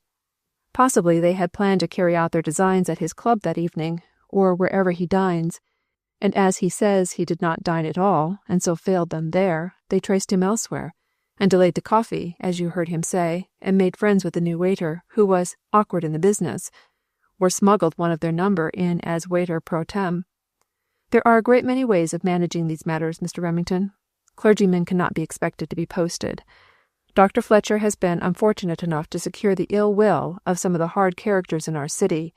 It will not do for either clergymen or physicians to be too pronounced in their ideas. But I congratulate you all on the happy termination of what was very nearly a tragedy, and will bid you good evening." And this was as far as their efforts at investigation had led them as yet. But they lingered and talked in Dr. Fletcher's library. During the afternoon Elsie had been home, and had returned attired in plain street dress. Also she had been at the Redpath home, and had brought to Fern a dress more suitable to the day, as it had developed, than her bridal robes.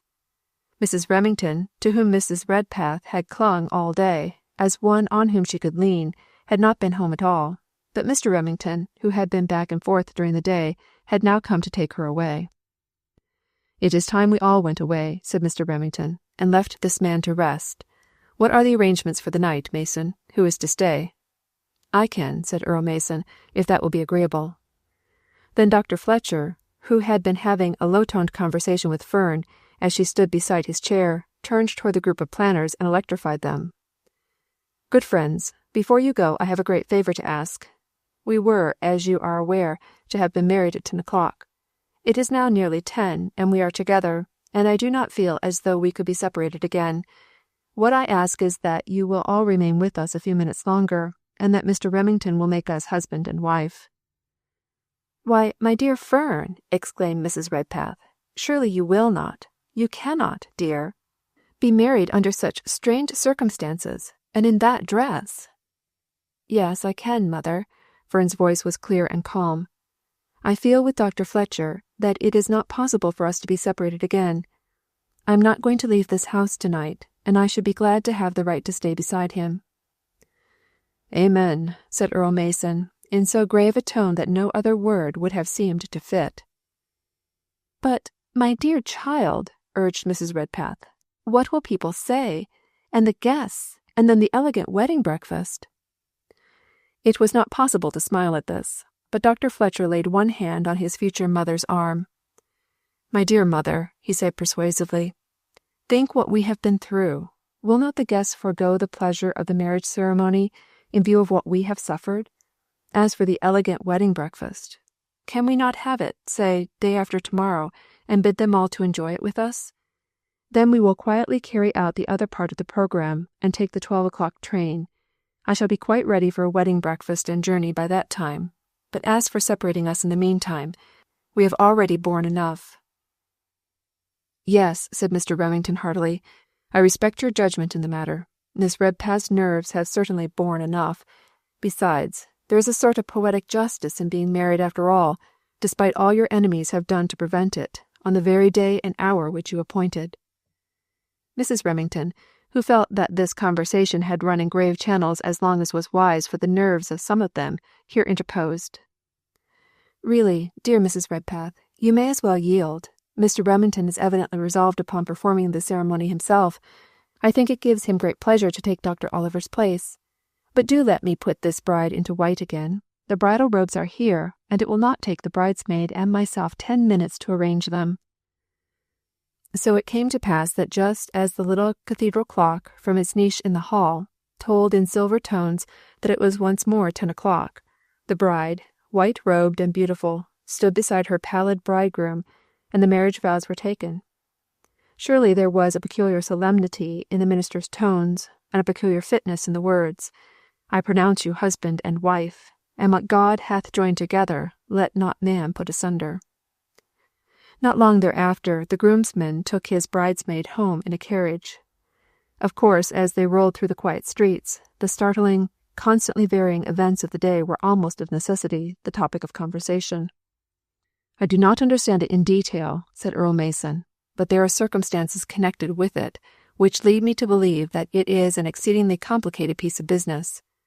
The illiterate note, the obscure coffee-house, and the vile cup of coffee are all in keeping with the low-down class of conspirators, but the exquisite villainy exhibited in the management of the whole after-scene leads me to suspect that another class of mind was the instigator of the whole. Those flowers, Miss Chilton, were exquisite, and all the appointments costly and beautiful from the standpoint of the society world.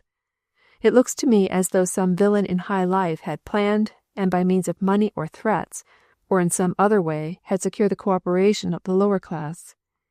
It was the very refinement of villainy, if I may use the term, which planned all that elegant array of horror, and left the victim alone to die." "I know," said Elsie, catching her breath. "I feel what you mean. It does not seem to me that I can ever again endure the scent of tuberoses, or mignonette, or even the sight of English violets. Wasn't it too awful to place that pillow of flowers at his head? Mr. Mason, do you know, I believe that Alec Palmer had to do in some way with this whole matter." And then Earl Mason experienced such a shock through all his frame as none of the previous occurrences of the day had been able to produce. In his astonishment he was guilty of repeating her words. "Alec Palmer had to do with it? Is it possible that you have any reason for such a statement?" "No," said Elsie, already ashamed, and realizing for the 100th time the immense difference between the two men. One could originate a slander against a character which had been above reproach through all the years of its history. The other was shocked at the bare suggestion of such evil, even though he could have no respect for the character of the man whose name she had mentioned. "I ought not to have said that," Elsie made haste to add. "I thought aloud. But your suggestion that the whole scheme was planned by someone in high life brought it forcibly to mind. Mr. Mason, Alec Palmer hates this whole subject of gospel temperance with an extreme hatred. He hated Fern, and Dr. Fletcher especially, I think, since the evening of the temperance rally. I saw him at the reception that evening, with such a strange, fierce scowl upon his face when he looked at them, as might have preceded almost any evil planning. And he can speak so terribly ill of others, without any provocation, can consider others capable of such awful things, that I feel sometimes as though it might almost justify me in thinking that he himself is capable of them. I believe him to be a bad man, and I have reason to think that he would stoop to any form of revenge against those whom he dislikes, provided there was a fair possibility of his not being discovered." Mr. Mason was so silent under this avalanche of astounding words as to fairly force from Elsie her next hurried sentences. "I know, Mr. Mason, you think me cruel, unchristian in my conclusions. I know I ought not to have spoken as I did, without proof. But that man has become such an offence to me, I despise his character so utterly, that I could hardly help, under the excitement of the moment, saying what I did." "I could as soon accuse an angel of being cruel or uncharitable," he said at last, and there was a strange new tone in his voice, almost of exultation. "I am simply bewildered, Miss Chilton, overwhelmed. I have been deceived. I had supposed, that is, I had been led to think of Mr. Palmer as your nearest and dearest friend, and I thought that any other than respectful words about him was an insult to you." Elsie made a little movement almost of impatience, and spoke quickly. "Is it not almost an insult to me, Mr. Mason, that you conceive of a man like the one you seated on my father's doorstep, while you summoned a policeman to help him home, as being my nearest and dearest friend?" "Ah, but I believed you thought him simply the victim of the sins of others," he said eagerly, "even as Dr. Fletcher was today. That is what I thought you had been taught to believe. The circumstances are entirely different, I know. They did not drug Dr. Fletcher with alcoholic poison. They were wise enough to know they could not do that. But I did not know you understood the difference fully, and indeed, Miss Chilton, I thought I had good authority for my belief. I tell you frankly, I overheard the gentleman himself say that it was an engagement. That it is not so, that I heard from your lips that all this is false, gives me such a feeling tonight as I cannot describe, gives me such a hope as I thought never to have. Elsie, I have been utterly deceived myself. Have I deceived others? Is it news to you that there has for years been but one woman in the world to me? That these two, who have blundered so long and so well, who have had innumerable opportunities for enlightening each other, and have but succeeded in plunging themselves into deeper bewilderment, may surely now, toward the midnight of a day so full of excitement and care and pain as this has been, be permitted to have a little quiet conversation to themselves, without any intruding eye to watch, or any inquisitive ear to listen. Chapter 26. Selfishness and Self-Abnegation. It was several days afterwards that Mrs. Remington told as much as she knew of the story to her husband, and confided to him the hope that these two would have peaceable times now. They have had such a bewildering and stormy acquaintance heretofore. It does seem to me, she had said with a long-drawn sigh, that it is time for us all to have a little peace. We have been through seas of trouble and anxiety, and almost everything that can happen has. If we could only find out the details of that horrible scheme about Dr. Fletcher, and discover what sent Alec Palmer to Europe at 24 hours' notice, I think I should be willing to settle down for a while and let the outside world alone. We cannot let the outside world alone, he had replied gravely. We must be about our Master's business. There's a great deal of work to be done, and the night cometh when no man can work. I think I must prepare a sermon on that text. It has been with me all day. I have said it over repeatedly in my study. The night cometh when no man can work. You're working too hard, his wife had said, giving him a swift, anxious glance, but he laughed cheerfully. I? No. I'm in my prime. I never felt stronger, or better able to work. I am glad to be a young man yet, and to realize that I have probably long years before me in which I can serve him. But even to the longest life, Mattie, the night cometh. The summer sped away. Mr. Remington and his family went, for the month of August, to the old farm at Maplewood. There they took long walks and drives, and lived over again those earlier days of their life together, and felt that they were a great deal older and wiser, were indeed getting to be middle-aged people who had had experience. Mrs. Remington confided to her husband that in those early days she had rather longed for the time to come when she might consider herself matronly, and of course wise. Little John rolled and tumbled in the hay, frisked with the lambs, fed the chickens, and managed Aunt Hepsy with the skill of a general, and with twice the success that he had had, even with Aunt Hannah. One beautiful Sunday they all drove over to Stony Ridge and spent the Sabbath, and Mr. Remington preached in the old church, which he had helped to make new, and compared notes with Brother Porter, and cheered that young man's heart with words of commendation and encouragement.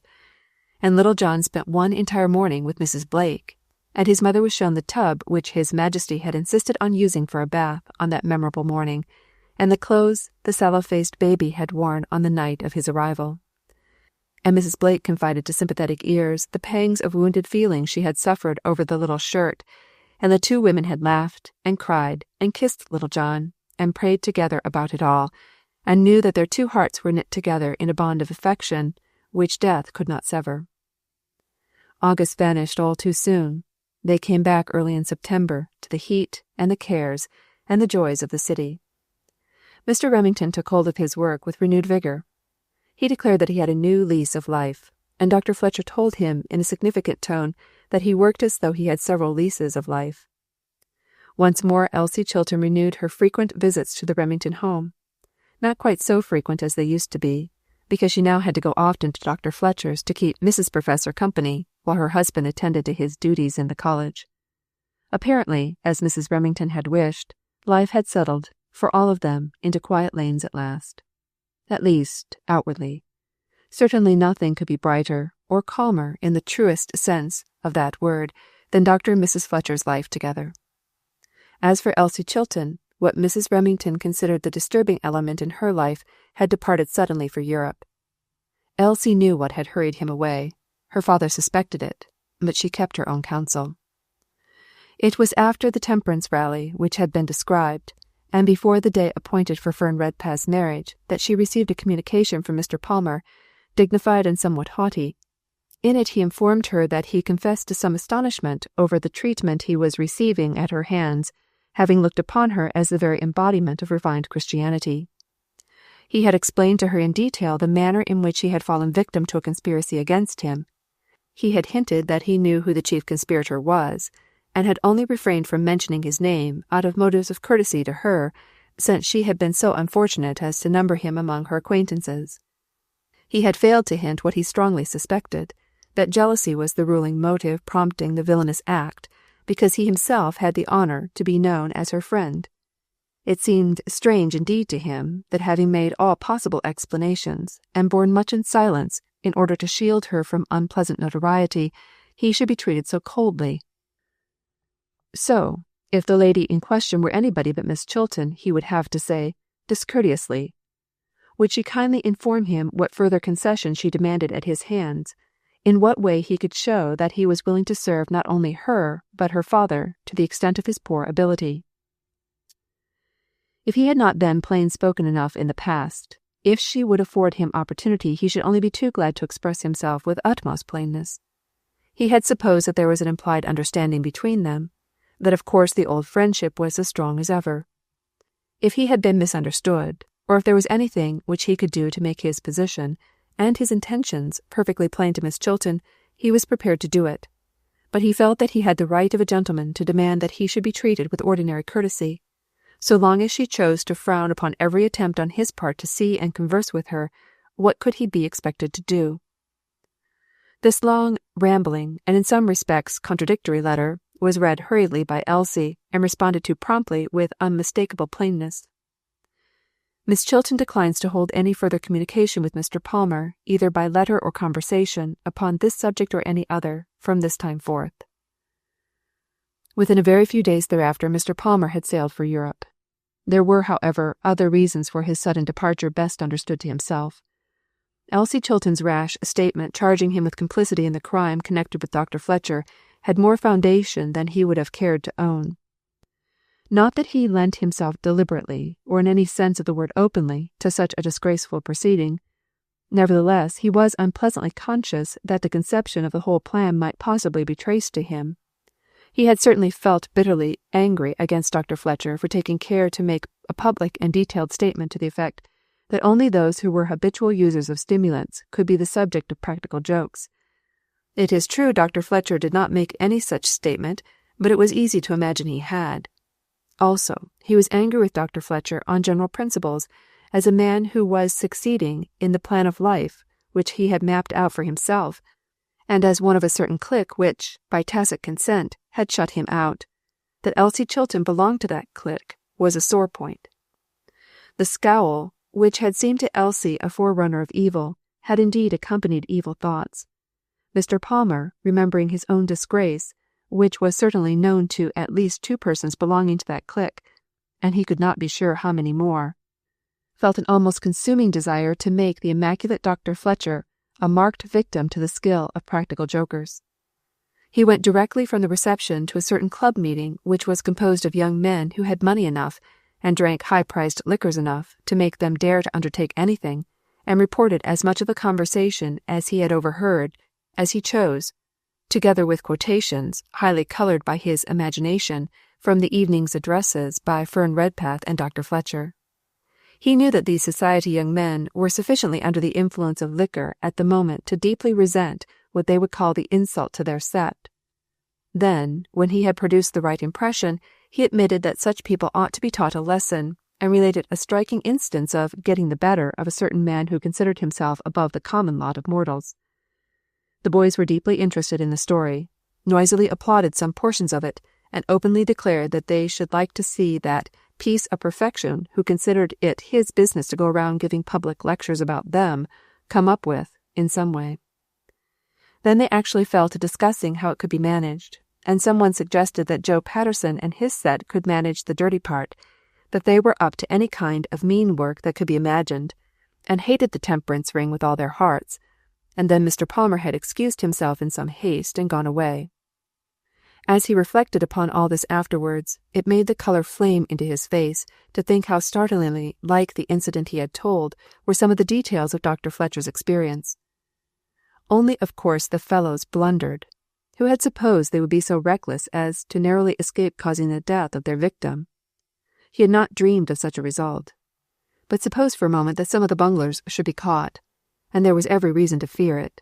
That Mason fellow was quick-witted and long-brained and meant to succeed. And suppose a detailed account of his conversation in the club-room that night should actually come into court. It would have an ugly sound. Of course a man could not be arrested because he had talked carelessly with a party of half-drunken fellows, but it certainly would not comport with his dignity to be cross-questioned, for instance. Perhaps by Earl Mason himself. Horrible. After giving heed to that thought for the space of a minute, Mr. Palmer hastened his departure from the country and planned to make his stay indefinite. Mr. Chilton's affairs went swiftly toward their consummation. Disaster was in the air. Almost ruin looked the troubled man in the face. Then arose a most unexpected deliverer. A businessman of undoubted integrity, whose name was a power in the business world, but with whom Mr. Chilton had had very little in common, came suddenly forward and volunteered the use of his name to an almost unlimited extent. He would make no explanations as to the reason for this strange conduct, and laughed at Mr. Chilton's embarrassed and voluble efforts to be sufficiently grateful. "Why, man," he said heartily, "there is no occasion for such deep gratitude. I understand the situation perfectly. I do not expect to lose a cent by you. I am an old man and have been through all the stages of depression and anxiety. I have been able to look into your affairs somewhat, and I see plain sailing for you in the future, with a little management just now. Therefore I offer the helping hand. It is no more than any man of common sense, who had the money lying idle, would be willing to do. It is a business transaction, done in a friendly way. There is nothing incongruous between business and friendship, Mr. Chilton." And the bewildered man of business did not know then, though he did long afterwards, that the merchant prince was the devoted friend and admirer, I might almost say lover, of the young lawyer, Earl Mason.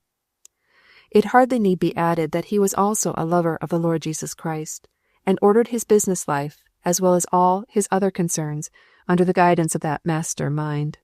So the financial crash was averted, and Mr. Chilton floated through, without the aid of Alec Palmer, greatly, it must be confessed, to that gentleman's bewilderment and chagrin. Nevertheless, this did not make smooth sailing for his daughter. Obstinacy was Mr. Chilton's ruling passion. She had thwarted him, this one child of his, had overset the darling plans of his lifetime.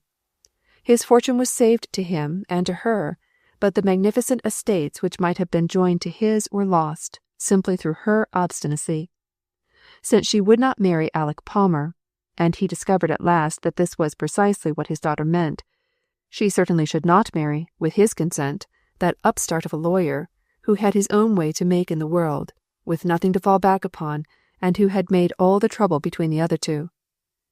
They had had upon this subject, he and his daughter, what Mr. Chilton called some plain English, at which time he informed her that, as she had chosen to upset all his plans, of course there was nothing to be done but to take the consequences. He meant to be perfectly frank with her. That Mason fellow had had the impudence to ask his permission to address her, for which he was glad, as it gave him an opportunity to tell him what he thought of him. If Elsie had decided to remain at home, he was entirely willing. It would probably be more pleasant to have her in the house than out of it, and he had enough to support her. But as for her marrying that Mason fellow, she must understand once for all that she would have to choose between them. She was of age, and could no doubt do as she pleased, but so could he.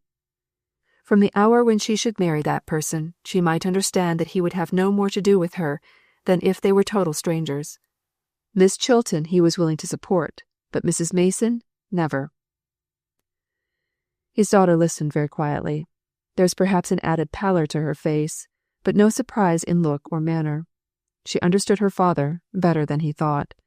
When at last he gave her an opportunity to speak, her voice was very quiet. "Papa," she said, "you have certainly spoken very plainly. I will do the same. If you care to have me with you, and I think you do, I will promise never to leave you, never to marry anyone without your full and free consent. I have known for a long time that there was only one person whom I could ever marry, and that person is Mr. Mason. But I can remain unmarried, and if that will give you a little comfort, Papa, I shall be glad to stay with you always, and I will try to be as good a daughter to you as I can. I am sorry I had to act contrary to your wish, for I love you, Papa, with all my heart, and I am willing to prove it by giving up my way for your sake. I had to disappoint you, because to do other than I did, feeling as I did, would have been a sin. But you may understand now that from this time I belong to you, and I will not trouble you about this matter again." She had then stooped over the chair in which he was sitting, and touched her lips ever so lightly to his forehead, and gone away. Mr. Chilton sat there for an hour, feeling like a brute. Indeed, he frankly called himself a selfish man, more selfish than he had ever supposed he could be.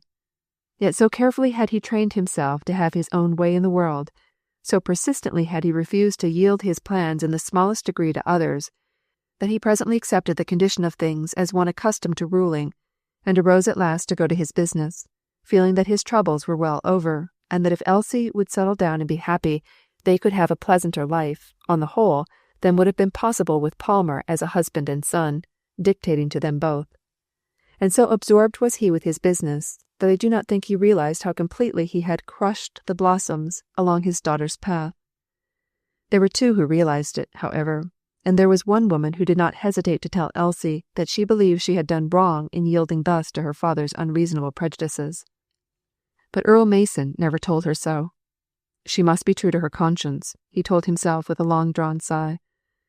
God forbid that I should ever come between a soul and its duty, as the Lord Jesus Christ reveals it. As soon as the autumn evenings were of sufficient length, Mr. Remington carried out one of his plans, which had been maturing all summer. That was to institute a series of gospel temperance meetings, beginning in his church. He called to his assistance a noted temperance worker, a man of energy and power, and one whose experience as a worker had been among some of the hardest classes to be found in large cities. Finding, after a brief experience, that many of the hard characters whom he was trying to reach could not be induced to enter a church building, Mr. Remington rented a hall in the heart of the city, Mr. Hargrave, Dr. Fletcher, and others of their stamp rallying around him for this purpose. Then began aggressive temperance work in a locality which was surrounded on all sides by saloons of almost every type. That the work was owned and honoured of the master could be proven any night by watching the groups of blear-eyed, red-faced, fallen human beings who tarried to the after-meeting, or lingered about the door to have a word with Mr. Remington, or rose up to be prayed for when the invitation was given. Among these half-intoxicated and wholly miserable, who shuffled forward one evening and knelt around the platform, having been asked to give that indication of their desire to begin a new life, was one whom Earl Mason noticed with a start, which had dismay in it as well as surprise. He was standing in the aisle waiting to speak a word to someone, who he knew was weighing the question whether he should move or not, when this fellow stumbled past him. He leaned forward with one eager glance at the hard face, then bending to Mrs. Remington, who occupied an aisle chair next to him, said in an undertone, "That one who just passed you is Dan Stokes." Now Dan Stokes was a name which had power to bring terror to Mrs. Remington's soul. It was the name of the man for whom they had been looking so long and persistently.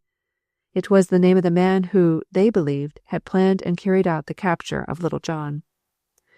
The mother's face was white with pain, as the thought of those awful days, when she had lived without knowledge of her baby's whereabouts, returned to her, and she leaned forward and gazed with frightened eyes at the fellow for whom they had been so long hunting. "Are you sure?" she asked in a trembling voice. "Very sure," answered Earl Mason. "I knew the fellow quite well by sight. I wonder that he has dared to show his face here. Look, the poor wretch is kneeling, and Mr. Remington is talking with him. I do not suppose he has the least idea who it is, but the fellow must know who is bending over him, though perhaps not. He is partially intoxicated. Mrs. Remington, I feel very much like sending for an officer and arresting him at once. Shall I do so?" "No," came from Mrs. Remington's grave lips. "Not now. Not yet, at least. I do not know. How can we tell but the Lord is speaking to him? Look, my husband has dropped on his knees beside him and is praying for him." For the remainder of the evening, Mrs. Remington had eyes only for Dan Stokes. She watched him with a frightened face and a fluttering at her heart which she could not control. She noticed that her husband kept him in sight, even after he had risen and stepped back a little from the platform. At intervals Mr. Remington would turn to speak a few words to him. When the meeting closed, as the minister caught sight of his wife, he motioned her forward. Mr. Mason, who had seen his call, made a way for her through the aisle and followed her. "Do you know who you have here?" he asked, speaking low to the minister, with a significant movement of his head toward Dan Stokes, who stood with hands in his pockets and eyes on the floor, noticing no one, and seeming like the very embodiment of despair. "Yes," said Mr. Remington in clear tones. "I know. Mattie, I want your advice. What can we do with this man? He is terribly tempted. He does not dare to go out of this building. He does not dare to promise that he will get to his attic tonight without going into some of these saloons. He is urged on by an awful appetite which makes him long for drink in a way that you and I cannot understand. He is urged on by boon companions who are determined that he shall not reform, and yet he wants to. I can feel that he does. Do you know who he is, dear? Has Mason told you? Well, what is there that I can do for him?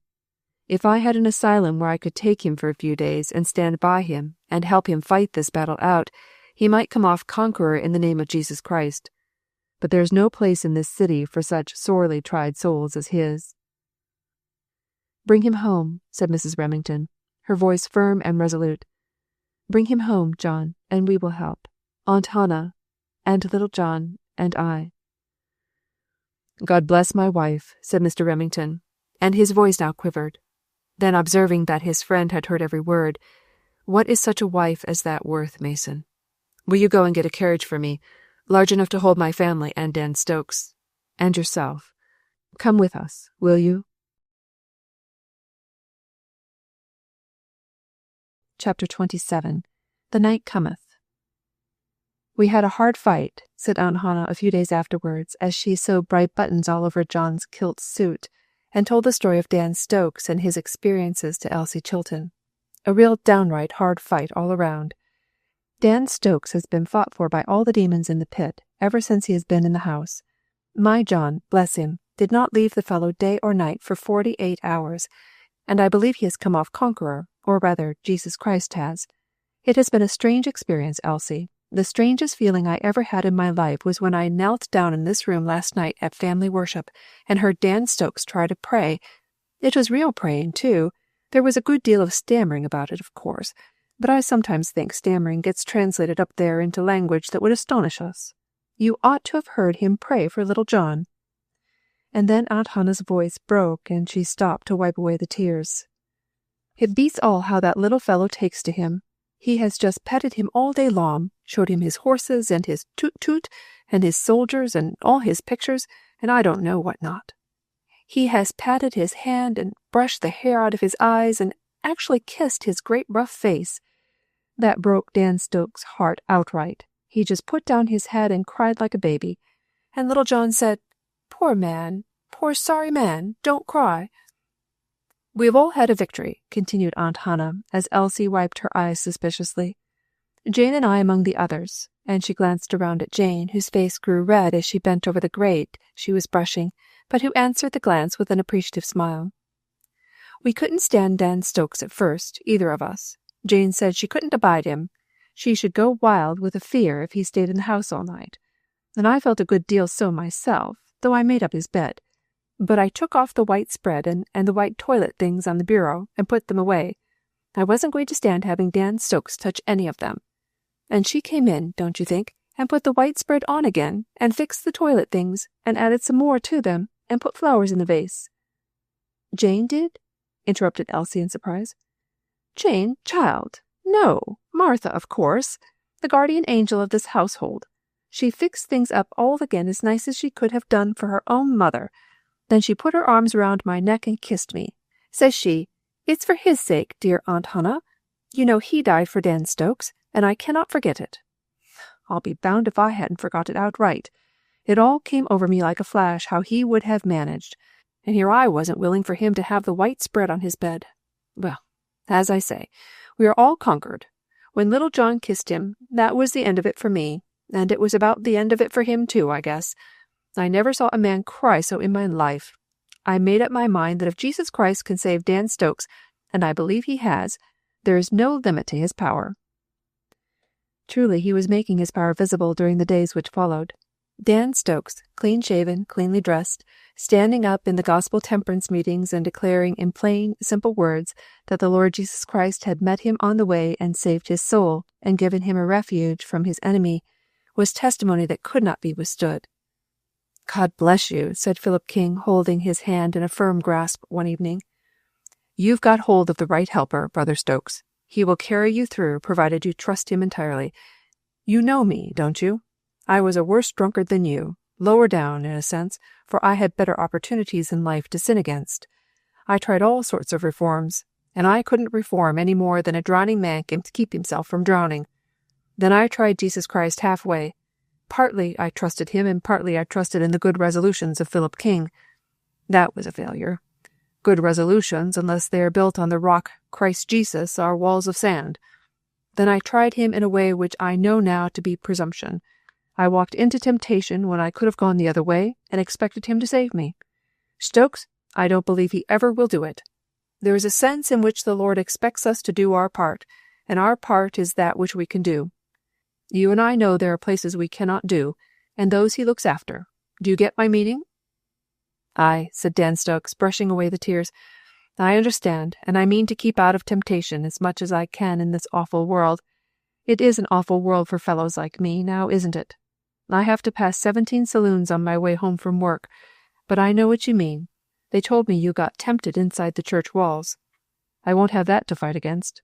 I'm going to be in Mr. Remington's church, sir, and he won't have no temptation of that kind in any church where he goes. Maybe you don't know him? Indeed I do, answered Philip King, his eyes lighting. I know him, Stokes, but only the Lord himself knows all that he has done for me. That is, said Dan Stokes, words won't tell it, they won't, but I'm going to give my life, I am, to showing him and his wife and his boy that they have saved me. It is the greatest wonder to me yet, that they could care to have me saved, but they did, even the little fellow. Poor sorry man, he said, don't cry. And then Dan Stokes got out his clean white handkerchief and wiped away the tears. 2 more wonderful weeks passed. The gospel temperance meetings were still in full tide of power. When Mr. Remington left them one evening in charge of others and went to answer a call to another part of the city where there was a political rally. Gospel temperance is all very well, said the man who had come to urge for his help. I believe in it with all my soul. You know that as well as anybody, but so do the saloon men, if you don't go any further. That is, they are willing you should pray a good deal and sing as many gospel hymns as you please. They can even stand the conversion of Dan Stokes and a few fellows like him, who have spent all their money in the saloons. They are willing to tolerate all this if you will let their votes alone. They are more or less mad, it is true, at all temperance workers, on general principles, but the people for whom they have a downright and ever-increasing dislike, to put it mildly, are the people who touch the political side of the question. They don't understand the power of prayer, and are therefore not so much afraid of it, but the power of a vote they can appreciate. Just as long as they can keep the praying on one side and the voting on the other, they consider themselves comparatively safe. But Mr. Remington, in his speech that night, by no means kept the praying on one side and the voting on the other. Vote as you pray might almost have been said to be the text of the sermon he preached. A strong, keen, logical sermon addressed to keen-brained men, voters every one of them, men who listened intently and weighed carefully the problems which he presented before them and the facts and the figures with which he clinched his arguments. The man who had called for him walked back with him to the hall when the 20 minutes' speech was concluded. You did some good work for the cause tonight, Mr. Remington, he said. That speech will give us a dozen more votes at least, I believe, and we are getting where a dozen more votes will tell. We are gaining on the enemy, Mr. Remington, as sure as the world. If we could only have all the church members with us, how quickly we would sweep this curse out of the land. Yes, said Mr. Remington, and he could not forbear a sigh. Even in his own beloved church, there were many men who loved him, and prayed with and for him, and who worked earnestly in the gospel temperance meetings, and were honest to the heart's core, he knew, yet who would in a few days go to the polls and array themselves against him on the side of the saloons which he and they were fighting. "It is very strange," he said. "It is the problem of the centuries how to understand the honest Christian people of our country on this question. There is nothing like it. We see eye to eye on every other moral question under the sun. I do not understand it. The utmost I can do is to work and pray and wait. I am willing to do the working and praying," he added with a slight laugh, "but there are some of my people for whom it seems hard to wait." "I know," answered his friend. "I know precisely how you feel. I have a brother, as good a man as ever lived, as good as gold, and as square as he can be on all other questions, as you say. But when it comes to this, there isn't a bat in the world as blind as he. It is unaccountable to me, except on the principle that the God of this world has blinded his eyes. When I get to thinking about it, and get all wrought up, as you have wrought me up tonight, Mr. Remington, by your speech, the only language in which I can express myself is the old cry, 'O Lord, how long?'" Then they reached the door of the hall where the temperance meeting was still in progress, and shook hands and separated. A few steps away, then the gentleman turned and called out, "Oh, hold on, Brother Remington. I forgot one or two things. Do you have a service tomorrow evening?" "Yes, sir, service every evening," said Mr. Remington in exultant tone. These gospel meetings, held night after night, with as much persistence as the saloons, were his soul's delight. "Can you get away and go down to the South End for a few moments' talk, as you have given tonight?" "Oh, yes, I can go for a little while. I have good helpers in these meetings." "All right, thank you. And how about Sunday? Can you give us a little gospel temperance talk, say 15 minutes or so, at the South End Mission, for the young people, the boys, who will be voters in another year or two, you know?" "Yes," said Mr. Remington, again speaking hastily. "Yes, I can. I'm glad to speak to the boys every chance I can get. The boys who will vote in a year or two, or 3, are the hope of our country today. Your meeting is at 4, is it not? I will be there, if nothing unforeseen prevents." It was nearly 2 hours later when Mr. Remington was taking swift strides up the street, making all speed to catch the last car which would go out his way that night. The meeting had been long closed, but he had tarried to have a little after-meeting talk with a half a dozen evil-looking men, who yet looked better this night than they had before in months, some of them in years, in that they were sober, and had within them a weak longing after a better life. 2 of them in particular held Mr. Remington late. Their lines in life were hard. They had families, little children. They were very poor. They were weak in body through long dissipation, unable to work much, had work been at their hands. They needed good food and care, and kindness and patience, such as Jesus Christ, had he been on earth, would, without question, have bestowed. And Mr. Remington, who was coming into daily and hourly contact with just such cases, felt at times almost in despair because Jesus Christ, in the person of his church, was willing to do so little for such as these. Since the world was what it was, how were such as these to be saved? He took a cross-cut through one of the darker by-streets of the city, revolving the problem as he went. How to meet the needs of these men, who with feeble effort were reaching toward reform? How to tide them over the gulf which lay between them and respectability? How to steer them past the many open doors of saloons wooing them with brilliant lights, and sounds of laughter and good cheer, and odors which enticed them in a way that men like himself could not understand? "If I only had a house," he said aloud, "a home of my own that I could make into a sort of earthly refuge for even a few of them at a time, and tide them over. If we had a home in which to put a man like Philip King, what could not he and his wife and little Carol do for tempted souls? Oh, for some of the millions that are being wasted in this city. If I could have—" But the sentence was never finished. He had been conscious for several minutes of steps behind him, moving rapidly as he did, crossing streets when he crossed, vaguely conscious of it, not attaching any special importance to it. He halted near a street lamp and drew his watch to time himself as to the probability of his securing the last car. He was but 2 blocks away from it now, and the footsteps gained on him. He struck into an alley, which would take him by a still shorter route to the avenue. The footsteps followed him. It was just as he said to himself, "If I could have," that there came the sharp report of a pistol shot, startling the quiet air, and then another following it in quick succession. But apparently there had been no need of that second one, for with the first Mr. Remington had fallen to the ground. The alley was dark and deserted. The footsteps that had dogged him had no difficulty in turning and fleeing in the direction whence they had come. They were lost even to sound by the time the policeman, stationed near the corner, could reach the spot, though he made all speed in the direction of the sound which had startled him. As he bent over the prostrate man, he uttered an exclamation in dismay. "It's the preacher!" Then he whistled for help. At the parsonage, Mrs. Remington and her friends were quietly awaiting the homecoming of the head of the house. Mrs. Remington had not been down to the evening meeting, and Elsie Chilton, who was spending several days with her, had been attended home from the first meeting by Earl Mason. Dr. and Mrs. Fletcher were also there, having driven out after the service to enjoy a few minutes' chat.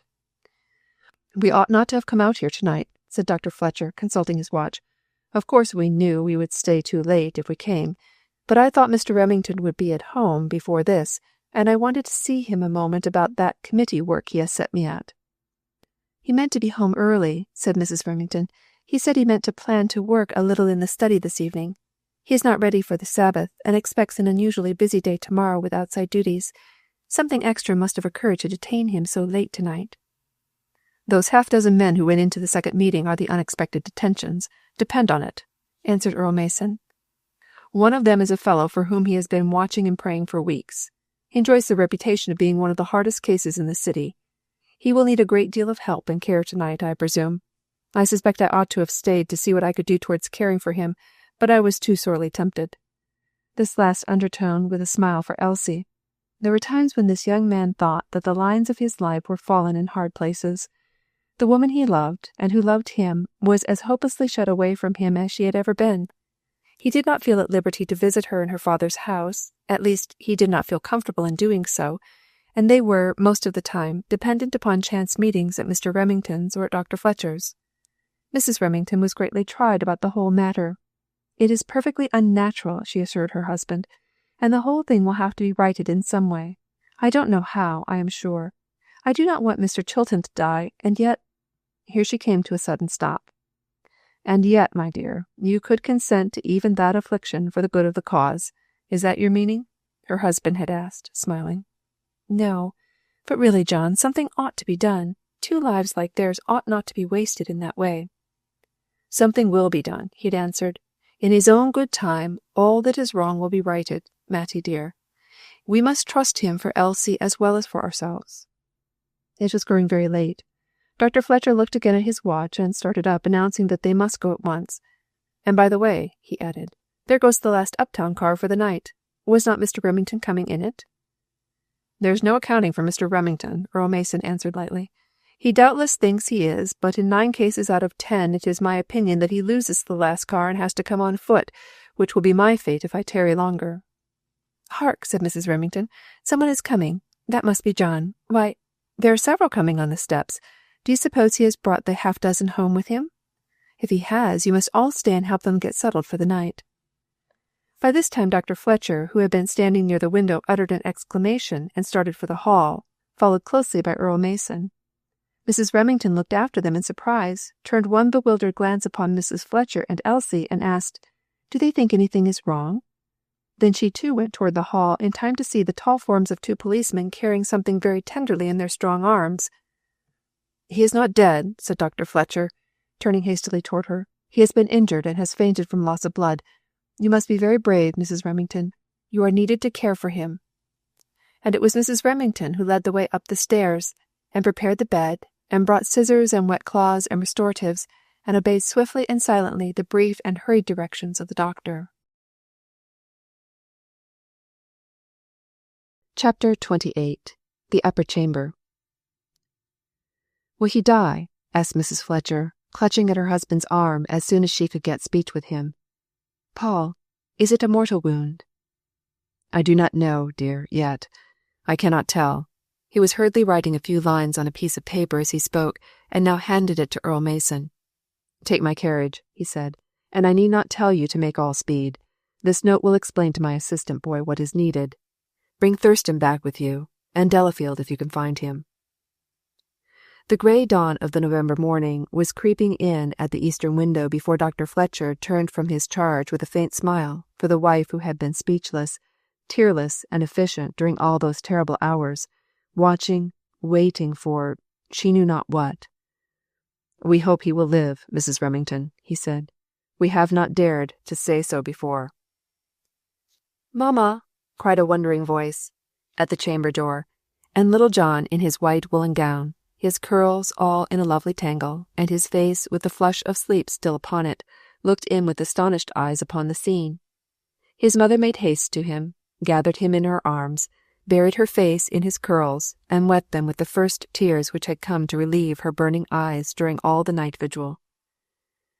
Yes, he lived, but it was days before they were sure of it. Long, terrible days, and more terrible nights, when the valuable life hung in the balance, and it seemed as if a hair's breadth would turn the scales. During all this time, excitement ran high in the city. Men of all shades of belief and unbelief united to express their horror of the crime, and gathered in groups and in societies and in clubs to discuss the terrible questions of how and why. They organized vigilance committees whose avowed purpose it was to seek the murderer and to bring him to justice. Resolutions were passed by the dozen, and indignant men declared that the thought that such deeds were possible was a disgrace to civilization, and said that the would-be murderer was drunk, of course. No man in the possession of his senses would ever have been guilty of such a cold-blooded, cowardly, unprovoked outrage as that. And then they voted, some of them, some of these very men, and within a few days' time, to license more liquor saloons. Not all of them. Not all even of those who had been in the habit of voting the license ticket were counted on that side in the election. The first bit of news Earl Mason ventured to tell the wounded man was that the ward about which he had felt most anxious, and for which he had worked the hardest, had had a temperance victory in the last election. "Directly traceable to your address that night," he added eagerly. "The vote was close, and if 3 men, who it was said changed their views that night, had not done so, we should have lost it." And then he wondered if he should add another item of news, to the effect that the mystery connected with the assault upon Dr. Fletcher was solved, and the leading conspirators were now awaiting trial. He reflected that he would not. There was an element of pain in that bit of news. 2 of the men were those for whom Mr. Remington had prayed and worked much. Of course they ought to be punished for their crime, but it was the old story. If they had not been in liquor, they would never have been guilty of such a deed. What need to tell the man who had tried so hard to save them of the depth of their fall? "It is really Alec Palmer who ought to suffer in their stead," the young lawyer muttered, for the developments connected with the trial were to be fully as disgraceful as that European gentleman had imagined they might be. Mr. Remington lived, but what a shattered life it was. The first time his wife was told about it, that the beautiful strong limb, which had been swift to go with its fellows upon errands of love and mercy all these years, must be cut away as the only hope of saving the precious life, she shut herself into her own private room for hours. She did not dare to look upon her husband's face. She could not even take little John into her arms. She had to go away to be alone with Christ, and fight the battle out with her rebellious, breaking heart. How could she have him in his strong young manhood, in the full glory of his successful work, broken and maimed before her, a cripple for life? Yes, more than a cripple. She had known for several days that the spine was injured, and that the doctors feared he might not walk in a long, long time. Now he could never walk, except possibly to hobble around on crutches, and even that was very doubtful. Her brave, strong athlete, in whose unusual strength she had so gloried, to be shot down in the night by a drunken wretch, one of those whom he was spending his life to save. How could she have it so? How could this Christian nation tolerate the curse which had made such an experience possible? Nay, there was a harder battle than that to fight.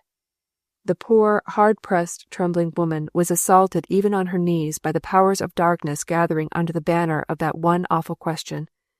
How could God be good and have it so? Why? Why had he let this horror of suffering and helplessness come upon this young willing servant? She came off the victor. Oh, you know that.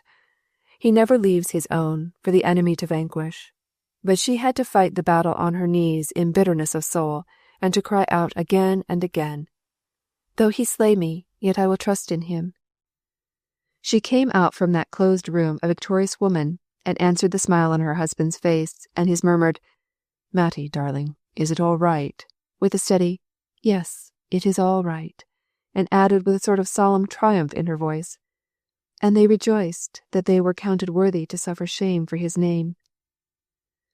The weeks went by. The sacrifice was made, and by Christmas time the wreck of the once splendid form, with his right leg gone and his left arm partially paralyzed, and his back too weak to sit erect, could yet rest among the pillows of the curiously constructed chair planned for such as he, and smile and visit with his friends, and inquire after the cause. He was full of cheer, the lightest-hearted one, apparently, of all the group that gathered round him. "He has never once broken down," said Mrs. Remington to Elsie, "neither before Aunt Hannah nor myself. He has never spoken other than cheerfully, I might almost say joyfully, of his future.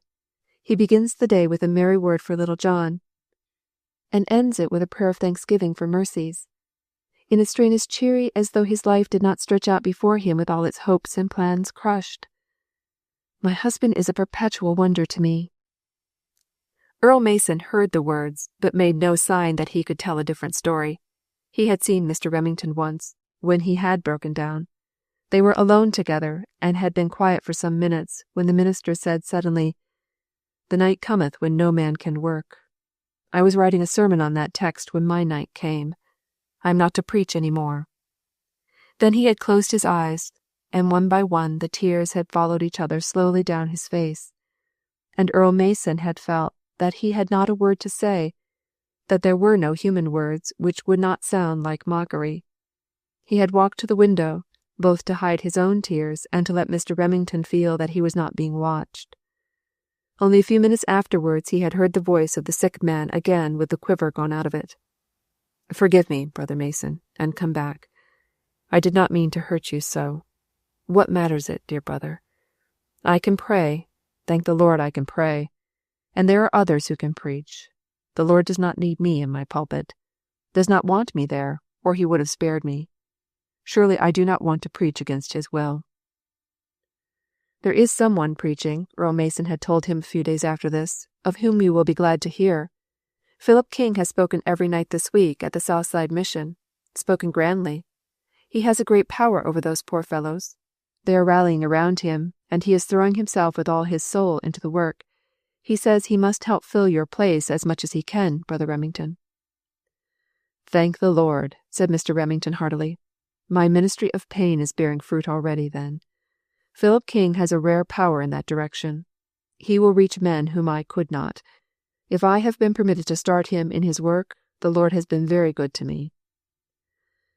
"You are especially privileged, Mrs. Remington," Dr. Fletcher said to her one day, as he came out from the large, bright room where by degrees they were gathering all sunny and beautiful things with which to surround their beloved. "You are especially privileged. You can spend your days with a Christian martyr, one of the most beautiful witnesses to the power of the religion of Jesus Christ that I have seen in all my experience." "Yes," said Earl Mason, as the two walked down the street together, having gone 2 blocks in utter silence. "Yes, that is a good name for him. John Remington, Martyr. I will tell you a good text to accompany the name. It must needs be that offences come, but woe unto that man by which they come. If the Christian world had done its duty, there would have been no need for such martyrdom, Dr. Fletcher." It is a marvellous thing, when one stops to think of it, how soon life can accommodate itself to great and startling changes. Before the new year was a month old, it might almost have seemed that in the Remington home there had always been a large, sunny room, furnished with special reference to a permanent occupant, and an invalid chair, and a man in the prime of life, with a pale face, and one nearly helpless arm, and one foot resting on the cushion arranged for it, always sitting there, with books and papers and writing material convenient to his touch. They were not to move from the parsonage, as in the first bewildering days it had been supposed of course they would have to do. Mr. Hargrave and 2 or 3 others had attended to that. Instead, the young minister who had been called to fill the vacant pulpit had been installed in the home as one of the family, welcomed with rare delight by every member of it, especially by little John, who, it was declared, acted precisely as though he remembered him. And really there was, perhaps, nothing so very strange about that, for had not Mr. Porter given him devoted and undivided attention for one long-to-be-remembered day? And had he not declared that he would like to adopt the boy for his very own? For all practical purposes it was an adoption. At least, the reverend gentleman became little John's most devoted and submissive slave, trying in a way which certainly had its pathetic side to do for the boy all that a strong-limbed, active, thoughtful father might have been supposed to do. Neither was there necessity for any especially anxious hours concerning the future. "We haven't got bread and clothes to worry about, anyhow," Aunt Hannah had said. "We have enough, child, for all of us, until little John gets old enough to take care of us. It is all yours, of course. Whose would it be?" But it was soon found that the brave little church had taken care of that matter, and had voted to the disabled pastor a life salary to be paid in regular quarterly installments. "I am young to be a senior pastor," he had said with a brave smile to Mr. Porter when they conferred together, and he had been answered with a smile as bright as his own. "Yes, we are young men together. I am but a trifle younger than you are yourself, and together we will shoulder this church, Brother Remington, and make it a power for God in the world. You are the senior pastor, that is the church's vote, and I am the co-pastor. I rejoiced in that vote. It is as it should be. I glory in the union, and I warn you, brother, I expect to lean upon you, for although you are not much older in years, you are, you remember, in experience, and you have had rare successes with this church. And besides, brother, do you not think that to those whom the Lord calls to witness for him in the baptism of suffering, he gives a double portion of his Spirit?" So, all things considered, there was a great deal of sunshine in the upper room, beyond that which the grand luminary in the sky made for it. And the brave man in his chair took up his long laid-aside literary work again, began to study, and think, and write, with a view to reaching the outside world through his pen, since he could not longer by his voice. He said one day to Mr. Mason, with that rarely sweet smile of his, "I do not know but I am to preach, brother, after all. I've been lying here this afternoon and thinking of the little word I wrote about Christ last week, which is in the newspaper today, and which thousands of people may have read by next week this time. I made it a sermon straight from my heart. Perhaps the Master will let me preach it to a larger congregation than I could ever have reached from the pulpit." One evening, Mrs. Remington, having presided over the dainty dinner which had been sent upstairs, and which little John and his father enjoyed together, that graceless young man, if he thought anything about it, doubtless rejoicing that at last there had been a rival dinner-table set up which he was permitted to honour with his presence, had come downstairs to do the honours of the table spread in the dining-room, for both Earl Mason and Elsie Chilton were her guests that evening. Just as the dinner bell sounded its summons, the door-bell was also heard. "Go down to dinner, Aunt Hannah, please, with our friends," Mrs. Remington said. "I will wait and see what is wanted. If it should be someone to see John, I shall have to attend to it, you know."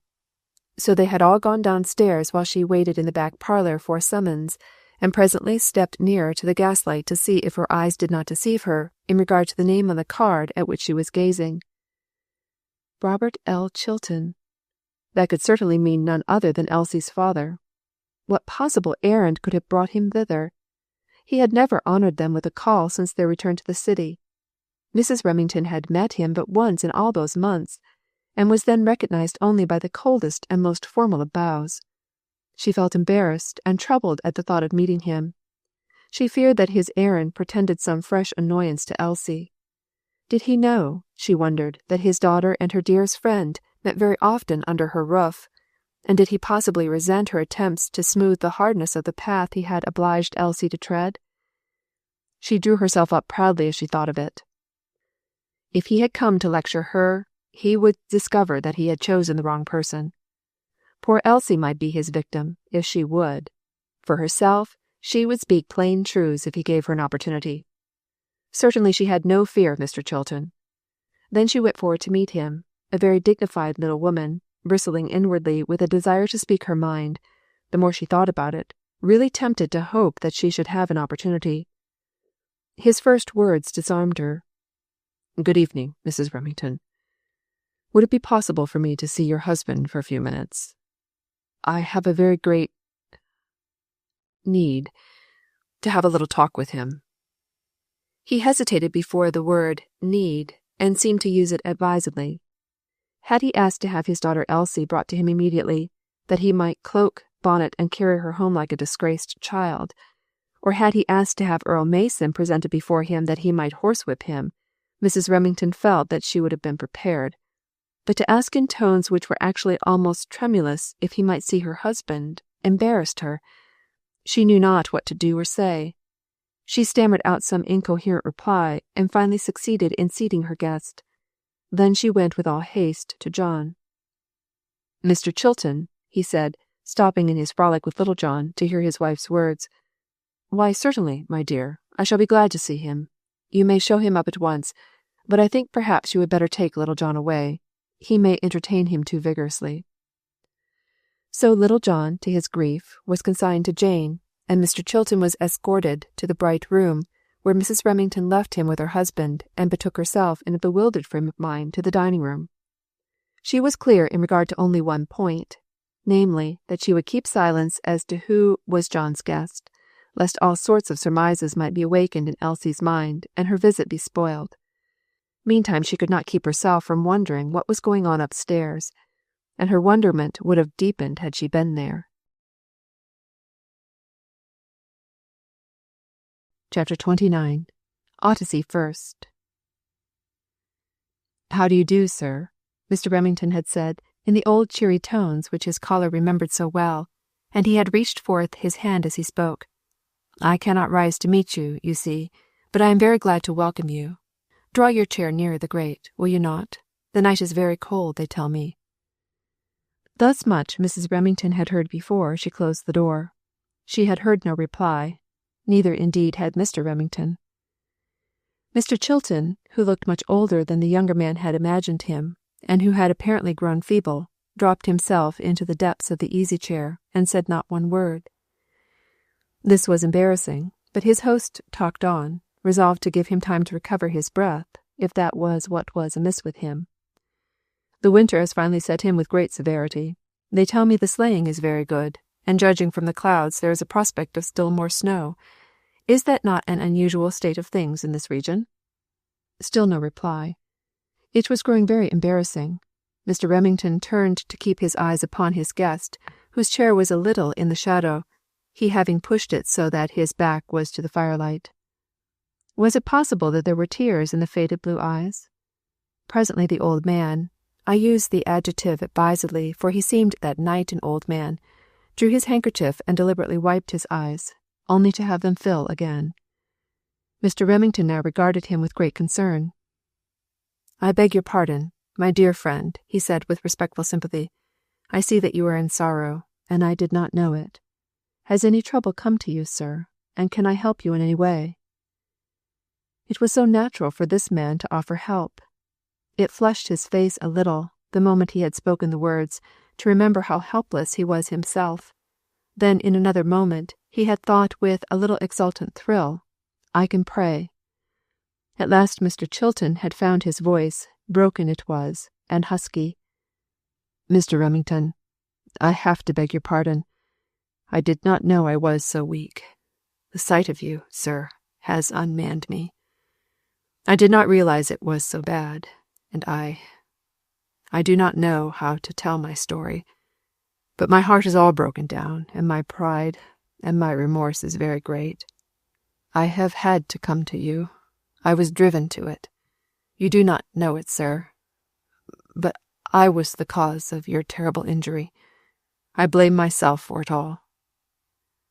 "My dear friend," and Mr. Remington's voice was full of astonishment and incredulity, "how has it been possible for you to work yourself into such an idea as that? It was some poor drunken creature who arrested my steps. I felt his shadow following me long before I realized any danger. I know perfectly the slouching gait and the uncouth appearance of the man. I almost think I could recognize him if he were brought before me, though I did not see his face. What has led you to conceive such a mistaken idea, sir?" Mr. Chilton shook his head sorrowfully. "I feel only too sure of it," he said. "I will tell you just how it was. I was present that night when you made your address, down at the lower hall. It was a critical time with us. There were some political questions at stake which we felt sure would affect our business. and some of us businessmen were painfully anxious and could not but feel that your talk would help turn the vote in the wrong direction for us. We were very much excited, and I was the next speaker on the program, chosen to present our side of the question. I felt that a good deal depended upon me, and those who had put me in that position were watching me. My excitement was so great that some of the time I hardly knew what I was saying. I spoke very severely of you. Not by name, of course, but plainly enough for all present to understand. I spoke more severely, much more, than I had intended, and reflected upon your leaving your legitimate work to dabble in politics. I said a great many things which I afterward regretted, though I was sincere enough at the time. But I had no idea, not the remotest, what wild passions I was feeding. I thought I was speaking to honorable men who would fight with their tongues and their votes only. Coming out of the hall, I met a villainous-looking fellow.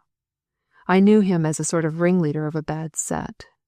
Ordinarily, he would have passed me without a word, and I him without recognition. But I wasn't myself that night, and when he said to me, "Mr. Chilton, what is needed is a little cold lead to settle these meddling parsons," I replied in my excitement and anger, "It will come to that before long, I have no doubt." But I had not a thought, Mr. Remington, of the meaning which might be attached to my words, not the faintest idea that they would be applied in any way, and my horror and despair when I heard the next morning of the terrible crime cannot be imagined by one who has not had it to suffer. Now you know why I feel so sure that I am responsible for your condition, but you cannot know the months of agony which I have spent because of that knowledge. Mr. Remington responded by a genial smile and spoke rapidly. My dear brother Chilton, believe me, you are suffering unnecessarily. We have enough burdens to bear in this world, my friend, without adding to them by our own imaginings. Surely in your quietest moments you feel that something more than a passing remark from an excited gentleman swayed the man who has laid me aside. It was a deliberately planned and prepared attack, and the fellow covered up his retreat with skill, and unquestionably had accomplices to aid him. I cannot think for a moment that a hasty remark, made in the heat of the excitement which follows political debate, had anything to do with the tragedy of that night. And, brother, let me beg that you will put it away from your thoughts as something with which you did not have to do. I cannot, answered Mr. Chilton, with lips which quivered, and he wiped his eyes again, that were dim with tears. I cannot put it away. It haunts me day and night. I know, Mr. Remington, that your life was valuable, that you were doing a great work for the Church and for the cause of Christianity, and that your motives were pure. And to think I should have come in and stopped it all, and set you down in your room to live a life that is worse than death, is a terrible thought. I do not know how you can forgive me, sir, and yet I came to ask you to forgive me. Mr. Remington shut his lips together suddenly, in a curious, repressive way that he had, and they were almost colourless. His guest had touched a wound, and, as it were, laid it bare for the moment, and set his nerves to trembling. There were dark hours in his days when he felt set aside to a life that was worse than death. His friends had all been brave before him, and had spoken no such words. But this excited man was thinking only of himself and his pain, and did not realize how he was stabbing the wounds. There was only a moment of silence. To Mr. Remington it was one of prayer, and then his voice was clear and steady. My brother, I still think you have made yourself responsible for that which was, in no sense of the word, your work. Nevertheless, since you mention the word, let me assure you that if I have anything to forgive, I forgive it freely, fully, and with all my soul, as I hope for forgiveness for the many mistakes of my own life. God bless you, brother, and give you in these latter days a perfect understanding of Him who has power to hush all the tumults of this life of ours, and to set our eyes steadily toward the light of home. It is only a little while, my brother. The longest life is a short one, when we remember eternity. Now the tears dropped unchecked from the faded blue eyes, and Mr. Chilton's voice was very tremulous. I cannot feel in that way, Mr. Remington. I have lived a good many more years than you have, and have had what men call a successful life. But it has not been a happy one, sir, and as it nears its close, I am very far from happy. I am losing my hold on the present, breaking physically before my time, and I feel that I have no hold at all upon the future. I am an officer in the church, as you know, sir, and I used to think I was a Christian. But it is years since I have had any comfort in the Christian life, and of late, within a very few months indeed, I have begun to feel that I know nothing about it. I look back over my past, and I cannot tell where I began to have no deep interest in such matters, or no joy in them. I do not know where the false steps were in the first place, nor how to retrace them. I am a very unhappy man, sir, and since this terrible affliction has come upon you, I have not seen a quiet hour. I resolved today that I could endure it no longer alone, that I must go to someone for help, and that I would come to you and tell you the whole wretched story, and get your advice, if there is anything that I can do to— "Begin again, brother," interrupted Mr. Remington, his voice full of tender sympathy. "Never mind the past. The story of our past is wretched enough, always. If we had to get our comfort from that, we would be, of all men, most miserable. Never mind how far back the first false step was taken. Let it all go, and come to Jesus Christ. Give all the mistakes and the miseries into His keeping, and take His righteousness in their place. Never mind whether you were a Christian a year ago, or 2 years ago, or 40 years ago. Be a Christian now, tonight. Give yourself to the Lord just as though this were your first and His first contract together, and live for today and tomorrow, not for yesterday. The Lord Jesus Christ is the only friend to whom we can come in this way. All others need explanations, but He knows the whole story so much better than we do, that all He asks is the longing cry of the soul, reaching out after Him. Brother Chilton, will you get down on your knees, here and now, and give yourself to Christ in everlasting covenant?" There was a moment of intense silence, such as could be felt.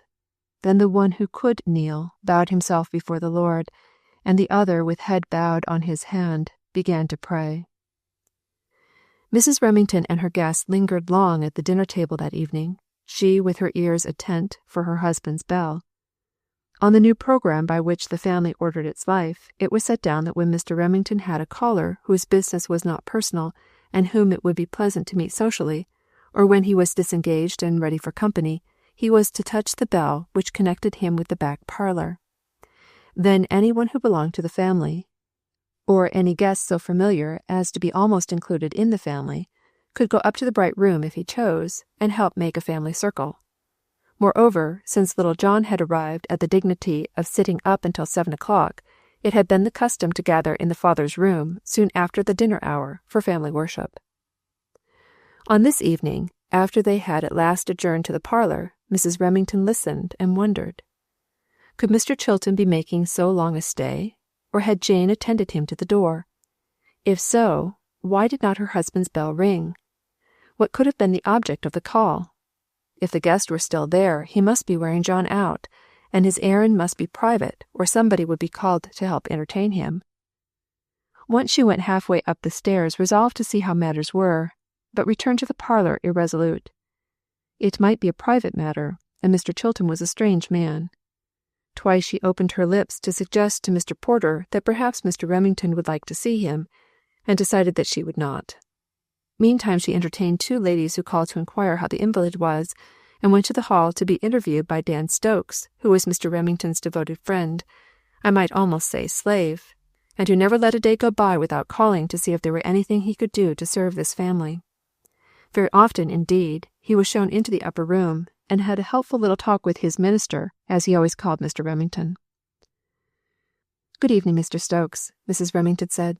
"We are all very well tonight, thank you, and there is nothing special to be done, except to mail these letters, if you please. I cannot ask you upstairs. I think Mr. Remington has a caller, but I will give him your message and tell him you are as faithful as ever." Then she returned to the parlor, smiling. "Dan Stokes is a constant joy and rest to my husband," she explained to Mr. Porter. "Mr. Remington's brand, Dr. Fletcher calls him.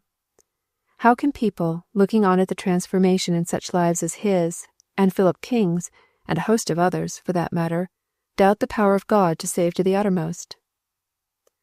Just then Mr. Remington's bell sounded, and she turned quickly toward the hall, Little John close at her side. "You had better not come up," she said, "until I ring. I do not know whether Mr. Remington wishes us all tonight or not.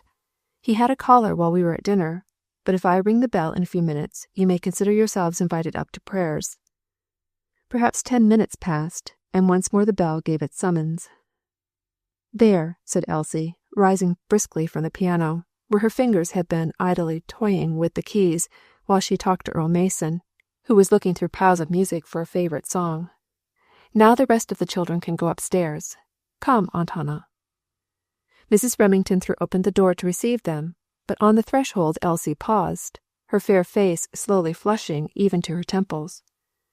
Could that be her father sunken in the depths of the easy-chair, very near Mr. Remington?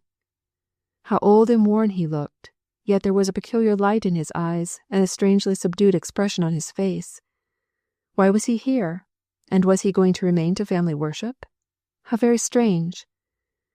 It is true it was the habit of the house to invite any guest who called at this hour to join with them, but that it should be her father was almost beyond belief. "Come in," said Mrs. Remington, smiling, "and for little John's sake we must make our service brief tonight. It is already past 7, and the Sandman must be very near the door. Aunt Hannah, you remember Mr. Chilton, I think? Reverend Mr. Porter, Mr. Chilton. Now, Elsie, sing 'Blessed be the tie that binds.'"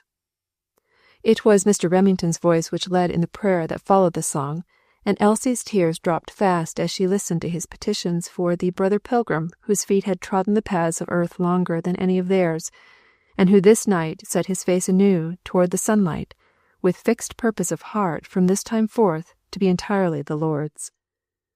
Could he possibly mean her father, or was he speaking of some other caller who had been there that day?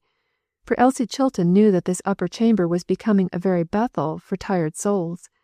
Yet certainly the prayer sounded as if the one prayed for was close at hand. Had something wonderful and beautiful happened to her? It was a very tender prayer, like a son holding converse with the father he loved, like a brother drawing into close fellowship with the elder brother, and there was an undertone of jubilation in it that did not escape the ears of any present. The moment they arose from their knees, word came that Mr. Porter was being waited for downstairs, and he excused himself at once. Mr. Mason went forward, bowing to Mr. Chilton as he passed, and bent over Mr. Remington's chair with the usual inquiries as to his welfare and commands, for Mr. Remington called Earl Mason his telephone communication with the other world. Elsie advanced timidly, uncertain what to say to her father. She had little John by the hand, and wondered if her father had noticed him. He used to love little children, and there had been a little boy who died, around whom his heartstrings had twined, but that was long ago, and he had of late been so cold to her that she hardly knew how to approach him. "Good evening, Papa," she began, and then little John took matters into his own hands.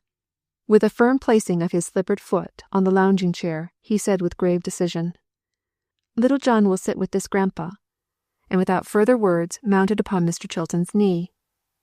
Aunt Hannah looked dismayed and took a step forward to relieve their guest, but by that time Mr. Chilton's arm was around the boy, and with his grey head touching the yellow curls, he was whispering softly to him, Little John listening with a pleased air of condescension and approval. Aunt Hannah turned away with a relieved smile. There was no accounting for little John's movements, and there were no hearts apparently which he did not steal. A moment more, and Earl Mason lifted himself from his brief conference with the head of the house, and said as he looked at his watch, "Well, good friends, if there's nothing I can do for any of you, I must be excused, I think. I'm to take the 9 o'clock hour at the mission tonight, and I shall have not much more than time to reach there.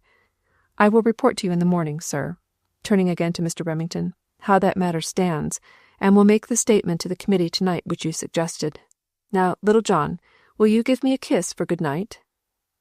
Little John puckered his rosy lips into the form of a kiss, and was just about to graciously grant the favour, when his eye alighted upon Elsie standing beside her father, one hand resting on the arm of his chair, and his fertile brain prepared on the instant a new programme. "Kiss Ottissey first," he said gravely. And Elsie's fair face, from which the colour had receded, now flamed into scarlet again, as she caught the flash of Mr. Remington's eyes and the look of surprise, not unmingled with satisfaction, upon his wife's face. The only perfectly composed person in the room was little John. With distinctness and gravity he reiterated his command. "Kiss Ottissey first." Everyone present save Mr. Chilton knew perfectly who Ottissey was, and the flash of intelligence upon Mr. Remington's face, as well as the look upon Earl Mason's, told the keen-eyed old man just what the command meant.